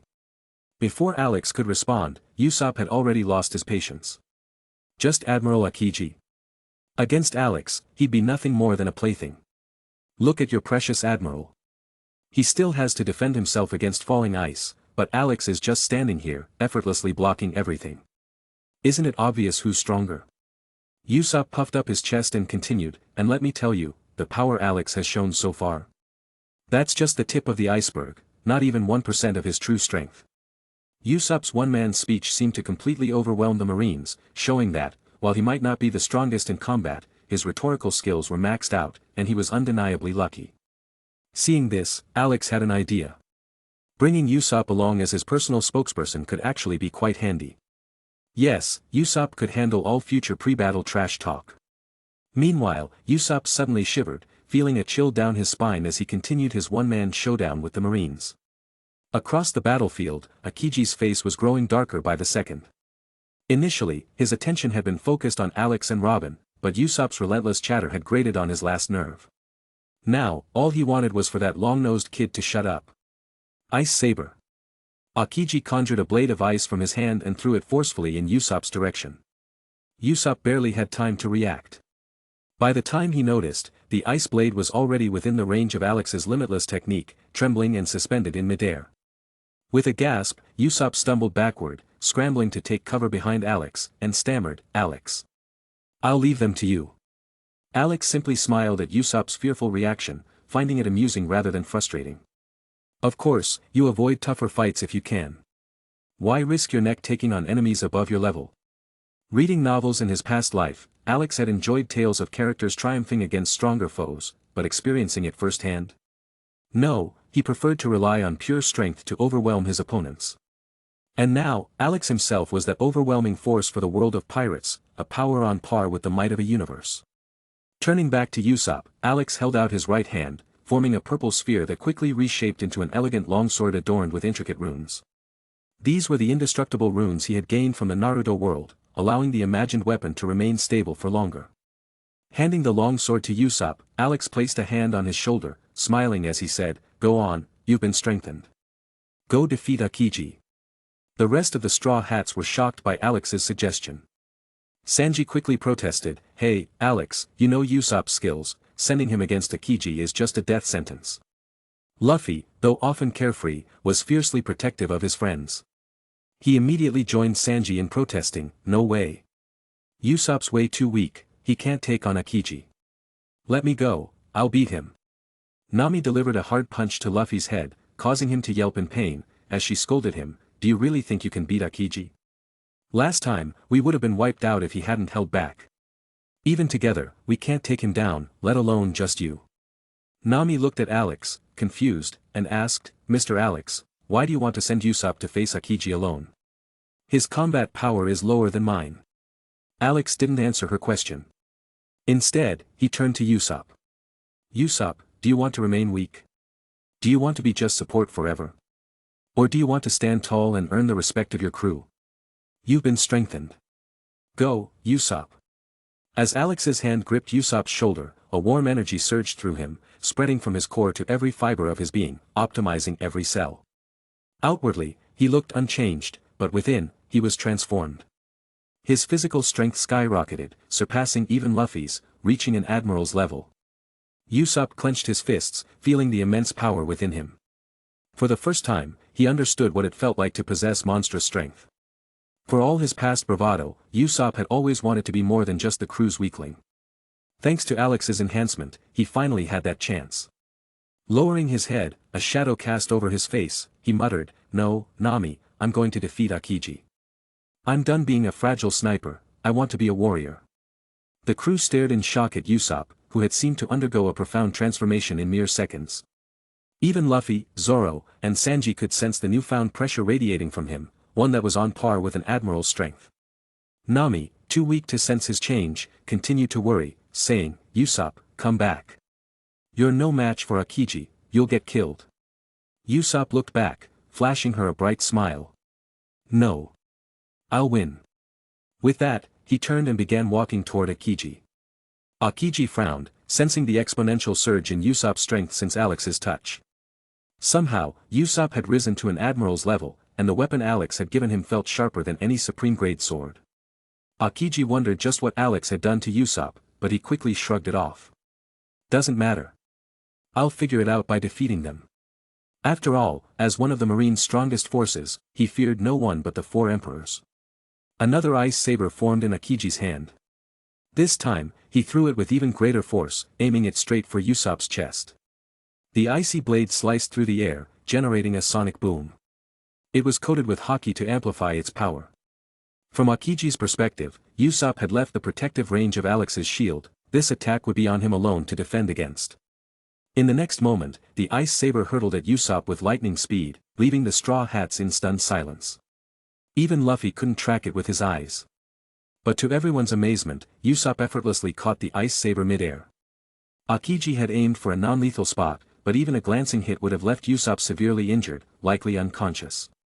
Yet, the supposedly devastating strike was now firmly grasped in Usopp's hand, as if it were nothing. Usopp's hand connected with the saber, without so much as a scratch. In that instant, the ground beneath him shattered as he vanished, reappearing in front of Aokiji. He swung the imagined longsword in a powerful arc. Boom! Aokiji barely managed to evade the blow, though a strand of hair was sliced off, left floating in the air. Usopp's strike continued on, carving a massive gash across the battlefield that stretched hundreds of meters. The Straw Hats watched in shock as Usopp and Aokiji clashed. The battle was so intense and swift that even Luffy, Zoro, and Sanji could barely follow it, only catching glimpses of flying ice and sword slashes that devastated the surroundings, comparable to Rayleigh and Kizaru's battle. Among them, Zoro was the most affected. His dream was to become the world's strongest swordsman, something he had relentlessly pursued. But now, Usopp, who had once been weaker than him, had suddenly reached a level capable of matching an admiral. It was as if years of Zoro's hard work had been rendered meaningless. Turning to Alex, Zoro asked, "What did you do to Usopp?" The rest of the crew looked to Alex, curious about the sudden transformation. With a bright smile, Alex replied, "I used my ability to amplify Usopp's body, unlocking his full potential. Now, he's as strong as an admiral." Then he added, "By the way, any official employees of mine receive even greater enhancements. If you join me, I'll also give each of you an imagined weapon, capable of nullifying all powers, even Logia users can't escape its effects." Nami's eyes sparkled with excitement as she asked, "If I got the enhancement, could I defeat the 3 admirals and easily take down the 4 emperors?" Alex nodded, "Of course. Believe in yourself, you have that potential." Meanwhile, the distant battle had reached its climax. Enhanced with immense physical strength and seasoned fighting skills Alex had implanted in him, Usopp was now outmatching Aokiji. The admiral could barely defend against Usopp's sword, which could bypass his Logia powers. In one final clash, Usopp's imagined longsword sliced across Akiji's chest, leaving a gash so deep it exposed his organs. Aokiji kneeled, clutching his chest, using his ice powers to seal the wound as he gasped for breath. The Marines, watching in horror, shouted, "Admiral Aokiji!" They rushed to his side, but even if they reached him in time, they wouldn't be able to stop Usopp if he chose to deliver the final blow. From a distance, Kizaru, seeing Aokiji wounded, attempted to aid him, only to be blocked by Rayleigh. Rayleigh laughed, "We're the remnants of a past age, let the new generation stir things up and let the dirt and shadows settle." Kizaru, annoyed, retorted, "Old man, I'm not from your generation, I'm younger than you by a whole era. Let me through. You have no idea what losing an admiral will do. It would crush the Navy's authority, and the seas would swarm with pirates like ravenous sharks." But no matter what Kizaru said, Rayleigh kept him restrained. Glancing over at Alex from the corner of his eye, Kizaru sighed inwardly. If what Alex claims is true, that he can mass-produce warriors on par with admirals, then the world is about to descend into chaos. Seeing Aokiji kneeling on the ground, powerless to resist, Usopp felt an overwhelming sense of pride. The frustration and helplessness he'd felt in the past evaporated. Usopp had now surpassed the level of an admiral. "Father, Mother, can you see me? I wasn't lying. I really have this strength now." After calming his exhilaration, Usopp sent Aokiji flying with a swift kick, right into the arms of the quickly approaching Marines. Aokiji had spared them once, so Usopp, in return, spared him. This was the magnanimity of God Usopp. With Aokiji defeated, Usopp and Rayleigh also overcame Kizaru, wiping out the Navy's presence on Sabaody Archipelago. The Straw Hats, less pirates and more adventurers at heart, didn't trouble the remaining Marines, who promptly left Sabaody to regroup at the nearest naval base. Word of the events at Sabaody soon spread worldwide, yet surprisingly, most people seemed less focused on Usopp's victory over Aokiji and more fixated on Alex. At Marine headquarters, the high-ranking officers assembled in a conference room. Sitting at the head of the table, Sengoku wore a severe expression. The events at Sabaody had exceeded all expectations. Yesterday's developments were astonishing, a weak pirate suddenly achieving the level of an admiral. Who would believe that? Sighing, Sengoku said, "What are your thoughts on the worst criminal?" Silence filled the room. Even Garp, normally so relaxed, was serious, reflecting his demeanor from his younger years. Finally, breaking the silence, he spoke. It's been confirmed that Alex has an ability to strengthen others, possibly to the level of an admiral, and he himself is at least admiral level, likely even stronger. We don't know his ability's limits, but if he can create enough admiral-level warriors, even the world government might not stand a chance. I propose we act now and eliminate him before he gains any more power. Hearing Garp's suggestion, the officers nodded thoughtfully, and Vice Admiral Tsuru, a contemporary of Garp and Sengoku, voiced her agreement. I support Garp's proposal, but we need to deploy our full force, the 3 admirals, Sengoku, Garp, all admiral candidates, and everyone at the rank of Rear Admiral or above. If possible, we should even seek the support of the 5 elders. Admiral candidate Guillaume looked at Tsuru, surprised. Deploying that much force? It sounds like a full-scale battle against the Yonko. Is that really necessary for Alex alone? It's absolutely necessary, replied Akainu before Tsuru could answer. He alone hadn't been sent to Sabaody, so he was at full strength. Typically at odds with Garp and Tsuru, this time, Akainu fully agreed with them. We don't know the limits of Alex's abilities, so we can't afford to be careless. Besides, Alex can replicate other devil fruit powers with his copy fruit. Even just Kizaru's and Akiji's powers would make him a formidable foe, perhaps strong enough to defeat an admiral easily. So, as Vice Admiral Tsuru suggested, we need every resource possible. We can't take any risks here, the stakes are too high. Everyone in the room was silent, each one fully aware of the potential consequences. If Alex wasn't stopped, he could destabilize the world order, topple the world government, and even render the 4 emperors irrelevant, leaving only one name in history, Alex. Alex, a pirate. Seeing that everyone was in agreement, Sengoku rose to his feet and declared, I will contact Commander-in-Chief Kong to secure additional forces for our assault on Alex, the worst criminal. At that moment, a marine captain burst in, announcing, report. Blackbeard has captured the son of the pirate king and intends to turn him into the navy to become a warlord of the sea. Garp's eyes widened. What did you say? Oblivious to Garp's relationship with Ace, the captain repeated himself. Garp's face darkened, but he sat back down. He was a grandfather, but above all, he was the Navy's hero, the unshakable symbol of justice. Sengoku, fully aware of Garp and Ace's bond, gave his old friend a look of concern.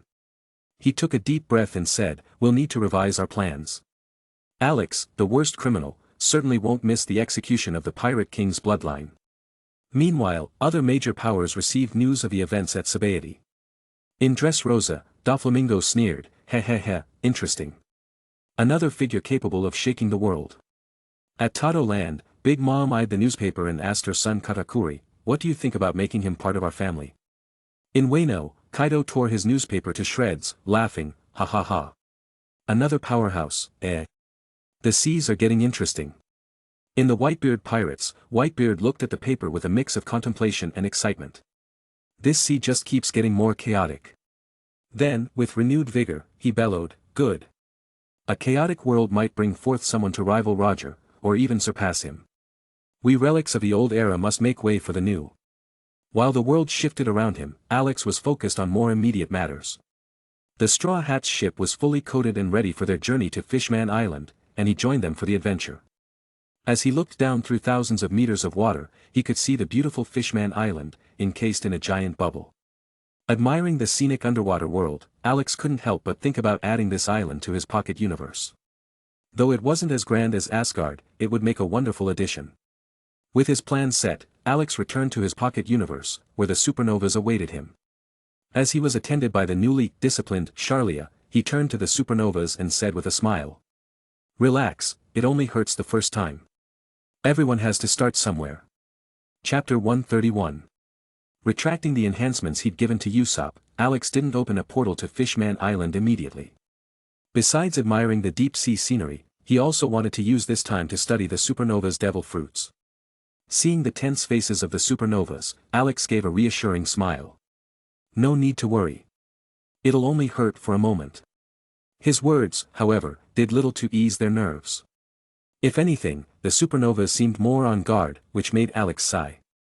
Mental state plays a big role in experimental success, and he couldn't have his little lab rats constantly in a state of tension. So, he used the unlimited void technique, forcing the supernovas to calm down. With a shiver, they all entered a tranquil, detached state. Alex first approached Urich. This big guy had been the first supernova to attack him, so Alex would start the experiment with him. Seeing Alex walk over, Urich tried to put on an ingratiating smile. "Lord Alex, spare me. I'll gladly serve you." Alex smiled back. "Here's a task for you then. Describe every sensation in detail as I proceed. Do well, and I may let you go, even offer you the same treatment as the Straw Hats." Urich's eyes lit up. "Rest assured, Lord Alex. I'll report every feeling in full detail." And so, Alex began experimenting with Urich. First, he examined his body structure, noting that people in this world were built tougher and more resilient, much like the Asgardians, with greater strength and endurance. Then, using the level 5 RCT, he separated Urich's devil fruit power. To the shock of the supernovas, Urich was turned into a regular human, no longer vulnerable to seawater.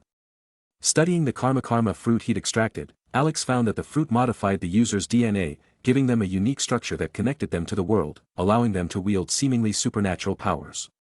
This discovery sparked an idea. He rearranged Urich's genes into a unique configuration and granted him partial access to his pocket universe's power. Then he asked, "How are you feeling now?"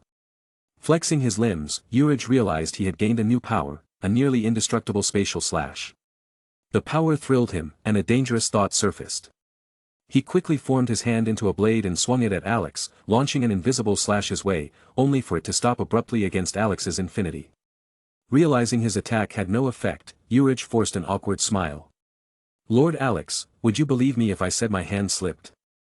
Alex nodded with a smile, "Sure." And in an instant, Urich was reduced to a blood mist by countless spatial slashes. With Urich taken care of, Alex moved on with his experiments. He forced Basil Hawkins to consume the karma fruit. The moment he did, Hawkins' body expanded like a balloon before bursting, but the brief moment was enough for Alex to identify why a person couldn't consume two devil fruits. When two devil fruits are consumed, the conflicting DNA structures disrupt each other, causing energy clashes that lead to the user's body exploding. Alex noted that this was ultimately an issue of energy management, something he could resolve with more research.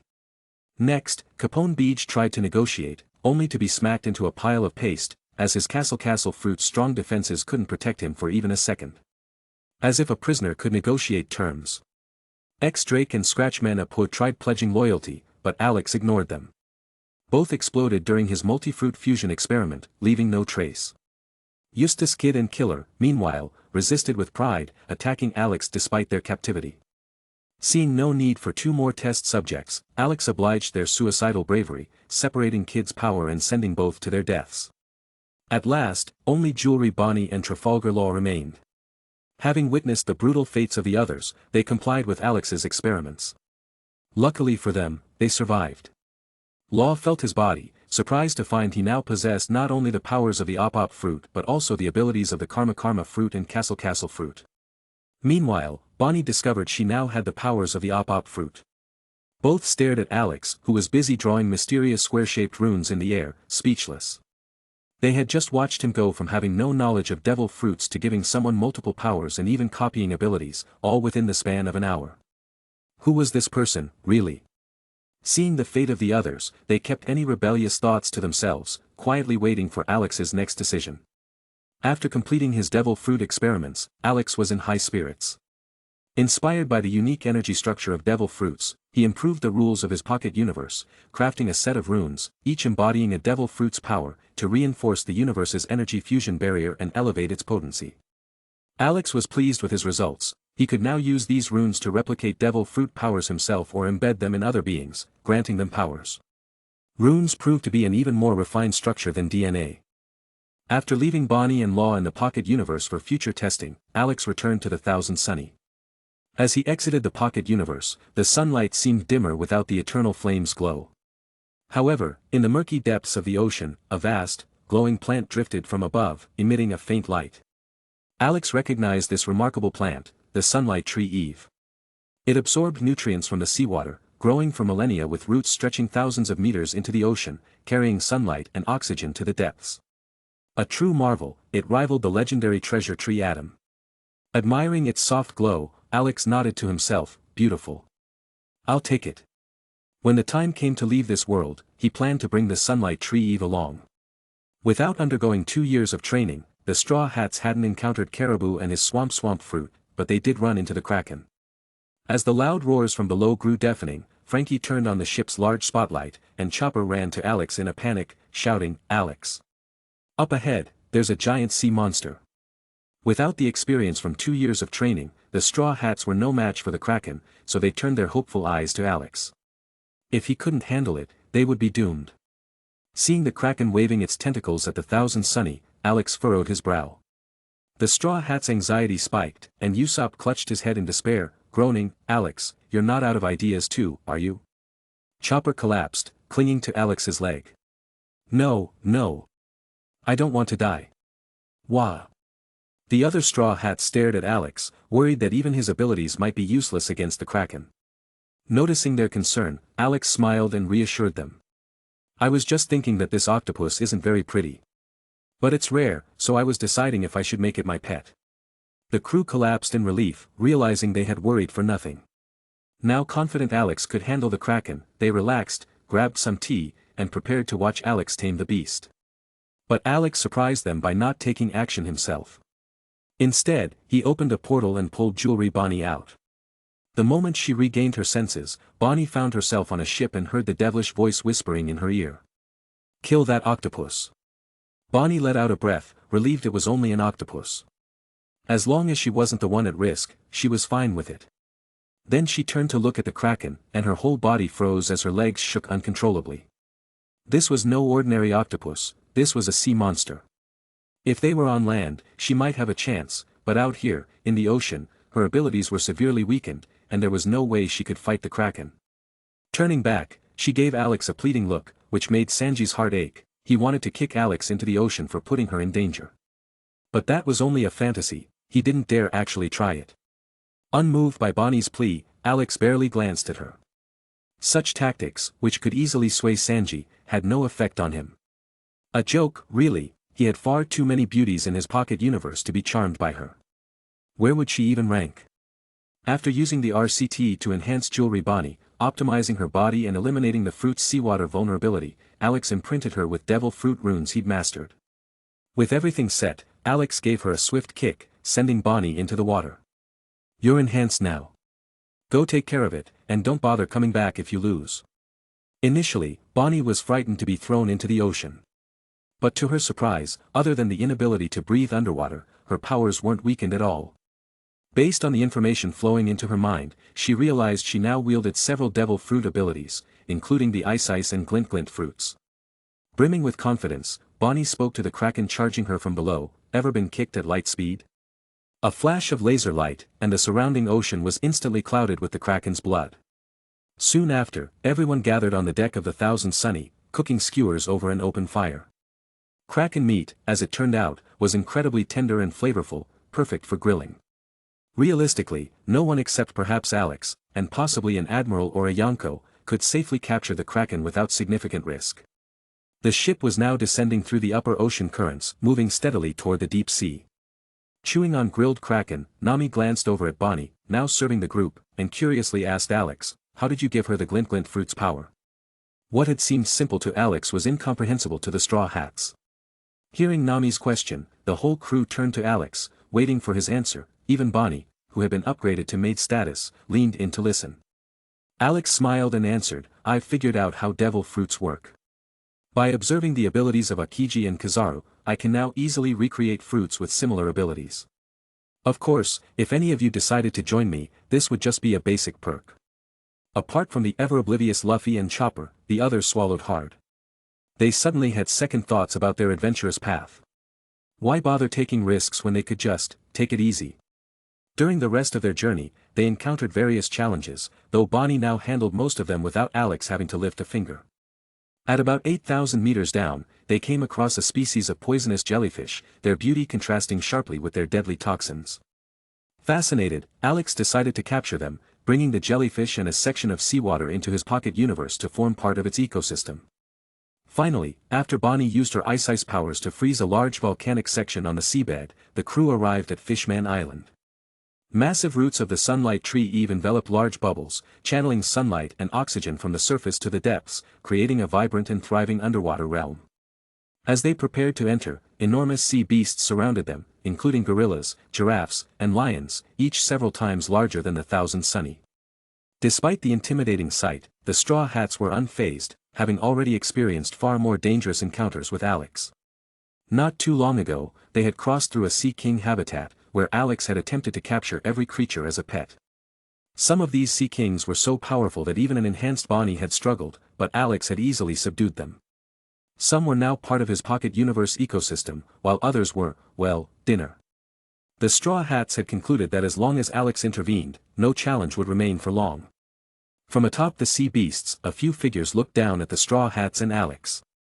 You must be the Straw Hats, and the infamous Alex, the world's worst criminal, right? Luffy jumped in, how do you know us? A green-skinned fishman replied, of course we know you. You're the pirates who crushed Arlong's ambitions. But that's not all, just 2 days ago, one of your crew killed 2 celestial dragons and even captured a female one. Such a feat rivals that of our fishman hero, Fisher Tiger. But a victory like that can't just go to any other race.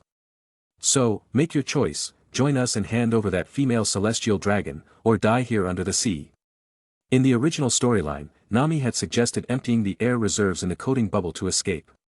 But now, instead of panicking, she and the Straw Hats simply looked at the fishmen with a mix of pity and dread. Poor fishmen. They'd offended Alex, there was no way they'd survive this. As if on cue, Alex gave Bonnie another firm kick. Go get Bonnie Beast. Bonnie rubbed her sore backside, which had grown tender from repeated kicks. Tears welled in her eyes as she realized that fighting back against Alex was hopeless, so she turned her anger toward the new fishman pirates. Composing herself, Bonnie flashed a smile at Alex and asked, Dear Lord Alex, how should I handle them? Alex glanced at the fishmen with a look of disgust. Too ugly. Just grind them into paste. Understood. Seeing jewelry Bonnie kicked out of the coating bubble by Alex, the new fishman pirates were momentarily surprised she wasn't crushed by the deep-sea pressure. Still, they didn't take her seriously. Humans were naturally weaker than fishmen, especially in the ocean's depths. Here, even a marine admiral would be challenged, let alone a woman of little renown. They ignored Bonnie and taunted Alex, what do you mean? You think you can beat us with just this woman? Huh, you're dreaming.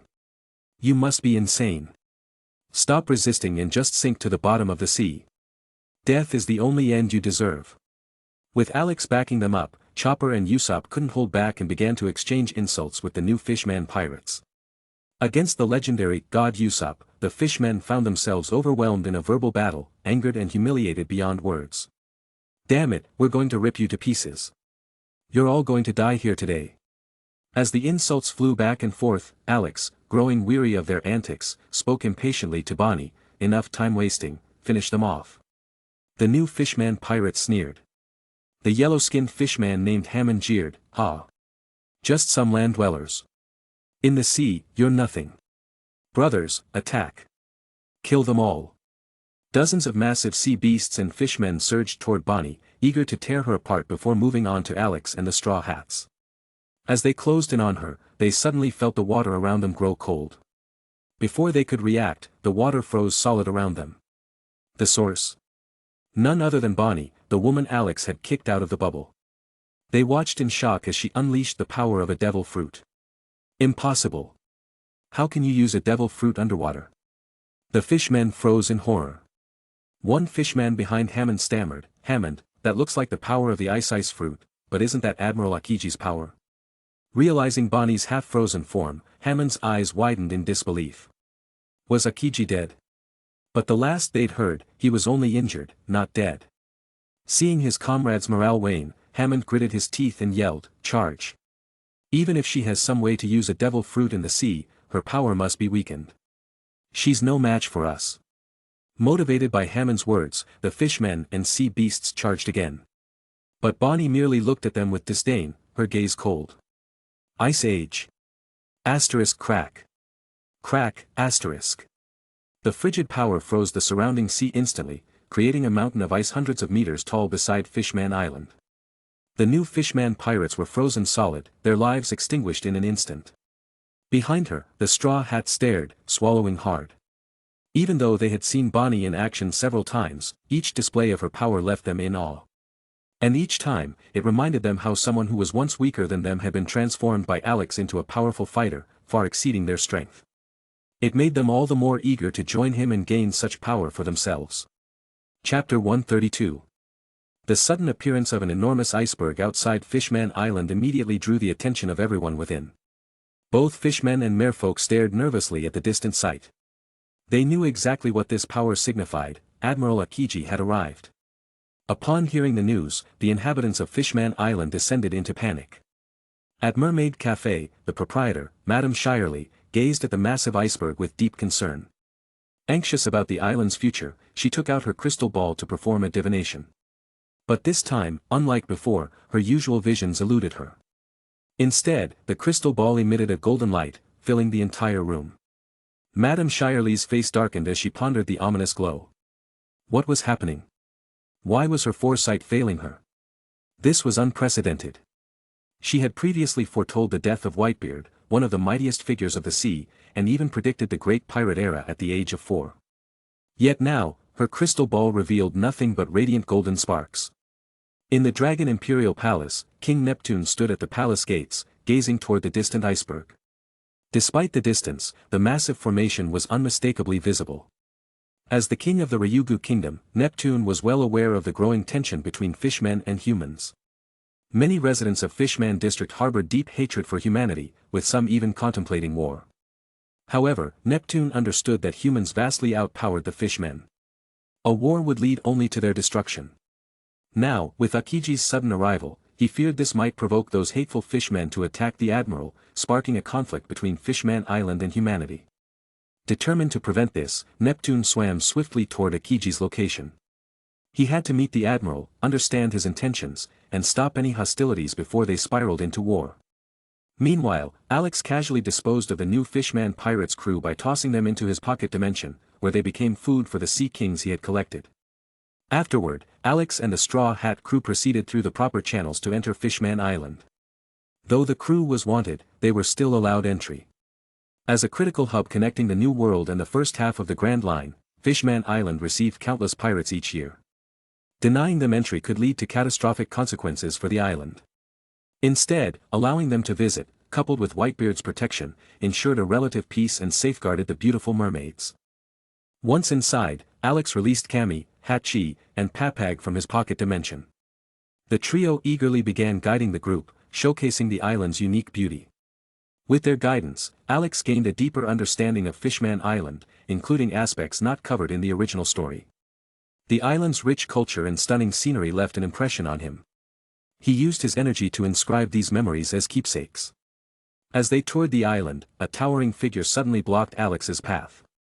A muscular fishman stood before them, wearing a pink hat and a white wolf pelt around his neck. His left arm bore intricate tattoos. His twisted expression revealed his rage as he snarled, "Where's Hammond? What did you do to him?" Alex instantly recognized the figure, Hody Jones, captain of the new Fishman pirates. As a child, Hody had witnessed the brutal treatment of fishmen by humans. The death of Fisher Tiger at human hands had cemented his hatred. He despised humanity to the core, even murdering fellow fishmen who sought peace with humans. Without Alex's interference, Hody would have attempted a coup against Neptune 2 years later, seeking to spark a war with humanity, only to be defeated by Luffy. Recalling these details, Alex smirked and looked at Hody with amusement. "Oh, Hammond," Alex said casually. "Of course, I killed him. What else would I do? Keep him around for the holidays?" Although Hody Jones had anticipated this outcome, hearing the news of his comrade's death ignited an uncontrollable rage within him. He summoned several droplets of seawater from the surrounding air and hurled them at Alex. Through his unique technique, the seawater transformed into numerous water arrows, each with immense piercing power capable of penetrating steel with ease. "Die, you filthy human!" Hody roared. However, his attacks proved utterly ineffective. As soon as the water arrows neared Alex, they were intercepted by the Infinity and froze mid-air, trembling but unable to move forward. Several other figures from the new Fishman pirates soon joined Hody. They glared at Alex with unbridled hatred, ready to tear him apart. Seeing his attack fail, Hody's face twisted even more. He barked orders at his crew. "Comrades, Hammond was brutally murdered by this despicable human. We must avenge him. Take the energy steroid, kill them, overthrow Neptune, and rule Fishman Island. Then we'll launch our assault on humanity." Dosen, carrying a massive hammer shaped like ram's horns, growled in agreement, "For our brothers' revenge. Revenge against the humans. For our brothers' revenge. Revenge against the humans," the other fishmen echoed fervently. Without hesitation, the pirates each took a pill from their pouches and swallowed it. Their eyes immediately turned blood red, blood vessels bulging ominously as if they might burst under immense pressure. With renewed strength, Hody once again used his earlier technique, but this time he condensed a fist-sized droplet of water and launched it with even greater force. If his previous attack had the power of a sniper rifle, this water droplet now carried the destructive force of a missile. It could easily pierce through several mountains if aimed elsewhere. But even with its amplified power, the droplet was no match for Alex. Like the earlier attacks, it halted in mid-air, trembling as it was suspended by the invisible barrier. "No! Why is this happening?" Hody screamed in frustration, his disbelief and fury growing with each passing second. Hody Jones broke down when he realized that even using the energy steroid, burning his life force for an attack, had no effect. The other fishmen also launched attacks at Alex and his crew, but as they neared a 10-meter range, they hit an invisible barrier. Dosen placed his hand against the unseen wall and called out. "Boss, this seems like the barrier fruit's ability, but something feels different." Hearing this, Hody's face twisted with even more rage. He pulled out another vial of energy steroids and swallowed it all in one go. His body began to convulse violently, veins bulging grotesquely beneath his skin as his power surged to its peak. "Ha ha ha. So what if it's the barrier fruit? With this power, there's no way you can stop me." Before he could finish, his body suddenly exploded. Blood and flesh scattered across his crew, leaving the remaining members of the new Fishman pirate stunned. "Boss Hody Jones is dead," they screamed in disbelief. Alex lowered his long leg and let out a lazy yawn. With that single kick, he had crushed the new Fishman pirate's dreams. Seeing the leaderless and terrified group of fishmen, Alex didn't even bother considering them for his collection. With a snap of his fingers, chaotic vectors twisted their bodies beyond recognition, and they disintegrated into nothingness. The Straw Hat crew, along with their new maid, Jewelry Bonnie, and Charlia, remained unfazed. They had long grown accustomed to Alex's seemingly limitless abilities. At this point, even if Alex claimed to be a god, they would have no reason to doubt him. However, the rest of Fishman Island's inhabitants were in shock. They knew Alex was the infamous, worst criminal, for killing 2 celestial dragons, but they had no idea his power was so overwhelming. Unlike other battles where the victor's methods could be understood, Alex's casual snap that obliterated an entire group only added to their fear. At that moment, a commotion arose in the distance. A massive figure floated toward them on a bubble. Seeing the approaching figure, the residents of Fishman Island immediately bowed in respect. Luffy, eyes wide with excitement, exclaimed, "Whoa! A giant mermaid!" Nami, irritated, promptly activated her armament hockey and smacked Luffy on the head. "Show some respect. That's King Neptune of Fishman Island," she scolded. After the sudden appearance of the ice mountain, King Neptune hurried to investigate, trying to understand why Admiral Akiji had come to Fishman Island. Coincidentally, one of Whitebeard's commanders was currently on the island. If a conflict arose between them, it would spell disaster for the entire island. Although Neptune was the king, he felt powerless in the face of both the Whitebeard pirates and the Marines. This was the bitter reality of lacking personal strength. As he arrived at the port, he realized the situation was even worse than he feared. The most notorious criminal, Alex, had arrived on Fishman Island. Could it be that Admiral Akiji was here to capture him? What should he do? Neptune knew more than the average fishman. He was well aware that Alex's strength was formidable, potentially surpassing even the admiral's. Rumors had already spread that Alex had defeated Akiji in their last encounter. Could this mean Akiji wasn't alone? Perhaps 2 or even 3 admirals had come together to apprehend Alex. The more Neptune thought about it, the more terrifying the scenario became. If Alex were to clash with the admirals on Fishman Island, the entire island could be destroyed. After a moment of contemplation, Neptune made his decision. He approached Alex and his group, speaking diplomatically. "Mr. Alex, welcome to Fishman Island. However, a massive ice mountain suddenly appeared just outside the island. If I'm not mistaken, Admiral Akiji has arrived. I believe his target is you.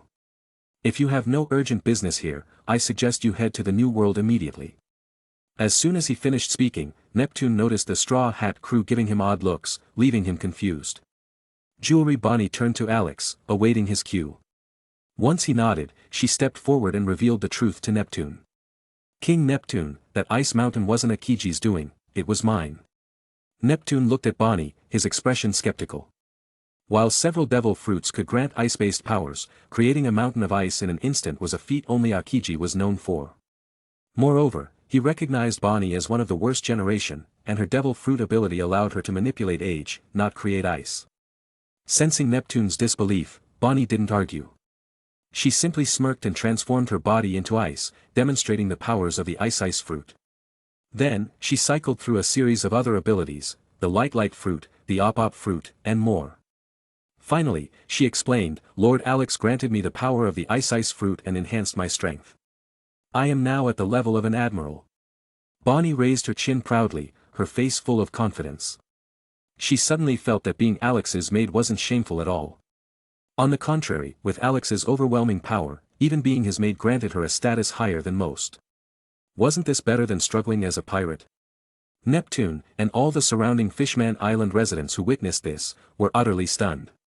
Their eyes bulged out in the signature exaggerated expressions unique to the pirate world. Anyone familiar with the seas knew that consuming more than one devil fruit was a death sentence. The conflicting energies would cause the body to explode, no matter how strong the individual. Yet Bonnie had displayed not just two, but several devil fruit powers. Not only was her body intact, but she also wielded each ability with ease.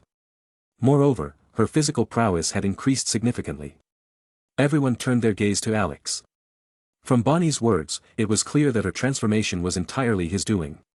Neptune, incredulous, asked. Mr. Alex, what's going on? Alex smiled. Devil fruits are not as immutable as you think. Once you understand their principles and address their flaws, you can wield multiple abilities. You can even create new devil fruits from scratch. Neptune. The citizens. What did he just say? Understand the principles of devil fruits. Even Vegapunk, whose technology was said to be 500 years ahead of the world, hadn't achieved this level of mastery. Wait a minute. From Alex's words, did he mean he had fully grasped the nature of devil fruits and could even create them himself? Everyone slowly came to a realization. If this revelation spread, Alex's bounty would undoubtedly skyrocket once again. But this raised another question: how did Bonnie's physical capabilities improve so drastically? Chapter 133. For top-tier fighters like the Four Emperors, devil fruit abilities are important, but physical strength and hockey are paramount. Take Shanks, for example. Even without consuming a devil fruit, he stands among the strongest. Without exceptional physical strength, even the most potent devil fruits cannot be utilized to their fullest potential. Jewelry Bonnie had just demonstrated this by effortlessly creating a massive ice mountain, proving that her physical capabilities had drastically improved, now rivaling those of the Four Emperors. Bonnie's proud expression became even more pronounced. She puffed out her chest and nonchalantly explained, "It's nothing special. Lord Alex can enhance our physical attributes. He boosted my strength to this level, and this isn't even his limit. Look at that long-nosed loser guy over there," she continued, pointing at Usopp. He was also strengthened by Lord Alex and managed to defeat Admiral Akiji with ease. All eyes turned to Usopp as Bonnie introduced him. Usopp, instead of being offended by Bonnie calling him a loser, beamed with pride. After all, he had defeated Admiral Akiji once. Although Alex later reclaimed that power, Usopp remained the Straw Hat crew's strongest. God Usopp, the only one with a victory over an admiral, a feat even Luffy and Zoro hadn't achieved. Everyone was stunned, their gazes shifting back to Alex, now filled with awe. They hadn't expected the infamous Alex to possess such terrifying abilities. Their admiration quickly turned to desire. Who wouldn't dream of ruling the seas? If they could become Alex's subordinates, their dreams could come true effortlessly. Even if they couldn't surpass Alex, reaching the level of the Four Emperors or Admirals would make them among the strongest on the seas. The residents of Fishman Island began clamoring. "Lord Alex, look at me. I'm hardworking and resilient. Choose me, Lord Alex. I'll keep your bed warm. Over here." I'm the most beautiful girl on this street. What started as an ordinary competition soon spiraled out of control, as the stunning mermaids used their beauty to dominate the attention, easily outshining their male counterparts. Notably, the mermaid who offered to warm Alex's bed had her husband standing right beside her. Yet, faced with his wife's assertiveness, he dared not protest, watching helplessly as she flirted with another man. Amused, Alex took note of the bold mermaid. Since he already intended to integrate Fishman Island into his pocket universe, he thought she'd make a fine addition to his growing maid squad. After all, there's something special about a married woman, right? Seeing the escalating fervor among the crowd, some of whom ignored the royal guards entirely, Neptune frowned. He quickly intervened, raising his voice, "Silence. Anyone who continues to disrupt order and disturb Lord Alex will be sentenced to death." Neptune's stern declaration immediately quelled the chaos. The crowd, now subdued, dared not act out further. Once calm was restored, Neptune hesitated briefly before addressing Alex. "Lord Alex, would you do us the honor of visiting Ryugu Palace? I'd like to prepare a feast of our kingdom's finest delicacies for you and your companions." Before Alex could reply, Luffy's excitement got the better of him. "Yes. Yes. I want to visit the palace," he shouted eagerly. Hearing about food, Luffy could no longer keep quiet. His excitement mirrored Alex's own, prompting Alex to smile and reply to King Neptune. "Of course, we'd be delighted." The group boarded two massive bubble-clad whales, slowly ascending toward the sky. Along the way, Alex noticed numerous bubble-encased houses floating serenely. The unique architecture caught his interest, sparking the idea of replicating such structures in his pocket universe. After a short flight, they reached a steel ring anchored in bubbles. King Neptune pressed a red button, speaking briefly with a guard. Moments later, a bubble-enclosed passage descended from Ryugu Palace, connecting seamlessly to the ring. "Oh, and take these," King Neptune said, handing over several pink coral pieces. Luffy held his coral with curiosity. "What's this for?" Cammy chimed in to explain, "It's bubble coral, a tool for creating bubbles easily." King Neptune added, "The palace is filled with seawater at all times. You'll need these to move around inside." Following Cammy's instructions, the crew pressed their bubble corals. As air was drawn in, sturdy bubbles emerged from the coral bases, enveloping them completely. "This is so convenient," Usopp exclaimed in awe. Meanwhile, Nami noticed Alex standing outside the bubbles and reminded him, "Alex, we're about to enter Ryugu Palace. You should get inside a bubble too." Alex turned and smiled. "No need. I don't require air to survive, even underwater." Luffy, Chopper, and Usopp were amazed. "That's incredible," they shouted in unison. For Alex, eating and breathing were no longer essential for survival. Eating was a matter of enjoyment, and breathing was merely a habit. With his current power, he could survive even in a black hole, let alone at the bottom of the ocean. They emerged from the passage and arrived before a massive golden gate. Upon noticing King Neptune's arrival, the guards promptly opened the gate, welcoming them into Ryugu Palace. Behind the gate lay an enormous hall, designed to accommodate the royal family's colossal stature. For Alex and his companions, the scale felt vast and spacious. As King Neptune entered, the palace guards lined up on both sides and shouted in unison, "Welcome home, Your Majesty." The grand palace left everyone in awe. Its dazzling gold and jewel embellishments made Nami's eyes sparkle. Even Luffy, with little appreciation for art, couldn't help but marvel. "Wow, ha ha ha. This castle is amazing," he exclaimed. Crossing his arms, King Neptune grinned with pride. "This is my castle. Feel free to relax and enjoy yourselves." "King Neptune, are these your esteemed guests?" a voice called out, drawing the crew's attention. A tall man, about 2 meters in height, with short blonde hair, approached them. His curious gaze lingered on Luffy briefly before settling on Alex. Clearly, he found Alex, the infamous, most wanted criminal, far more intriguing. King Neptune scratched his head and introduced the man to Alex and his crew. "Ah, I almost forgot to introduce you. This is Marco, the 1st Division commander and ship doctor of the Whitebeard pirates. He's also a guest at Ryugu Palace." Alex already knew why Marco was here. Given the timeline, Port Gas D. Ace had likely been captured by the Marines, with news of the impending execution of the Pirate King's heir spreading worldwide. Whitebeard, deeply protective of his sons, would undoubtedly make his move to save Ace, especially since Ace was also the son of his late friend, Gold Roger. Marco's current presence on Fishman Island was for coating his ship in preparation for the upcoming rescue mission. King Neptune continued his introductions, saying, "These esteemed guests are Mr. Alex and the Straw Hat crew. I assume Mr. Marco needs no introduction to Mr. Alex. Indeed, who hasn't heard of the notorious, most wanted criminal Alex? Killing 2 celestial dragons, abducting another, and emerging unscathed from a clash with 2 admirals. He gravely injured Akiji and forced Kizaru to retreat. His bounty now stands at a staggering 6 billion, surpassing even the pirate king Rogers. Many speculate he's the next pirate king." Marco's tone was polite, but his eyes held a wary seriousness. Even as the wielder of the phoenix fruit, Marco understood the need for caution against someone capable of besting admirals. At this, Usopp couldn't contain himself. He shouted at Marco. "Hold on, Akiji wasn't defeated by Alex, it was me. Get your facts straight." Marco's attention shifted to the long-nosed youth. At first glance, Usopp's resemblance to Yasopp of the red-haired pirate struck him. Recalling rumors of Yasopp having a son, Marco quickly deduced that this must be him.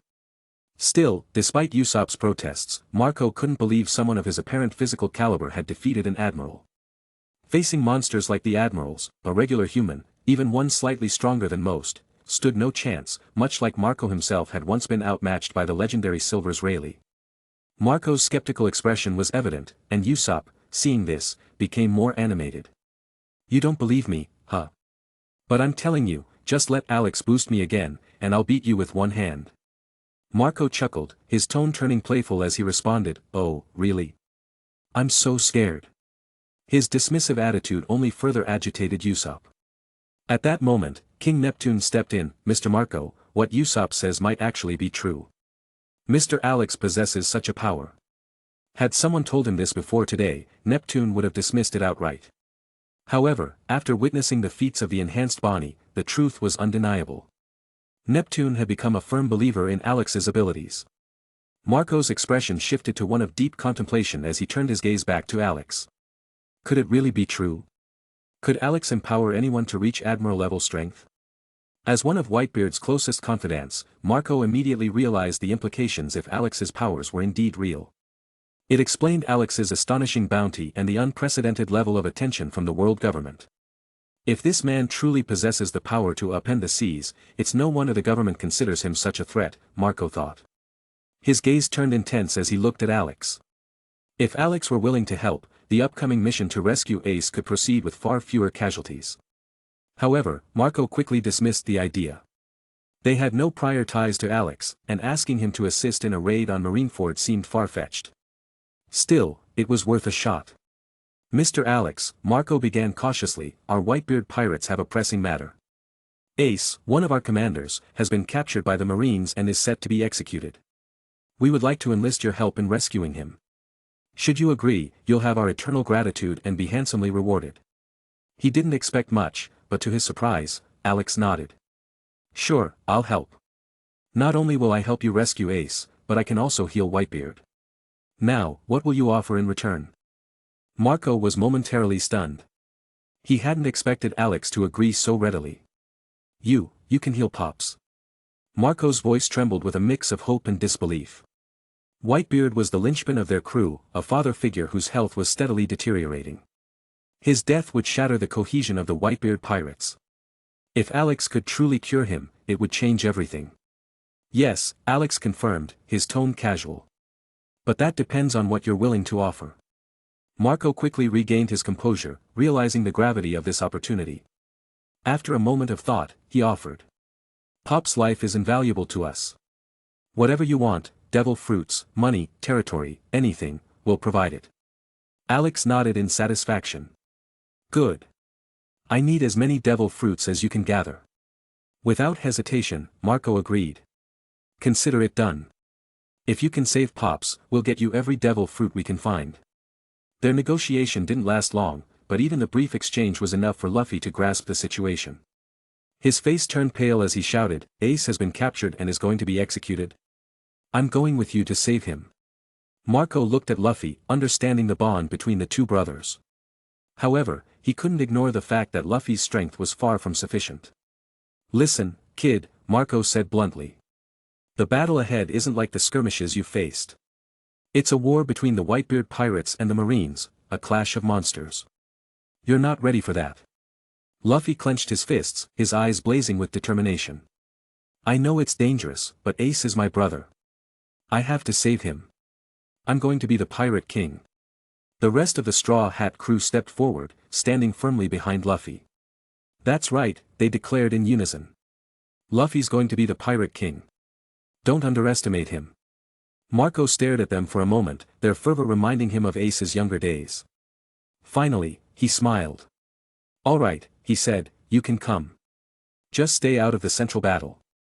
Anyone in that arena could take you out in an instant. Chapter 134. Hearing Marco's stern warning, the Straw Hat crew nodded solemnly. Their brief encounter with the pacifista had stripped away any remaining naivety. They knew they were far from the top in this vast ocean. Yet, Luffy, true to his nature, refused to back down. Despite understanding his current limitations, he pouted, declaring, "No, I'm going to save Ace." Marco's face hardened. Straw Hat Kid, this isn't a game. It's war. Even I can't guarantee survival in the central battlefield, let alone you. If you die, even if Ace is saved, do you think he'd be happy about it? Luffy fell silent, his resolve shaken by Marco's words. At that moment, Alex chuckled, drawing everyone's attention. I can strengthen Luffy. That way, he'll have a chance of surviving in the thick of the battle. Alex's grin widened as he envisioned the chaos to come, Luffy storming Marineford, clashing with admirals, and cementing his place as the 5th Emperor 2 years ahead of schedule. Meanwhile, Zoro would defeat Mihawk, earning the title of the world's strongest swordsman, capable of splitting the heavens with a single blade. The thought amused Alex immensely. The Marines won't know what hit them. The Straw Hats, reassured by Alex's words, visibly relaxed. Nami, her voice steady despite the rapid rise and fall of her chest, spoke confidently, with Alex strengthening Luffy, we don't have to worry about his safety. In fact, I believe he could become one of the key players in the upcoming war. Sanji, ever the romantic, had a sudden realization. With the impending war broadcast live worldwide, if he too were enhanced by Alex, he could showcase his strength and win the hearts of countless admirers. Sliding to his knees before Alex, Sanji solemnly declared, Alex, please strengthen me as well. I'll pay any price. Marco watched this scene unfold with a mixture of confusion and curiosity. The crew's attitude had drastically shifted after Alex's offer. Just how strong can Alex's enhancements make someone? Marco finally asked. Standing tall, Usopp answered proudly, let me tell you, after Alex enhanced me, I defeated Admiral Akiji in just a few minutes. And that's not even Alex's full potential. Marco's eyes widened. Minutes? His initial skepticism returned. If Usopp's claims were true, the Straw Hat sniper had surpassed even the admirals.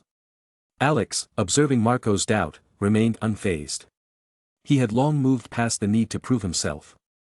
The events at Marineford would speak louder than any words. Turning to King Neptune, Alex said, Neptune, have you considered switching allegiances? I could offer Fishman Island my protection instead of Whitebeard's. Marco didn't react. If Alex could truly heal Whitebeard, the crew would be willing to relinquish anything, even their claim to Fishman Island. Neptune's eyes lit up. He had already foreseen the dangers. Even if Whitebeard emerged victorious in the upcoming war, their forces would be significantly weakened, leaving Fishman Island vulnerable once more.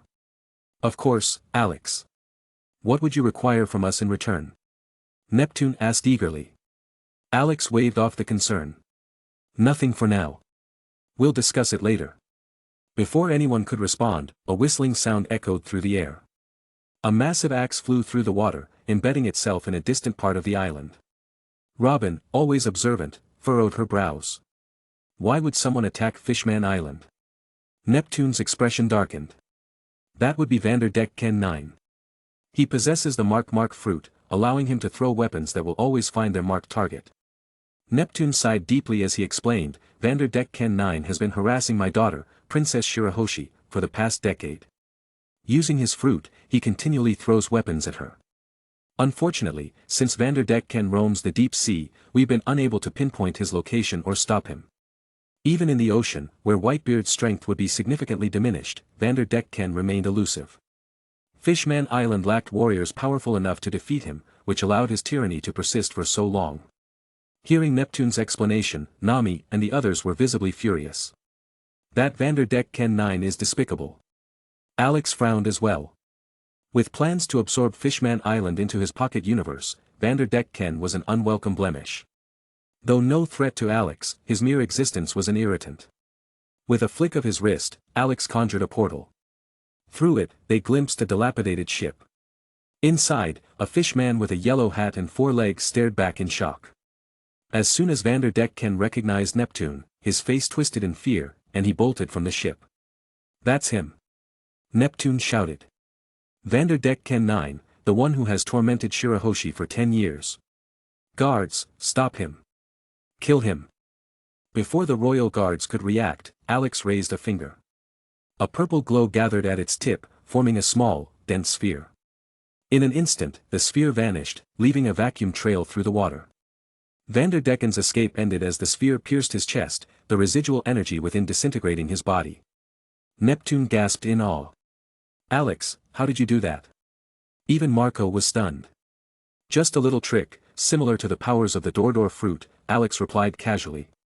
Neptune nodded, seemingly satisfied, but Marco's mind raced. To open a portal and locate Vanderdecken, Alex must have first pinpointed his position using observation hockey. Yet, from the footage seen through the portal, Vanderdecken's ship was hundreds of kilometers away, a feat of observation hockey beyond any known limits. And then there was the ocean itself. Alex, a devil fruit user, should have been hindered by the sea. Yet, not only was he unaffected, but he wielded his powers with impunity. Unable to contain his curiosity, Marco asked, "How are you using your powers underwater? And from such a distance?" Alex grinned. "I've fixed the flaws of devil fruits. No more limitations on consuming multiple fruits, and no more weaknesses to seawater or sea stone." Marco was silent, realizing he had underestimated Alex's capabilities despite his initial high expectations. With Vanderdecken eliminated, a problem that had plagued Ryugu Kingdom for a decade was resolved. Neptune bowed deeply. "Thank you, Alex. Should you ever need our aid, Ryugu Kingdom will do everything in its power to assist." He then turned to his right-hand minister. "Inform Princess Shirahoshi in the hard-shell tower that she no longer needs to remain confined. She is free to go wherever she pleases." The minister nodded and swam off swiftly to deliver the joyous news. Moments later, a stunning figure entered the palace. Princess Shirahoshi, with her cascading pink hair, alabaster skin, and flawless features, was a vision of beauty. Her timid and delicate demeanor evoked a powerful protective instinct. It was no wonder Vanderdecken had become obsessed, not just for the ancient weapon Poseidon's power, but also for her unparalleled beauty. The sight of Shirahoshi was too much for Sanji.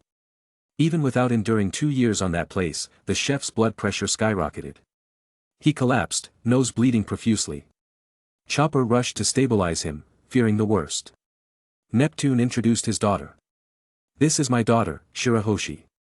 Shirahoshi, come thank your benefactor." Shirahoshi approached Alex timidly, her large eyes brimming with gratitude. Bowing deeply, she said softly, "Thank you, Lord Alex." Staring at Shirahoshi's rather overwhelming presence, Alex chuckled, rubbing his nose. "It's nothing," he said.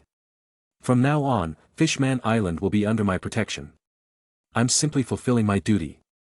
Standing off to the side, Marco awkwardly scratched his head, muttering inwardly. "Easy for you to say. Not everyone can exert such power in the deep sea. Even Pops wouldn't be able to catch Vanderdecken 9 down here." While Marco felt a twinge of awkwardness, the rest of the group enjoyed a warm and lively feast. Even Alex found the gathering enjoyable. Over the following days, the Whitebeard pirates sent more crew members to Fishman Island to coat their ships in preparation for rescuing Fire Fist Ace. The Straw Hat crew eagerly helped, fully committed to aiding in the rescue of Luffy's brother. This bond of camaraderie was the essence of a true shonen adventure. Meanwhile, Alex spent his time touring Fishman Island with Princess Shirahoshi. He even opened portals to take her on a journey across the One Piece world, showing her breathtaking sights. As the saying goes, if she's inexperienced, show her the world's splendor, if she's weary of the world, take her on a carousel. Being her savior, Alex quickly became someone Shirahoshi admired deeply. After their travels, her eyes practically sparkled whenever she looked at him. While Alex enjoyed his time with Shirahoshi, he wasn't idle. At the Whitebeard pirate's request, he healed Whitebeard, restoring him to his prime. A fully revitalized Whitebeard would undoubtedly make a larger impact during the upcoming war at Marineford. After returning from the Whitebeard pirates, Alex began inscribing intricate runes on Fishman Island and the Sunlight Tree Eve. Though he could easily transfer both into his pocket universe, doing so forcefully might damage them. The runes he was inscribing served to stabilize them during the transition. Furthermore, these runes would harmonize Fishman Island and the Tree Eve with the existing system within the pocket universe, ensuring a seamless integration of their energy flows. During this time, Alex continued to train and enhance his skills, focusing on increasing his template fusion rate. Thanks to the World Tree in his pocket universe, which absorbed energy from powerful artifacts like the Mother Box, his energy collection speed had drastically improved. Energy point +1. Template fusion rate, 67%. At this rate, Alex would soon reach 80%, unlocking new abilities from the root template. Additionally, after relentless practice, his skill Abyssal Tree finally reached level 3. Third Tree, Abyssal XP +1. Third Tree, Abyssal XP +1. Congratulations, your skill Third Tree, Abyssal has leveled up. Third Tree, Abyssal LV3, 1/1000, having crossed the abyss, you merge magic, technology, and soul. It integrates all abilities of the unknown wings, granting mastery over the phase power. Attacks ignore immortality effects. New knowledge flooded Alex's mind as he absorbed the changes. The power boost from this skill alone had increased his strength 50-fold. This meant that Third Tree, Abyssal alone had quintupled his overall power. Additionally, Alex now had finer control over phase power and could grant others some of the abilities from the unknown wings. For now, however, he could only share the power of the Black Wings, as higher-tier abilities remained out of reach. Between honing his skills, inscribing runes, and taking Shirahoshi on more adventures, Alex remained busy. Finally, after a few more days, Marco contacted Alex and the Straw Hat crew via Den Den Mushi, delivering a crucial update. The execution of Fire Fist Ace is set for 5 days from now. We're preparing to depart for Marineford. The legendary Summit War, a pivotal moment in the world of One Piece, was about to begin. Chapter 135.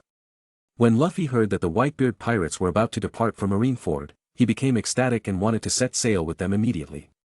Just as he was about to steer the Thousand Sunny away from Fishman Island to rendezvous with the Whitebeard crew, Alex casually remarked. Luffy, wouldn't you prefer to head straight to Impel Down and rescue Ace before the execution even begins? Luffy blinked, confused. Impel Down? What's that? Alex explained, Impel Down is the world's most secure prison, located in the calm belt of the Grand Line. It's heavily guarded, and Fire Fist Ace is being held there, awaiting execution. Hearing this, Luffy's excitement grew. Let's go. I'll break Ace out before they can execute him. The rest of the Straw Hat crew, though aware of the dangers of Impel Down, didn't object. Even the more cautious Chopper and Nami agreed to join him. Nami raised her Climattact with a determined smile.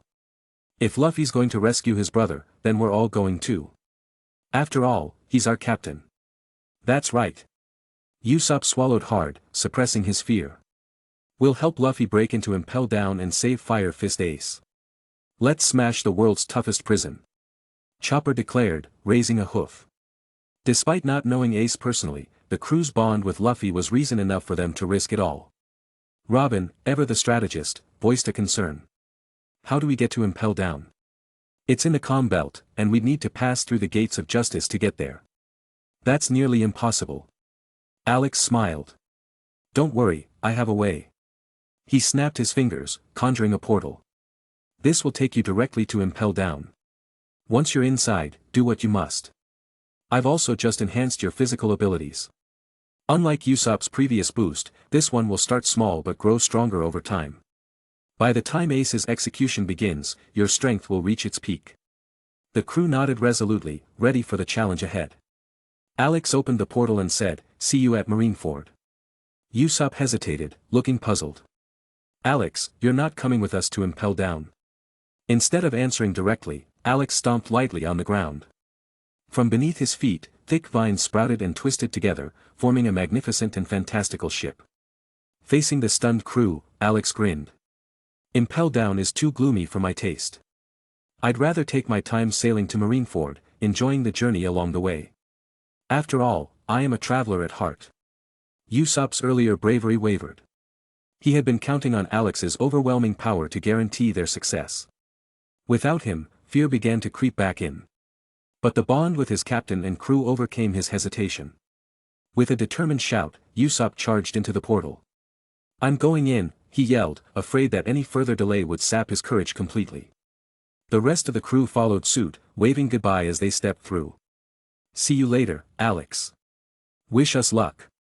It seemed they hadn't fully grasped what Alex meant by, "see you at Marineford," but he let it slide, waving them off as the portal closed. Once the portal vanished, Shirahoshi, who had remained silent until now, spoke up. "Alex, do you think Luffy and his friends will be okay?" Alex rubbed his chin thoughtfully. "They should be fine. Their strength will grow over time, giving them the edge they need." Reassured, Shirahoshi hesitated before asking, "Can I come with you to Marineford?" Though Alex wasn't one to be swayed easily, Shirahoshi's pleading eyes stirred a small wave of emotion within him. "Of course," he said with a smile.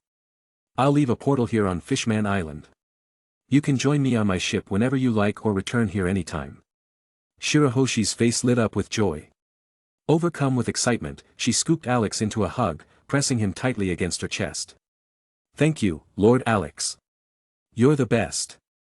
After coating the ship and using a portal to leave Fishman Island, Alex, along with Shirahoshi, departed under King Neptune's farewell to meet with the Whitebeard pirates and embark on their journey to Marineford.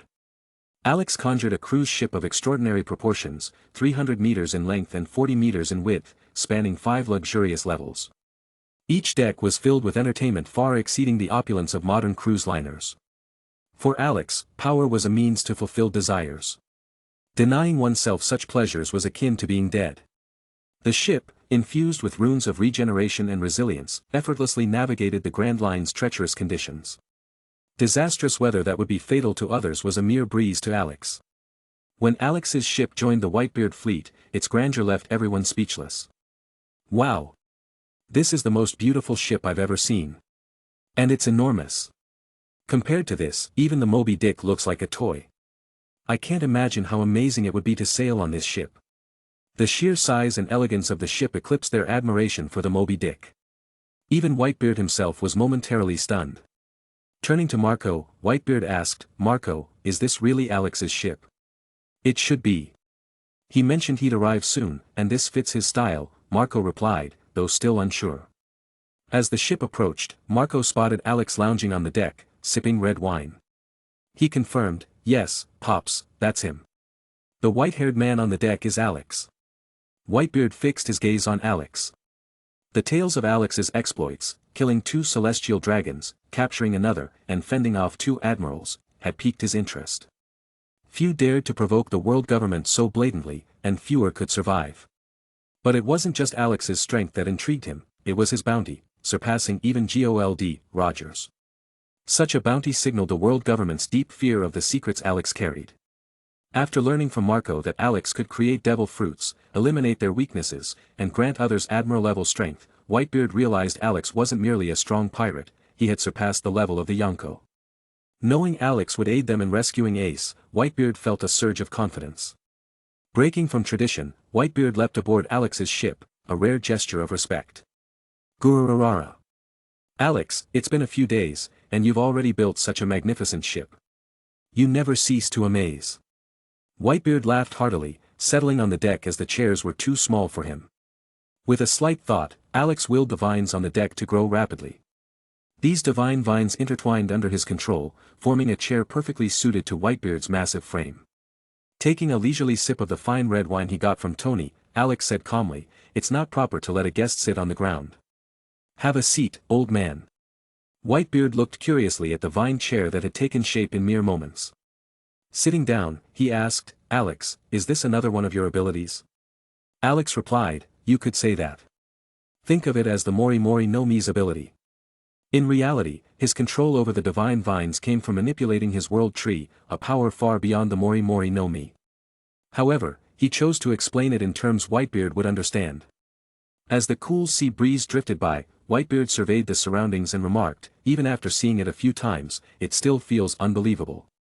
Not only have you overcome the devil fruit's weakness to seawater and seastone, but you can also create entirely new fruits. From what I see, your versions are even better than the originals." The Mori Mori no Mi, as I know it, couldn't achieve such precise control. Alex gave a slight smile. It's nothing extraordinary. If you're interested, I could customize a similar ship for your crew. Of course, it would come at a high price. Whitebeard's eyes lit up. What do you want? Alex pondered for a moment, then noticed Whitebeard's supreme-grade blade, Murakumajiri. He said, though this weapon isn't of much use to me, it would make a nice addition to my collection. I'll take Murakumajiri. Whitebeard's expression grew complicated. He knew that although a supreme-grade sword was priceless, it still paled in comparison to Alex's indestructible, self-regenerating ship. Trading Murakumajiri for such a vessel would be a bargain. However, with the imminent assault on Marineford to rescue Ace, parting with Murakumajiri could weaken his combat effectiveness, potentially jeopardizing the mission. Seeing Whitebeard's hesitation, Alex said, I can build the ship now and collect payment later. No rush. Realizing there was still a chance, Whitebeard immediately agreed. Gururarara. Much appreciated. With your ship, our odds of rescuing Ace just got better. I'll personally hand over Murakumajiri after our return from Marineford. Alex raised his glass for a toast. To a successful partnership. After downing their drinks, Alex tapped his finger on the table. A visible ripple spread from where his finger met the surface, and the surrounding ocean began to tremble. The vines of his ship moved swiftly, weaving into a massive sphere beside the vessel, floating atop the waves. The Whitebeard pirates, awestruck by the sphere's size, larger than even the Moby Dick, were left speechless. Alex smiled and asked, so, what kind of ship do you want? Whitebeard, though momentarily stunned, quickly regained composure. Glancing at the Moby Dick, he thought for a moment and said, make it as large and sturdy as possible. And, if you can, make it look good, something similar to the Moby Dick. Stroking his crescent-shaped mustache, he added sheepishly, am I asking for too much? Alex shook his head, signaling it wasn't an issue, and began shaping the vines. Under Alex's control, the vines separated and took the form of a colossal ship. The new vessel resembled the Moby Dick but was significantly larger, 1,000 meters long, 200 meters wide, and towering at 20 stories high. It looked like a gigantic sea king floating on the waves. Alex used his RCT to refine the ship's figure, molding the prow into a pale white whale head, almost identical to the Moby Dick's. He then carved out dozens of gunports for battle purposes and added some finishing touches, completing the massive ship. Though less intricate than Alex's personal ship, it was far grander and more rugged, a design that perfectly suited a pirate's taste. Turning to Whitebeard, Alex asked, what do you think, old man? Any changes needed? Whitebeard's eyes lit up as he admired the ship that would soon be his. Any regret about parting with Murakumajiri vanished. He burst into laughter. Gururarara. This ship is incredible. The rest of the Whitebeard pirates were equally thrilled. With a ship like this, they could storm Marineford without fear. The Whitebeard pirates lingered in the area, waiting for allied crews to gather. Over the next several hours, ships of all sizes arrived, each belonging to a formidable crew under Whitebeard's command. By the time half a day had passed, the fleet was complete. With a vast armada at their back, they set sail toward Marineford, ready to break through the marine stronghold and rescue Ace. Chapter 136. Dozens of pirate ships sped towards Marineford. Any pirate or marine who spotted Whitebeard's fleet immediately kept their distance, clearly intimidated. The fully assembled Whitebeard fleet was indeed a force capable of challenging Marine headquarters directly. At their current pace, Whitebeard's fleet would take 3 days to reach Marineford, just in time for the public execution of Fire Fist Ace. Over those 3 days, various pirates came to seek out Alex, hoping he would help them build custom pirate ships. However, Alex declined all their requests. His decision to build Whitebeard's new Moby Dick 2 wasn't because Murakumajiri was invaluable, rather, he simply liked Whitebeard enough to craft the ship for him on a whim. But even with these rejections, pirates continued to approach, which quickly became bothersome. When a fourth pirate came to request a ship, Alex swatted the rest away in one swipe, sending them flying into the sea, which finally brought some peace. The pirates he sent flying were no small-timers either, each had bounties in the millions. But even one casual move from Alex proved more than they could withstand, breaking most of their bones and leaving them unable to move. If not for Marco's Phoenix abilities to heal them, Whitebeard's forces might have lost a significant chunk of strength before even reaching Marineford. After that incident, all the pirates put aside their doubts about Alex due to his youth and recognized him as one of the greatest powers on the seas. However, Alex himself couldn't care less about their approval. Unlike the repetitive seas of his world, the Grand Line was full of constant surprises. Even the most seasoned pirates couldn't claim to have seen it all, so Alex's journey was anything but boring. Princess Shirahoshi, in particular, was filled with boundless curiosity about everything outside, having been confined in the hard-shell tower her whole life. After 3 days of travel, her excitement only grew. But as they neared Marineford to rescue Fire Fist Ace, Shirahoshi, despite her reluctance, dutifully returned to the Ryugu kingdom. Alex couldn't help but admire her, such a kind-hearted and beautiful girl, who wouldn't adore her? As for any size issues, Alex wasn't concerned. He could easily resize Shirahoshi or himself if necessary. With the execution hour drawing nearer, the entire world was focused on the upcoming event.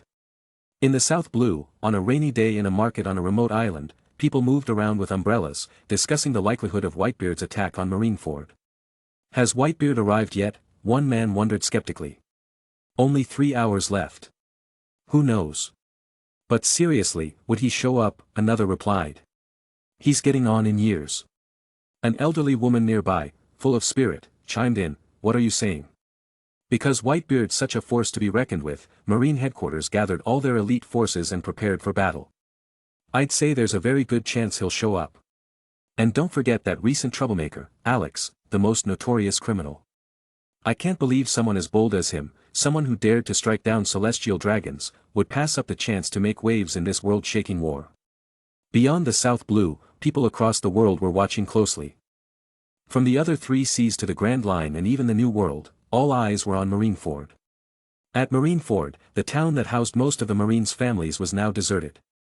All civilians had been evacuated to safety, and they monitored the public execution's real-time developments via large screens in the Sabaody archipelago. Journalists focused intently, ready to broadcast the latest updates to the world. Meanwhile, at Marine headquarters, 100,000 elite Marines, summoned from around the globe, stood ready, conserving their strength for the imminent battle.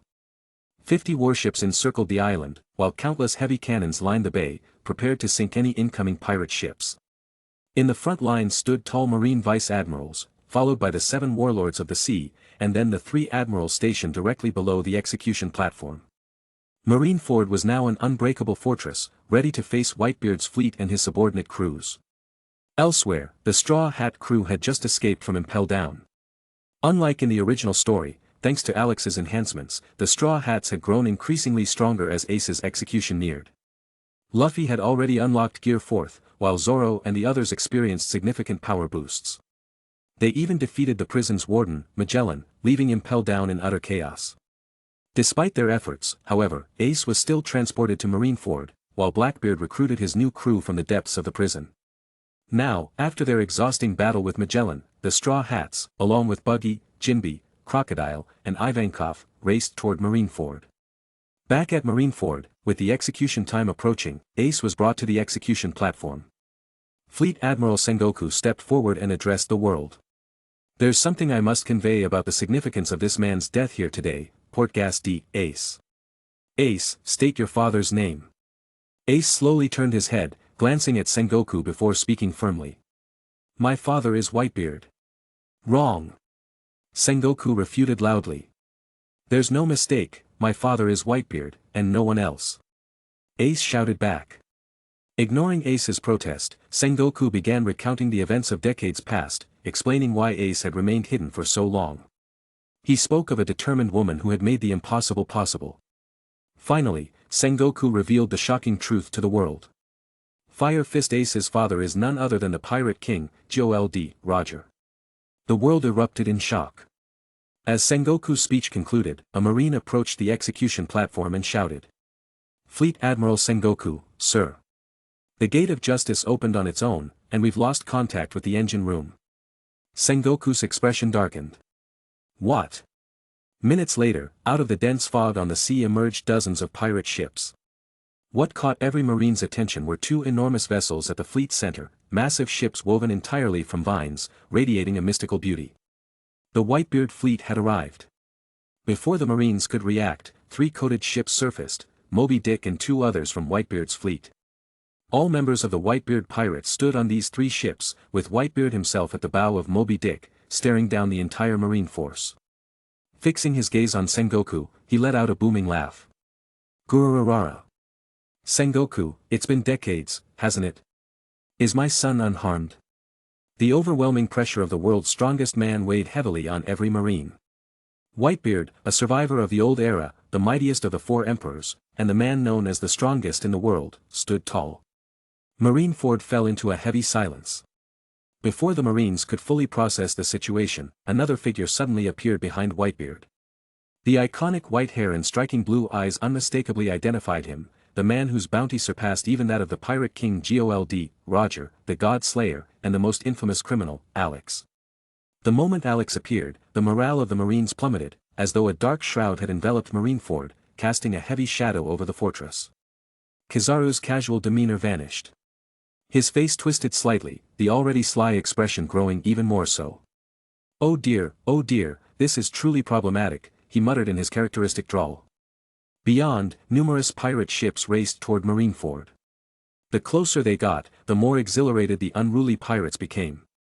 A female pirate from Wano, basking on the deck, called out to Alex, who was leisurely sunbathing. "Alex-san, we're almost at Marineford. Time to get ready for battle." Removing the sun hat shielding his face, Alex grabbed the wine glass on the table, downing it in one go without savoring. He cast a lazy glance at her and replied nonchalantly, "I'll head over first." Before anyone could react, Alex took a step forward and vanished, leaving the pirate stunned. He instantly reappeared on the bow of Moby Dick 1, standing beside Whitebeard.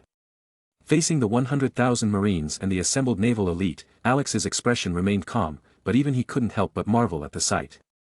The grandeur of the summit war, unfolding before his eyes, was awe-inspiring. No amount of raw power could dull the sheer epic scale of this confrontation.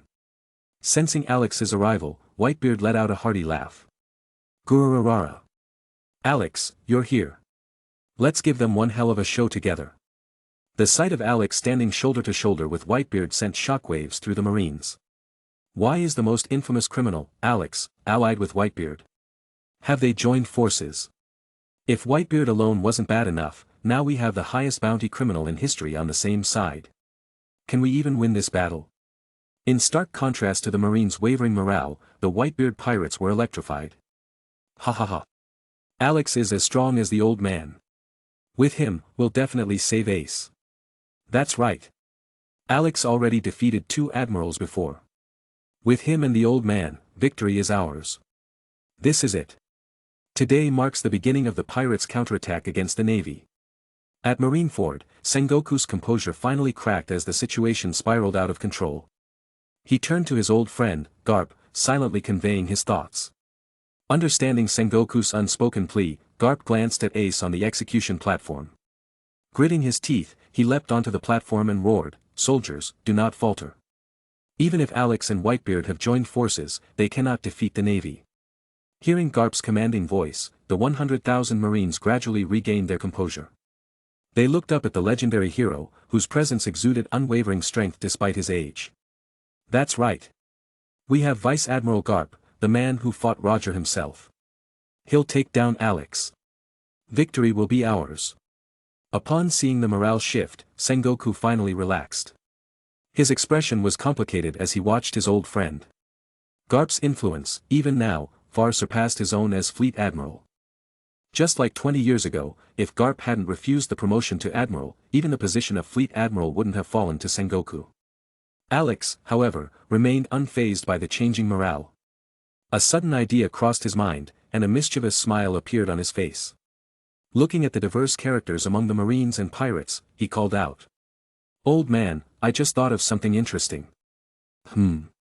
Whitebeard turned to Alex, his expression curious. Alex's smile widened. He stepped forward, standing before Whitebeard, and declared loudly. "Don't you all think the upcoming battle will be a bit too plain? Just hockey, devil fruits, and physical brawls, it's not enough." Everyone turned their gaze to Alex, a growing sense of unease washing over them. Alex continued, his voice ringing out. "I've decided to set some new rules. The higher your style points, the stronger your attacks will be." Everyone. What did he mean? They couldn't comprehend it at all. Alex didn't bother explaining. He activated Third Tree, Abyss, unleashing an infinite surge of power. The 50-fold enhancement amplified his already incredible strength to unimaginable levels. Unlimited void. He expanded his domain, instantly covering the entire One Piece world. Countless intricate runes appeared in the void, forming a grand formation that dictated the new rules. Alex's mind processed billions of calculations per second, bringing the entire One Piece world under his control. Complex runes etched themselves into the fabric of reality, enforcing the law: the higher your style points, the greater your attack power. Through the sheer might of vector manipulation, physical constants and energy flows adjusted. The final rule: up to a threefold increase in attack power based on style points. In an instant, everything was complete. To the others, it appeared as though Alex had simply snapped his fingers, yet the world itself had shifted. Those attuned to power could feel the change most acutely. Pirate Empress Boa Hancock, known for her striking beauty, stared at her hands in astonishment. She could feel it, an unrelenting surge of power coursing through her. Her strength had doubled, perhaps even more. With this newfound power, she felt confident enough to challenge even the Yonko. The entire battlefield stood in disbelief, their eyes fixed on Alex. What kind of power was this? He had altered the very laws of their world, and even the admirals weren't exempt. Having completed his work, Alex bowed slightly and smiled. Now then, let the show begin. Let this epic burn even brighter. Chapter 137. Everyone present could feel their power increase to varying degrees. For those who hadn't demonstrated their abilities yet, their style points were judged purely based on appearance. As a result, beauties like Boa Hancock, with her unparalleled looks, received the highest boost, up to double her strength. Conversely, individuals like Kizaru, with his perpetually sleazy expression, felt almost no enhancement. In mere moments, the attention of the Marines shifted from Whitebeard to Alex. It was evident that the large-scale anomaly was his doing. Among the admirals, Akainu, with his relatively dignified appearance, stood up. He activated his observation haki to assess the changes in his body. Having honed his physique to its peak, Akainu had long reached a plateau in his growth, where further improvement was nearly impossible. Yet now, he felt a significant transformation. His power had increased by at least 20%. For someone of his caliber, such a boost was monumental. Even a slight edge could determine victory or defeat in a battle, let alone a boost of this magnitude. However, despite feeling stronger, Akainu was far from pleased. Instead, a heavy sense of dread loomed over him. If these changes were truly Alex's doing, what did that imply? It meant that even admirals, wielders of haki at its peak, were not immune to Alex's interference. They were like fish on a chopping block, vulnerable to his whims. Stepping forward, Akainu radiated an intimidating presence despite lacking Conqueror's haki. "Alex, what did you just do?" As the battlefield's energy grew more intense, Alex's excitement mirrored it. Facing Akainu's question, he responded with a playful smile. "Why, I simply added more fuel to an already blazing fire, ensuring the flames burn brighter and longer." Through the brief exchange between Akainu and Alex, everyone realized that Alex was behind the anomaly. These elite soldiers from around the world fully grasped the implications. Unbelievable. I thought the stories about Alex defeating 2 admirals were exaggerated, but they must be true. Even the old man Whitebeard might be affected by this, a 100 mil bounty pirate from Whitebeard's crew muttered. Could it be that his strength surpasses even the old man's? And he's known as the strongest man in the world, another pirate exclaimed in disbelief. On the Marine side, the tens of thousands of soldiers were equally astonished, their eyes locked on the figure standing beside Whitebeard. Though much shorter than Whitebeard, Alex's presence was overwhelming, even overshadowing the Emperor himself. A power that influences tens of thousands at once, just how strong is he? Is he even human? He's a monster. At that moment, a Marine rushed to the execution platform, holding a Den Den Mushi. Handing it to Sengoku with a panicked expression, he reported, "Fleet Admiral Sengoku. It's terrible. Alex's Devil Fruit ability doesn't just cover Marineford, it spans the entire world. The Grand Line, the 4 Seas, the Red Line, everything is under his influence. Everywhere, things of beauty are gaining immense power. Based on Vegapunk's calculations, the maximum boost can triple the original strength." What? Sengoku's face darkened. Grabbing the Den Den Mushi, it immediately morphed into the face of an elder from the Gorosei. "Fleet Admiral Sengoku," came the familiar voice of one of the 5 elders, "no matter the cost, Alex must die. He has surpassed Fire Fist Ace and even Gold Roger as the greatest threat to the world." Sengoku's expression grew heavier. He nodded and replied, understood. In the luxurious chambers of Mary Geos, sunlight filtered through the ornate glass, yet it failed to lift the oppressive atmosphere. The Gorosei sat grimly, their eyes fixed on the projection from a surveillance den mushi. There stood Alex, the most dangerous criminal in the world, beside Whitebeard. His rise had eclipsed even the Revolutionary Army, making him the most destabilizing force. His actions had even drawn the attention of Im-sama. The tension in the room was palpable, the air thick with their collective malice. Even the sunlight seemed to dim under their oppressive presence. Finally, one of the 5 elders broke the silence. Alex must die. Back at Marineford, Whitebeard sensed the shift in the air. His eyes widened as he turned to Alex. Incredible power. But none of that matters now. Alex, step back. The war is about to begin. Whitebeard moved forward, his gaze sweeping over the tens of thousands of Marines, the warlords, and the admirals, before settling on Ace atop the execution platform. Gururarara. Hold on, Ace. I'm coming. Whitebeard's muscles tensed as he crossed his arms over his chest, sinking into a low stance. Channeling every ounce of his strength, he swung both arms outward like sledgehammers. Though his fists struck only air, the result was as if they had shattered a solid surface. Cracks resembling broken glass spread from his fists, radiating outward. The immense tremors centered around Whitebeard caused the sea to churn violently, forming 2 colossal water spheres flanking Marineford. But Whitebeard wasn't finished. Maintaining his stance, he tested his body, a flicker of surprise crossing his face as he glanced at Alex. Activating his powers, he noticed the amplification, his strength had doubled. Seeing Alex give him a thumbs up, Whitebeard burst into laughter. Gururarara. So this is the power of style points. With veins bulging on his forearms, the cracks in the air widened, and the twin water spheres rose even higher, now towering hundreds of meters above the sea. Once the water reached its zenith, Whitebeard pulled back his fists. The massive water columns transformed into titanic waves, surging toward Marineford with destructive intent. If left unchecked, this single attack could obliterate the entire base. The tidal waves loomed, casting massive shadows over the marine stronghold.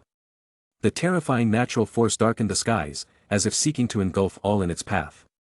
The sight of impending doom sent waves of panic through the 100,000 Marines. Numbers meant nothing against such overwhelming power.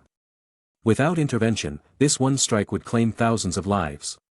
So this is the strength of the world's strongest man, a Marine muttered, his legs trembling as he stared at the monstrous waves. I don't want to die, another cried, clutching his head in despair. Even veteran leaders like Sengoku and Garp were momentarily taken aback. They were stunned to realize that Whitebeard appeared to be in his prime. His illness? Gone. More alarming was that, despite his age, his devil fruit powers had grown even more formidable. In his prime, he could barely summon waves a fraction of this size, yet now his attacks threatened to drown the entire Marine base. Vice Admiral Tsuru observed calmly, releasing a heavy sigh.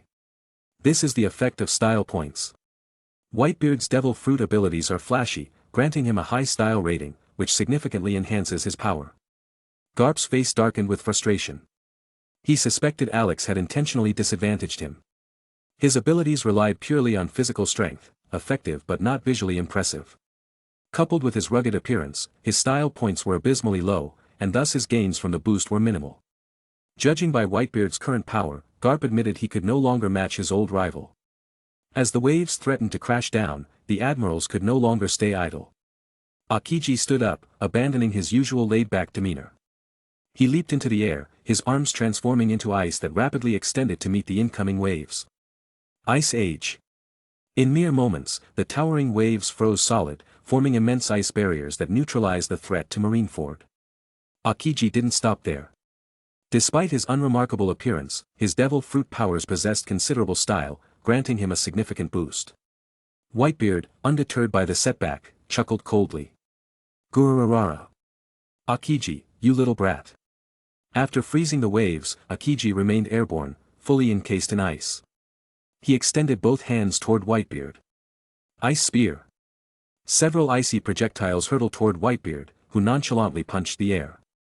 The quake's force shattered both the spears and Akiji himself. Akiji reformed upon hitting the ground, his hand touching the sea. Instantly, the surrounding waters froze solid. The ice encased Whitebeard's fleet, immobilizing their ships and preventing retreat. However, the frozen terrain also created a pathway, enabling the pirates to disembark and engage the Marines directly. The sea freezing over signaled the beginning of the war. Both the Navy and pirates launched cannon fire at each other, while pirates charged across the frozen sea toward Marineford. Blood, screams, fire, and explosions filled the battlefield, painting a brutal picture of the real pirate world. This was no hot-blooded adventure story, it was a life-and-death war. Suddenly, a terrifying slash cut through the air, heading straight for the Moby Dick one. The hardened ice split effortlessly, forcing the pirates in its path to scatter. Only a select few were capable of intercepting a blow from the world's greatest swordsman, Dracul Mihawk. Diamond Jozu leaped down to block the attack. As the wielder of the diamond fruit, his body could transform into nearly indestructible diamond. In the original timeline, even Mihawk's strikes struggled to harm him. But this time was different. Due to Alex's style-based power boost, Mihawk, with his refined and elegant swordsmanship, received a significant enhancement. In contrast, the brutish Jozu barely benefited from the style-based amplification. Mihawk's enhanced slash tore through Jozu's defenses, leaving a deep wound on his chest, nearly exposing his internal organs. Fortunately, Jozu managed to stop the attack, but the cost was evident. Without hesitation, Mihawk unleashed another strike, even stronger than the last, once again targeting the Moby Dick one. Jozu, already gravely injured, knew he couldn't withstand another blow. The precision and elegance of Mihawk's technique vastly outclassed his brute force. Mihawk, standing at the port, fixed his hawk-like gaze on Alex and Whitebeard. One was the world's strongest man, the other was the infamous criminal who had defeated 2 admirals. Mihawk was eager to measure his strength against theirs, particularly Alex, who, despite his youth, wielded terrifying power. Seeing Jozu in critical danger, Whitebeard prepared to step forward. But Alex interjected. "Leave this to me. His attacks include me as a target, and I don't appreciate that." Whitebeard glanced at Alex, who vanished in an instant, reappearing in front of Jozu. Facing a slash capable of cleaving a mountain, Alex simply raised his hand, stopping the attack in its tracks. All eyes turned to Alex, admirals, pirate captains, warlords of the sea. They watched intently, curious about how he would counter a strike that could rival a Yonko's full power. Mihawk's slash closed in, but as it neared Alex, it abruptly halted, trembling in midair as if held back by an invisible barrier. Whitebeard, with his advanced observation haki, noticed something unusual. This wasn't a barrier like the barrier fruit. If it were, the slash would have shattered upon impact. Instead, the distance between Alex and the attack seemed to stretch infinitely. The slash continued its motion but remained suspended, unable to bridge the ever-expanding gap. "What kind of ability is this?" Akainu muttered, his face grim as he observed the frozen slash. Top-tier observation haki users quickly grasped the essence of Alex's technique. They realized it rendered physical attacks, no matter how powerful, entirely ineffective unless they involved spatial or conceptual manipulation. This understanding highlighted the terrifying nature of Alex's limitless technique. Even spatial and certain rule-based attacks could be neutralized. With a simple clench of his fingers, Alex crushed Mihawk's flying slash using his vector manipulation. He turned to Mihawk, a smile playing on his lips. "Attacking the referee comes with consequences, world's greatest swordsman." Alex then raised 2 fingers, mimicking a sword, and slashed downward. Vector forces intertwined, creating a devastating slash. The attack carved a 10-meter-wide trench across the frozen battlefield, revealing the sea dozens of meters below. The sheer force of the attack forced everyone to dodge, including the warlords. Even they felt powerless against Alex's casual strike. Mihawk's pupils contracted as he gripped his black blade, Yoru, tightly. With a serious expression, he countered Alex's attack with his strongest slash. The resulting clash sent shockwaves rippling through the sea, hurling water high into the sky. Chapter 138. The aftermath of the battle stirred a massive cloud of dust. From within the haze, a figure was flung outward, droplets of crimson blood scattering through the air. Mihawk had been struck by a force beyond his reckoning. Despite his best efforts, even the world's greatest swordsman couldn't withstand Alex's casual attack. A vicious wound tore across Mihawk's chest, mirroring the injury he had inflicted on Diamond Jozu earlier. Alex hadn't killed Mihawk. His aim was to keep the battle entertaining, not to cut it short. A dead warlord would only diminish the spectacle.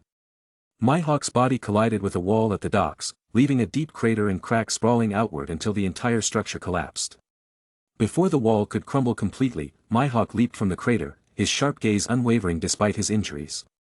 The muscles around his chest wound contracted, staunching the bleeding. Like many top-tier fighters, Mihawk mastered life return, enabling him to control his body with precision. Given enough food, he could recover quickly. The Navy soldiers witnessing the scene on the icy battlefield were filled with dread. It's hopeless. What kind of monster is this? Even Mihawk couldn't withstand a single strike. This isn't fair at all.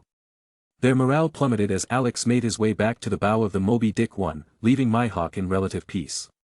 Once it became clear Alex wouldn't press his advantage, the Navy regained its composure and resumed their defense against the advancing pirates.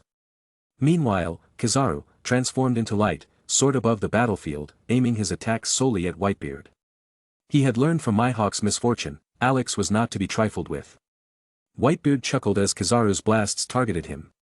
So now I'm the easy one to pick on. This is a first. Kizaru's attacks never reached their mark. A blazing figure intercepted him, Marco the Phoenix. With his body engulfed in azure flames, Marco absorbed the damage before delivering a powerful kick that sent Kizaru hurtling back. Meanwhile, JUJUTSU, having recovered from his earlier injury thanks to Marco's healing, lifted a massive block of ice and hurled it toward Marineford. However, Akainu intercepted it, launching his own fiery counterattack. Meteors of molten rock rained down, obliterating ships and soldiers alike. Whitebeard and Akainu exchanged taunts even as they clashed. Whitebeard, back to lighting birthday candles, magma brat. Akainu, not a fan of grand funerals, Whitebeard. Witnessing this iconic exchange firsthand, Alex couldn't help but smirk. In real life, their banter sounded less like epic declarations and more like two bickering children. Thud. Thud. Thud. The ground shook violently as a colossal figure approached from the sea. Not swimming, but walking. Gasps rippled through the Navy ranks. Unbelievable. He's even larger than the giants. That's Little Oars Jr. And he's one of Whitebeard's men. The towering giant proved unstoppable for regular Marines. Even bullets barely pierced his thick skin, causing only superficial wounds. With ease, Little Oars Jr. lifted a warship and hurled it at the bay, shattering the defensive wall and creating an opening for the pirates. Having completed his mission of breaching the wall, Little Oars Jr. could have retreated. But driven by loyalty and urgency, he pressed forward despite Whitebeard's warnings. His only goal was to rescue his dear friend, Ace. Courage isn't the same as recklessness, Whitebeard muttered as Oars charged ahead. As Little Oars Jr. closed in on the execution platform, he was met by the warlord of the sea. Bartholomew Kuma, with his pawpaw fruit, unleashed a devastating attack. He compressed an enormous bear-paw-shaped bubble of air and hurled it at Oars. The attack, possessing power akin to that of a Yonko, sent Oars crashing to the ground, his massive frame bleeding profusely. Yet, his will remained unbroken. Struggling to his feet, he resumed his advance toward the platform. However, the relentless assault of cannon fire and his grievous injuries eventually took their toll. As he pushed on, Oars aimed to take down at least one warlord, hoping to ease the burden on Whitebeard's forces. But before he could act, Doflamingo severed one of his legs with a sadistic grin, sending him crashing to the ground, unable to rise again. Doflamingo stood over Oars, laughing maniacally. How amusing. A sudden whisper interrupted his laughter, oh. Just how amusing. Doflamingo's grin froze. He turned slowly, his gaze locking onto a white-haired figure standing ominously behind him. It was Alex. An unprecedented sense of dread gripped Doflamingo.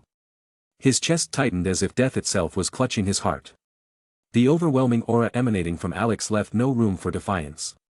Doflamingo had always prided himself on his arrogance and power, but now, in front of Alex, he felt insignificant. The once confident warlord forced a smile, speaking in the calmest voice he could muster. Ah, Alex. We have no quarrel, do we? Why single me out? A cannonball exploded behind Alex, scattering shrapnel in all directions. Yet, as the shards neared Alex, they halted midair, trembling before him. Bathed in the glow of the distant explosion, Alex's face remained shadowed. He smiled, his tone light but chilling, no reason. You just annoy me. Doflamingo's forehead veins bulged, but he quickly suppressed his rage. The simplicity of Alex's reasoning, that he was merely an irritant, struck a nerve. To Alex, Doflamingo was nothing more than a pest, a bug to be squashed on a whim. But Doflamingo was no mere bug. He was a warlord, a king, a former celestial dragon. Clenching his fists, Doflamingo swallowed his pride and attempted to reason further. Alex, I apologize if I've displeased you. But if you think I'm an easy target, you're mistaken. I'm a warlord, a devil fruit user whose powers have awakened. I'm an ally of Kaido, one of the Yonko. And I'm a former celestial dragon. You may be strong, but I advise you to take your grievances elsewhere. I'm not someone who falls easily. Doflamingo believed his long-winded speech would convince even Alex, the notorious criminal, to reconsider. After all, no one in their right mind would willingly antagonize half the major powers of the sea. Most people, even the strongest warriors, tend to bully the weak while avoiding unnecessary risks. Doflamingo was sure Alex was no exception. But Alex, observing the smug confidence in Doflamingo's expression, knew exactly what the warlord was thinking. What Doflamingo failed to grasp was that Alex didn't see a difference between someone like Emu, the leader of the celestial dragons, and a lowly insect. To Alex, they were all soft targets. In a world devoid of singular universal-level beings, or even talent-level entities, Alex was untouchable. If I insist on crushing you? Alex asked with a playful smile. Doflamingo's face darkened. The ice beneath his feet transformed into a mass of dense threads, launching a fierce attack. You'll pay dearly for that. Doflamingo snarled, his grin twisted into a sinister smirk. Though seemingly unhinged, Doflamingo's appearance had its charm, earning him a notable style boost. With his combat abilities now doubled, he believed himself nearly on par with a Yonko. He was confident that, even if he couldn't defeat Alex, he could escape. Watching the approaching tidal wave of razor-sharp threads, Alex's amused smile grew wider. Without fanfare, he raised a leg and kicked forward. A black-red flash of lightning erupted, the result of pure physical prowess enhanced by a black flash strike. The compressed air surged like a cannonball, obliterating the threads in its path and slamming into Doflamingo with devastating force. The impact sent Doflamingo hurtling through the air. His body skidded across the frozen ground of Marineford, carving a massive trench several kilometers long before finally coming to a stop. At the end of the trench, Doflamingo lay motionless, his life force barely detectable. He had been utterly defeated in a single blow. The other warlords watched in stunned silence. Moments earlier, Doflamingo had displayed power that could rival a Yonko, a performance that would have posed a challenge to any of them. Yet Alex had dispatched him effortlessly. This realization sent a chill down their spines. If Alex could take out Doflamingo so easily, then none of them would fare any better. Unperturbed by his decisive victory, Alex began walking toward the remaining warlords. Even the massive Little Oars Jr. had failed to elicit any fear from them, but as Alex approached, the tension became palpable. Save for Bartholomew Kuma, who had long since abandoned his emotions, the warlords involuntarily took a step back. The remaining warlords eyed Alex cautiously, fear etched across their faces. Each one dreaded becoming his next target, knowing full well they couldn't withstand his terrifying power. Among them, Gecko Moria's face turned ashen. For some inexplicable reason, he felt Alex's gaze fixating on him. As Alex steadily approached, Moria's last hopes of being overlooked evaporated. He was certain now, Alex was coming for him. Like Doflamingo before him, Moria couldn't understand why. He had no past grievances with Alex. When Alex finally stood before him, Moria forced a stiff smile and asked, "Mr. Alex, what brings you here?" Alex didn't bother answering. Instead, he raised a hand and struck out, his palm charged with an immense force amplified by limitless vectors. Every ounce of Alex's destructive energy poured into Moria. The warlord barely had time to register the attack before his body detonated like a bomb, leaving only a deep crater in his wake. Only then did Alex speak. "No reason.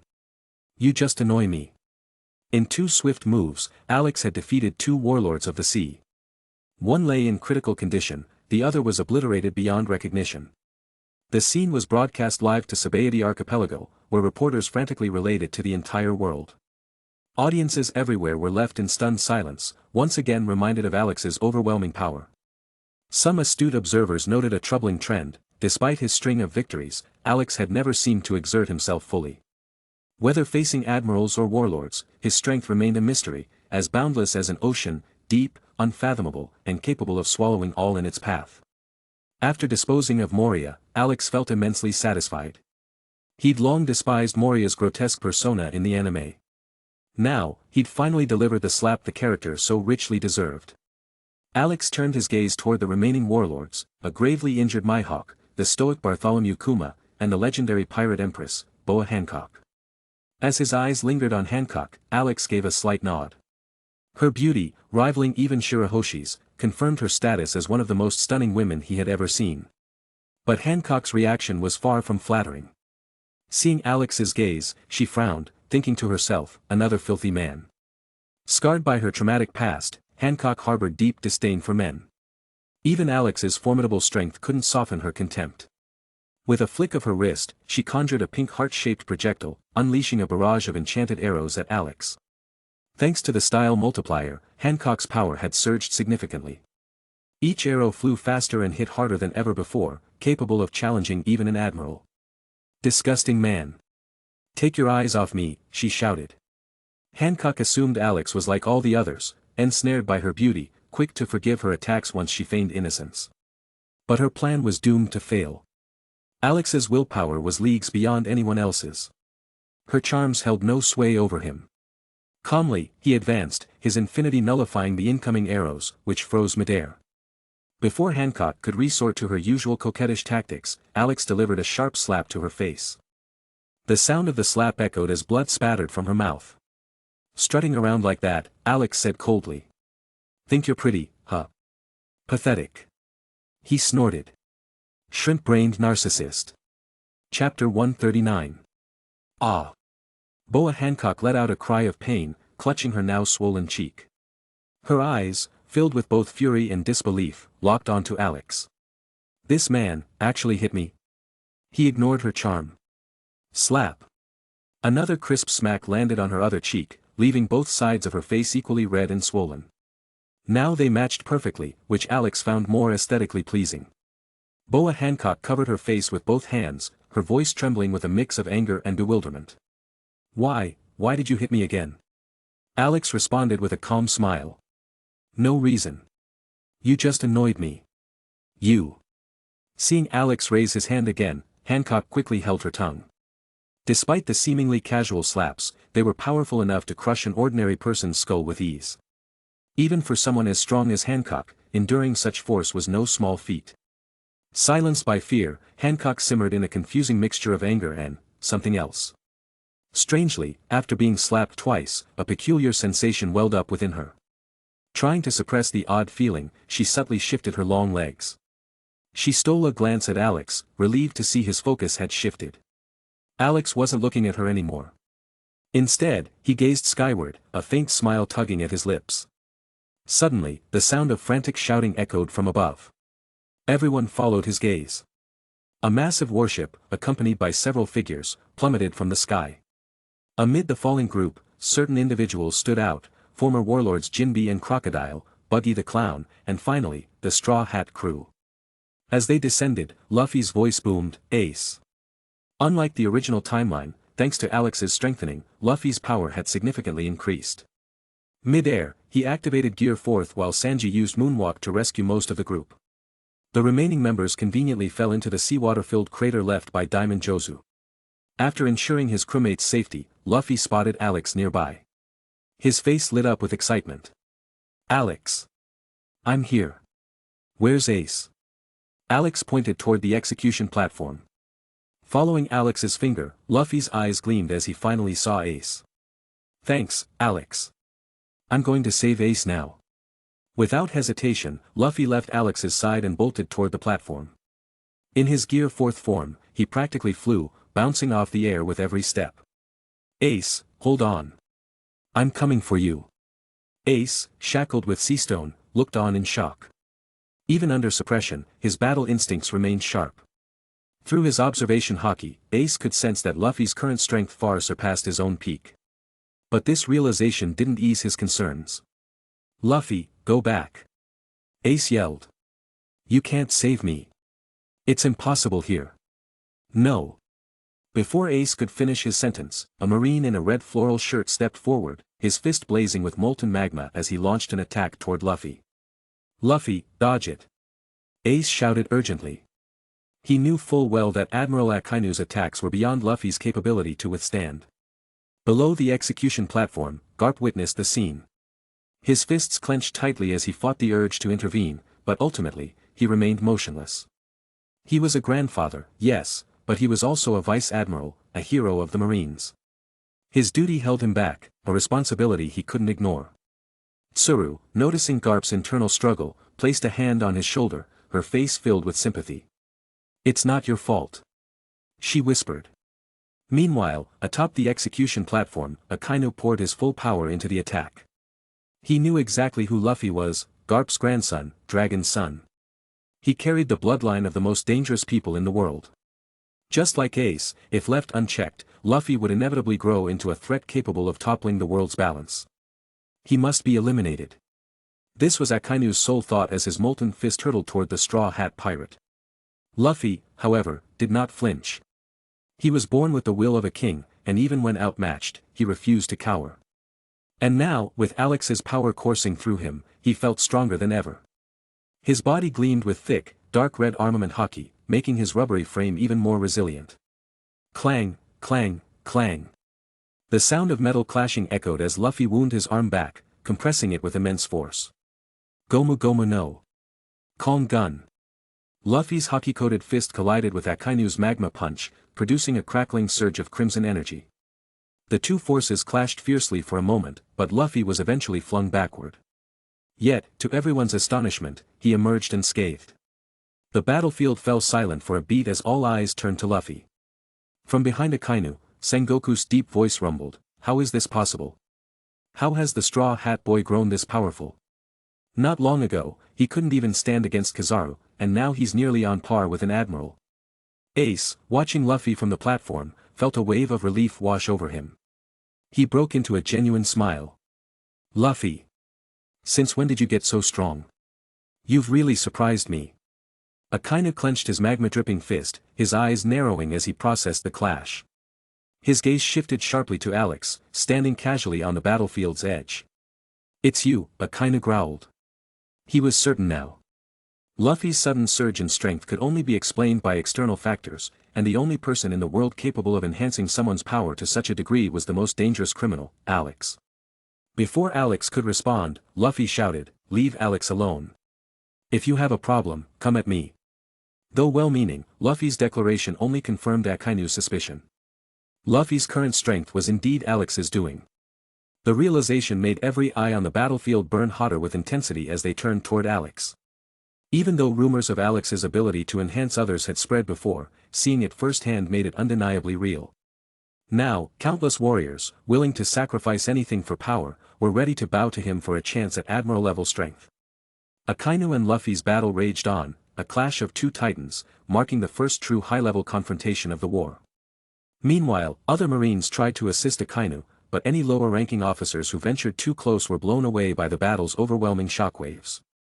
Vice admirals and higher-ranked officers were intercepted by Zoro, Sanji, and the rest of the Straw Hat crew.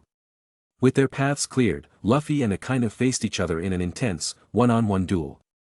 After fending off the interference, Zoro turned his head sharply, his senses locking onto a familiar presence.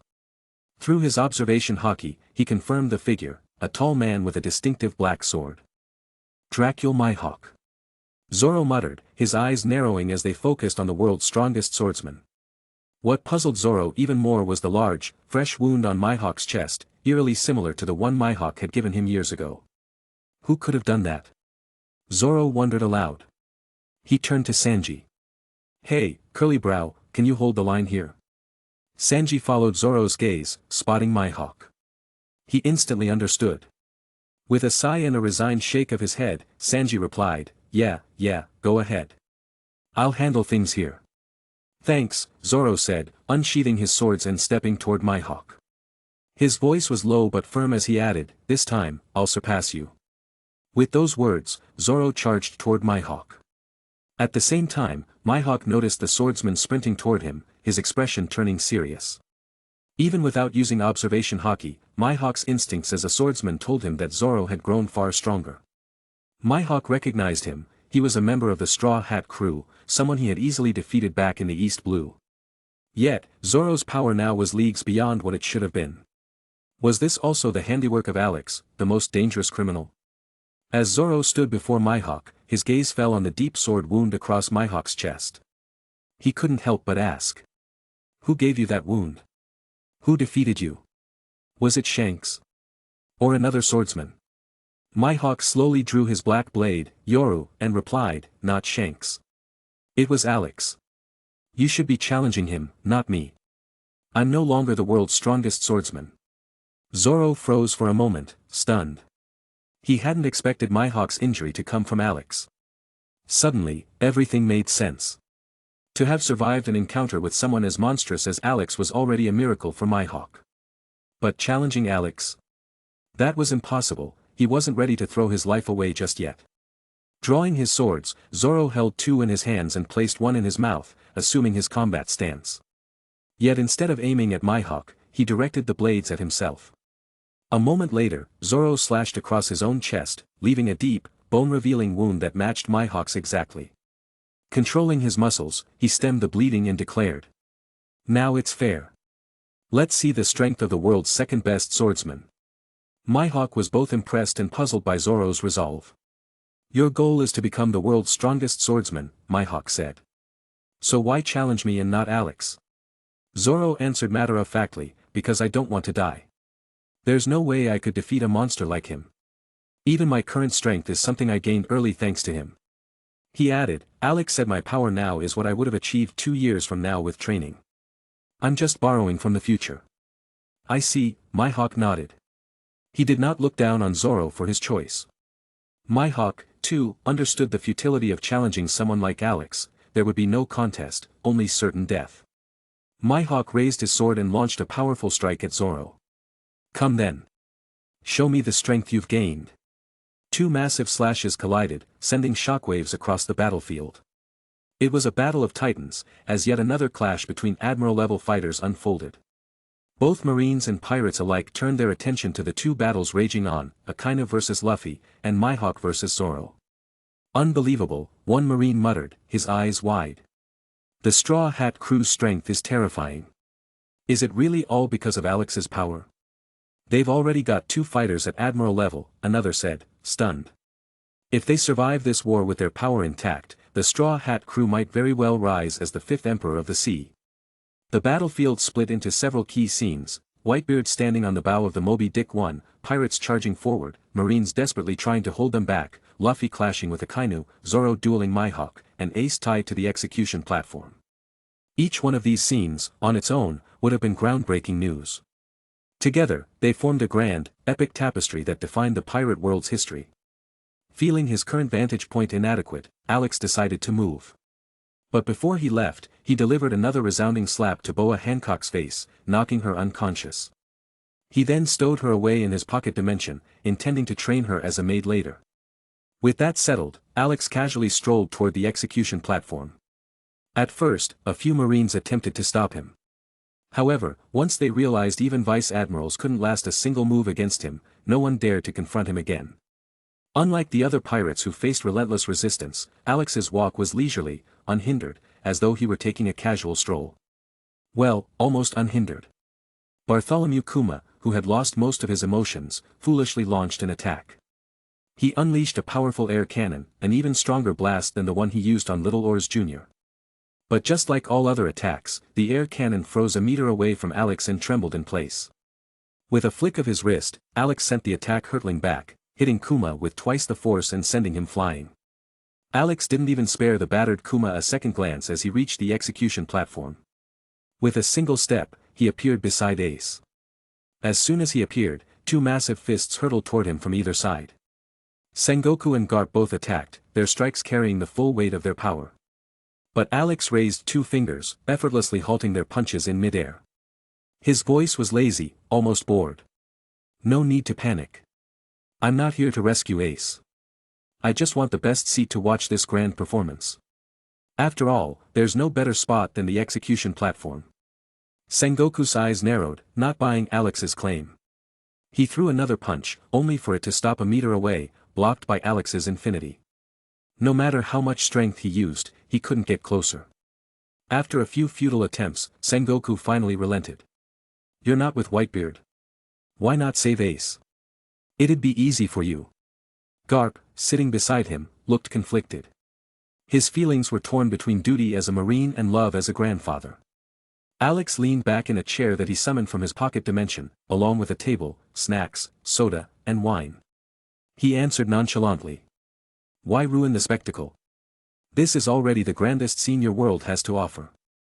I could change it, but I don't want to break it. Sengoku caught onto a curious phrase. Your world. Just who are you? Alex ignored the question, pouring himself a glass of wine. Then he looked at Garp. Care for a drink? With me here, the outcome is beyond your control. No need to carry the burden anymore. Like Vice Admiral Tsuru said, it's not your fault. Garp froze, then laughed heartily. Ha!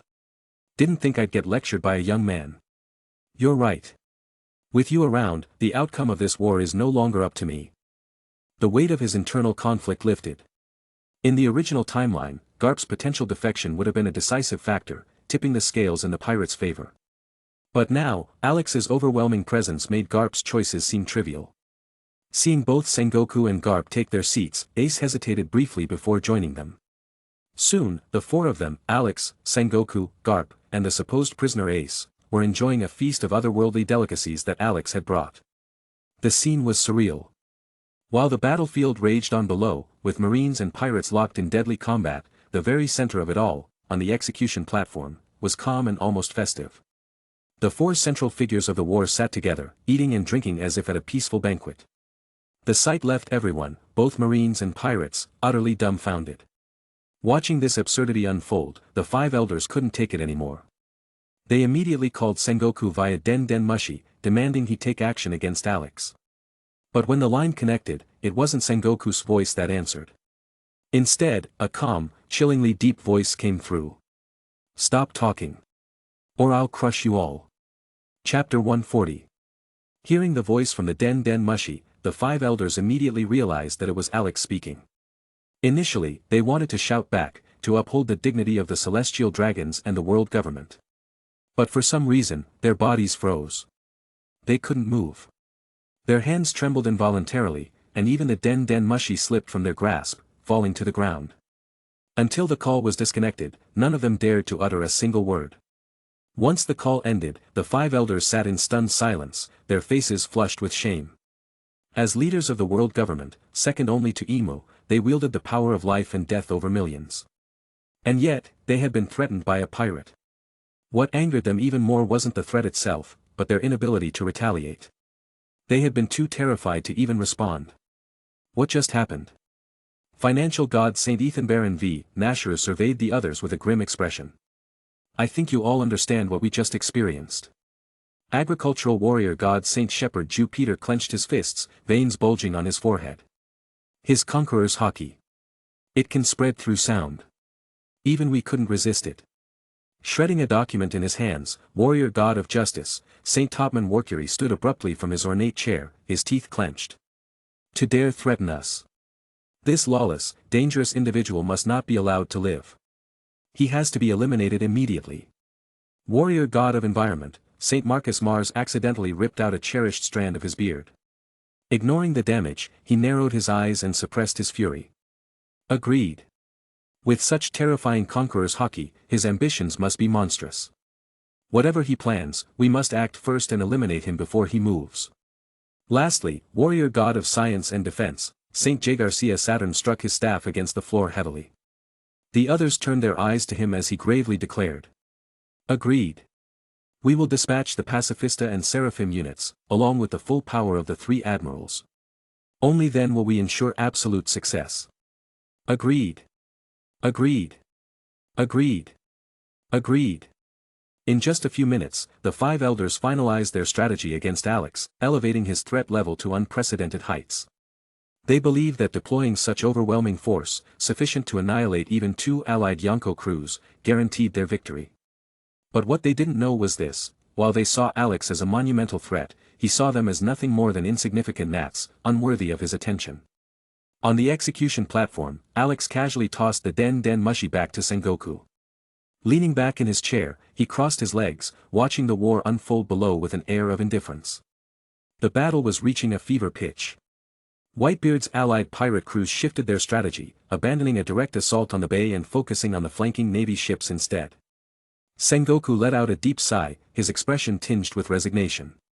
So, they've realized it. How foolish of them.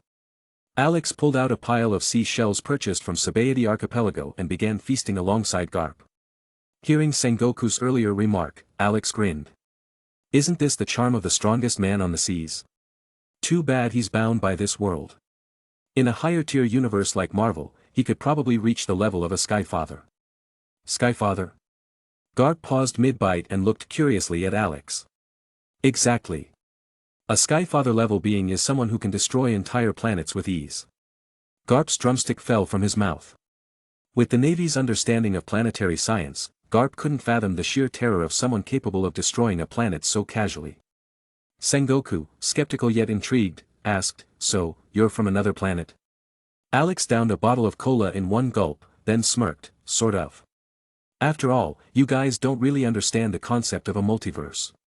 The trio, Sengoku, Garp, and Ace, fell silent, realizing Alex's origins were far beyond their comprehension. Breaking the tension, Garp suddenly inquired, "Is it true that Luffy's strength came from you? He's holding his own against Akainu for so long." Alex chuckled, "Not exactly. You should believe in Luffy's potential. All I did was grant him the power he would naturally achieve 2 years from now. The closer we get to Ace's execution, the stronger his enhancements become. By the time Ace's execution begins, Luffy will unlock his true power. I guarantee he'll shock the world." "What?" Sengoku's face showed disbelief as he pieced it together. Alex confirmed with a nod, "Yes, exactly what you're thinking. The legendary warrior of liberation, the sun god Nika form." At that moment, Alex's eyes caught sight of Buggy in the distance, using a visual Den Mushi to broadcast live to the world. His face lit up as he ignored the astonished trio and disappeared from their sight. "Be right back. A global broadcast like this? No way I'm missing out." On the icy battlefield, Buggy and his crew were live-streaming their grandiose proclamations. As Buggy declared himself one of the Pirate King's crew members, he noticed everyone around him staring wide-eyed at something behind him. Before he could turn, a hand draped over his shoulder. The familiar white-haired figure appeared at his side. It was none other than the world's most notorious criminal, Alex. Alex, with a dazzling smile, addressed the entire world through the broadcast. "That's right. I'm Alex, the most notorious criminal, a pirate with a bounty higher than the Pirate King's. And I'm here to confirm that everything Captain Buggy says is true. He really was a member of the Pirate King's crew and just now survived a direct slash from Mihawk without a scratch." You, MMPH. Buggy stammered, but Alex silenced him by covering his mouth. Alex continued his global announcement. "Indeed, I, Alex, am also a loyal subordinate of the great Captain Buggy. I hereby admit that Captain Buggy's strength surpasses mine. He will lead us to overthrow the world government, unify the seas, destroy all nations, and exterminate every pirate to establish a unified world empire." MMPH. MMPH. Buggy struggled in panic. This was beyond his wildest ambitions.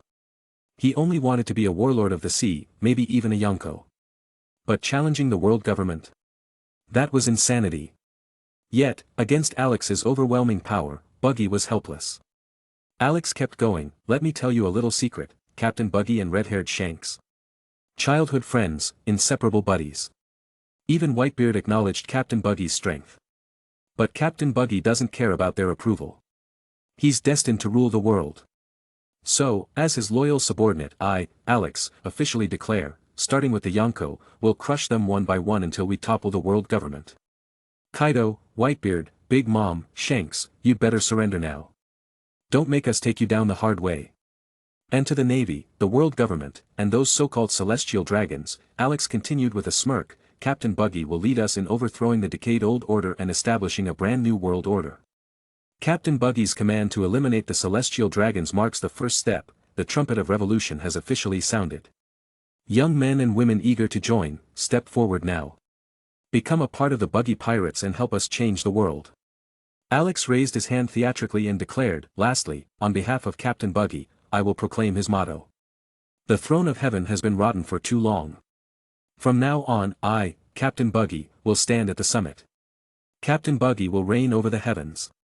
The world. The world, oh, oh. The world. For a moment, complete silence fell over Marineford. Silence enveloped Sabaody Archipelago. Everywhere within earshot of Alex's broadcast fell into an eerie stillness. Then, like a dam breaking, an uproar of monumental proportions erupted, shaking the heavens. Reporters in Sabaody Archipelago scrambled to transmit the earth-shattering news, desperate to publish what was now the most sensational headline in the world, surpassing even the ongoing war. Meanwhile, pirates surrounding Alex and Buggy shouted in awe. As expected of Captain Buggy. Even the most notorious criminal, Alex, serves under you. Declare war on the world government. Long live Buggy's empire. In stark contrast to his euphoric crew, Buggy felt his body turn ice cold, his soul descending into a bottomless pit of despair. His entire being trembled uncontrollably. He knew the truth, Alex was not his subordinate. He had never issued any command to assassinate the celestial dragons, nor had he harbored any thoughts of overthrowing the world government. But now, none of that mattered. Alex's declaration had been broadcasted live across the globe. Whether true or false, the world had taken it as fact. Buggy's fate was sealed. The world government would never let him go. He had been elevated to the same threat level as Alex, a colossal danger to global stability. After this war, Buggy would face relentless pursuit, akin to the wrath of a Buster Call, every moment of his life. Realizing this, Buggy broke down and screamed at Alex, most notorious criminal Alex, what the hell are you doing? Alex effortlessly restrained Buggy, his face wearing the unmistakable grin of a mischief maker. Don't be like that. I believe you and Luffy are the two most likely candidates to overthrow the world government. Since Shanks has placed his bet on Luffy, I'll place mine on you. I will, fully, support you. Believe in yourself, Buggy. You're a crew member of the Pirate King, a truly great figure. The unexpected flattery threw Buggy off balance. Gradually, fear gave way to a sense of pride. His eyes narrowed with smugness as he chuckled, really? I'm that amazing? Alex continued his psychological assault, absolutely. You have the potential to be a king. Extending his hand, Alex placed it on Buggy's shoulder and activated his reverse curse technique, optimizing Buggy's physique to its peak state and significantly enhancing his strength. Do you feel it, Buggy? That overwhelming power coursing through your body? That's your potential as the ugly emperor. As Alex spoke, Buggy felt an unfamiliar warmth coursing through his veins. Moments later, an eruption of boundless energy surged within him, strengthening his body and unlocking new depths of his devil fruit's potential. By the time Alex finished, Buggy realized in shock, his devil fruit had awakened. Unable to contain his exhilaration, Buggy burst into raucous laughter. Ha ha ha ha ha. Yes, that's right. I am the ugly emperor. Let the world shatter into pieces. Unlike Whitebeard's power, fractures spread from Buggy at the center, radiating outward in a structured grid. His chop-chop fruit, now awakened, finally influenced the external world. This was the power to shatter the world into pieces. Under the effect of the chop-chop fruit, the sea fragmented into geometric cubes. The bodies of nearby marines disassembled into neatly segmented parts, resembling victims of the op-op fruit's slashes. As Buggy's maniacal laughter echoed across the battlefield, every marine who dared to approach was effortlessly defeated. This newfound invincibility only inflated his ego further. Ha ha ha. I am the ugly Emperor Buggy, and I will raise an army to overthrow the world government. Ha ha ha ha ha. Watching this unfold, Galdino, the wax fruit user, could no longer mock Buggy. His face twisted in disbelief as he muttered repeatedly, no way. How did this actually happen? Meanwhile, unnoticed by most, Alex quietly vanished from Buggy's side, reappearing on the execution platform. The moment he appeared, Sengoku couldn't hold back his fury any longer. Alex, what exactly are you planning? Alex chuckled, taking a bite of food. Oh, nothing much. I just think this world could use a little more excitement. You, Sengoku's fists clenched in rage. Alex had only been active for a month, yet he had already upended the balance of power in the seas. Sengoku was seething but powerless.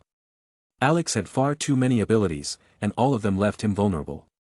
Before Sengoku could respond further, Alex spoke again, a sly grin on his face. By the way, your little scheme to sow discord within Whitebeard's ranks. Yeah, that's not going to work. I've restored him to peak condition. What? At that moment, far below, Squard, manipulated by Akainu's deceit, lunged at Whitebeard with his sword. But unlike in the original timeline, Whitebeard was in his prime. The instant Squard made his move, Whitebeard sensed it. Armament hockey wrapped around his hand as he effortlessly caught the blade. Squard stared in despair as Whitebeard, unaffected, pulled him into a tight embrace. Through Whitebeard's unwavering paternal love, Squard realized his mistake and broke down in tears. Whitebeard, unfazed by the betrayal, unleashed his wrath upon the battlefield. He shattered the ice encasing Marineford, giving his fleet a choice, fight or retreat. Every captain chose to stay. Their loyalty to Whitebeard, now renewed, burned stronger than ever. With a mighty leap, Whitebeard descended into the fray, blade in hand. He pointed his naginata at the Marines and roared, "Charge! Follow me into battle." The pirates, fueled by Whitebeard's presence, surged forward in a unified charge, for father. Attack! As the pirates neared Marineford's shores, a towering figure emerged, Vice Admiral John Giant. The massive marine stood as a one-man blockade, repelling dozens of pirates. Eventually, he faced Whitebeard himself, determined to halt his advance. But Whitebeard crushed him with a single strike. Laying his blade aside, Whitebeard extended one finger and pierced the air. With a powerful pull downward, the world trembled. A cataclysmic quake fractured Marineford, splitting land and sea alike. Entire sections of the island tilted at a steep 45-degree angle, obliterating most of Marineford's structures in an instant. Back on the execution platform, Alex remained seated, completely unfazed by the chaos around him. Sipping his coffee, he exhaled slowly and smiled. Here we go, the war's reaching its peak. The ultimate climax of the Summit War was about to unfold. Chapter 141. In the bay, the pacifistas continued bombarding the pirates, but many of them were destroyed by the formidable New World pirates. Among these New World pirates, numerous individuals with bounties exceeding 100 million berries made short work of the pacifistas. To them, these mechanical soldiers were not insurmountable foes. Meanwhile, Buggy the Clown, holding a live broadcast Den Mushi, became a prime target for the Marines. They launched relentless attacks to destroy the snail and cut off the broadcast. The Marines wanted to hide their manipulation of Squard into betraying Whitebeard, as such underhanded tactics wouldn't look good if exposed. Moreover, they didn't want the world to know about their intention to execute Ace prematurely. But Buggy, now awakened, was terrifyingly strong. Though not yet at the level of an emperor, he had the strength of a warlord of the sea. The awakening of the Chop Chop fruit had granted Buggy devastating power. With a mere wave of his hands, nearby Marines were shattered into countless pieces, unable to resist his might. At this point, only the admirals, Garp, or Sengoku could hope to subdue him. Buggy was no longer just the clown, he had fully ascended to become the Emperor Buggy. As the pirates stormed into the bay and pushed toward the shore, the battle between Luffy and Akainu was reaching its climax. Without awakening Gear 5th, Luffy was no match for Akainu. He was blasted away and landed on the frozen sea, reverting from Gear 4th. Elsewhere, Whitebeard, having defeated the giant Vice Admiral, unleashed a powerful punch toward the execution platform. However, the three admirals, now free from distractions, intercepted him, preventing the attack from destroying the platform. Unlike the original timeline, Whitebeard's body remained at its peak despite his age. Akainu, having already expended significant energy fighting Luffy, struggled more than usual to withstand Whitebeard's might. As the pirates closed in on the platform, Sengoku, visibly flustered, abandoned his sea snails and issued a decisive order. Shut down all non-essential mechanisms. Redirect all energy to the encircling walls. Following his command, power was rerouted to the surrounding wall, which began rising from beneath the ice, enclosing the pirates within the bay. However, to everyone's shock, one section of the wall failed to rise. The massive body of Little Oars Jr., still lying where he fell earlier, blocked its ascent. The pirates surged toward this single breach, but the Marines had anticipated such a scenario. Cannons opened fire on the advancing pirates, inflicting heavy casualties. Amid the chaos, Akainu emerged and began launching molten magma into the air. The lava, pulled down by gravity, rained upon the bay, vaporizing the ice and boiling the seawater, scorching the pirates below. It was at this moment that Little Oars Jr. stirred. Having been unconscious, not dead, he struggled to his feet despite his grievous injuries. But before him stood the three admirals, any one of whom could easily kill him despite his immense size. Marines surrounding him opened fire, worsening his already dire wounds. Kizaru, extending a glowing finger, aimed at Little Oars Jr. and said with his usual detachment. Stubborn, aren't you? To still be standing, barely clinging to life. A cruel smile crossed his face. Let's finish this quickly. The best way would be to shoot through his head. Boom! A sudden explosion echoed outside the encircling wall, and a massive torrent of water surged inside, cutting off Kizaru's attack and saving Little Oars Jr. From within the water, Luffy emerged, holding a broken mast and appearing in front of everyone. Even with Alex's enhancements, the toll of Gear 4th had drained all of his haki, leaving his stamina nearly exhausted and his combat ability significantly diminished. Yet, despite his weakened state, Luffy raised his head and fixed his unwavering gaze on the execution platform, ignoring the three admirals who struck fear into countless pirates. The three admirals gazed down at Luffy with calm indifference, their expressions mocking his recklessness. "Oh, so you finally made it this far," mused Kizaru. "The son of dragon, truly fearless," remarked Akainu. "So young, how terrifying," added Akiji. All the Marines turned their attention to Luffy, watching the daring yet seemingly doomed young pirate. Above, Buggy, hovering in the air, captured the scene with a broadcast Den Den Mushi, streaming it live to Sabaody Archipelago. Spectators on Sabaody marveled at Luffy's courage but doubted his chances. Facing the three admirals at once. The Straw Hat Kid is done for. Yeah, there's no way anyone can save him now. Meanwhile, the three admirals spoke once more. Your persistence is admirable. But this stage is far too early for someone like you. You cannot possibly defeat us. Luffy ignored their words, his resolve hardening further as he shouted, "Give Ace back to me." With all his strength, he hurled the broken mast at the admirals. To them, the attack was child's play. Akiji froze the mast instantly, stopping it in its tracks. But as it became encased in ice, Luffy entered second gear, delivering a powerful kick that shattered the frozen mast. The impact released a dense, icy mist, obscuring everyone's vision. Taking advantage of the cover, Luffy attempted to bypass the admirals and dash toward the execution platform. But such a ploy was futile against the observation haki of the admirals.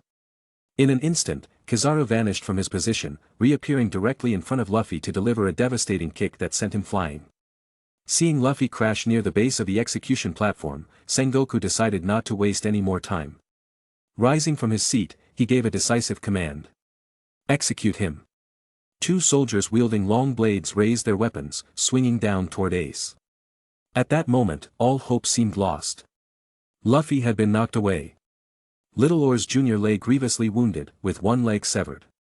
Even Crocodile, who had saved Ace in the original timeline, was stuck in the bay due to Alex's interference. No one was left to stop the execution. From the start of the war, Sengoku had maintained a grim expression. Now, for the first time, he allowed himself a small smile. Once the execution was completed, the war would lose all meaning. The Marines' victory would be secured. But then, Sengoku noticed a sly smile tugging at the corner of Alex's lips. A sudden sense of unease surged within him. Could there still be an unexpected twist? The next moment, a rhythmic drumming sound echoed in the distance. The most perceptive warriors immediately turned their attention to Luffy. Luffy's body trembled violently, and thick, white steam began to pour out, surrounding him completely. His stamina and haki were recovering at an incredible rate, while the enhancements Alex had placed on him pushed beyond their previous limits. After 800 long years, the drums of liberation resounded across the seas once again. Luffy's hair began to change, starting from the base, transforming into a fiery white flame. White mist condensed and coiled around him like ribbons, beginning at his neck and threading under his arms. A joyful laugh suddenly echoed across the battlefield, resonating throughout the world. Black and red lightning intertwined around Luffy, with white steam enveloping him like a blazing fire. At this moment, the human fruit, mythical Zoan type, model, Nika, awakened. Luffy opened his eyes, revealing faint red irises. In the next moment, a burst of Conqueror's haki erupted, covering the entire battlefield. All weaker Marines and pirates collapsed instantly, including the two executioners poised to strike Ace. Holding his forehead, Luffy laughed loudly, exclaiming, "Even the sound of my heartbeat is so interesting." In the silence that followed, only the drums of liberation and Luffy's laughter could be heard. The entire world stood in awe of him. Those who understood the meaning behind the drums of liberation knew that the world was about to change. Whether it was Alex, the infamous criminal, or Luffy, the Straw Hat Pirate, they would overthrow the existing order of the seas. Witnessing Luffy's awakening, Sengoku lost his composure. Slamming the table, he turned to Alex and demanded. "Didn't you say the enhancements you placed on the Straw Hat Kid would only reach their peak during the execution? There are still 2 hours left." Amidst the chaos of the battlefield, Alex calmly sipped his tea before replying. "Didn't you just announce the execution?"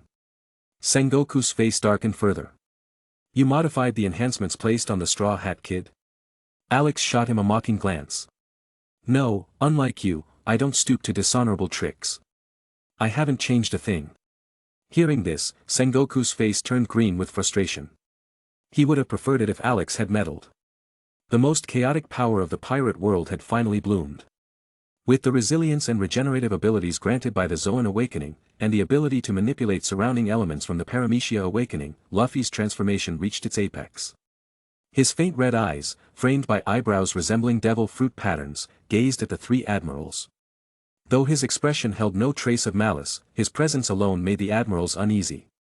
Their instincts as seasoned warriors told them that in a one-on-one fight, they might very well lose to the awakened Luffy. From the Whitebeard pirates to the Straw Hat crew, the warlords of the sea, and the marines, all eyes were fixed on this figure. At this moment, Luffy was no longer just Straw Hat. He was now one of the strongest in the sea. Determined to save Ace with his own strength, Luffy charged toward the execution platform without asking Alex for help. He knew Alex wouldn't interfere, and he wanted to rely on his own power. However, as he neared the platform, he was intercepted by Kizaru, who moved at lightning speed. "Yo, yo, yo. I can't let you get any closer." This time, Kizaru wasn't holding back. Using all his power, he unleashed his strongest attack, a blinding light that illuminated the entire battlefield, momentarily overshadowing the sun. Yet, the overwhelming attack didn't harm Luffy at all. Luffy grabbed the intangible light itself, imbuing it with rubber properties, and hurled it back at Kizaru. Kizaru's expression changed drastically as he was struck by his own light and sent flying. However, the other two admirals, Akainu and Akiji, quickly arrived, blocking Luffy's path to the execution platform. The three admirals joined forces to attack Luffy, surrounding him. Though they managed to suppress him, they couldn't defeat him quickly. The battlefield continued to evolve. Distant from Luffy's clash with the admirals, the rest of the Straw Hat crew experienced significant power boosts. Zoro's haki reached new heights, with hints of Conqueror's haki awakening. His duel with Mihawk escalated to the level of an admiral's combat intensity, making it impossible for others to approach. Meanwhile, Sanji, freed from his earlier engagement due to Luffy's battle with Akainu, took on additional marines. During the fight, he awakened the genetic enhancements within his body, unlocking superhuman abilities and greatly enhancing his combat power.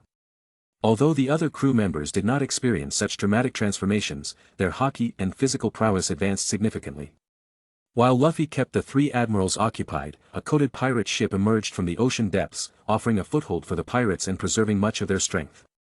At the same time, Alex's Moby Dick 2, specially designed for the Whitebeard pirates, charged toward the battlefield.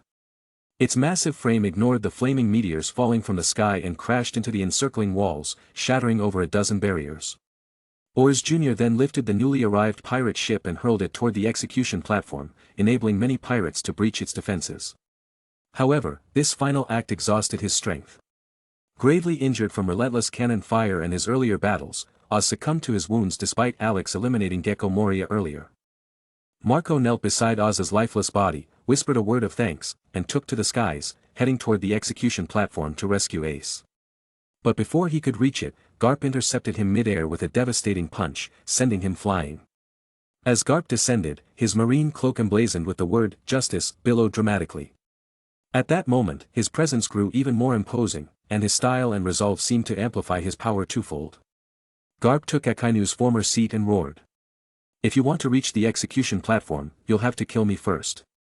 Garp's figure suddenly seemed older, burdened by the weight of his family and his duty. Ultimately, he chose responsibility over kinship. Meanwhile, Whitebeard joined the fray, his attacks toppling dozens of marines with every strike. Few could stand against him. His gaze drifted toward Luffy, who was simultaneously fighting the three admirals. Luffy's free-spirited combat style shocked even Whitebeard. It reminded him of something Shanks had once said. "I've staked my arm on the new era." Clearly, Shanks had made the right bet. Luffy was already a match for the Emperors of the Sea. Akainu, noticing Whitebeard's rampage, disengaged from Luffy's fight to confront him. Turning to the other admirals, he declared. Straw Hat is yours.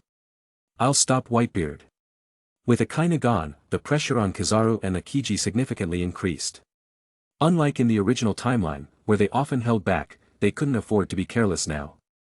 Against the current Luffy, anything less than their full strength could result in death. Both Kizaru and Akiji had sustained injuries, while Luffy's Zoan awakening granted him extraordinary regeneration. To the onlookers, it appeared as if Luffy was gaining the upper hand. However, the truly experienced fighters understood the reality. Facing 3 admirals simultaneously would drain even an awakened Zoan user. Luffy's exhaustion simply hadn't manifested outwardly yet. As Akainu confronted Whitebeard, their intense auras clashed, generating visible shockwaves that swept through the battlefield. Facing a revitalized Whitebeard, whose strength far surpassed his earlier, illness-ridden state, Akainu showed no fear. As a staunch believer in absolute justice, he stood firm, unlike his more ambivalent peers. If I let you rampage further, this island won't survive, Akainu declared coldly. Whitebeard, feeling the immense power coursing through his body, glanced at Alex before turning his attention to Akainu. Then guard it well, he replied confidently. The 2 titans' fists collided, unleashing black and red lightning that illuminated the battlefield once more. Chapter 142. 2 of the world's strongest collided, their red and white energy waves clashing violently at the point of impact, forming a stark divide. The shockwaves rippled outward, blasting away nearby marines and pirates alike. Those unlucky enough to be too close were severely injured by the aftershocks alone. Without timely rescue from their comrades, death would have been inevitable. Witnessing this, the surrounding crowd shrank back in fear, shouting. Stay away. This is not a fight we can interfere with. The battle between Whitebeard and Akainu had escalated far beyond Luffy's earlier clash with Akainu. Whitebeard's goal was not to fight but to rescue Fire Fist Ace. He deliberately aimed his and Akainu's attacks to devastate Marineford, attempting to sink the entire island and force the Marines into self-preservation. But Akainu wouldn't let him succeed so easily. While restraining the destruction of his own attacks, he intercepted the majority of Whitebeard's strikes. However, this Whitebeard was not the weakened, dying man of the original timeline, riddled with illness and fatal injuries. Conversely, Akainu had already expended much of his energy in 2 grueling battles against Luffy. Now, he struggled to withstand Whitebeard's relentless assault. As the meat grinder of war churned on, only the strong remained standing. The weakest fighters had already fallen, save for lucky individuals like Buggy, who managed to escape harm. By this stage of the battle, while fewer combatants remained, the intensity of the clashes had only escalated. Seeing the pirates drawing closer to the execution platform, Sengoku urgently commanded his soldiers. Carry out the execution of Ace immediately. But the executioners, having fallen unconscious earlier due to Luffy's Conqueror's haki, lay unresponsive. For the moment, no one heeded the fleet admiral's orders. Meanwhile, Alex observed the unfolding battle from his vantage point. Fire Fist Ace, seated nearby, suddenly slammed his head onto the table, knocking over an assortment of snacks. They scattered toward the ground, seemingly doomed to fall. Just before they hit the floor, Alex snapped his fingers. Miraculously, the snacks reversed their motion, returning to the table as if time had rewound. Alex frowned and asked impatiently. Kid, what's gotten into you? Ace, his face filled with anguish, replied, Damn it, I'm so twisted.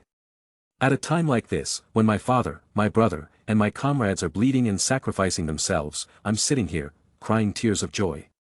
It's only now that I truly understand the value of life. Sengoku ignored Ace's outburst, and Alex seemed equally indifferent. Yet a mischievous smile crept onto Alex's face, one that only a person truly enjoying the chaos could wear. In a calm tone, he said. The value of life? No, you're wrong. For the strong, life is not precious. Ace, ignoring the fact that Alex was a powerful ally who could kill him in an instant, erupted in anger.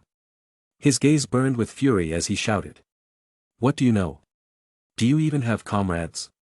Have you watched your family die before your eyes? No. You're nothing but a lofty, solitary figure. How could you possibly understand my feelings? Alex regarded Ace with a look of utter disdain, as if he were addressing a fool.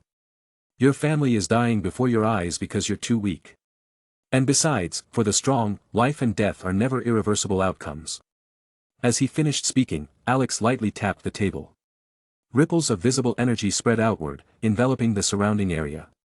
Within moments, dozens of fallen pirates and marines, whose lifeless bodies had littered the battlefield, began to twitch. Slowly, they stood up, their eyes filled with confusion. What's happening? Wasn't I already dead? They murmured, bewildered by the situation. Ace stood frozen, utterly dumbfounded. His worldview had been completely upended by Alex's display. This. Ace stammered, unable to form a coherent sentence. What kind of devil fruit ability was this? The power to resurrect the dead, how was such a thing even possible? In that instant, Ace realized something. His fiery gaze locked onto Alex. Did this mean that, as long as Alex was willing, everyone who died in this war could be brought back to life? On the other side, Sengoku abruptly stood up. Despite his strength, his steps faltered slightly, revealing the depth of his shock. The most notorious criminal, Alex, actually wielded the power to resurrect the dead? If that was true, then what was the point of this entire war? If Alex so desired, he could simply resurrect Ace after the execution. In doing so, the intended deterrence of this public execution would fail miserably. Instead, the Marines would become a laughingstock, and the only victor in this war would be Alex, standing atop the corpses of Marines and pirates alike, his reputation spreading far and wide. Understanding their reactions, Alex chuckled softly but said nothing further. He hadn't come to this world to rule or dominate it, his goals were simple, to grow stronger and to enjoy himself. The events unfolding quickly drew the attention of others. A Marine stared wide-eyed at the scene before him and stammered, they've come back to life. Another exclaimed, could it be Gecko Moria's shadow fruit? Are these just zombies controlled by shadows? But a third corrected him, shaking his head, no, their bodies aren't decayed. They've fully regained vitality. They're not zombies at all. Meanwhile, Buggy continued filming the scene with his video transponder snail. The footage of Alex resurrecting both pirates and Marines was broadcast on the giant screens in Sabaody Archipelago. Reporters quickly spread the news across the world. The revelation even left the celestial dragons unsettled. The five elders immediately scrapped their original plan to annihilate Alex. Instead, they shifted to a new objective, capturing him alive. If Alex could be subdued, the celestial dragons could gain control over the secret of resurrection itself. Back in Marineford, Sengoku slammed his palm onto the table with a loud bang, faint golden light radiating from his hand. The sound echoed through the room, yet the seemingly ordinary table remained unscathed, a testament to its extraordinary craftsmanship. But Sengoku had no time to care about such trivial details. His expression was one of fury and disbelief as he addressed Alex. Alex! Why are you doing all of this? Unbothered by Sengoku's anger, Alex leisurely finished his milk tea and raised an eyebrow. Doing what? Sengoku's frustration grew at Alex's feigned confusion. Enhancing the Straw Hat crew, healing Whitebeard, killing the Shichibukai, and now showcasing your ability to resurrect and empower people in front of the entire world. Do you understand that you've made yourself the target of everyone?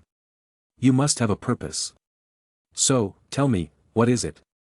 As Sengoku spoke, his figure grew larger, transforming into a massive golden Buddha.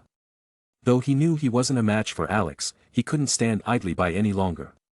Sengoku had a foreboding sense that if Alex continued unchecked, the consequences would be more profound than those caused by GOLD, Roger starting the Great Pirate Era. Alex finally rose to his feet, his gaze sweeping across the chaos of the battlefield. He smiled faintly and said, "My purpose? At first, it was just for fun." For fun. Sengoku couldn't hide his disbelief at such a ridiculous answer. But Alex wasn't finished. But as I watched this war unfold before my eyes, I felt more. I've gained new insights. I don't want to see heroes fade into obscurity. I don't want to see the strong fall.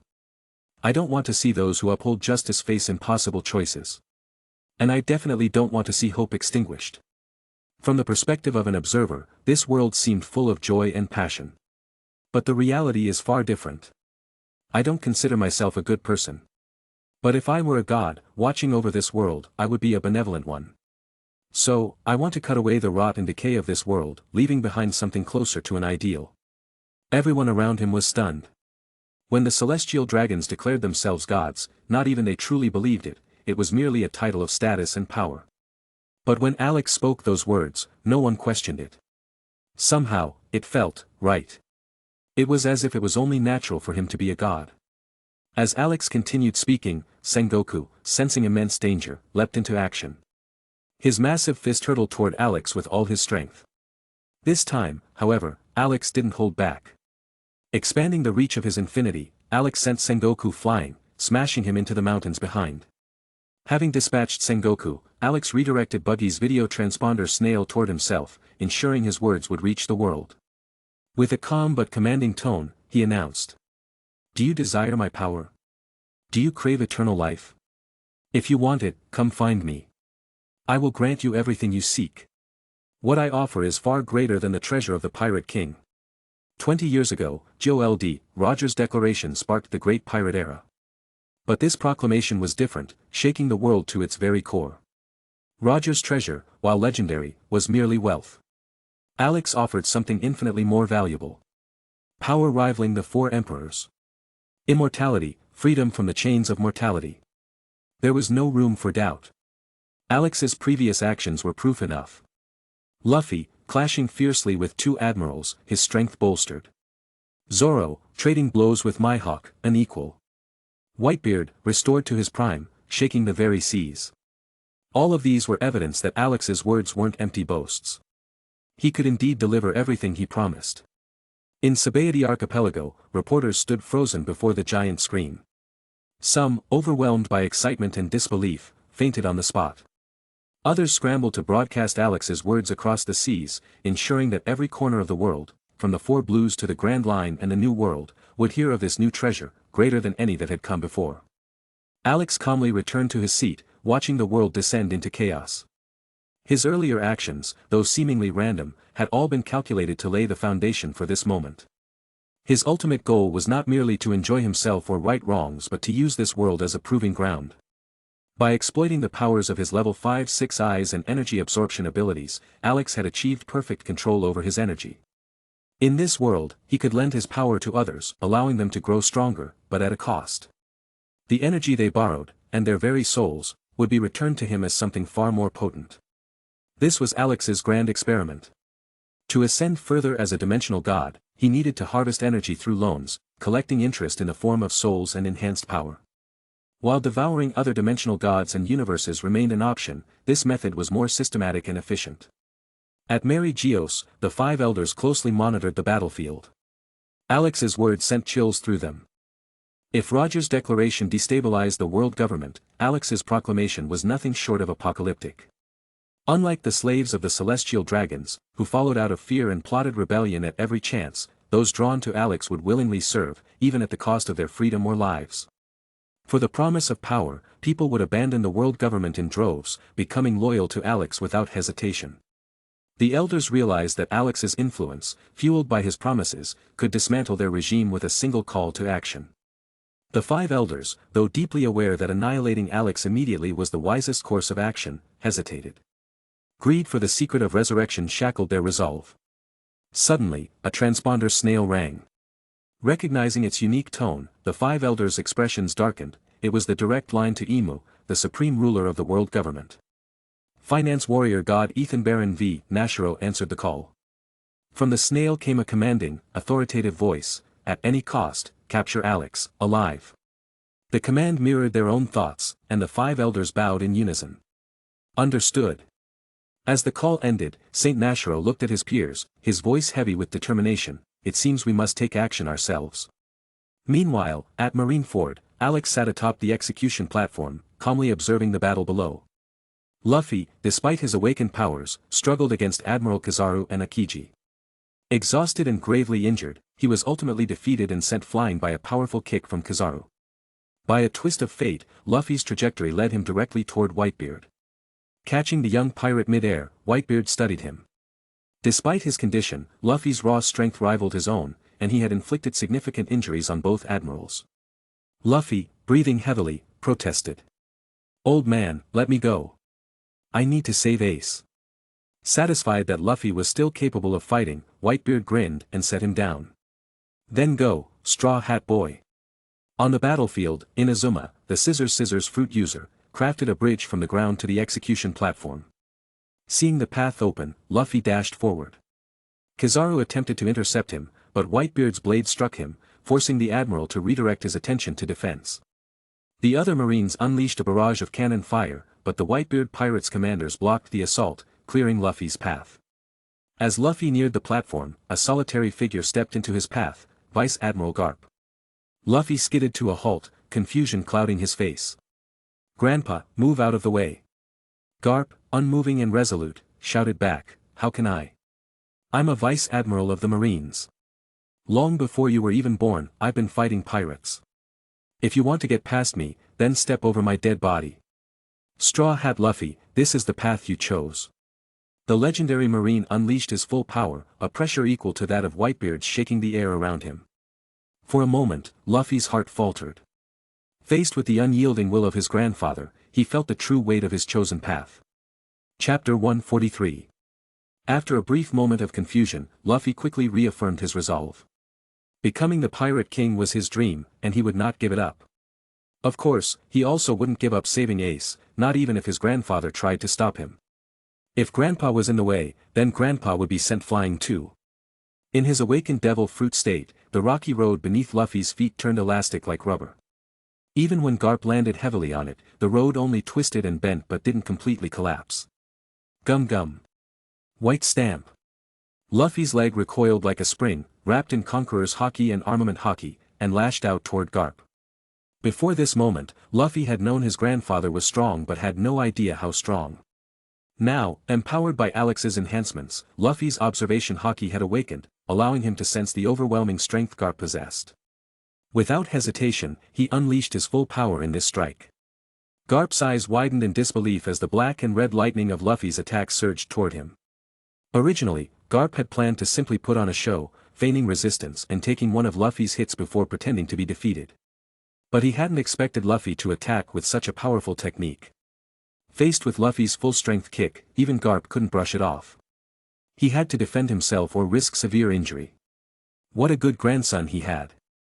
But Garp was still the grandfather here. Covering his fist in Armament Haki, Garp met Luffy's kick head-on. The clash of their Haki produced black and red lightning, and the shockwaves from their collision shattered the road beneath them. One of them was fighting with all his might, while the other was clearly holding back. The outcome was clear. After a brief struggle, Garp pretended to falter. Luffy's kick broke through his defense, striking Garp's chest and sending him flying. Blood spurted from his mouth as he smashed through layers of buildings, eventually being buried under the rubble.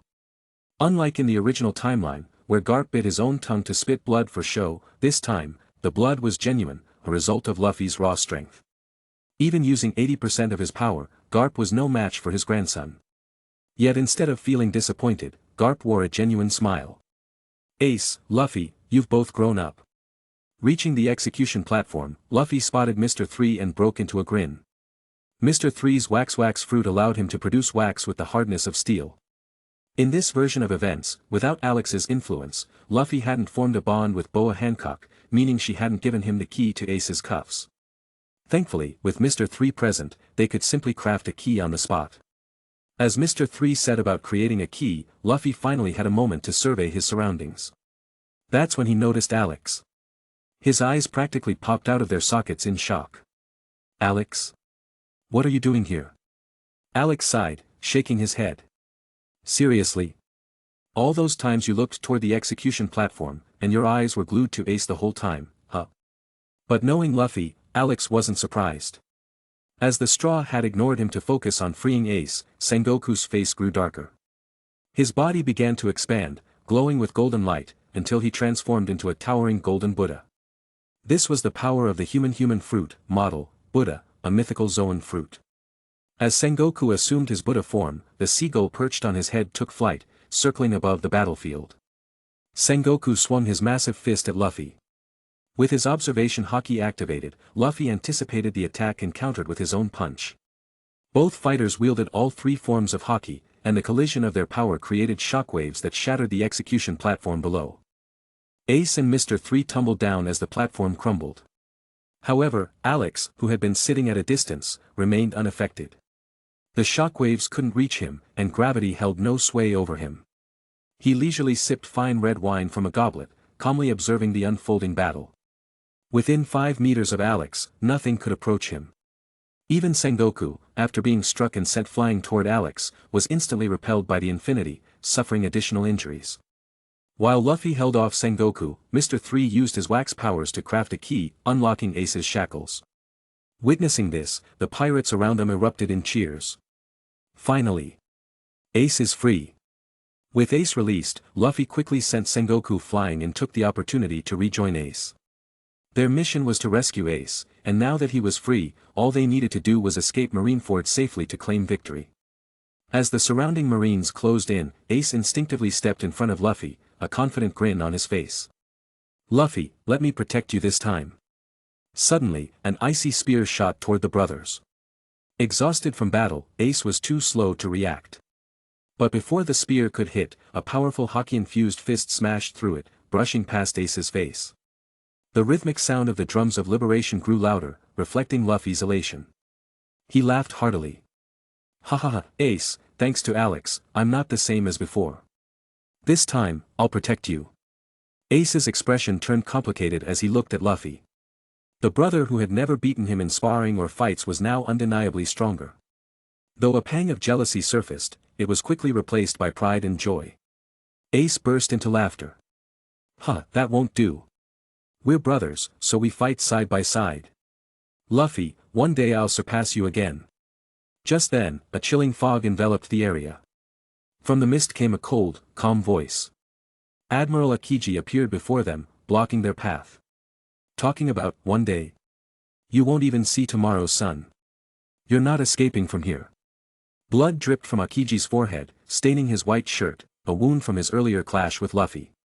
Though injured, the Admiral remained a formidable obstacle. Ace, weakened from months of imprisonment and mistreatment in Impel Down, was far from his prime. Luffy, too, was battered and exhausted from his battles in Impel Down and Marineford, including his earlier clashes with 3 admirals.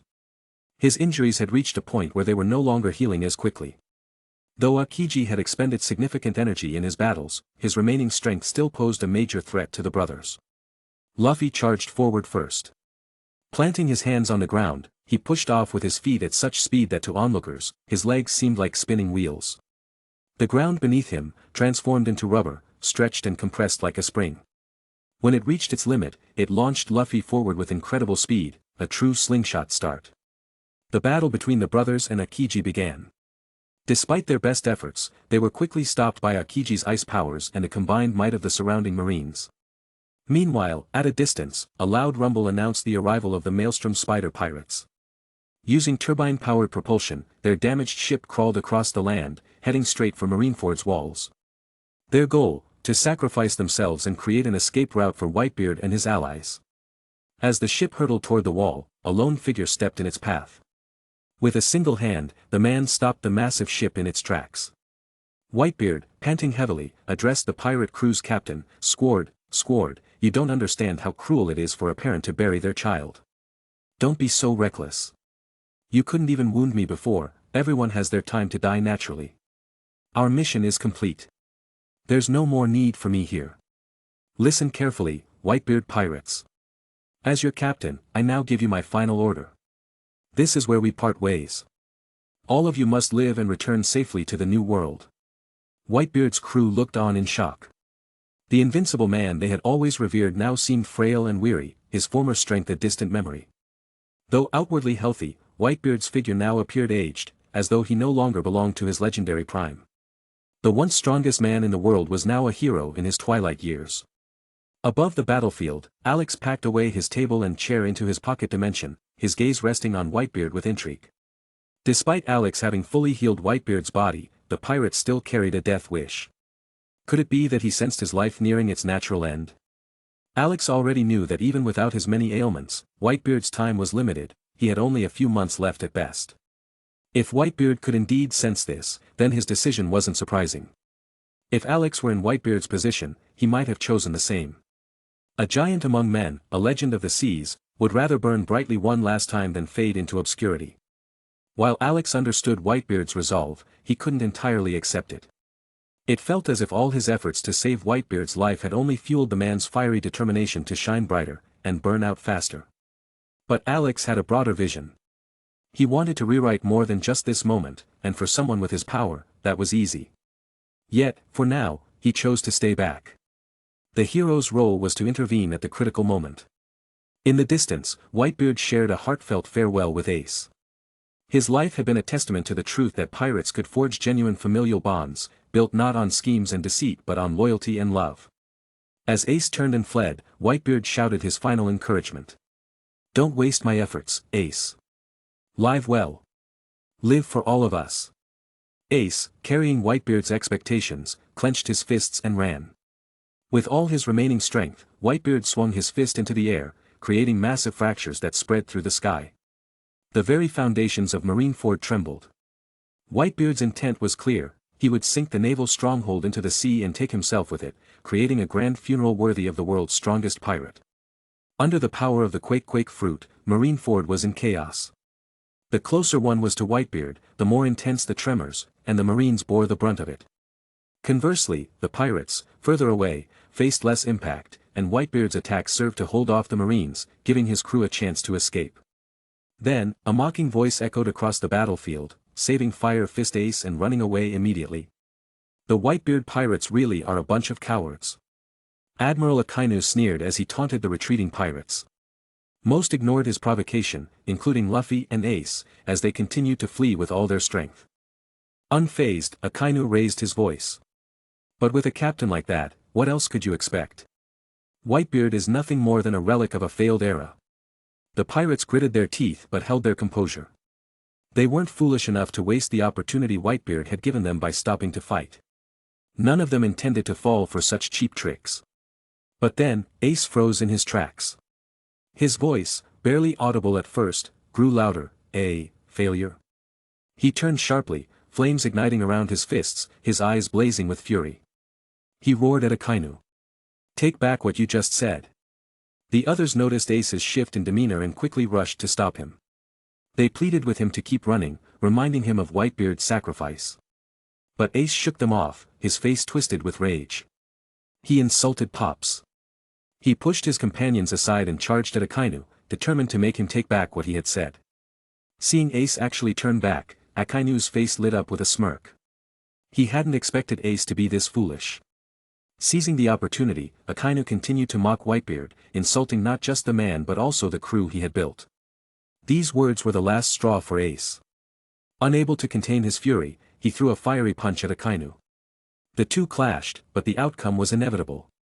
Ace was no match for Akainu, who sent him flying effortlessly. His body was scorched by the magma. Realizing that Ace was too enraged to flee, Akainu relaxed and looked down at him with contempt. "You're just ordinary fire," Akainu taunted. "I'm magma, my fire's superior, capable of consuming and extinguishing even your flames. Your ability doesn't even come close to mine." The Whitebeard pirates, seeing Ace in danger, attempted to rush to his aid. But just as they took their first steps, they froze in place, their expressions shifting to joy. At the same moment, Akainu stopped mid-attack. His face turned serious as his gaze fixed on the figure now standing silently behind Ace. Ace clutched his injured arm and slowly got up, sensing something was wrong. He turned around to see a pair of cold, blue eyes gazing at him indifferently. It was Alex, who had appeared behind him without anyone noticing. The members of the Whitebeard pirates lit up with hope, knowing Alex was Whitebeard's ally and a fearsomely powerful fighter. With Alex here, there was no need to fear even a Marine admiral. On the other hand, the Marines were gripped with tension. They all stared at Alex with unease, not daring to let their guard down, not even Akainu. Facing the enigmatic and notorious criminal Alex, who would dare relax? What happened next caught everyone off guard. Alex moved, but instead of attacking the Marines, he kicked the injured Ace square in the face, sending him flying toward Luffy's location. Cursing under his breath, Alex sneered, "I can't stand this anymore. What a goddamn idiot.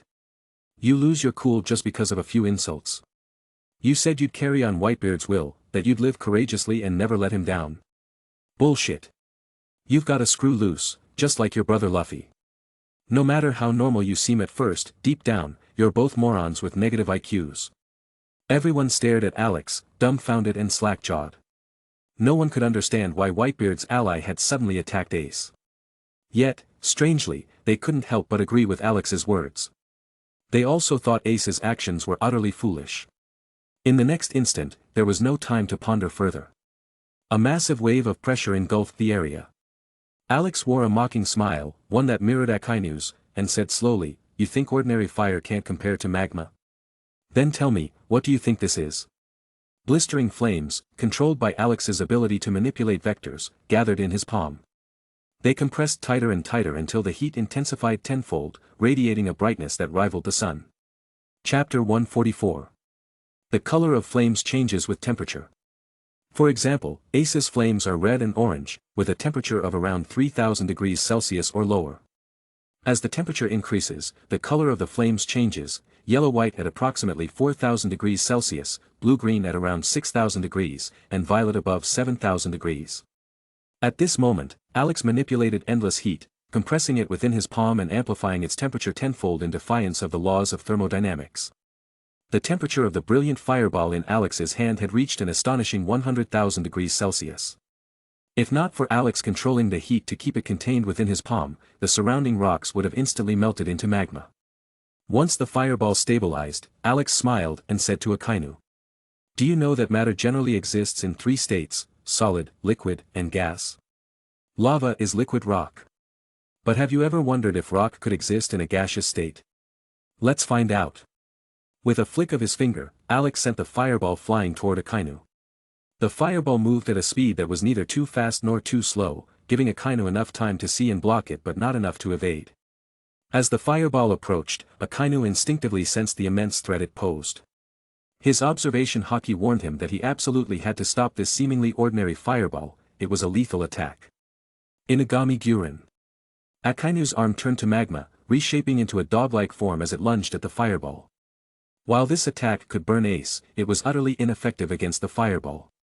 The magma, heated to thousands of degrees due to Akainu's devil fruit ability, was instantly vaporized by the overwhelming heat of the fireball, turning into a strange mist that spread in all directions. Seeing his attack fail and the fireball continuing on its path, unchanged in speed or form, Akainu's expression darkened. He swung his fists with all his strength, unleashing massive magma punches to intercept the fireball. However, every punch met the same fate, instantly vaporized upon contact. Akainu tried to continue his assault, but the fireball reached his chest in the next moment. Its immense power erupted instantly, creating a towering column of fire hundreds of meters high and dozens of meters in diameter. The column continued to expand, growing larger and more destructive. This terrifying sight drew everyone's attention. If this fire pillar wasn't contained, it alone could destroy Marineford without Whitebeard having to lift a finger. Amid the chaos, Akiji ignored his opponent and rushed toward the fire pillar. When he was still dozens of meters away, Akiji unleashed his full power. Ice Age. A massive wave of cold surged toward the fire pillar. Ice and flames clashed violently, melting and countering each other. Akiji had an endless supply of ice at his disposal, while the fire pillar lacked Alex's direct support, leaving it to be gradually diminished. Even so, Akiji expended nearly all his energy, and the fire still remained. Seeing the situation worsen, Kizaru intervened, kicking at the flames repeatedly to destabilize the fiery tornado. Only then did the ice begin to gain the upper hand. After a prolonged struggle, Akiji was nearly exhausted, but the fire pillar finally extinguished, revealing Akainu's body within. His flesh was charred, and his condition was unclear. Kizaru immediately carried Akainu's body away from Alex. Once they reached a safe spot, Kizaru checked Akainu's injuries. Despite being a magma user, Akainu's body was covered in severe burns. He was on the brink of death, and without immediate treatment, the admirals would be reduced to 2. Damn it. That monster Alex, what is he? He's absolutely terrifying. At this moment, Kizaru's usual sarcastic remarks was no exaggeration, he truly felt fear. Admirals were considered the peak of power on the seas, their strength rivaling even the 4 emperors. Yet, after enduring a single attack from Alex, Akainu was left gravely injured, teetering on the edge of death. What made it even more despair-inducing was that Alex had used Akainu's own specialty, fire, to defeat him effortlessly. The difficulty of accomplishing this was exponentially greater than using another method to take Akainu down. Suddenly, Akainu coughed violently, spitting out traces of blood. The intense heat had evaporated most of the liquid in his body, including his blood. Even so, he clung to life, his monstrous physical constitution allowing him to survive. Drawing on every ounce of energy, he activated Life Return, forcing his bone marrow to produce blood and his flesh to regenerate rapidly. Alex observed this process with interest, clicking his tongue in surprise. He hadn't expected Akainu to survive. Was this the life return technique of the One Piece world? Truly fascinating. Through his six-side perception, Alex clearly saw the flow of energy within Akainu's body and instantly grasped the principles behind life return. Mastering this ability meant complete control over one's body, hair, and internal organs. By channeling willpower, one could manipulate any part at will. However, Alex had already surpassed this level long ago.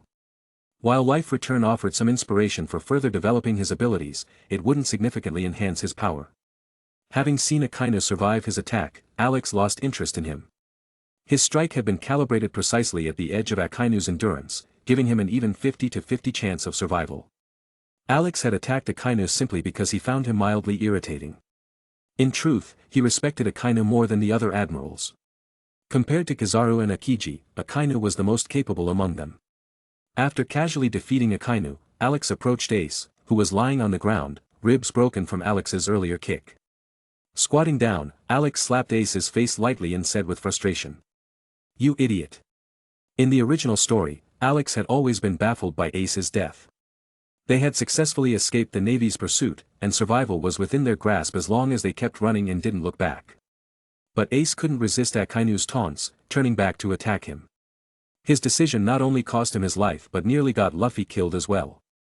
After all, the Whitebeard pirates had launched their entire assault on Marineford with one purpose: to rescue Ace. Thinking about this, Alex couldn't hold back his frustration. He kicked Ace again, sending him flying. Even though Alex's casual strikes were far beyond Ace's ability to withstand, he controlled his power precisely. Ace coughed up blood and fell unconscious. But Alex didn't let him die. Using reverse curse technique, he healed all of Ace's injuries before kicking him again. This cycle repeated several times until Alex finally stopped. During this process, others nearby tried to intervene, but Alex easily knocked them all unconscious with a single slap each. After confirming that Ace was unharmed, they realized they were no match for Alex and stopped trying to interfere. Oddly enough, as they watched Alex pummel Ace repeatedly, they found it strangely satisfying to witness. After venting his frustration, Alex kicked Ace toward Luffy, signaling him to catch his brother. Then, Alex surveyed the current battlefield. In the distance, Sengoku and Garp were fighting Whitebeard at his peak. The battle was nearing its end, and even someone as powerful as Whitebeard struggled to hold off the combined might of the two legends. Among the admirals, Akainu was on the verge of death, Akiji had exhausted his stamina, and Kizaru had depleted most of his energy. As for the 7 warlords, Moria had been killed by Alex, Doflamingo was severely injured, and the rest were all somewhat battered. Mihawk had managed to defeat Zoro, who had been enhanced by Alex's power, maintaining his title as the world's greatest swordsman. The Straw Hat crew was also nearing their limits. Luffy had reverted from Gear 5th to his base form, his body shriveled and frail, resembling an old man, a steep price for entering Gear 5th. At this point, both the Navy and the pirates were almost completely spent. If a third party were to appear, it would be the perfect moment to reap the rewards. And so, the opportunist arrived. Zehahahaha. A rough, booming laugh echoed across the battlefield, reaching every corner. A Marine suddenly pointed in alarm toward a direction behind Marineford's fortress and exclaimed, What is that? Something's behind the headquarters. Another Marine added nervously, and who are those people standing on top of the fortress? It was the Blackbeard pirates. They emerged for all to see, with Blackbeard standing at the forefront, exuding smug confidence. Despite Alex's unexpected appearance and interference in his plans, Blackbeard felt everything had worked out in his favor. Both the Navy and the pirates were on their last legs, while the Blackbeard pirates were still at full strength. This was the perfect opportunity to claim victory and consolidate power. The only problem was Alex, who remained in peak condition. Yet Blackbeard wasn't concerned.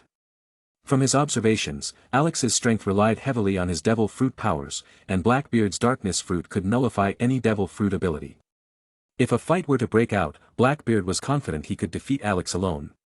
Besides, his crew was composed of some of the strongest individuals in the world, with a few even capable of taking on admirals. With such overwhelming power behind him, how could he lose? With a maniacal grin, Blackbeard bellowed to the world. From today onward, this will be the age of Blackbeard. Sengoku and Garp stared grimly at Blackbeard, making no move to respond.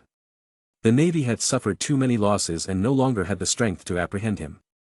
Their focus now was on preserving what remained of their forces.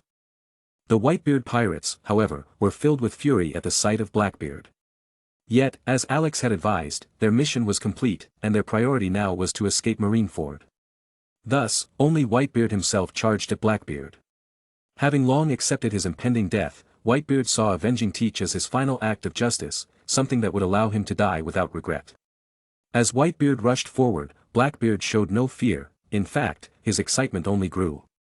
Capturing Ace and inciting the war between the Whitebeard pirates and the Navy had always served two purposes. The first was to release the infamous criminals imprisoned on level 6 of Impel Down and recruit them into his Blackbeard pirates. The second was to claim Whitebeard's world-shaking devil fruit, the Tremor fruit. Unlike others, Blackbeard's unique body allowed him to wield multiple devil fruit powers.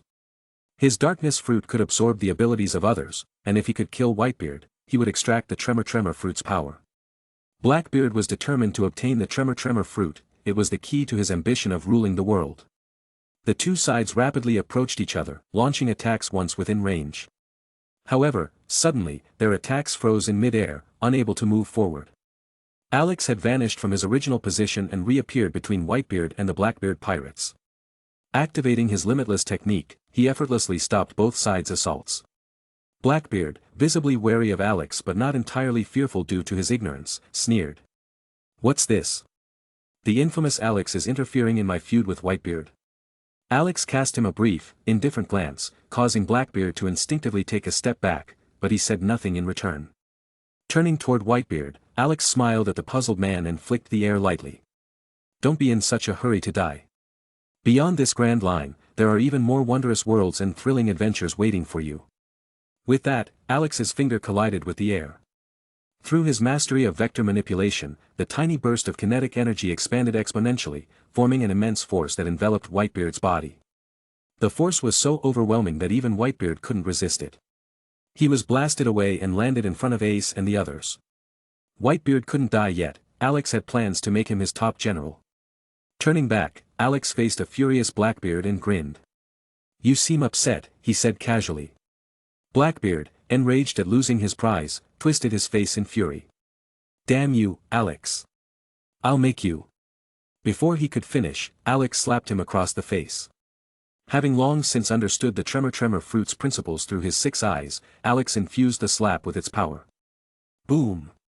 In an instant, white cracks spread across thousands of meters. The devastating tremor surged toward Blackbeard, leaving him no time to react. The quake obliterated one of Blackbeard's arms and annihilated Van Augur, Katarina Devon, and San Juan Wolf, reducing large portions of their bodies to pulp, which was further shattered into tiny particles by the vibrations. Under Alex's precise control, the residual shockwaves did not destroy Marineford but instead condensed into a straight line that extended far beyond Blackbeard's position. The remnants of the fortress-like structure were obliterated, as was the mountain behind it. The tremor then split the endless sea, severing paths through several unfortunate uninhabited islands before finally dissipating far off in the distance. Everyone froze. The fleeing Whitebeard pirates stopped dead in their tracks. The discontent on Whitebeard's face vanished, replaced by shock. Even the Straw Hat crew, who somewhat understood Alex's power, stood wide-eyed. The remaining tens of thousands of Marines trembled uncontrollably, collapsing to the ground, unable to move. Sengoku, Garp, and the admirals stared in disbelief. Even if they joined forces, they couldn't achieve a fraction of that destructive power. This was no feat of humans or even monsters. It was divine. Clack, clack. The only sound across the battlefield was Alex's leisurely footsteps as he approached Blackbeard, who was frozen in place with a vacant expression. Standing before the stunned man, Alex gently patted Blackbeard's large, dazed face, flashed a radiant smile, and repeated his earlier question. "You seem upset." Chapter 145. The moment Alex's slap landed on Blackbeard's face, the latter finally regained his senses and realized what had just happened. He leapt backward, putting distance between himself and Alex, then collapsed to the ground, writhing in pain. The power of the dark fruit was immense, capable of consuming everything and nullifying any devil fruit abilities upon physical contact. However, the dark fruit had a fatal flaw: any damage inflicted upon its user was felt several times more intensely than normal. The pain from having his arm forcibly ripped off by Alex's devastating tremor was unbearable. Amplified by the fruit's drawback, the agony became excruciating beyond comprehension. Watching Blackbeard rolling on the ground, Alex couldn't help but feel disgusted by the pathetic sight. He frowned in annoyance and said coldly, "Blackbeard, if you keep screaming, you might lose your other limbs too." Blackbeard instantly felt a suffocating malice envelop him. His entire body broke out in goosebumps, and death seemed to loom over him, waiting for the white-haired man's command to claim his life. Scrambling to his feet, Blackbeard abandoned his earlier arrogance and bowed obsequiously to Alex, groveling, "Mr. Alex, it's all a huge misunderstanding. I've heard of your unparalleled reputation, and I wouldn't dare get angry no matter how you treat me." While bowing and fawning, Blackbeard slowly inched closer to Alex, clearly scheming. Alex didn't mind. He knew exactly what Blackbeard was trying to do, but to him, it was nothing more than futile struggle. Sure enough, when Blackbeard was within 3 meters of him, he suddenly lunged forward, grabbing Alex's leg while lying on the ground. Though disheveled and battered, Blackbeard's demeanor shifted from desperation back to confidence. He laughed maniacally. "Ha ha ha. You fool. You actually let me touch your body. With the power of the dark fruit, your devil fruit abilities are now completely nullified. You damned bastard, how dare you humiliate me? I'll tear you limb from limb." Black hole. A rolling darkness spread outward from Blackbeard, enveloping dozens of square meters. This was the consuming effect of the dark fruit, capable of devouring everything within its domain and compressing it with infinite force until it was utterly destroyed. Previously, in his battle against Ace, Blackbeard had used this ability to obliterate an entire town in an instant. Now, while the area of effect had shrunk, its gravitational pull had increased dramatically. "Alex!" Whitebeard shouted in concern, his expression grim. He wasn't sure if Alex's abilities would be countered by the dark fruit. If they were, Alex's combat prowess would be severely diminished, possibly leaving him vulnerable to Blackbeard. Up until now, Alex had only demonstrated exceptional devil fruit mastery, never showcasing his physical abilities. As such, Whitebeard and the others had no idea how formidable Alex's physical body truly was. From a distance, the Straw Hat crew watched anxiously. Although they had faith in Alex, Blackbeard's confident demeanor made them uneasy. Meanwhile, Sengoku and the other Marines remained indifferent, secretly hoping that Alex and Blackbeard would destroy each other. If that happened, they could easily capture 2 of the most dangerous figures on the seas without lifting a finger. As soon as Blackbeard made contact, Alex felt a familiar energy reaction. The dark fruit's suppressive ability was remarkably similar to the mutant suppression device he had encountered before, so similar, in fact, that their energy signatures were nearly identical. The only difference was that the dark fruit suppressed devil fruit powers, while the suppression device targeted the X gene in mutants. Having long since adapted to such suppression abilities, Alex was entirely unaffected. He remained silent, calmly watching Blackbeard's theatrics. He stood motionless as Blackbeard's expression shifted from smug satisfaction to utter terror. Blackbeard soon realized, to his horror, that while his hand could touch Alex's leg, he couldn't make contact with any other part of Alex's body. It was as if an invisible wall separated them, keeping him from reaching Alex no matter how hard he tried. What terrified Blackbeard even more was the realization that this invisible wall was undeniably real. Yet, aside from feeling it while attacking Alex, he couldn't detect it by any other means. Under his observation hockey, there was nothing in front of him, no sign of Alex, much less the invisible wall blocking his efforts. Cold sweat trickled down Blackbeard's forehead as he stammered, What did you do? Why can you still use your abilities even though I've already made contact with you?" From hope to despair and back again, all within a span of mere seconds, facing Alex, whose abilities were unaffected, Blackbeard no longer felt confident in his victory. Alex smiled brightly at him, raising his index finger. At its tip, a red and white singularity rapidly formed. Sensing the overwhelming power emanating from the tiny red and white, Blackbeard immediately let go of Alex and scrambled backward. Summoning all his strength, he unleashed his devil fruit ability, Black Vortex. The Black Vortex, a technique of the dark fruit, could absorb and nullify attacks from other devil fruits. In the original timeline, Blackbeard had once used it to neutralize Whitebeard's tremors. If not for his arrogance, he might have been able to kill the already weakened Whitebeard single-handedly. But now, the seemingly invincible Black Vortex was powerless. Against the red and white singularity no larger than a thumb, the vortex strained to absorb its energy, managing to capture only a minuscule fraction of its total power. The remaining energy broke free from the vortex's grasp and hurtled toward Blackbeard. The singularity pierced through Blackbeard's chest in an instant. It continued on its path, tearing apart the massive body of San Juan Wolf behind him, and finally blasted through the entirety of Marineford. Arg! Blackbeard clutched his chest, screaming in agony. The pain from his left arm and the new wound in his chest, amplified by the dark fruit's weakness, became unbearable. Sensing the dire situation, Blackbeard's crew didn't hesitate for a second, they turned tail and fled, abandoning their wounded captain. "Why, you cowards, don't leave. Come save me." Blood poured from Blackbeard's wounds, staining the ground beneath him as he struggled to rise and called out desperately to his crew. But the Blackbeard pirates were nothing like the Whitebeard pirates, who shared bonds strong enough to sacrifice themselves for their comrades. The members of Blackbeard's crew were bound together solely by their individual ambitions. None of them would risk their lives for another. Blackbeard knew this well, yet in the face of death, he couldn't stop himself from pleading, hoping for a sliver of salvation. If they didn't come to his aid, he was doomed. Alex, however, had no intention of letting them escape.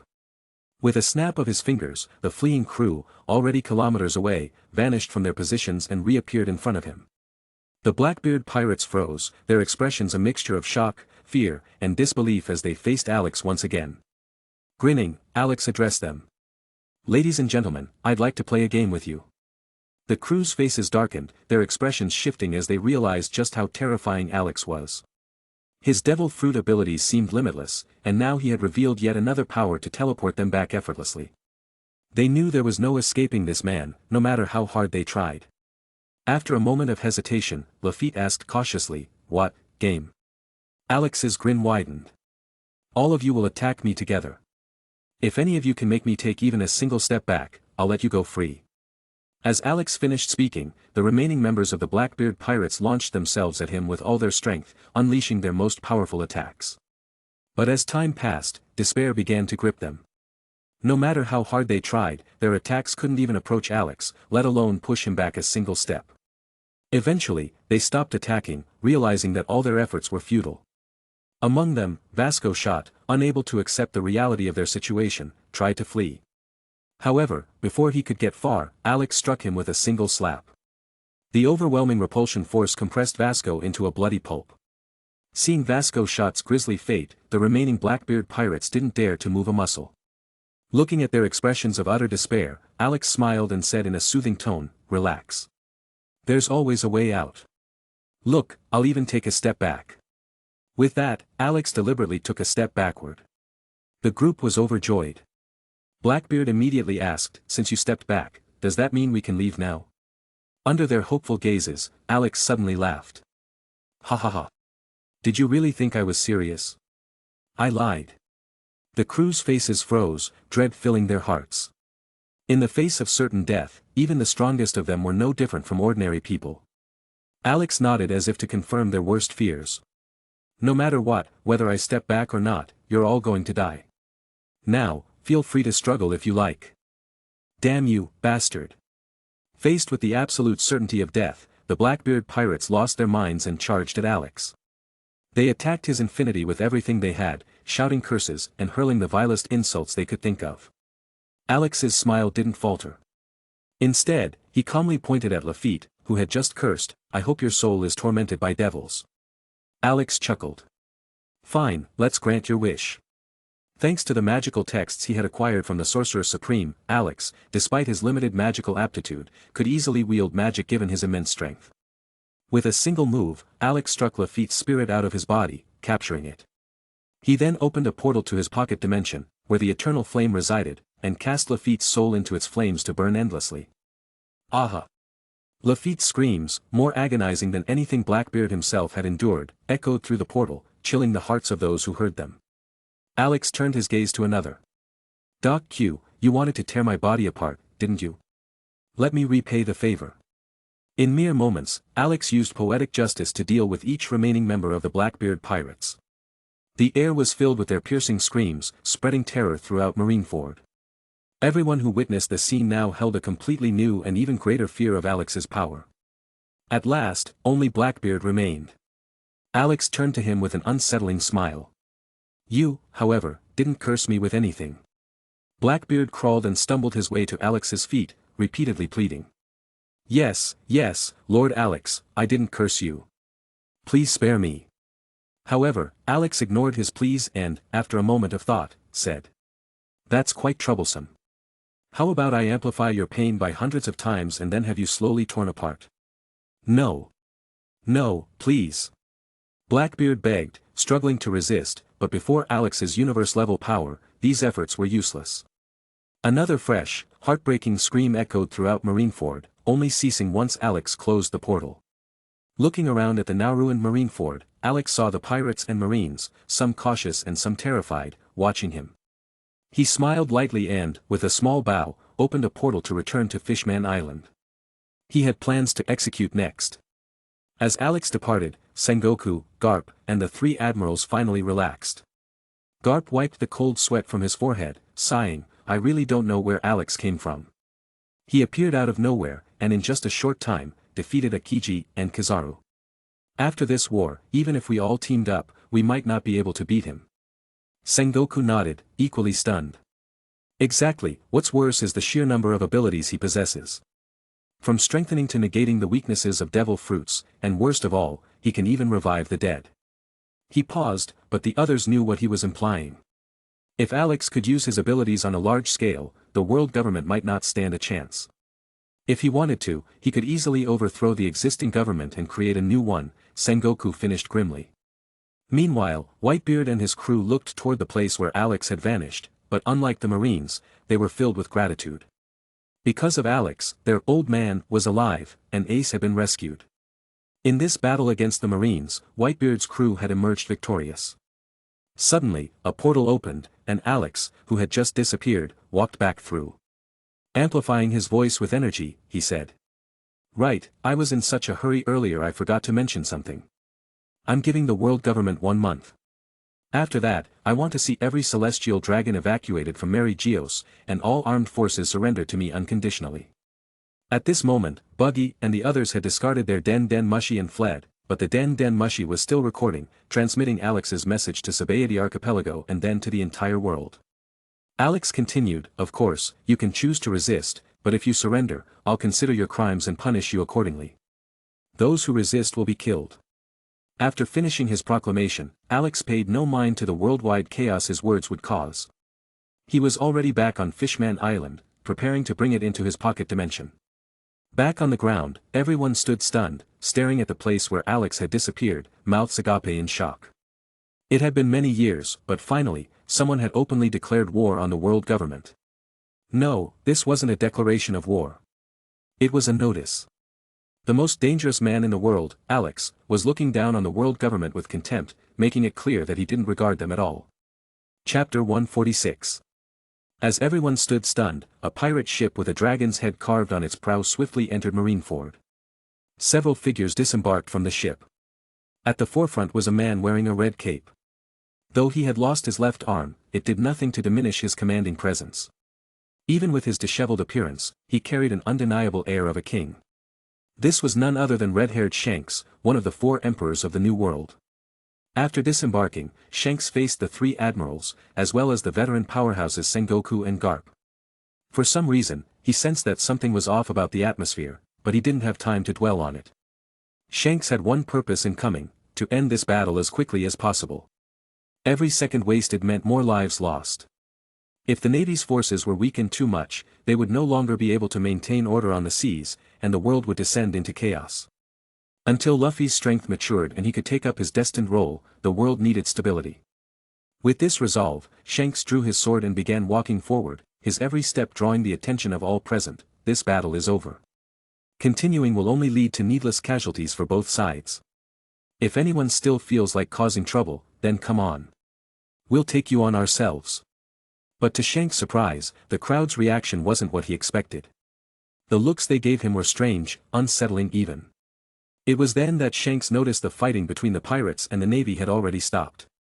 Both sides had orderly separated, standing on opposite sides without crossing into each other's space. Just as Shanks was beginning to feel utterly confused, Sengoku withdrew from his Buddha form and addressed him gravely. Shanks, this war is already over. But a new one is about to begin. Shanks. Meanwhile, Alex opened a portal and returned to Fishman Island. He left behind the living vine cruise ship he had casually created for Whitebeard as a gift. After all, Alex could create as many of these living ships as he wanted, so retrieving it wasn't worth the trouble. Back on Fishman Island, Alex informed King Neptune of his plan to move the island into his pocket dimension. Though Neptune wasn't sure what a pocket dimension was, he trusted Alex, who was now their protector. Without hesitation, Neptune agreed to the proposal. Neptune then informed the Fishman Island residents that there would be some tremors soon. With preparations in place, Alex began his work. Standing at the center of Fishman Island, Alex immediately activated his third tree, Abyss form, causing the energy within him to surge exponentially. He expanded his domain, instantly enveloping all of Fishman Island and the massive sunlight tree eve above it. Alex gently stomped his foot, and intricate runes appeared across every corner of Fishman Island, fortifying it to prevent the island from collapsing due to uneven forces during its relocation. Once all preparations were complete, Alex took control of the vectors of Sunlight Tree Eve and everything on Fishman Island. Both the island and the tree began to shake violently. Under the immense tremors, the roots of Sunlight Tree Eve detached from the ground, and Fishman Island separated entirely from the seabed rock, becoming a movable mass. Then, a massive golden portal appeared above the crown of Sunlight Tree Eve.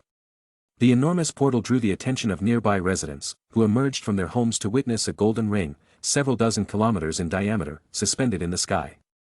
Within it, they could glimpse a strange, otherworldly island.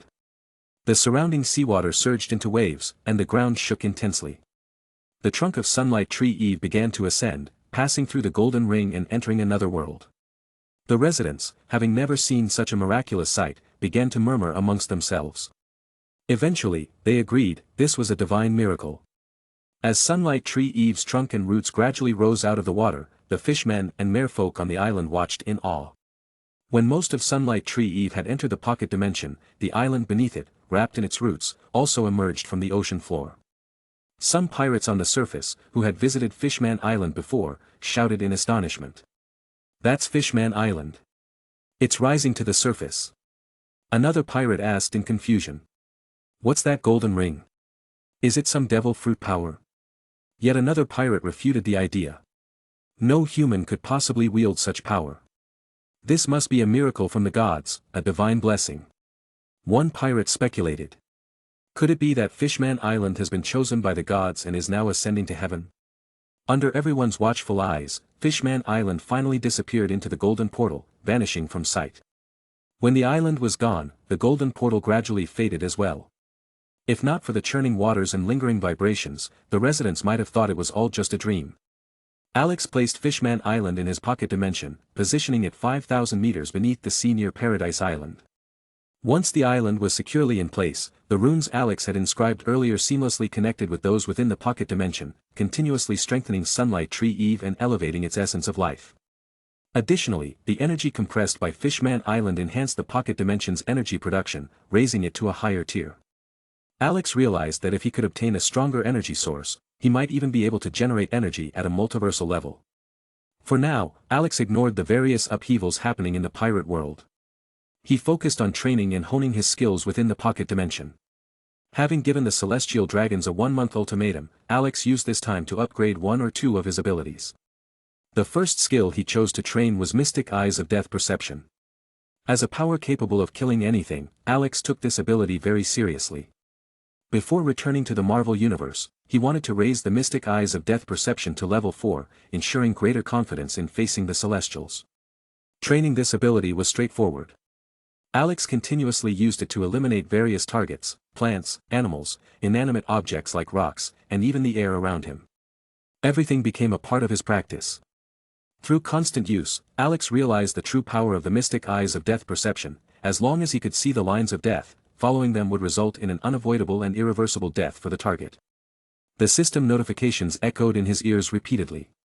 Mystic Eyes of Death Perception EXP +1. Mystic Eyes of Death Perception EXP +1. Mystic Eyes of Death Perception EXP +1. Finally, after 10 days of relentless training, Alex heard the long-awaited notification. Mystic Eyes of Death Perception EXP +1. Congratulations! Your skill Mystic Eyes of Death Perception has leveled up. Mystic Eyes of Death Perception Level 4, January 5000. You can perceive the death lines of nearly all entities, including intangible ones, as long as you understand their nature of death.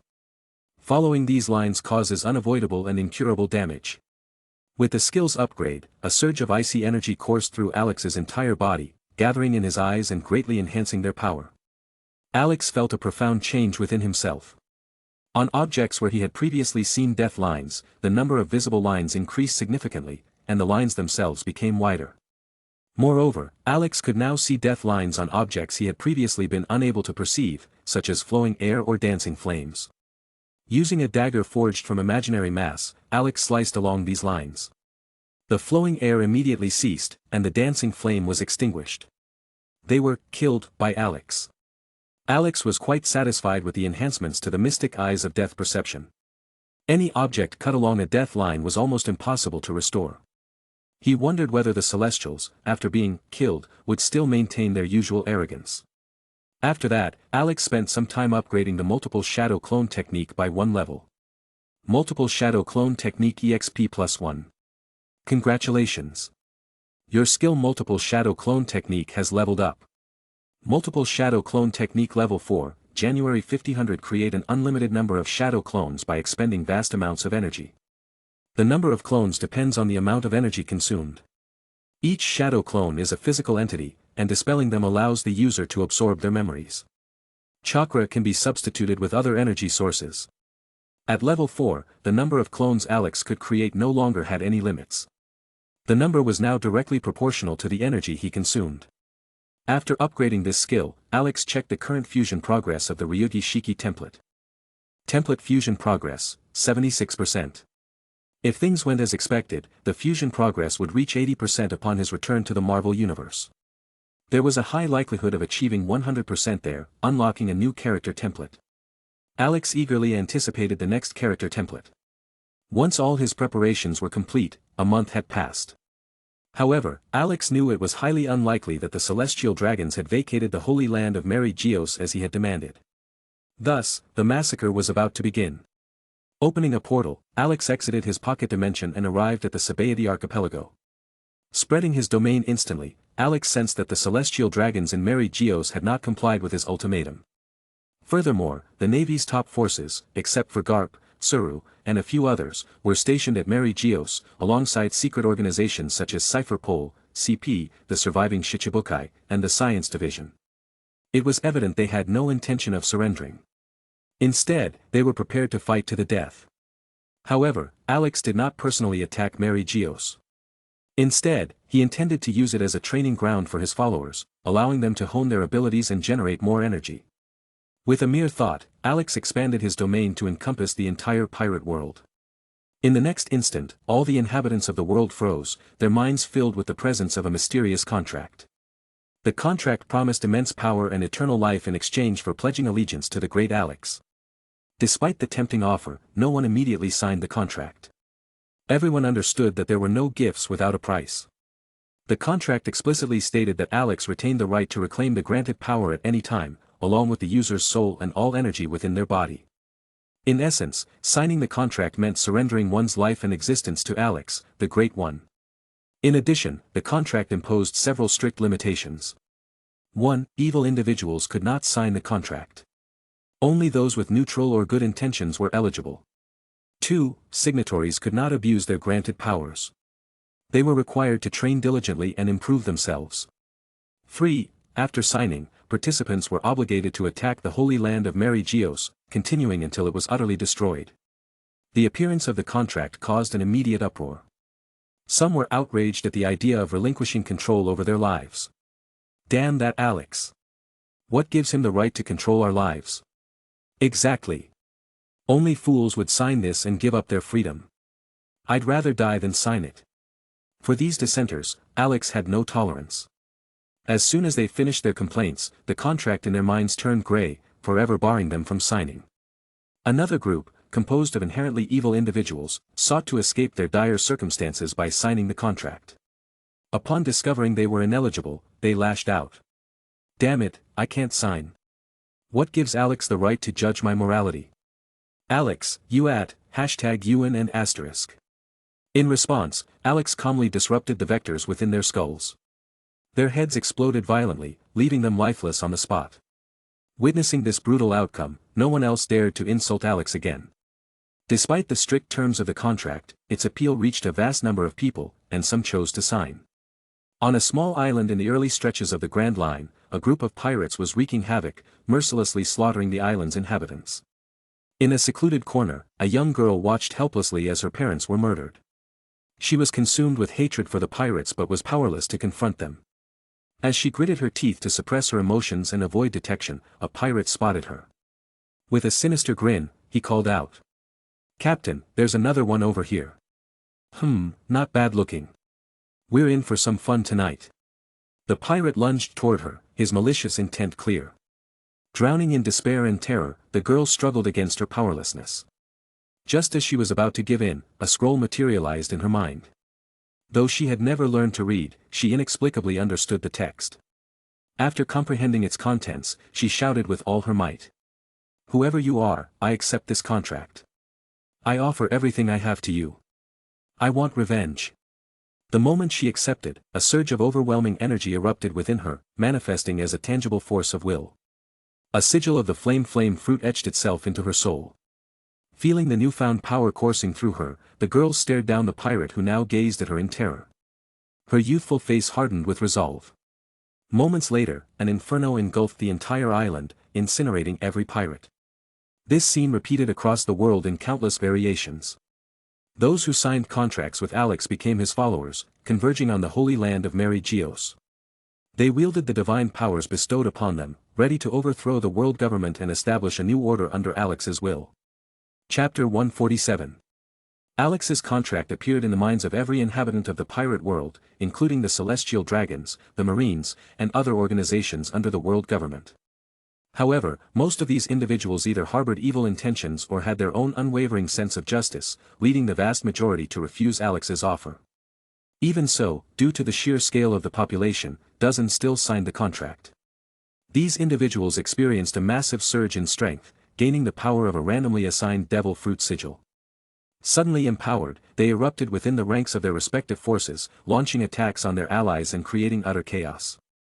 While this rebellion had yet to be quelled, an even graver incident erupted within the holy land of Mary Geos. A significant number of slaves and prisoners, long oppressed by the celestial dragons, signed contracts with Alex. With newfound strength, these slaves rose up in rebellion. The once revered celestial dragons, who had been considered gods, were slaughtered without mercy. In the face of death, they proved no different from ordinary mortals. Amidst the internal strife and external threats, the holy land of Mary Geos fell into utter disarray. The fortified defenses, once thought unbreakable, were quickly torn apart by the contract-bound followers attacking from within. Meanwhile, the closest wave of Alex's followers advanced fearlessly toward the Holy Land, launching an all-out assault. Ordinary marines stood no chance against the followers, falling like grass before a scythe.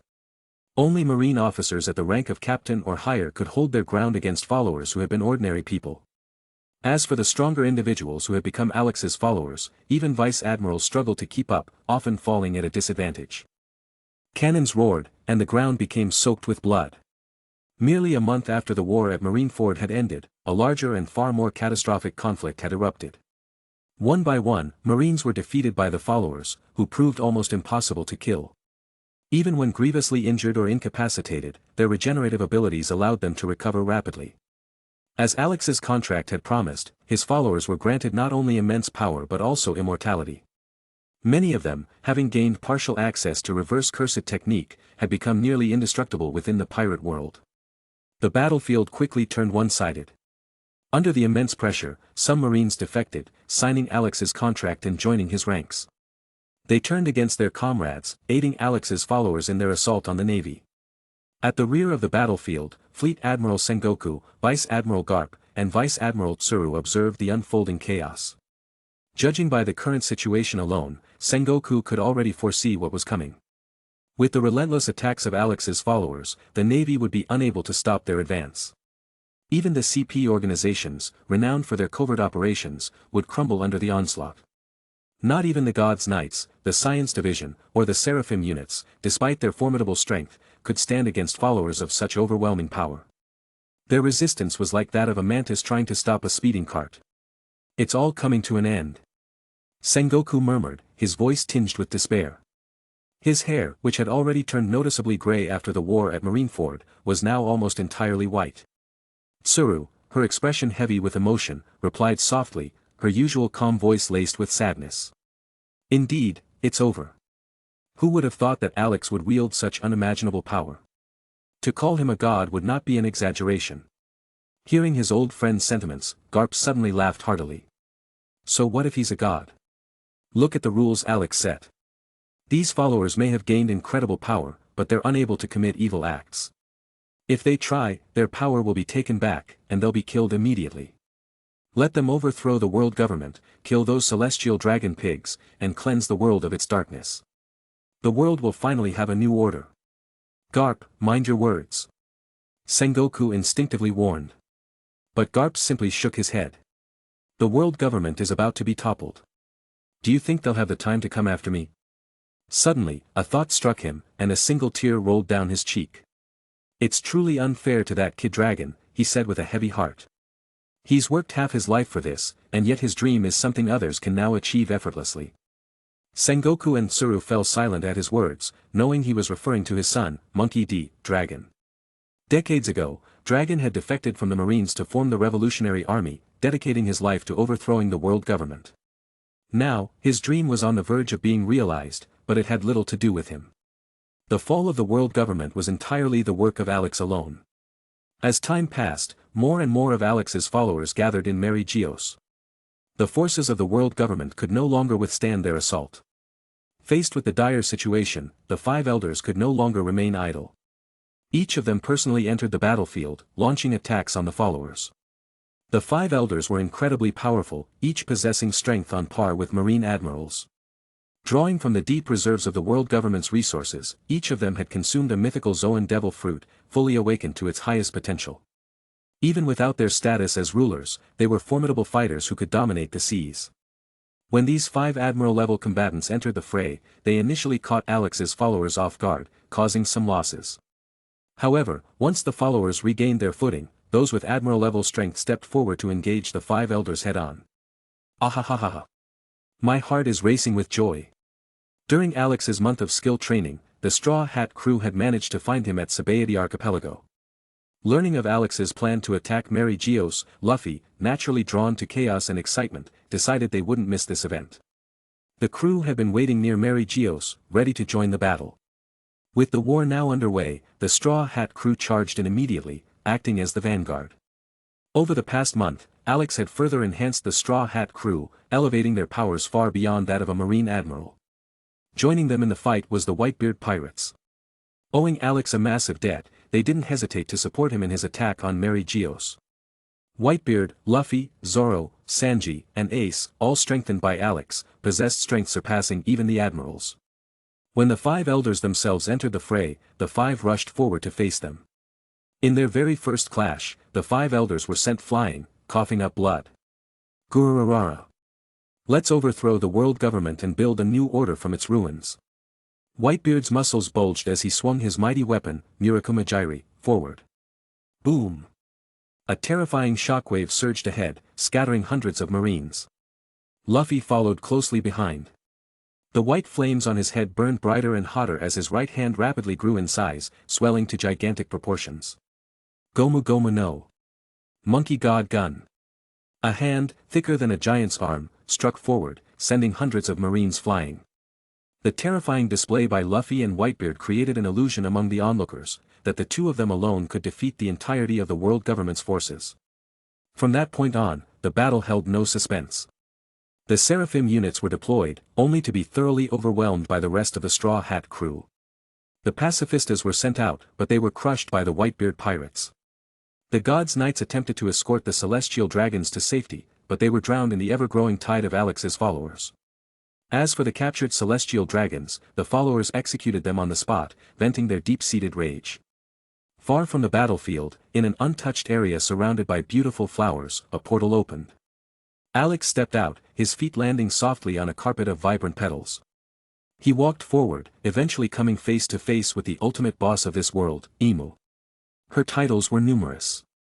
The creator, the puppet master, king of the world, president of the world government, master of the empty throne, and more. Without a doubt, Imu was a legendary figure in the world of pirates. Perhaps, in her own era, she shone as brightly as Luffy does now. But her fate was sealed. As with all shounen manga villains, she was destined to be defeated by the protagonists, reduced to ashes of a bygone era. In front of Alex, the humanoid figure, a silhouette cloaked entirely in darkness, like a shadowy figure from Detective Conan, remained silent for a moment before speaking. "I hear you come from beyond this world. So, there are other worlds beyond ours?" Alex nodded. "Heh. To think I've ruled this world for hundreds of years, only to realize that, before an outsider like you, I'm nothing but a frog in a well. Something you could crush effortlessly. But how could I resign myself to this? If other worlds exist, then I must conquer them. How could I stop here?" The shadowy figure lunged at Alex, fists imbued with Conqueror's Haki, Ryuo, and other advanced techniques, perfectly blended by Imu's overwhelming strength. Imu's power far exceeded that of Whitebeard, the so-called strongest man in the world. This was no surprise. Whitebeard was merely the strongest of his era, while Imu had ruled the world as its creator and master for 800 years. Yet, no matter how unwilling she was to accept it, even Imu could not overturn the crushing force of absolute power. Alex's domain unfolded in an instant, enveloping Imu, and just as quickly, it dissipated. Imu's body froze mid-motion, and as Alex's flower-shaped blade swished through the air, she crumbled into fine grains of sand that scattered with the wind. Watching her disintegrate, Alex smiled and said, "A peak-level warrior of one world, bound by its limitations, unable to ascend any higher. If you'd had the chance to cross into other worlds, perhaps you could have achieved greatness. But instead, you died here. Such is reality." Afterward, Alex returned to his pocket dimension, ignoring the upheaval in the pirate world as he continued honing his skills. Meanwhile, his followers achieved total victory over the world government. Through live broadcasts via visual Den Mushi, they executed all the celestial dragons before the eyes of the world's population. The cruel gods of the past were no more. A new, benevolent god descended upon this world, God Alex. However, after the war's conclusion, the people realized they could no longer find any trace of Alex, as though he had vanished entirely from this world. This situation persisted until Alex emerged from his pocket dimension and returned to the pirate world. As soon as his presence was confirmed, the Straw Hat crew, the Whitebeard pirates, Garp, and other remnants of the good-natured pirates gathered, eagerly awaiting his guidance. Alex, uninterested in power, sought only to bring all greatness under his own control. This time, even a fraction of his power was enough to overturn an entire world. Still, out of respect for his followers, Alex delivered a few words. He established a new world government, centered around those present. Shanks, Garp, Sengoku, and others became members of the new government council, while Dragon was appointed its leader. Dragon's extensive experience leading the revolutionary army made him the perfect candidate to guide this new era. Under Dragon's leadership, the new world government absorbed remnants of the old regime and carried out reforms, creating a more just and efficient system. Alex had only one directive for these reforms: to follow a path dedicated to serving the nation and its people. Once everything was set, Alex felt a sense of spiritual fulfillment. He realized that reshaping a world for the better was a deeply rewarding pursuit. Finally, with the support of Alex's followers, the new government eliminated holdouts like Kaido and Big Mom, purging the seas of terror. Thus, the chaotic Great Pirate Era, which had spanned decades, came to an end. With everything resolved, Alex turned his attention to his final destination in this world, Raftel, the legendary Last Island. Upon reaching Raftel, Alex found the island unremarkable, save for a few ancient ruins and a historical poneglyph at its center. Thanks to Robin's memories, Alex could easily decipher the poneglyph, which detailed the origins of the world government, a war between 20 kingdoms and the ancient kingdom led by Joy Boy. The story was one of betrayal and conspiracy, a fairly conventional tale. In another time, Alex might have dismissed it as unremarkable, but its connection to the world's history, marking the end of an old era and the dawn of a new one, gave it weight. Still, Alex was only mildly moved. First, because he hadn't lived through these events and couldn't fully empathize. Second, because no matter how tragic or dramatic, the struggles of ants could hardly capture his interest. His visit to Raftel was purely nostalgic, a tribute to a world that had shaped his childhood. After spending some time on Raftel, Alex returned to the Sabaody archipelago. The Straw Hat crew, having said their goodbyes to their loved ones, gathered there, ready to serve as Alex's companions in a new adventure across the multiverse. Before departing, Alex left behind a massive reservoir of energy in the pirate world, ensuring the stability of his contracts for centuries. With that, he and the Straw Hat crew bid farewell to Whitebeard and the others, opened a portal, and left the pirate world behind. Chapter 148. In the Marvel Universe, a portal emitting golden sparks tore open in the void. A figure with white hair stepped through, standing amidst the emptiness. Before traveling through, Alex had suppressed his energy signature to avoid detection by the Celestials. Rather than the scenario where he is immediately discovered and besieged by the Celestials, Alex preferred to assess the situation first, before systematically eliminating these so-called gods. Upon descending, Alex began extending his senses discreetly, gathering information about his location and the current timeline. When he had previously left the Marvel Universe for DC, Alex's strength had only just reached the Skyfather level, and even destroying a planet had been a challenge. Now, after traversing the DC, Naruto, and Pirate worlds, his power had increased dramatically, reaching single-universe level. Even among beings of that caliber, Alex stood at the absolute pinnacle. Expanding his perception across a vast expanse, Alex gleaned much useful information. He noticed a spaceship heading toward Xander, piloted by none other than Star-Lord, who was dancing along to music as he steered. At this moment, Star-Lord was alone, the Guardians of the Galaxy had yet to form. Further observing Xander, Alex spotted Rocket Raccoon and Groot, confirming that the timeline was set around the events of Guardians of the Galaxy Volume 1. Determined, Alex planned his next steps. He decided to travel to various planets, collecting the Infinity Stones. Even now, the stones could provide a significant boost to his strength. Opening a portal, Alex returned to his pocket dimension. Previously, when leaving the Marvel Universe, the Infinity Stones had lost their power and could no longer generate infinite energy. As a result, Alex had set them aside. Now that he was back, the stones' energy had been restored, and Alex intended to utilize them once again. Drawing upon his past experience with the stones, Alex quickly modified the foundational runes of his pocket dimension, creating slots for the stones to fit. The Space Stone, Reality Stone, and Mind Stone began to merge under the influence of the runes, enhancing the pocket dimension's energy density to unprecedented levels. Furthermore, Alex's absolute control over his pocket dimension allowed him to channel the stone's power indefinitely through it. Once the integration was complete, Alex took a step, instantly crossing light years to arrive on Xander.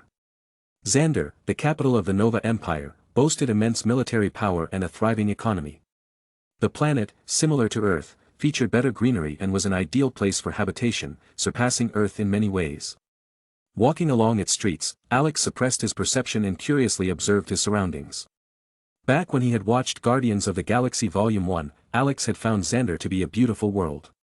Now that he was here in person, its harmonious blend of technology and nature impressed him even more. Unlike the dense forests of the Naruto world or the peculiar islands of the pirate world, Xander offered a unique aesthetic, a perfect union of progress and preservation. After wandering for a while, Alex came across a fountain where he saw a future member of the Guardians, a raccoon standing upright. Rocket Raccoon was holding a futuristic device and exclaimed excitedly, "A bounty.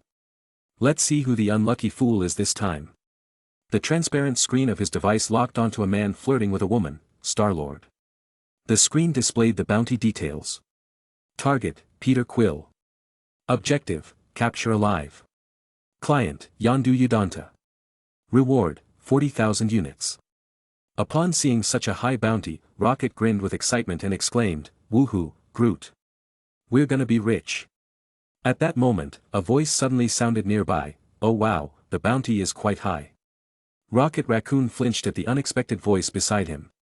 Turning his head, he saw a white-haired man standing there. Both he and Groot tensed up, eyeing Alex warily. Rocket bared his teeth and growled, "Hey, buddy, I spotted him first. Are you here to steal my bounty?" Alex looked Rocket up and down, marveling at how such a small head could house such extraordinary intelligence. After all, theory suggests that Rocket's IQ was comparable to that of Tony Stark. Perhaps Alex's scrutinizing gaze offended him, because Rocket pulled out his gun and aimed it at Alex. "Hey, you lousy jerk, I'm not some kind of pet for you to gawk at." Alex chuckled. "Of course not. I know that. I've seen many animals like you, capable of standing upright and speaking. It just surprises me to encounter one here as well." Rocket was taken aback. Did this man know other creatures like him? Could they be others who had been experimented on like he was? Where? Where did you see them? Rocket asked eagerly. Alex, understanding Rocket's train of thought, explained, not in this world. They're from another world entirely. They were originally humans, but after eating a special fruit called a devil fruit, they gained the ability to transform into animals. He paused before adding. At first, I thought you might have gotten your powers the same way, but clearly, that's not the case. Devil fruits, huh? Sounds like some kind of magical fruit, Rocket muttered. Though disappointed that Alex wasn't talking about others like him, his sharp mind quickly pivoted to the potential value of such fruits. If they were real, they'd sell for a fortune. Alex, suddenly struck by an amusing idea, grinned mischievously. Mr. Raccoon, would you like to try a devil fruit? Gain some supernatural powers? There are many kinds of devil fruits. For example, Zoan-type fruits allow the eater to transform into an animal and gain its abilities. There are also other types of fruits that grant a variety of superpowers. Rocket's years of fleeing from the high evolutionary had honed his caution. He wasn't about to trust this stranger easily. Raising his rifle again, he demanded, "What's your angle? What do you want?" Alex's expression remained calm, unaffected by the weapon pointed at him. Unless it was a galaxy-shattering attack, nothing could harm him. He pointed at the sleazy-looking man flirting in the distance, Star-Lord. See that guy over there? The one trying, and failing, to charm the lady?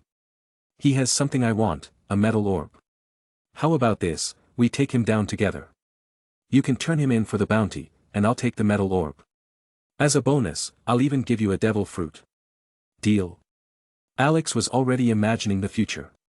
A rocket raccoon with the powers of the Rumble fruit, Goro Goro no Mi, going up against Thor. After defeating the Asgardian, Rocket would mock him. You're just the god of hammers, but I'm the real god of thunder. What a scene that would be. Definitely worth capturing as a collectible. Speaking of collections, Alex's mind drifted to the collector. That ancient being had amassed a fascinating array of treasures, including rare creatures and artifacts from across the universe. And now, Alex had his own plans. As an elder of the universe, perhaps the collector himself could become part of Alex's collection. Rocket's ears perked up at Alex's proposal. He walked up to Alex and slapped his leg confidently. Following Rocket Raccoon is the smartest choice you've ever made. I'll snatch that orb for you in no time. Groot chimed in with his signature line, I am Groot. At this moment, Star-Lord had just parted ways with the red-skinned alien woman and headed to a trading post to submit a mission. However, upon mentioning his name, he was kicked out due to the staff's fear of him. Soon after, Gamora ambushed him. The two engaged in a physical struggle, rolling across the ground, laying the foundations for their future romance through some close contact. As their fight was intensifying, Rocket Raccoon and Groot interrupted their skirmish, tying up Gamora and helping Star-Lord escape. Just as Star-Lord reached out to pick up the fallen orb, a hand appeared out of nowhere, snatching it up. Alex held the orb in his hand, casually crushed it, and stored the Power Stone within his pocket universe. The Power Stone, representing limitless strength and energy among the 6 Infinity Stones, also had the ability to amplify the effects of the others. Once synchronized with the 3 other stones, the Power Stone released a surge of energy, magnifying the power of the space, reality, and mind stones even further. The addition of the Power Stone doubled the energy production of Alex's pocket universe. Its output now exceeded what his energy absorption LV.5 skill could handle efficiently. Feeling the overwhelming energy coursing through him, Alex opened his system interface. Energy absorption LV.5, 18456/2000. Can absorb nearly all forms of energy within a 20-meter radius at high speed and capacity. Allows manipulation of most energy forms within a 10-meter radius. The skill was nearing its next upgrade, after which Alex would be able to fully harness the energy of his pocket universe. He was particularly eager for the ability to master matter-energy conversion, which would allow him to create matter from energy, even without the Infinity Stones. Meanwhile, Star-Lord, furious that his hard-earned orb had been stolen, drew his elemental blasters and aimed at Alex. Hey, pal! That orb is mine. Hand it over. Ignoring Star-Lord's demand, Alex scanned his surroundings. Moments later, several small spacecraft appeared, surrounding them. Beams of golden light shot down, binding everyone except Alex in a gravitational field. Rocket Raccoon, Groot, Gamora, and Star-Lord floated helplessly in the air, unable to move. A voice boomed from one of the ships, Experiment 89P13, put down your weapon. By the authority of the Nova Corps, you are under arrest. Rocket sighed in defeat, tossing his weapon aside. Several Nova Corps officers descended, restraining Star-Lord and the others. At this point, Star-Lord noticed something unusual. Alex was standing unaffected, completely ignored by the Nova Corps' binding beams. Outraged, he shouted. This isn't fair. He was part of the fight too, and he stole my orb. Why isn't he being arrested? His outburst caught the attention of the leading Nova Corps officer, who turned to see Alex still standing freely.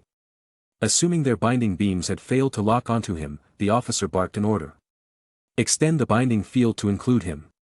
Detain him as well. However, moments later, one of the subordinates reported in confusion. Commander, we've already directed the binding beams at him and increased the power to maximum. But for some reason, the beams have absolutely no effect on him. The commander froze.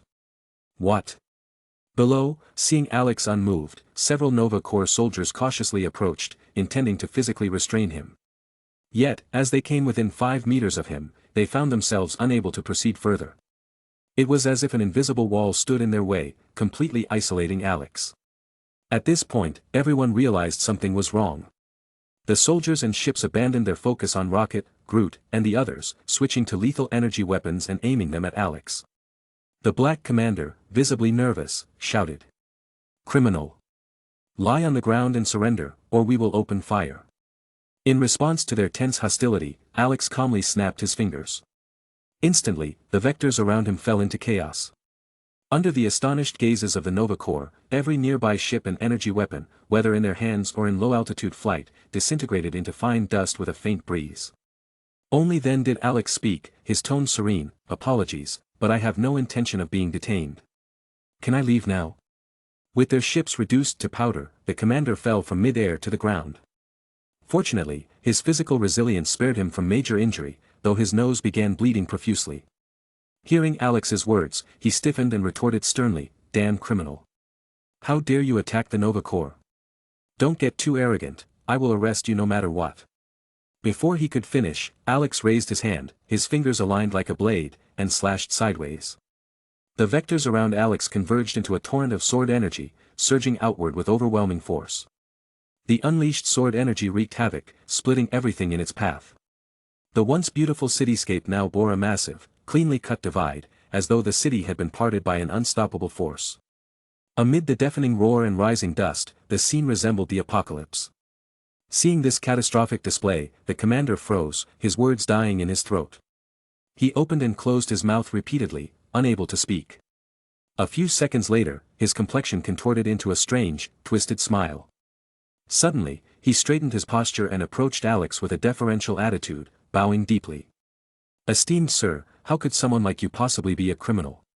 We clearly made a mistake earlier. Allow me to extend a warm welcome to Xandar on behalf of its people. We are honored by your presence. Chapter 149. Star-Lord and the others gaped at the destruction beside Alex, the remains of what was once a bustling city. With a mere flick of his hand, Alex had unleashed an attack that tore through the entire city. Yet, the precision of the attack was astounding, no one in the affected area was killed or even slightly injured. As the favored daughter of Thanos, Gamora was well aware of her father's overwhelming power. But to her shock, even her father, the Mad Titan, could not unleash an attack of this magnitude and control. This meant that the mysterious man before them was more powerful than the mad tyrant who terrorized the universe. Once their initial surprise passed, Rocket Raccoon's expression shifted to one of excitement. Alex had promised him earlier, if Rocket helped him retrieve the metal orb, Alex would gift him a thunder fruit. Initially, Rocket had doubted the existence of such a fruit. But after witnessing Alex's terrifying strength, he no longer had any reason to doubt. Rocket, once a fugitive relentlessly hunted by the High Evolutionary, finally felt like he was about to rise above it all. He had heard of a Thunder God among the Asgardians, one of the major powers in the galaxy. But from this moment on, the title of Thunder God would belong to Rocket Raccoon. Having effortlessly subdued the Nova Corps with a single attack, Alex gave his orders as if it were the most natural thing in the world. I need a brand new ship, fully stocked with supplies. Additionally, I need one specific person. The commanding tone seemed perfectly justified to everyone present. In this universe, the strong preyed on the weak. A powerful titan like Thanos could slaughter entire planets at will. For someone stronger than Thanos, like Alex, such demands were more than reasonable. That Alex had spared their lives despite their earlier transgressions was already a gift of mercy. The Black Commander immediately stepped forward and replied. We will provide you with the finest ship Xander has to offer, fully stocked with all the supplies you need. May I ask who you require? The Nova Corps will do everything in its power to fulfill your request. Drax the Destroyer. He's currently imprisoned in KYLN. Although the Black Commander did not understand the connection between Alex and Drax, he did not hesitate to agree. Of course, we will expedite the process and deliver Drax to you as quickly as possible. Alex's desire to recruit Drax had one simple purpose: entertainment. Drax, as the comedic relief of the Guardians of the Galaxy, had an innocent yet hilariously dim-witted demeanor that Alex found endlessly amusing. But there was another reason. In the comics, Drax the Destroyer was a powerhouse capable of tearing apart stars with his bare hands. However, the movies had significantly weakened his abilities, making him unworthy of the title, Destroyer. Alex planned to enhance and upgrade Drax, transforming him into his top enforcer in the Marvel Universe. Alex remembered his earlier confrontations in this universe, where he had killed 3 of Thanos' Black Order. Back then, Thanos had been a considerable threat.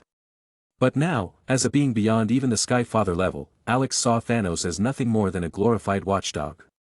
The deviant titan wasn't worth his time, a subordinate like Drax tearing Thanos apart would be far more fitting.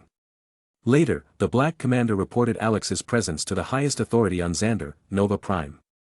Nova Prime, recognizing the immense power Alex wielded, personally came to meet him. To her credit, Nova Prime was pragmatic. Upon learning of Alex's strength, she humbly offered her allegiance, seeking his protection for her planet. Alex was well aware of Xander's current and impending threats. First, there was Ronan the Accuser, a Kree extremist and mass murderer who was slaughtering Xandarians indiscriminately, even children. Then, there was the looming threat of Thanos, who would eventually attack and destroy Xander. Alex had already decided that Ronan would serve as a training exercise for Rocket and the others. As for Thanos, that minor annoyance would be crushed in due time. With nothing to lose, Alex accepted Nova Prime's proposal. Demonstrating his immense power once more, he retrieved the massive black hole he had unleashed earlier and rewound time to restore the city to its original state. For the next few days, Alex took a rare break from enhancing his skills and decided to relax. During this time, he sealed his powers and explored all the breathtaking sights Xander had to offer with the physical limitations of an ordinary human. Xander was truly beautiful, and this leisurely journey brought Alex great enjoyment. A few days later, the Nova Corps delivered Drax the Destroyer to Alex. Alex quickly subdued him and enhanced him using a reversal spell. For his amusement, Alex also changed Drax's skin tone to a bluish purple, matching that of Thanos. He further modified Drax's tattoos. When activated, they would emit a dazzling red glow, significantly amplifying Drax's power several times over. After Alex's enhancements, Drax's base physical strength was already comparable to Thanos. When the tattoos were activated, his power increased to the point where he could effortlessly crush Thanos. After dealing with Drax, Alex fulfilled his promise to Rocket Raccoon, who was brimming with anticipation. He handed Rocket the Thunder Fruit. Creating the Thunder Fruit was a trivial task for Alex. A simple fruit inscribed with the Thunder Fruit's rune was all it took. Moreover, unlike the devil fruits of the One Piece world, Alex's version of the Thunder Fruit was not weakened by seawater. After enjoying Xander's hospitality for a while and mastering all of its advanced technology, Alex set off in his new ship with the Guardians of the Galaxy. Their destination, nowhere, to retrieve the treasures Alex had previously left with the Collector. The ship gifted by Xander was enormous, rivaling the size of the one Alex had built for the Whitebeard pirates. This luxurious vessel was originally used for opulent air tours and was owned by Nova Prime herself. However, in a bid to win Alex's favor, she readily gave it to him, along with dozens of skilled crew members and servants to help manage it. In the ship's training room, Rocket Raccoon was sparring with Drax. Both had gained incredible combat prowess after being enhanced by Alex. Electricity crackled through the room. Despite only having the Thunder Fruit for a few days, Rocket had already developed multiple applications for it. These included techniques like railgun, using electricity to create magnetic forces to control metal, and vibrating high-frequency blades. Of course, Rocket also mastered various techniques originally used by Enel, but his grasp of the Thunder Fruit far exceeded Enel's. Alex even speculated that, with enough stamina, Rocket could use electricity to manipulate electromagnetic forces on a microscopic scale. It was undeniable, given enough power, intellectuals like Rocket could become terrifyingly strong, much like Doctor Doom from the comics. When Drax wasn't activating his tattoos, he was no match for Rocket. One lightning strike from Rocket sent Drax flying across the room. Enraged and about to lose control, Drax prepared to activate his tattoos, but Alex's calm voice intervened. "Drax, this is just a sparring match. I'd rather see you direct your strength toward Ronan and your enemies, not your allies." Hearing Alex's reminder, Drax quickly regained his composure and muttered, "You're right. I will tear Ronan to shreds and rip Thanos' head off." Seeing the terrifying power Rocket and Drax displayed after Alex's enhancements, Star-Lord sidled up to Alex with his trademark cheeky grin. "Hey, Alex, you said you're from Earth, right? Well, I'm from Earth too. That makes us like, hometown buddies. So, you wouldn't happen to have a little something to enhance me too, would you? I mean, I don't want to be the weak link in the battles ahead." Alex smiled warmly. "Don't worry, my friend. I've already prepared a special enhancement for you. It's the perfect transformation, one that will elevate you from a demigod to a true god." Far away, Ego, the sentient celestial planet, inexplicably felt a shiver of cold dread wrap around him. The ship warped through numerous wormholes, traversing the galaxy. After several jumps, they arrived before a massive planetary-sized head. Seeing the colossal structure, Star-Lord couldn't help but exclaim. "Oh my god, what is this?" Gamora, standing beside him, explained, "It's the decapitated head of some ancient cosmic being. Be cautious in there, Rocket, it's a lawless zone." Alex stood at the front of the control room, gazing out at the spectacular view. Different worlds offered unique beauty, and every one brought him immense pleasure. After Gamora's explanation, Alex added, "That head belongs to a celestial." Drax, curious, asked. "A celestial? What are they?" "They're an ancient and terrifying race of cosmic entities," Alex explained. "Each celestial wields the power to destroy planets and shatter universes. They aren't physical beings in the usual sense but abstract entities, manifestations of pure concepts. Nearly immortal, they embody the impossible." WTF. Star-Lord's face twisted with disbelief. There are beings that powerful, and it's not just one of them.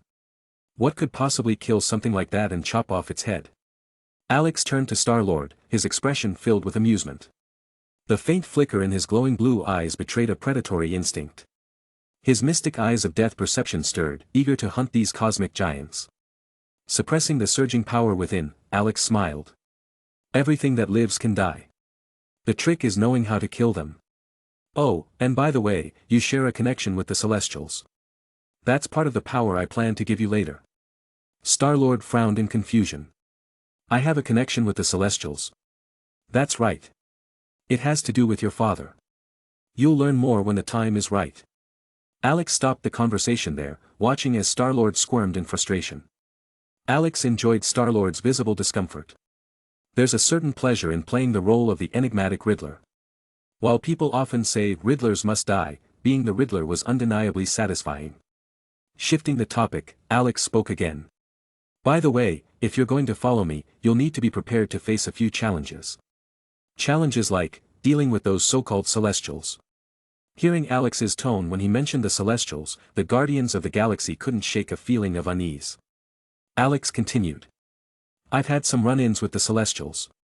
Long ago, I clashed with them after killing their creations, the Eternals." "Eternals?" Gamora couldn't help but feel that the name sounded familiar. Staring at the endless stars in front of him, Alex's eyes remained calm and steady, like Thanos. "He's an eternal warrior. But unlike the ordinary ones, he's one of their elites." Ignoring the shock in everyone's hearts, Alex continued, "I killed all the Eternals on Earth, which caught the attention of Erishem, the leader of the Celestials. He wanted to judge me, but I refused. So, we fought. Back then, I wasn't as strong as I am now. Even with 3 Infinity Stones and the massive boost I gained from using the corpse of a celestial infant, I was no match for him. I lost. But I used a certain method to escape, and not long ago, I returned, ready to take revenge on them." Alex turned, narrowing his eyes with a smile, "I'm going to slaughter every single Celestial in this universe. The Celestials are now our enemies. Rocket? Star-Lord? Gamora? Drax? Groot, I am Groot. After a moment of silence, they all exclaimed together. WTF.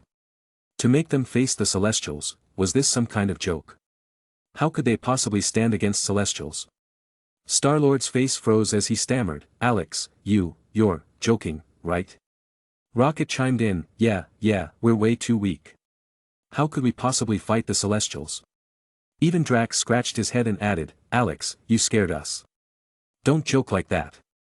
But their awkward smiles quickly froze when they realized Alex's expression hadn't changed at all. They understood that everything Alex said was true. No. Let us off this ride. What they thought was a luxury car turned out to be a death trap. If Alex kept going like this, even the grandest Starliner would crash. Seeing their terrified expressions, Alex naturally knew what they were thinking. He smiled and said, Don't worry. They're just Celestials. You'll get used to killing a few after a while. Another round of silence followed. They realized they weren't even on the same wavelength as Alex. These were Celestials, not pigs. How could mere mortals dare to challenge Celestials, let alone kill them? Seeing his team's utter lack of confidence, Alex felt a little helpless. Once he started killing Celestials, they wouldn't react like this anymore. He didn't expect much from them. All he wanted was for them to cheer him on when he faced the Celestials alone. A little morale boost, maybe, and to witness his god-slaying feats as spectators. He had no illusions about them actually fighting the Celestials themselves. Chapter 150. The spaceship flew through the eye socket of the dead Celestial's head, entering the mining zone within. Inside the zone, numerous small spacecraft were mining organic material, bones, brain tissue, and spinal fluid from the Celestial's skull.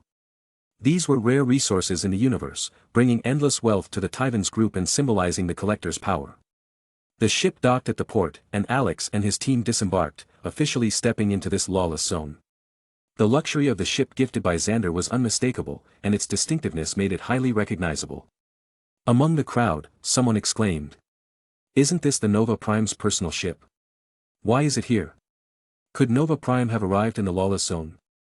Hearing this, the lawless individuals in the area exchanged sharp glances. Normally, Nova Prime's movements were under strict security. But if she had indeed come to the lawless zone, her defenses might be weaker than usual, a golden opportunity for a kidnapping. Capturing Nova Prime and demanding a hefty ransom from the Nova Corps would be a massive fortune. Though it would surely lead to being hunted down by the Nova Corps afterward, for these fugitives, this wasn't a deterrent. They were already wanted criminals from various civilizations, living on borrowed time and unafraid of death. Thus, a sinister undercurrent surged as several armed individuals approached the ship, waiting for their chance to act. However, the more cunning criminals noticed that the strongest gang with the most extensive intelligence network was staying put. Sensing something unusual, they suppressed their greed and chose to observe for now. Sure enough, the leader of a major faction sneered and muttered. Heh, what a bunch of fools.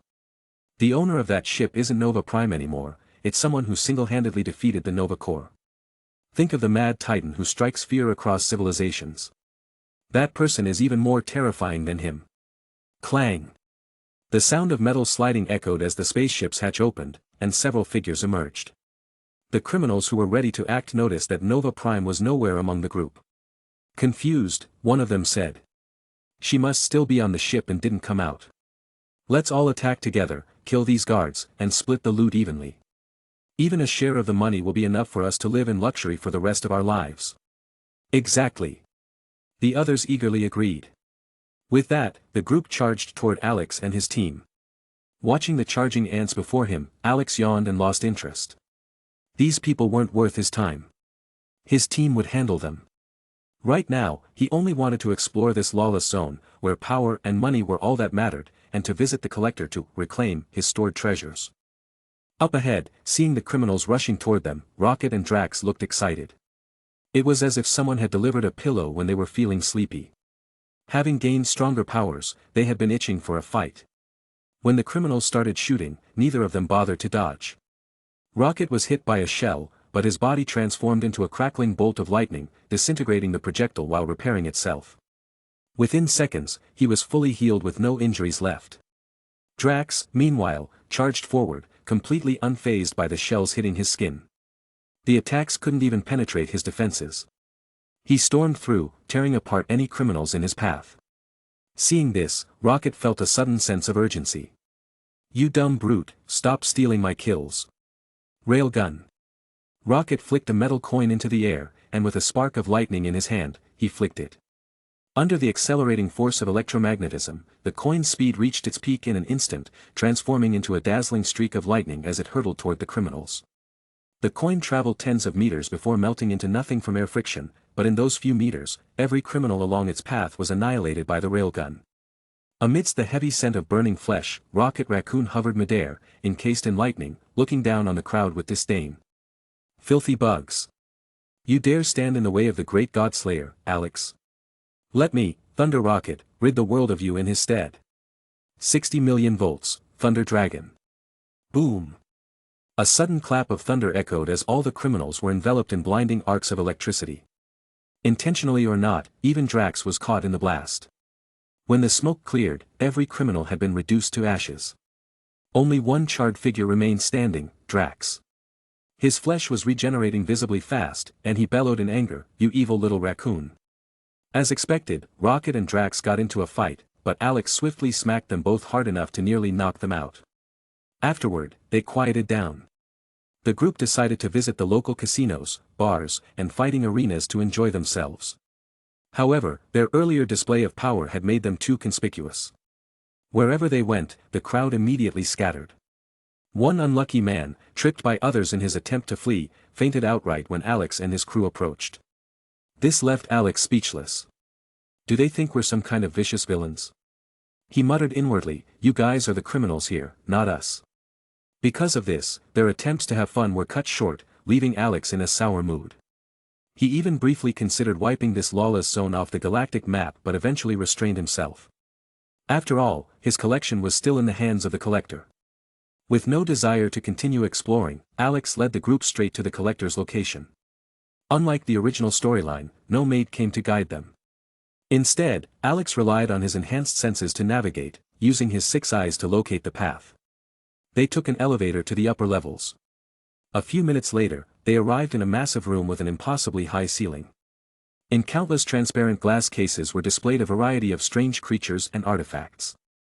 Rare treasures from across the galaxy filled the space, each one a unique marvel.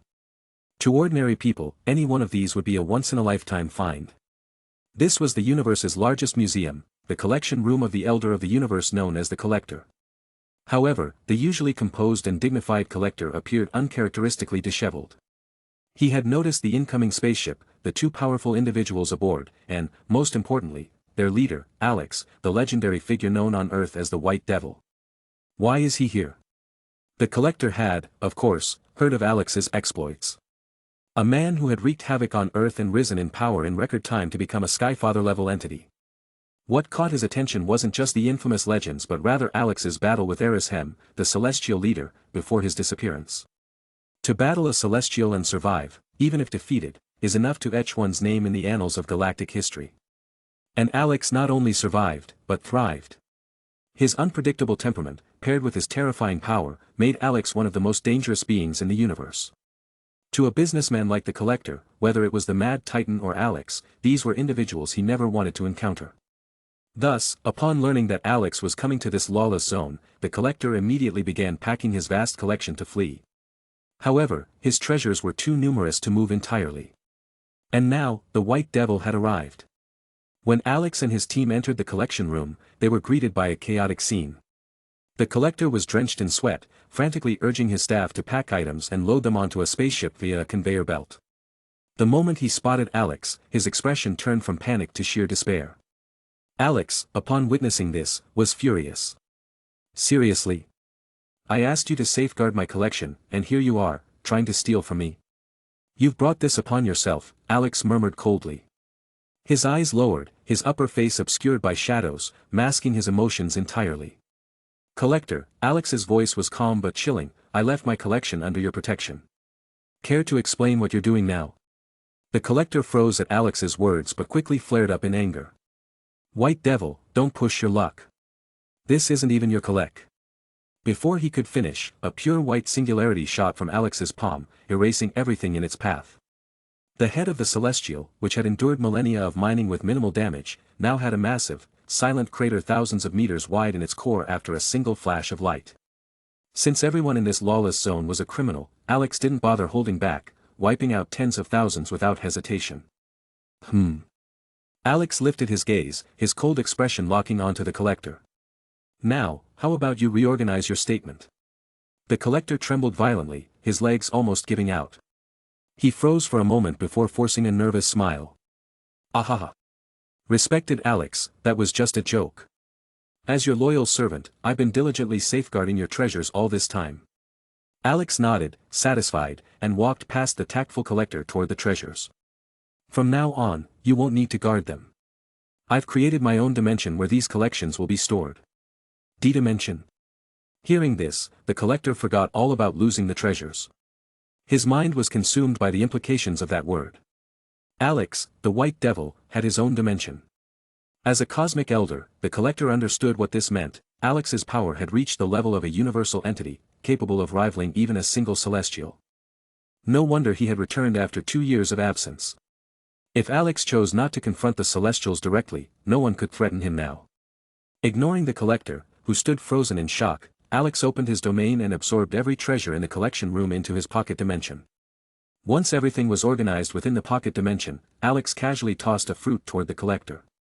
This devil fruit is your payment for guarding my collection. Don't thank me. The Collector held the fruit in his trembling hands, his expression filled with despair. He opened his mouth as if to speak but held back, unwilling to risk his life over mere treasures. Shortly after Alex and his group left the collection room, they found themselves surrounded by hundreds of small spacecraft that had stormed into the lawless zone. Seeing this, everyone immediately realized, Ronan the Accuser had arrived. Unlike the original storyline, none of Alex's team showed any fear upon being surrounded. Instead, they were brimming with excitement, ready for battle. Rocket Raccoon and Drax were particularly eager, immediately charging toward the fleet of small ships. Rocket leapt into the air, scanning the dozens of small ships encircling him. With a wicked grin, he shouted, 200 million volts, Thunder God. The thunderous energy within him erupted, forming a massive, 30-meter-tall Thunder Raccoon behind him. This avatar of raw power looked far more feral than Rocket's usual form, with muscular limbs and devastating attacks capable of obliterating multiple ships with each strike. Meanwhile, the fleet's energy weapons proved useless against the Thunder Raccoon. It wasn't that they couldn't harm him, but any damage inflicted was so negligible that Rocket's body repaired itself within seconds. Seeing Rocket dominate the battlefield, Drax refused to be outdone. Wielding twin blades, he charged directly at the fleet. Thanks to Alex's reverse curse technique, both his and Rocket's physical constitutions had been exponentially strengthened. However, unlike Rocket, who possessed the powers of the Rumble Fruit, Drax had gained tattoos that enhanced his combat prowess and a deep understanding of master swordsman techniques granted by Alex. With a mighty swing of his blades, Drax unleashed a flying slash dozens of meters tall, slicing through a dozen small ships in one motion. Ronan! Drax roared, his voice filled with fury. Come out here. I'm going to kill you. As if in answer to the provocation, Ronan the Accuser emerged from one of the ships that had landed on the ground. He was clad in full battle armor, his face painted with black war paint. The sight of Ronan made Drax lose all restraint. The tattoos across his skin suddenly ignited with a burning red glow. You killed my wife. You killed my daughter. Today, I will kill you and avenge them. Drax bellowed, his voice echoing across the battlefield. Ronan, facing the overwhelming presence of Drax, grew cautious. The power radiating from Drax reminded him of a certain terrifying woman he had encountered decades ago. Shaking his head slightly, Ronan dismissed the thought. This must be an illusion. There's no way this man could rival her. Even so, Ronan took the situation seriously. He retrieved his universal weapon, a massive war hammer, from one of his subordinates. Despite Drax's imposing aura, Ronan maintained his trademark arrogance. I don't even know who you are, Ronan said disdainfully. I don't remember killing your wife and daughter, just as I won't remember killing you. Drax, consumed by rage, charged at Ronan. Yet, the swordsmanship ingrained in him by Alex allowed him to wield his blades with lethal precision even in his fury. A massive flying slash hurtled toward Ronan. Initially confident, Ronan attempted to block the attack with one hand. However, the moment he made contact, his expression darkened, and he quickly used both hands to brace himself. Even so, the slash sent Ronan flying backward. If not for the incredible durability of his universal weapon, the attack might have cleaved him in two. This is impossible. Ronan roared in disbelief, his voice filled with frustration and fury. Chapter 151. The flying slash sent Ronan hurtling backward. While the bulk of the attack's power was absorbed by the universal weapon, the residual force managed to pierce through his armor, leaving a gaping wound on his chest. The immense impact left Ronan's hands numb, nearly robbing him of sensation. At that moment, he realized the truth: his strength was utterly insignificant compared to the man before him. This man was a warrior even more powerful than the Mad Titan, Thanos. But how could someone so terrifying have remained unnoticed? Why was there no record of him, and how could he have no memory of killing this man's wife and daughter? What Ronan couldn't possibly understand was how Drax had such extraordinary luck to encounter Alex, a godlike being of cosmic power who gifted him immense strength simply for amusement. After realizing he wasn't a match for Drax, Ronan's attitude shifted immediately.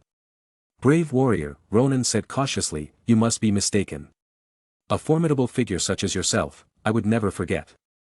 It couldn't have been me who killed your wife and daughter." But his words only served to enrage Drax further. "What does that mean? That before, I was so beneath you that you didn't even notice me?" The glowing tattoos across Drax's body burned even brighter, and his strength surged once more. "You damn blue insect!" Drax roared. "I'll tear your body apart and grind every piece of you into dust." Seeing Drax grow even more furious, Ronan was utterly confused. Why is he angrier?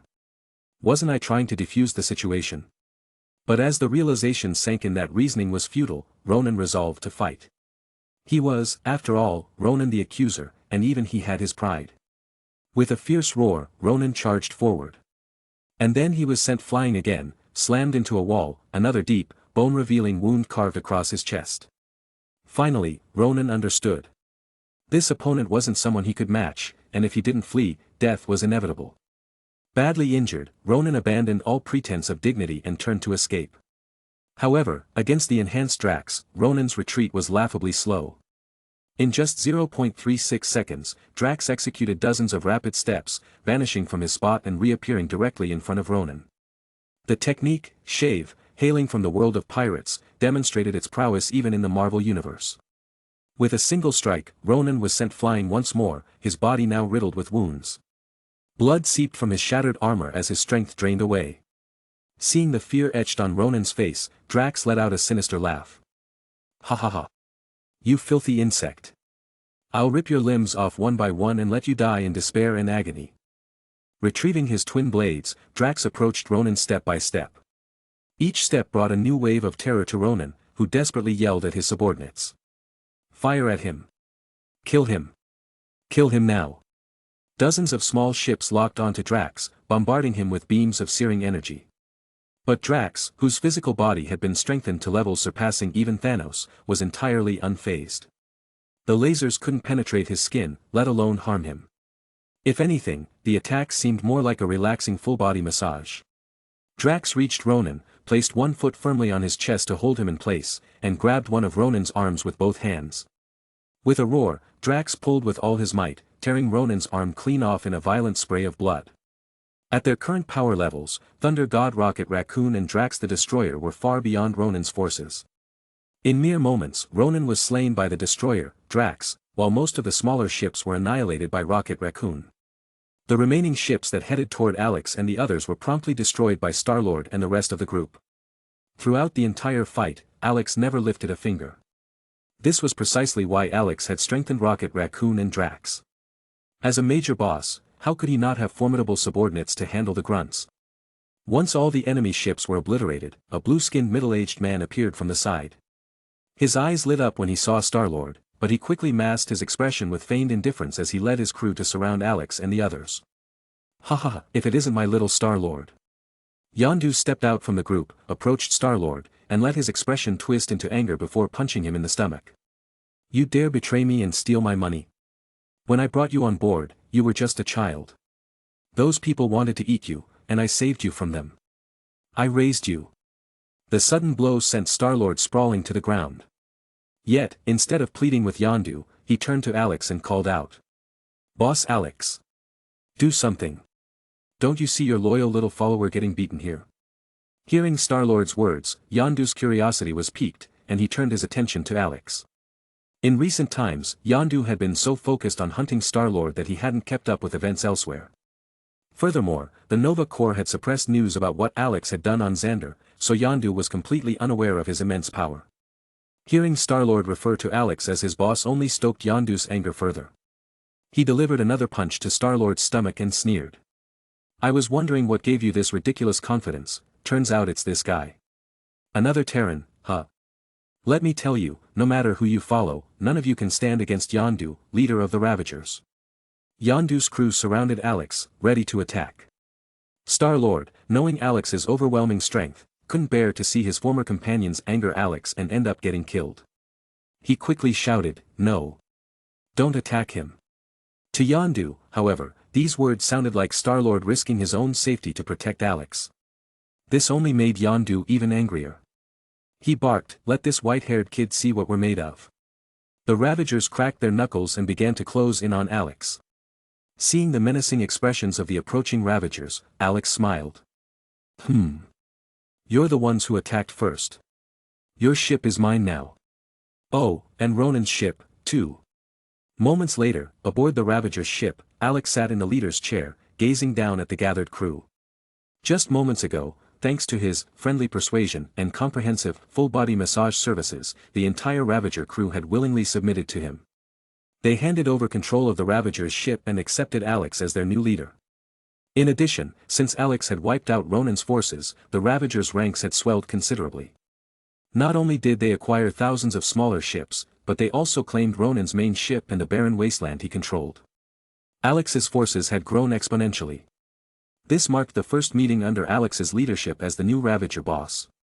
Having been a leader before, Alex was no stranger to addressing large groups of subordinates. Clearing his throat, he declared in a commanding voice. Ahem. As your leader and the new Ravager chief, I, Alex the Godslayer, will say a few words. 1 hour later. That's right. Within the Ravagers, we must foster harmony and friendship. Treat your comrades as family, work together, and fight as one. Only then can we achieve a brighter future. Alex's immense power kept everyone attentive throughout his speech.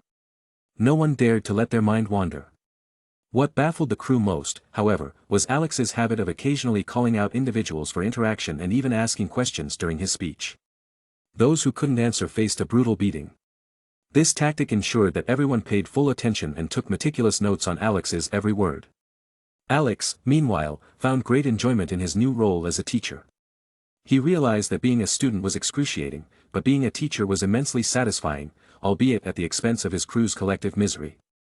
To end Alex's endless lecture, Yondu, the former Ravager chief, cautiously stepped forward and asked. Chief, do we have any current plans? Alex nodded and revealed a plan he had long prepared. Of course. I plan to find Star-Lord's father, Ego, and use him to enhance Star-Lord's power, fully transforming him into a celestial-blooded being. What? Yondu and Star-Lord exclaimed in unison. Star-Lord's voice was louder, though. My father? My father is still alive.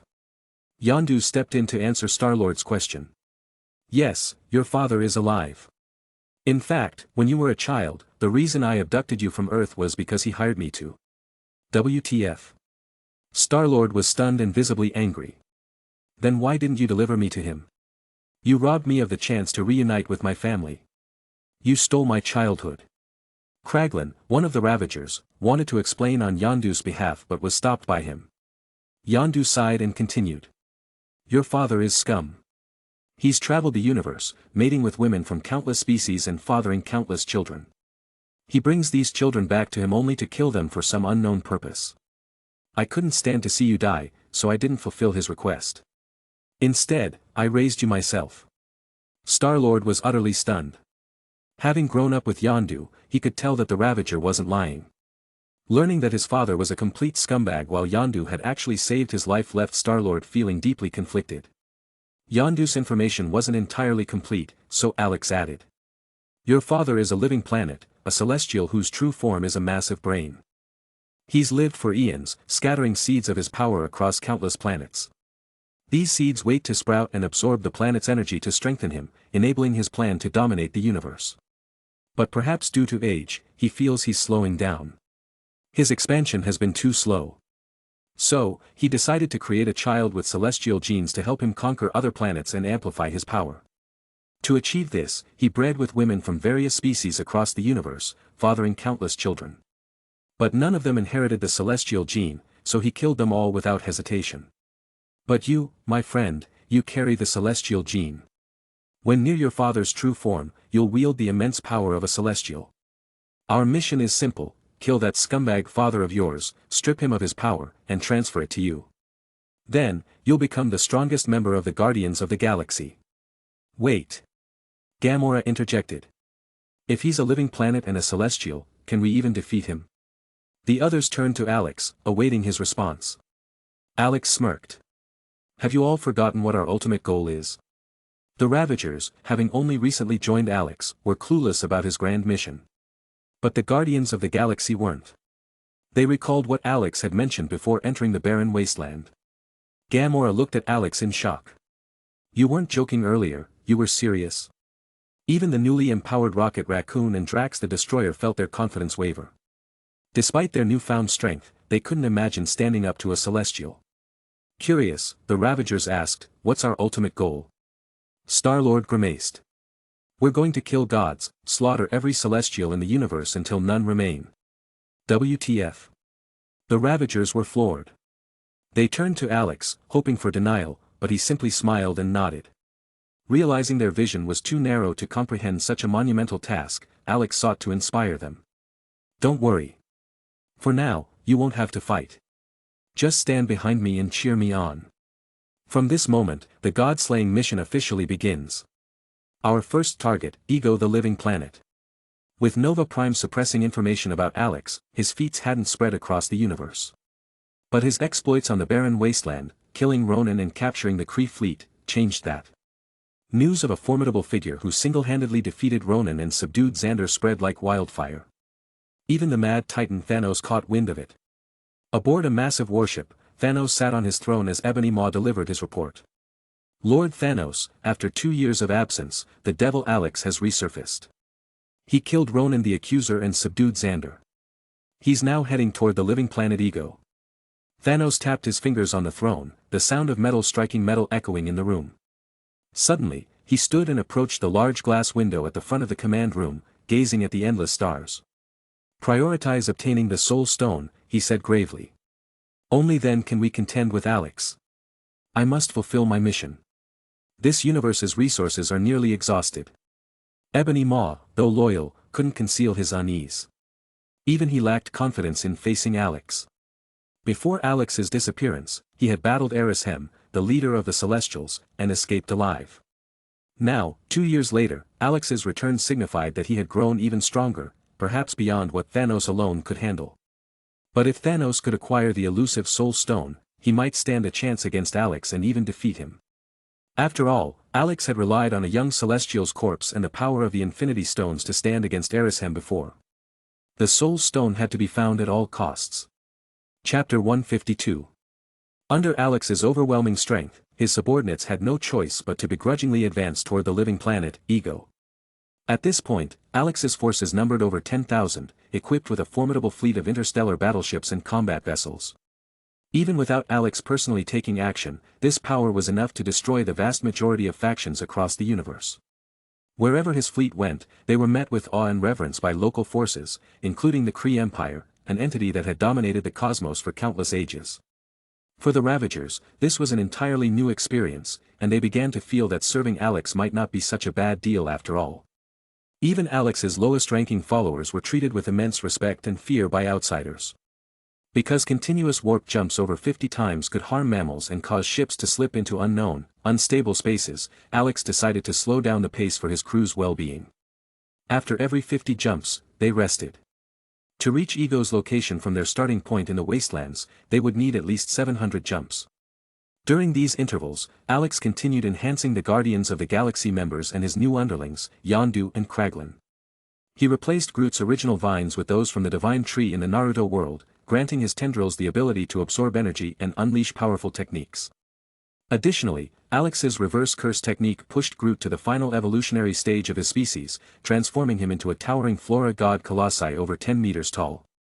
For Gamora, Alex granted her the powers of the Tremor fruit, Gura Gura no Mi, from One Piece, while also reinforcing her physical capabilities. One could only imagine the look on Thanos' face when he encountered Gamora again, a warrior capable of shattering space with a punch and possessing an indestructible body. As for Yondu and Kraglin, Alex gifted them the powers of the Ice fruit and the Glint fruit, respectively, along with enhanced physiques. By this point, if they entered the One Piece world, they would undoubtedly rival Marine Admirals in power.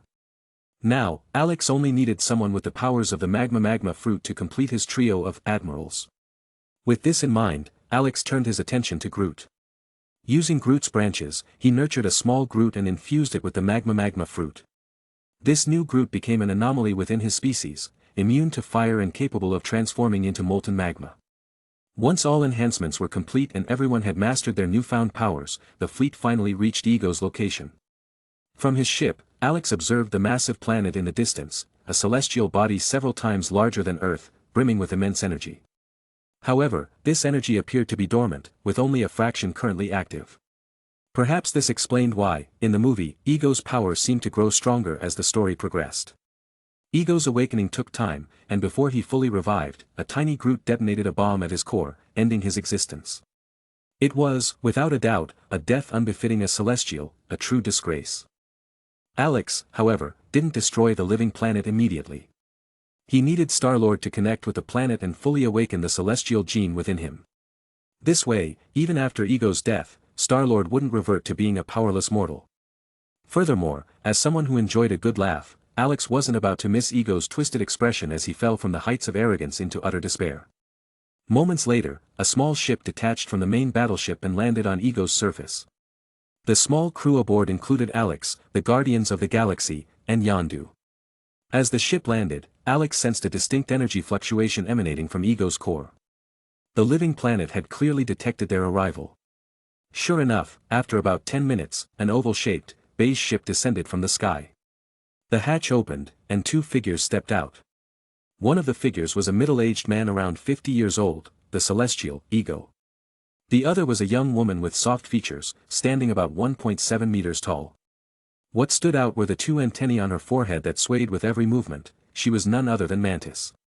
Through Alex's energy vision, he saw that Ego's body was entirely composed of energy mimicking flesh, not a true biological form. As for Mantis, her body emanated a power of psychic nature, perfectly aligned with her mind-altering abilities. The dynamic between the two was evident. Mantis was clearly subordinate to Ego, her demeanor brimming with fear toward him. Ego stepped off the ship, wearing a smile that seemed genuinely joyous. Fixing his gaze on Star-Lord, he looked as though he were marveling at a priceless treasure. "After all these years, I've finally found you, my child, Peter." It had to be said that the body Ego projected was extremely convincing. If Star-Lord and the others hadn't already been told about his true nature, they might have genuinely believed he was a loving father. However, thanks to Alex and Yondu's warnings, Star-Lord and his companions were fully aware of Ego's deceitful nature and would not be swayed. After a moment, Ego's attention shifted from Star-Lord to Yondu. "Yondu, I trusted you so much in the past. Why did you betray me and separate me from Peter for decades?" As planned, Yondu responded with the prepared script. "Sorry, Ego. From the moment I laid eyes on Peter, I took a liking to him and wanted to keep him for myself. But in the end, I'm not his father. He has the right to find his true family, so I'm returning him to you now." Ego didn't believe Yondu for a second but feigned acceptance, pretending to forgive him. "It's all right, my friend. What matters is that Peter is here with me now, and that makes me happy." Ego's real goal, of course, was to use Star-Lord as a battery to amplify his power. By doing so, the seeds he planted on countless inhabited planets would sprout, allowing him to absorb their energy and become even more powerful. Once that was accomplished, Ego planned to deal with Yondu and settle old scores. Ego led Alex and the others to an opulent palace, where he presented his vision to Star-Lord. "Peter, my dearest son, when I'm gone, all of this will be yours." In the original storyline, the impoverished Star-Lord was quickly captivated by the wealth before him and began to see his father in a slightly more favorable light. However, with Alex's influence, Star-Lord's perspective had broadened significantly. He now understood that in this universe, power was the only thing that truly mattered. And let's not forget the jealousy he felt when he saw Rocket Raccoon and the others gain incredible abilities. Within the palace, Ego recounted his origins, his solitude, the creation of his living planet, and the construction of the humanoid form before them. Suddenly, Drax interrupted him with an unexpected question. Did you make a penis for yourself? Star-Lord immediately intervened. What the hell is wrong with you? Drax explained. If he's a planet, how did he have a child with your mother? He'd crush her flat. Seeing the awkward tension escalate, Ego stepped in to defuse the situation. Yes, Drax, I do have a hem, and it's quite adequate. Feeling validated, Drax laughed heartily, forgetting that Ego was the villain of the story. Ha! I knew it.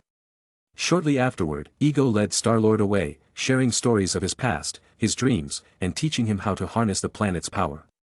Meanwhile, Alex and the others separated from Star-Lord and used flying devices to explore Ego's planet. One couldn't deny that Ego had a refined sense of aesthetics. Having traveled to countless inhabited planets, he had witnessed unique natural wonders and seamlessly integrated them into his creation, resulting in the breathtaking beauty of Ego's world. Unfortunately, this planet was destined for destruction soon. The next day, as Alex sat on a cliff overlooking a majestic waterfall, he sensed a violent energy surge in the distance. A faint smile curled his lips. It seems things are about to get started. Inside the palace, Star-Lord finally heard Ego admit he had planted the tumor that killed his mother. Enraged beyond reason, Star-Lord pulled out his dual blasters and began shooting at Ego. However, Ego's body was pure energy mimicking flesh. Even if this physical form was destroyed, his energy would simply reconstruct it. Under attack, Ego glared at Star-Lord in fury. Who do you think you are to strike at me? Star-Lord, undeterred, shouted even louder, you killed my mother. Ego, unimpressed by Star-Lord's anger, dismissed it as the tantrum of a weakling. I worked so hard to create the perfect form for you, and this is how you repay me. He sneered as his appearance shifted, from elderly to youthful and back again. You've grown up, Peter. With a wave of his hand, Ego summoned a thick energy tendril that emerged behind Star-Lord and pierced through his chest. Ego's face twisted into a cruel grin. I wanted us to rule the universe together, but you've disappointed me so much. Looks like you need 1,000 years as a battery to cool off. The energy tendril linked to Star-Lord's body, temporarily activating the celestial gene within him. Ego's power surged dramatically. The neural extensions he had planted on other planets began rapidly growing, transforming into colossal structures tens of meters tall, consuming everything in their path. On Earth, Xander, and countless other planets, these extensions grew uncontrollably. If left unchecked, they would devour entire planets in a short span. Just as Ego grinned in triumph, believing his plan was finally succeeding, a voice with a faint tone of approval sounded from behind him. Not bad. This is a very ambitious plan. If you truly succeed, your power could grow exponentially. You might even become the strongest singular entity in this universe. Who's there? Ego's energy body trembled uncontrollably at the sudden voice. It shocked him because, according to his perception, no one else should have been behind him. When he turned around, he saw Alex curiously inspecting the surrounding screens. Ego remembered this individual, a companion of Peter's. However, this companion seemed far too weak, the most unimpressive of the group. In his observation, everyone else had a significant level of energy within them, nowhere near threatening to him but strong enough to be considered powerful in the universe. But the silver-haired man before him? His energy level seemed barely average for the cosmos. Now, though, it appeared that was not the case. This man wasn't as weak as he seemed. He must have a method of hiding his true strength. Still, that didn't matter. Ego thought confidently, in this universe, who besides the Celestials could possibly rival me? Ego decisively summoned an energy tendril and lashed it at Alex, intending to crush this insignificant pest and continue gathering power to devour other planets. But to his shock, the energy tendril disintegrated a few meters from Alex, unraveling into chaotic energy before being absorbed by him. You can forcibly control my energy? Ego exclaimed in disbelief. Surprised? Shocked? Alex smirked maliciously. After millions of years working toward your goal, you suddenly find an insurmountable obstacle standing in your way, me. With a snap of his fingers, Alex brought the rest of the group into the palace. Your power isn't fully restored yet. Perfect for a training session. Go, my crew. Defeat this celestial.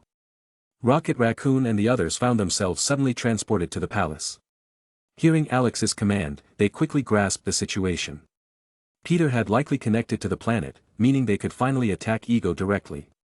Without hesitation, the power of the Gura Gura no Mi, Goro Goro no Mi, Pika Pika no Mi, Magu Magu no Mi, and Hai Hai no Mi erupted spectacularly.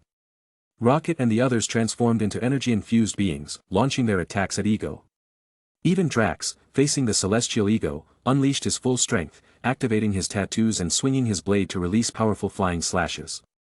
Ego hadn't expected this ragtag group to wield such unique abilities. Caught off guard, he was bombarded by their attacks, and his freshly restored humanoid body crumbled in an instant. However, to Ego, creating another body was a trivial matter. He regenerated effortlessly, and as time passed, his dormant power rapidly awakened. More and more colossal energy tendrils erupted from the planet's core, each one more powerful than the last, targeting Rocket and the others. Meanwhile, Alex casually sat to the side, munching on popcorn and watching the battle unfold as if it were a grand performance. Of course, he wasn't entirely idle. Calling Peter over, Alex adopted a serious expression. "Are you ready to stop being human?" Peter immediately understood what Alex meant, though the phrasing sounded odd. Still, the allure of immense power overruled his hesitation. With a determined nod, he replied. "I'm ready.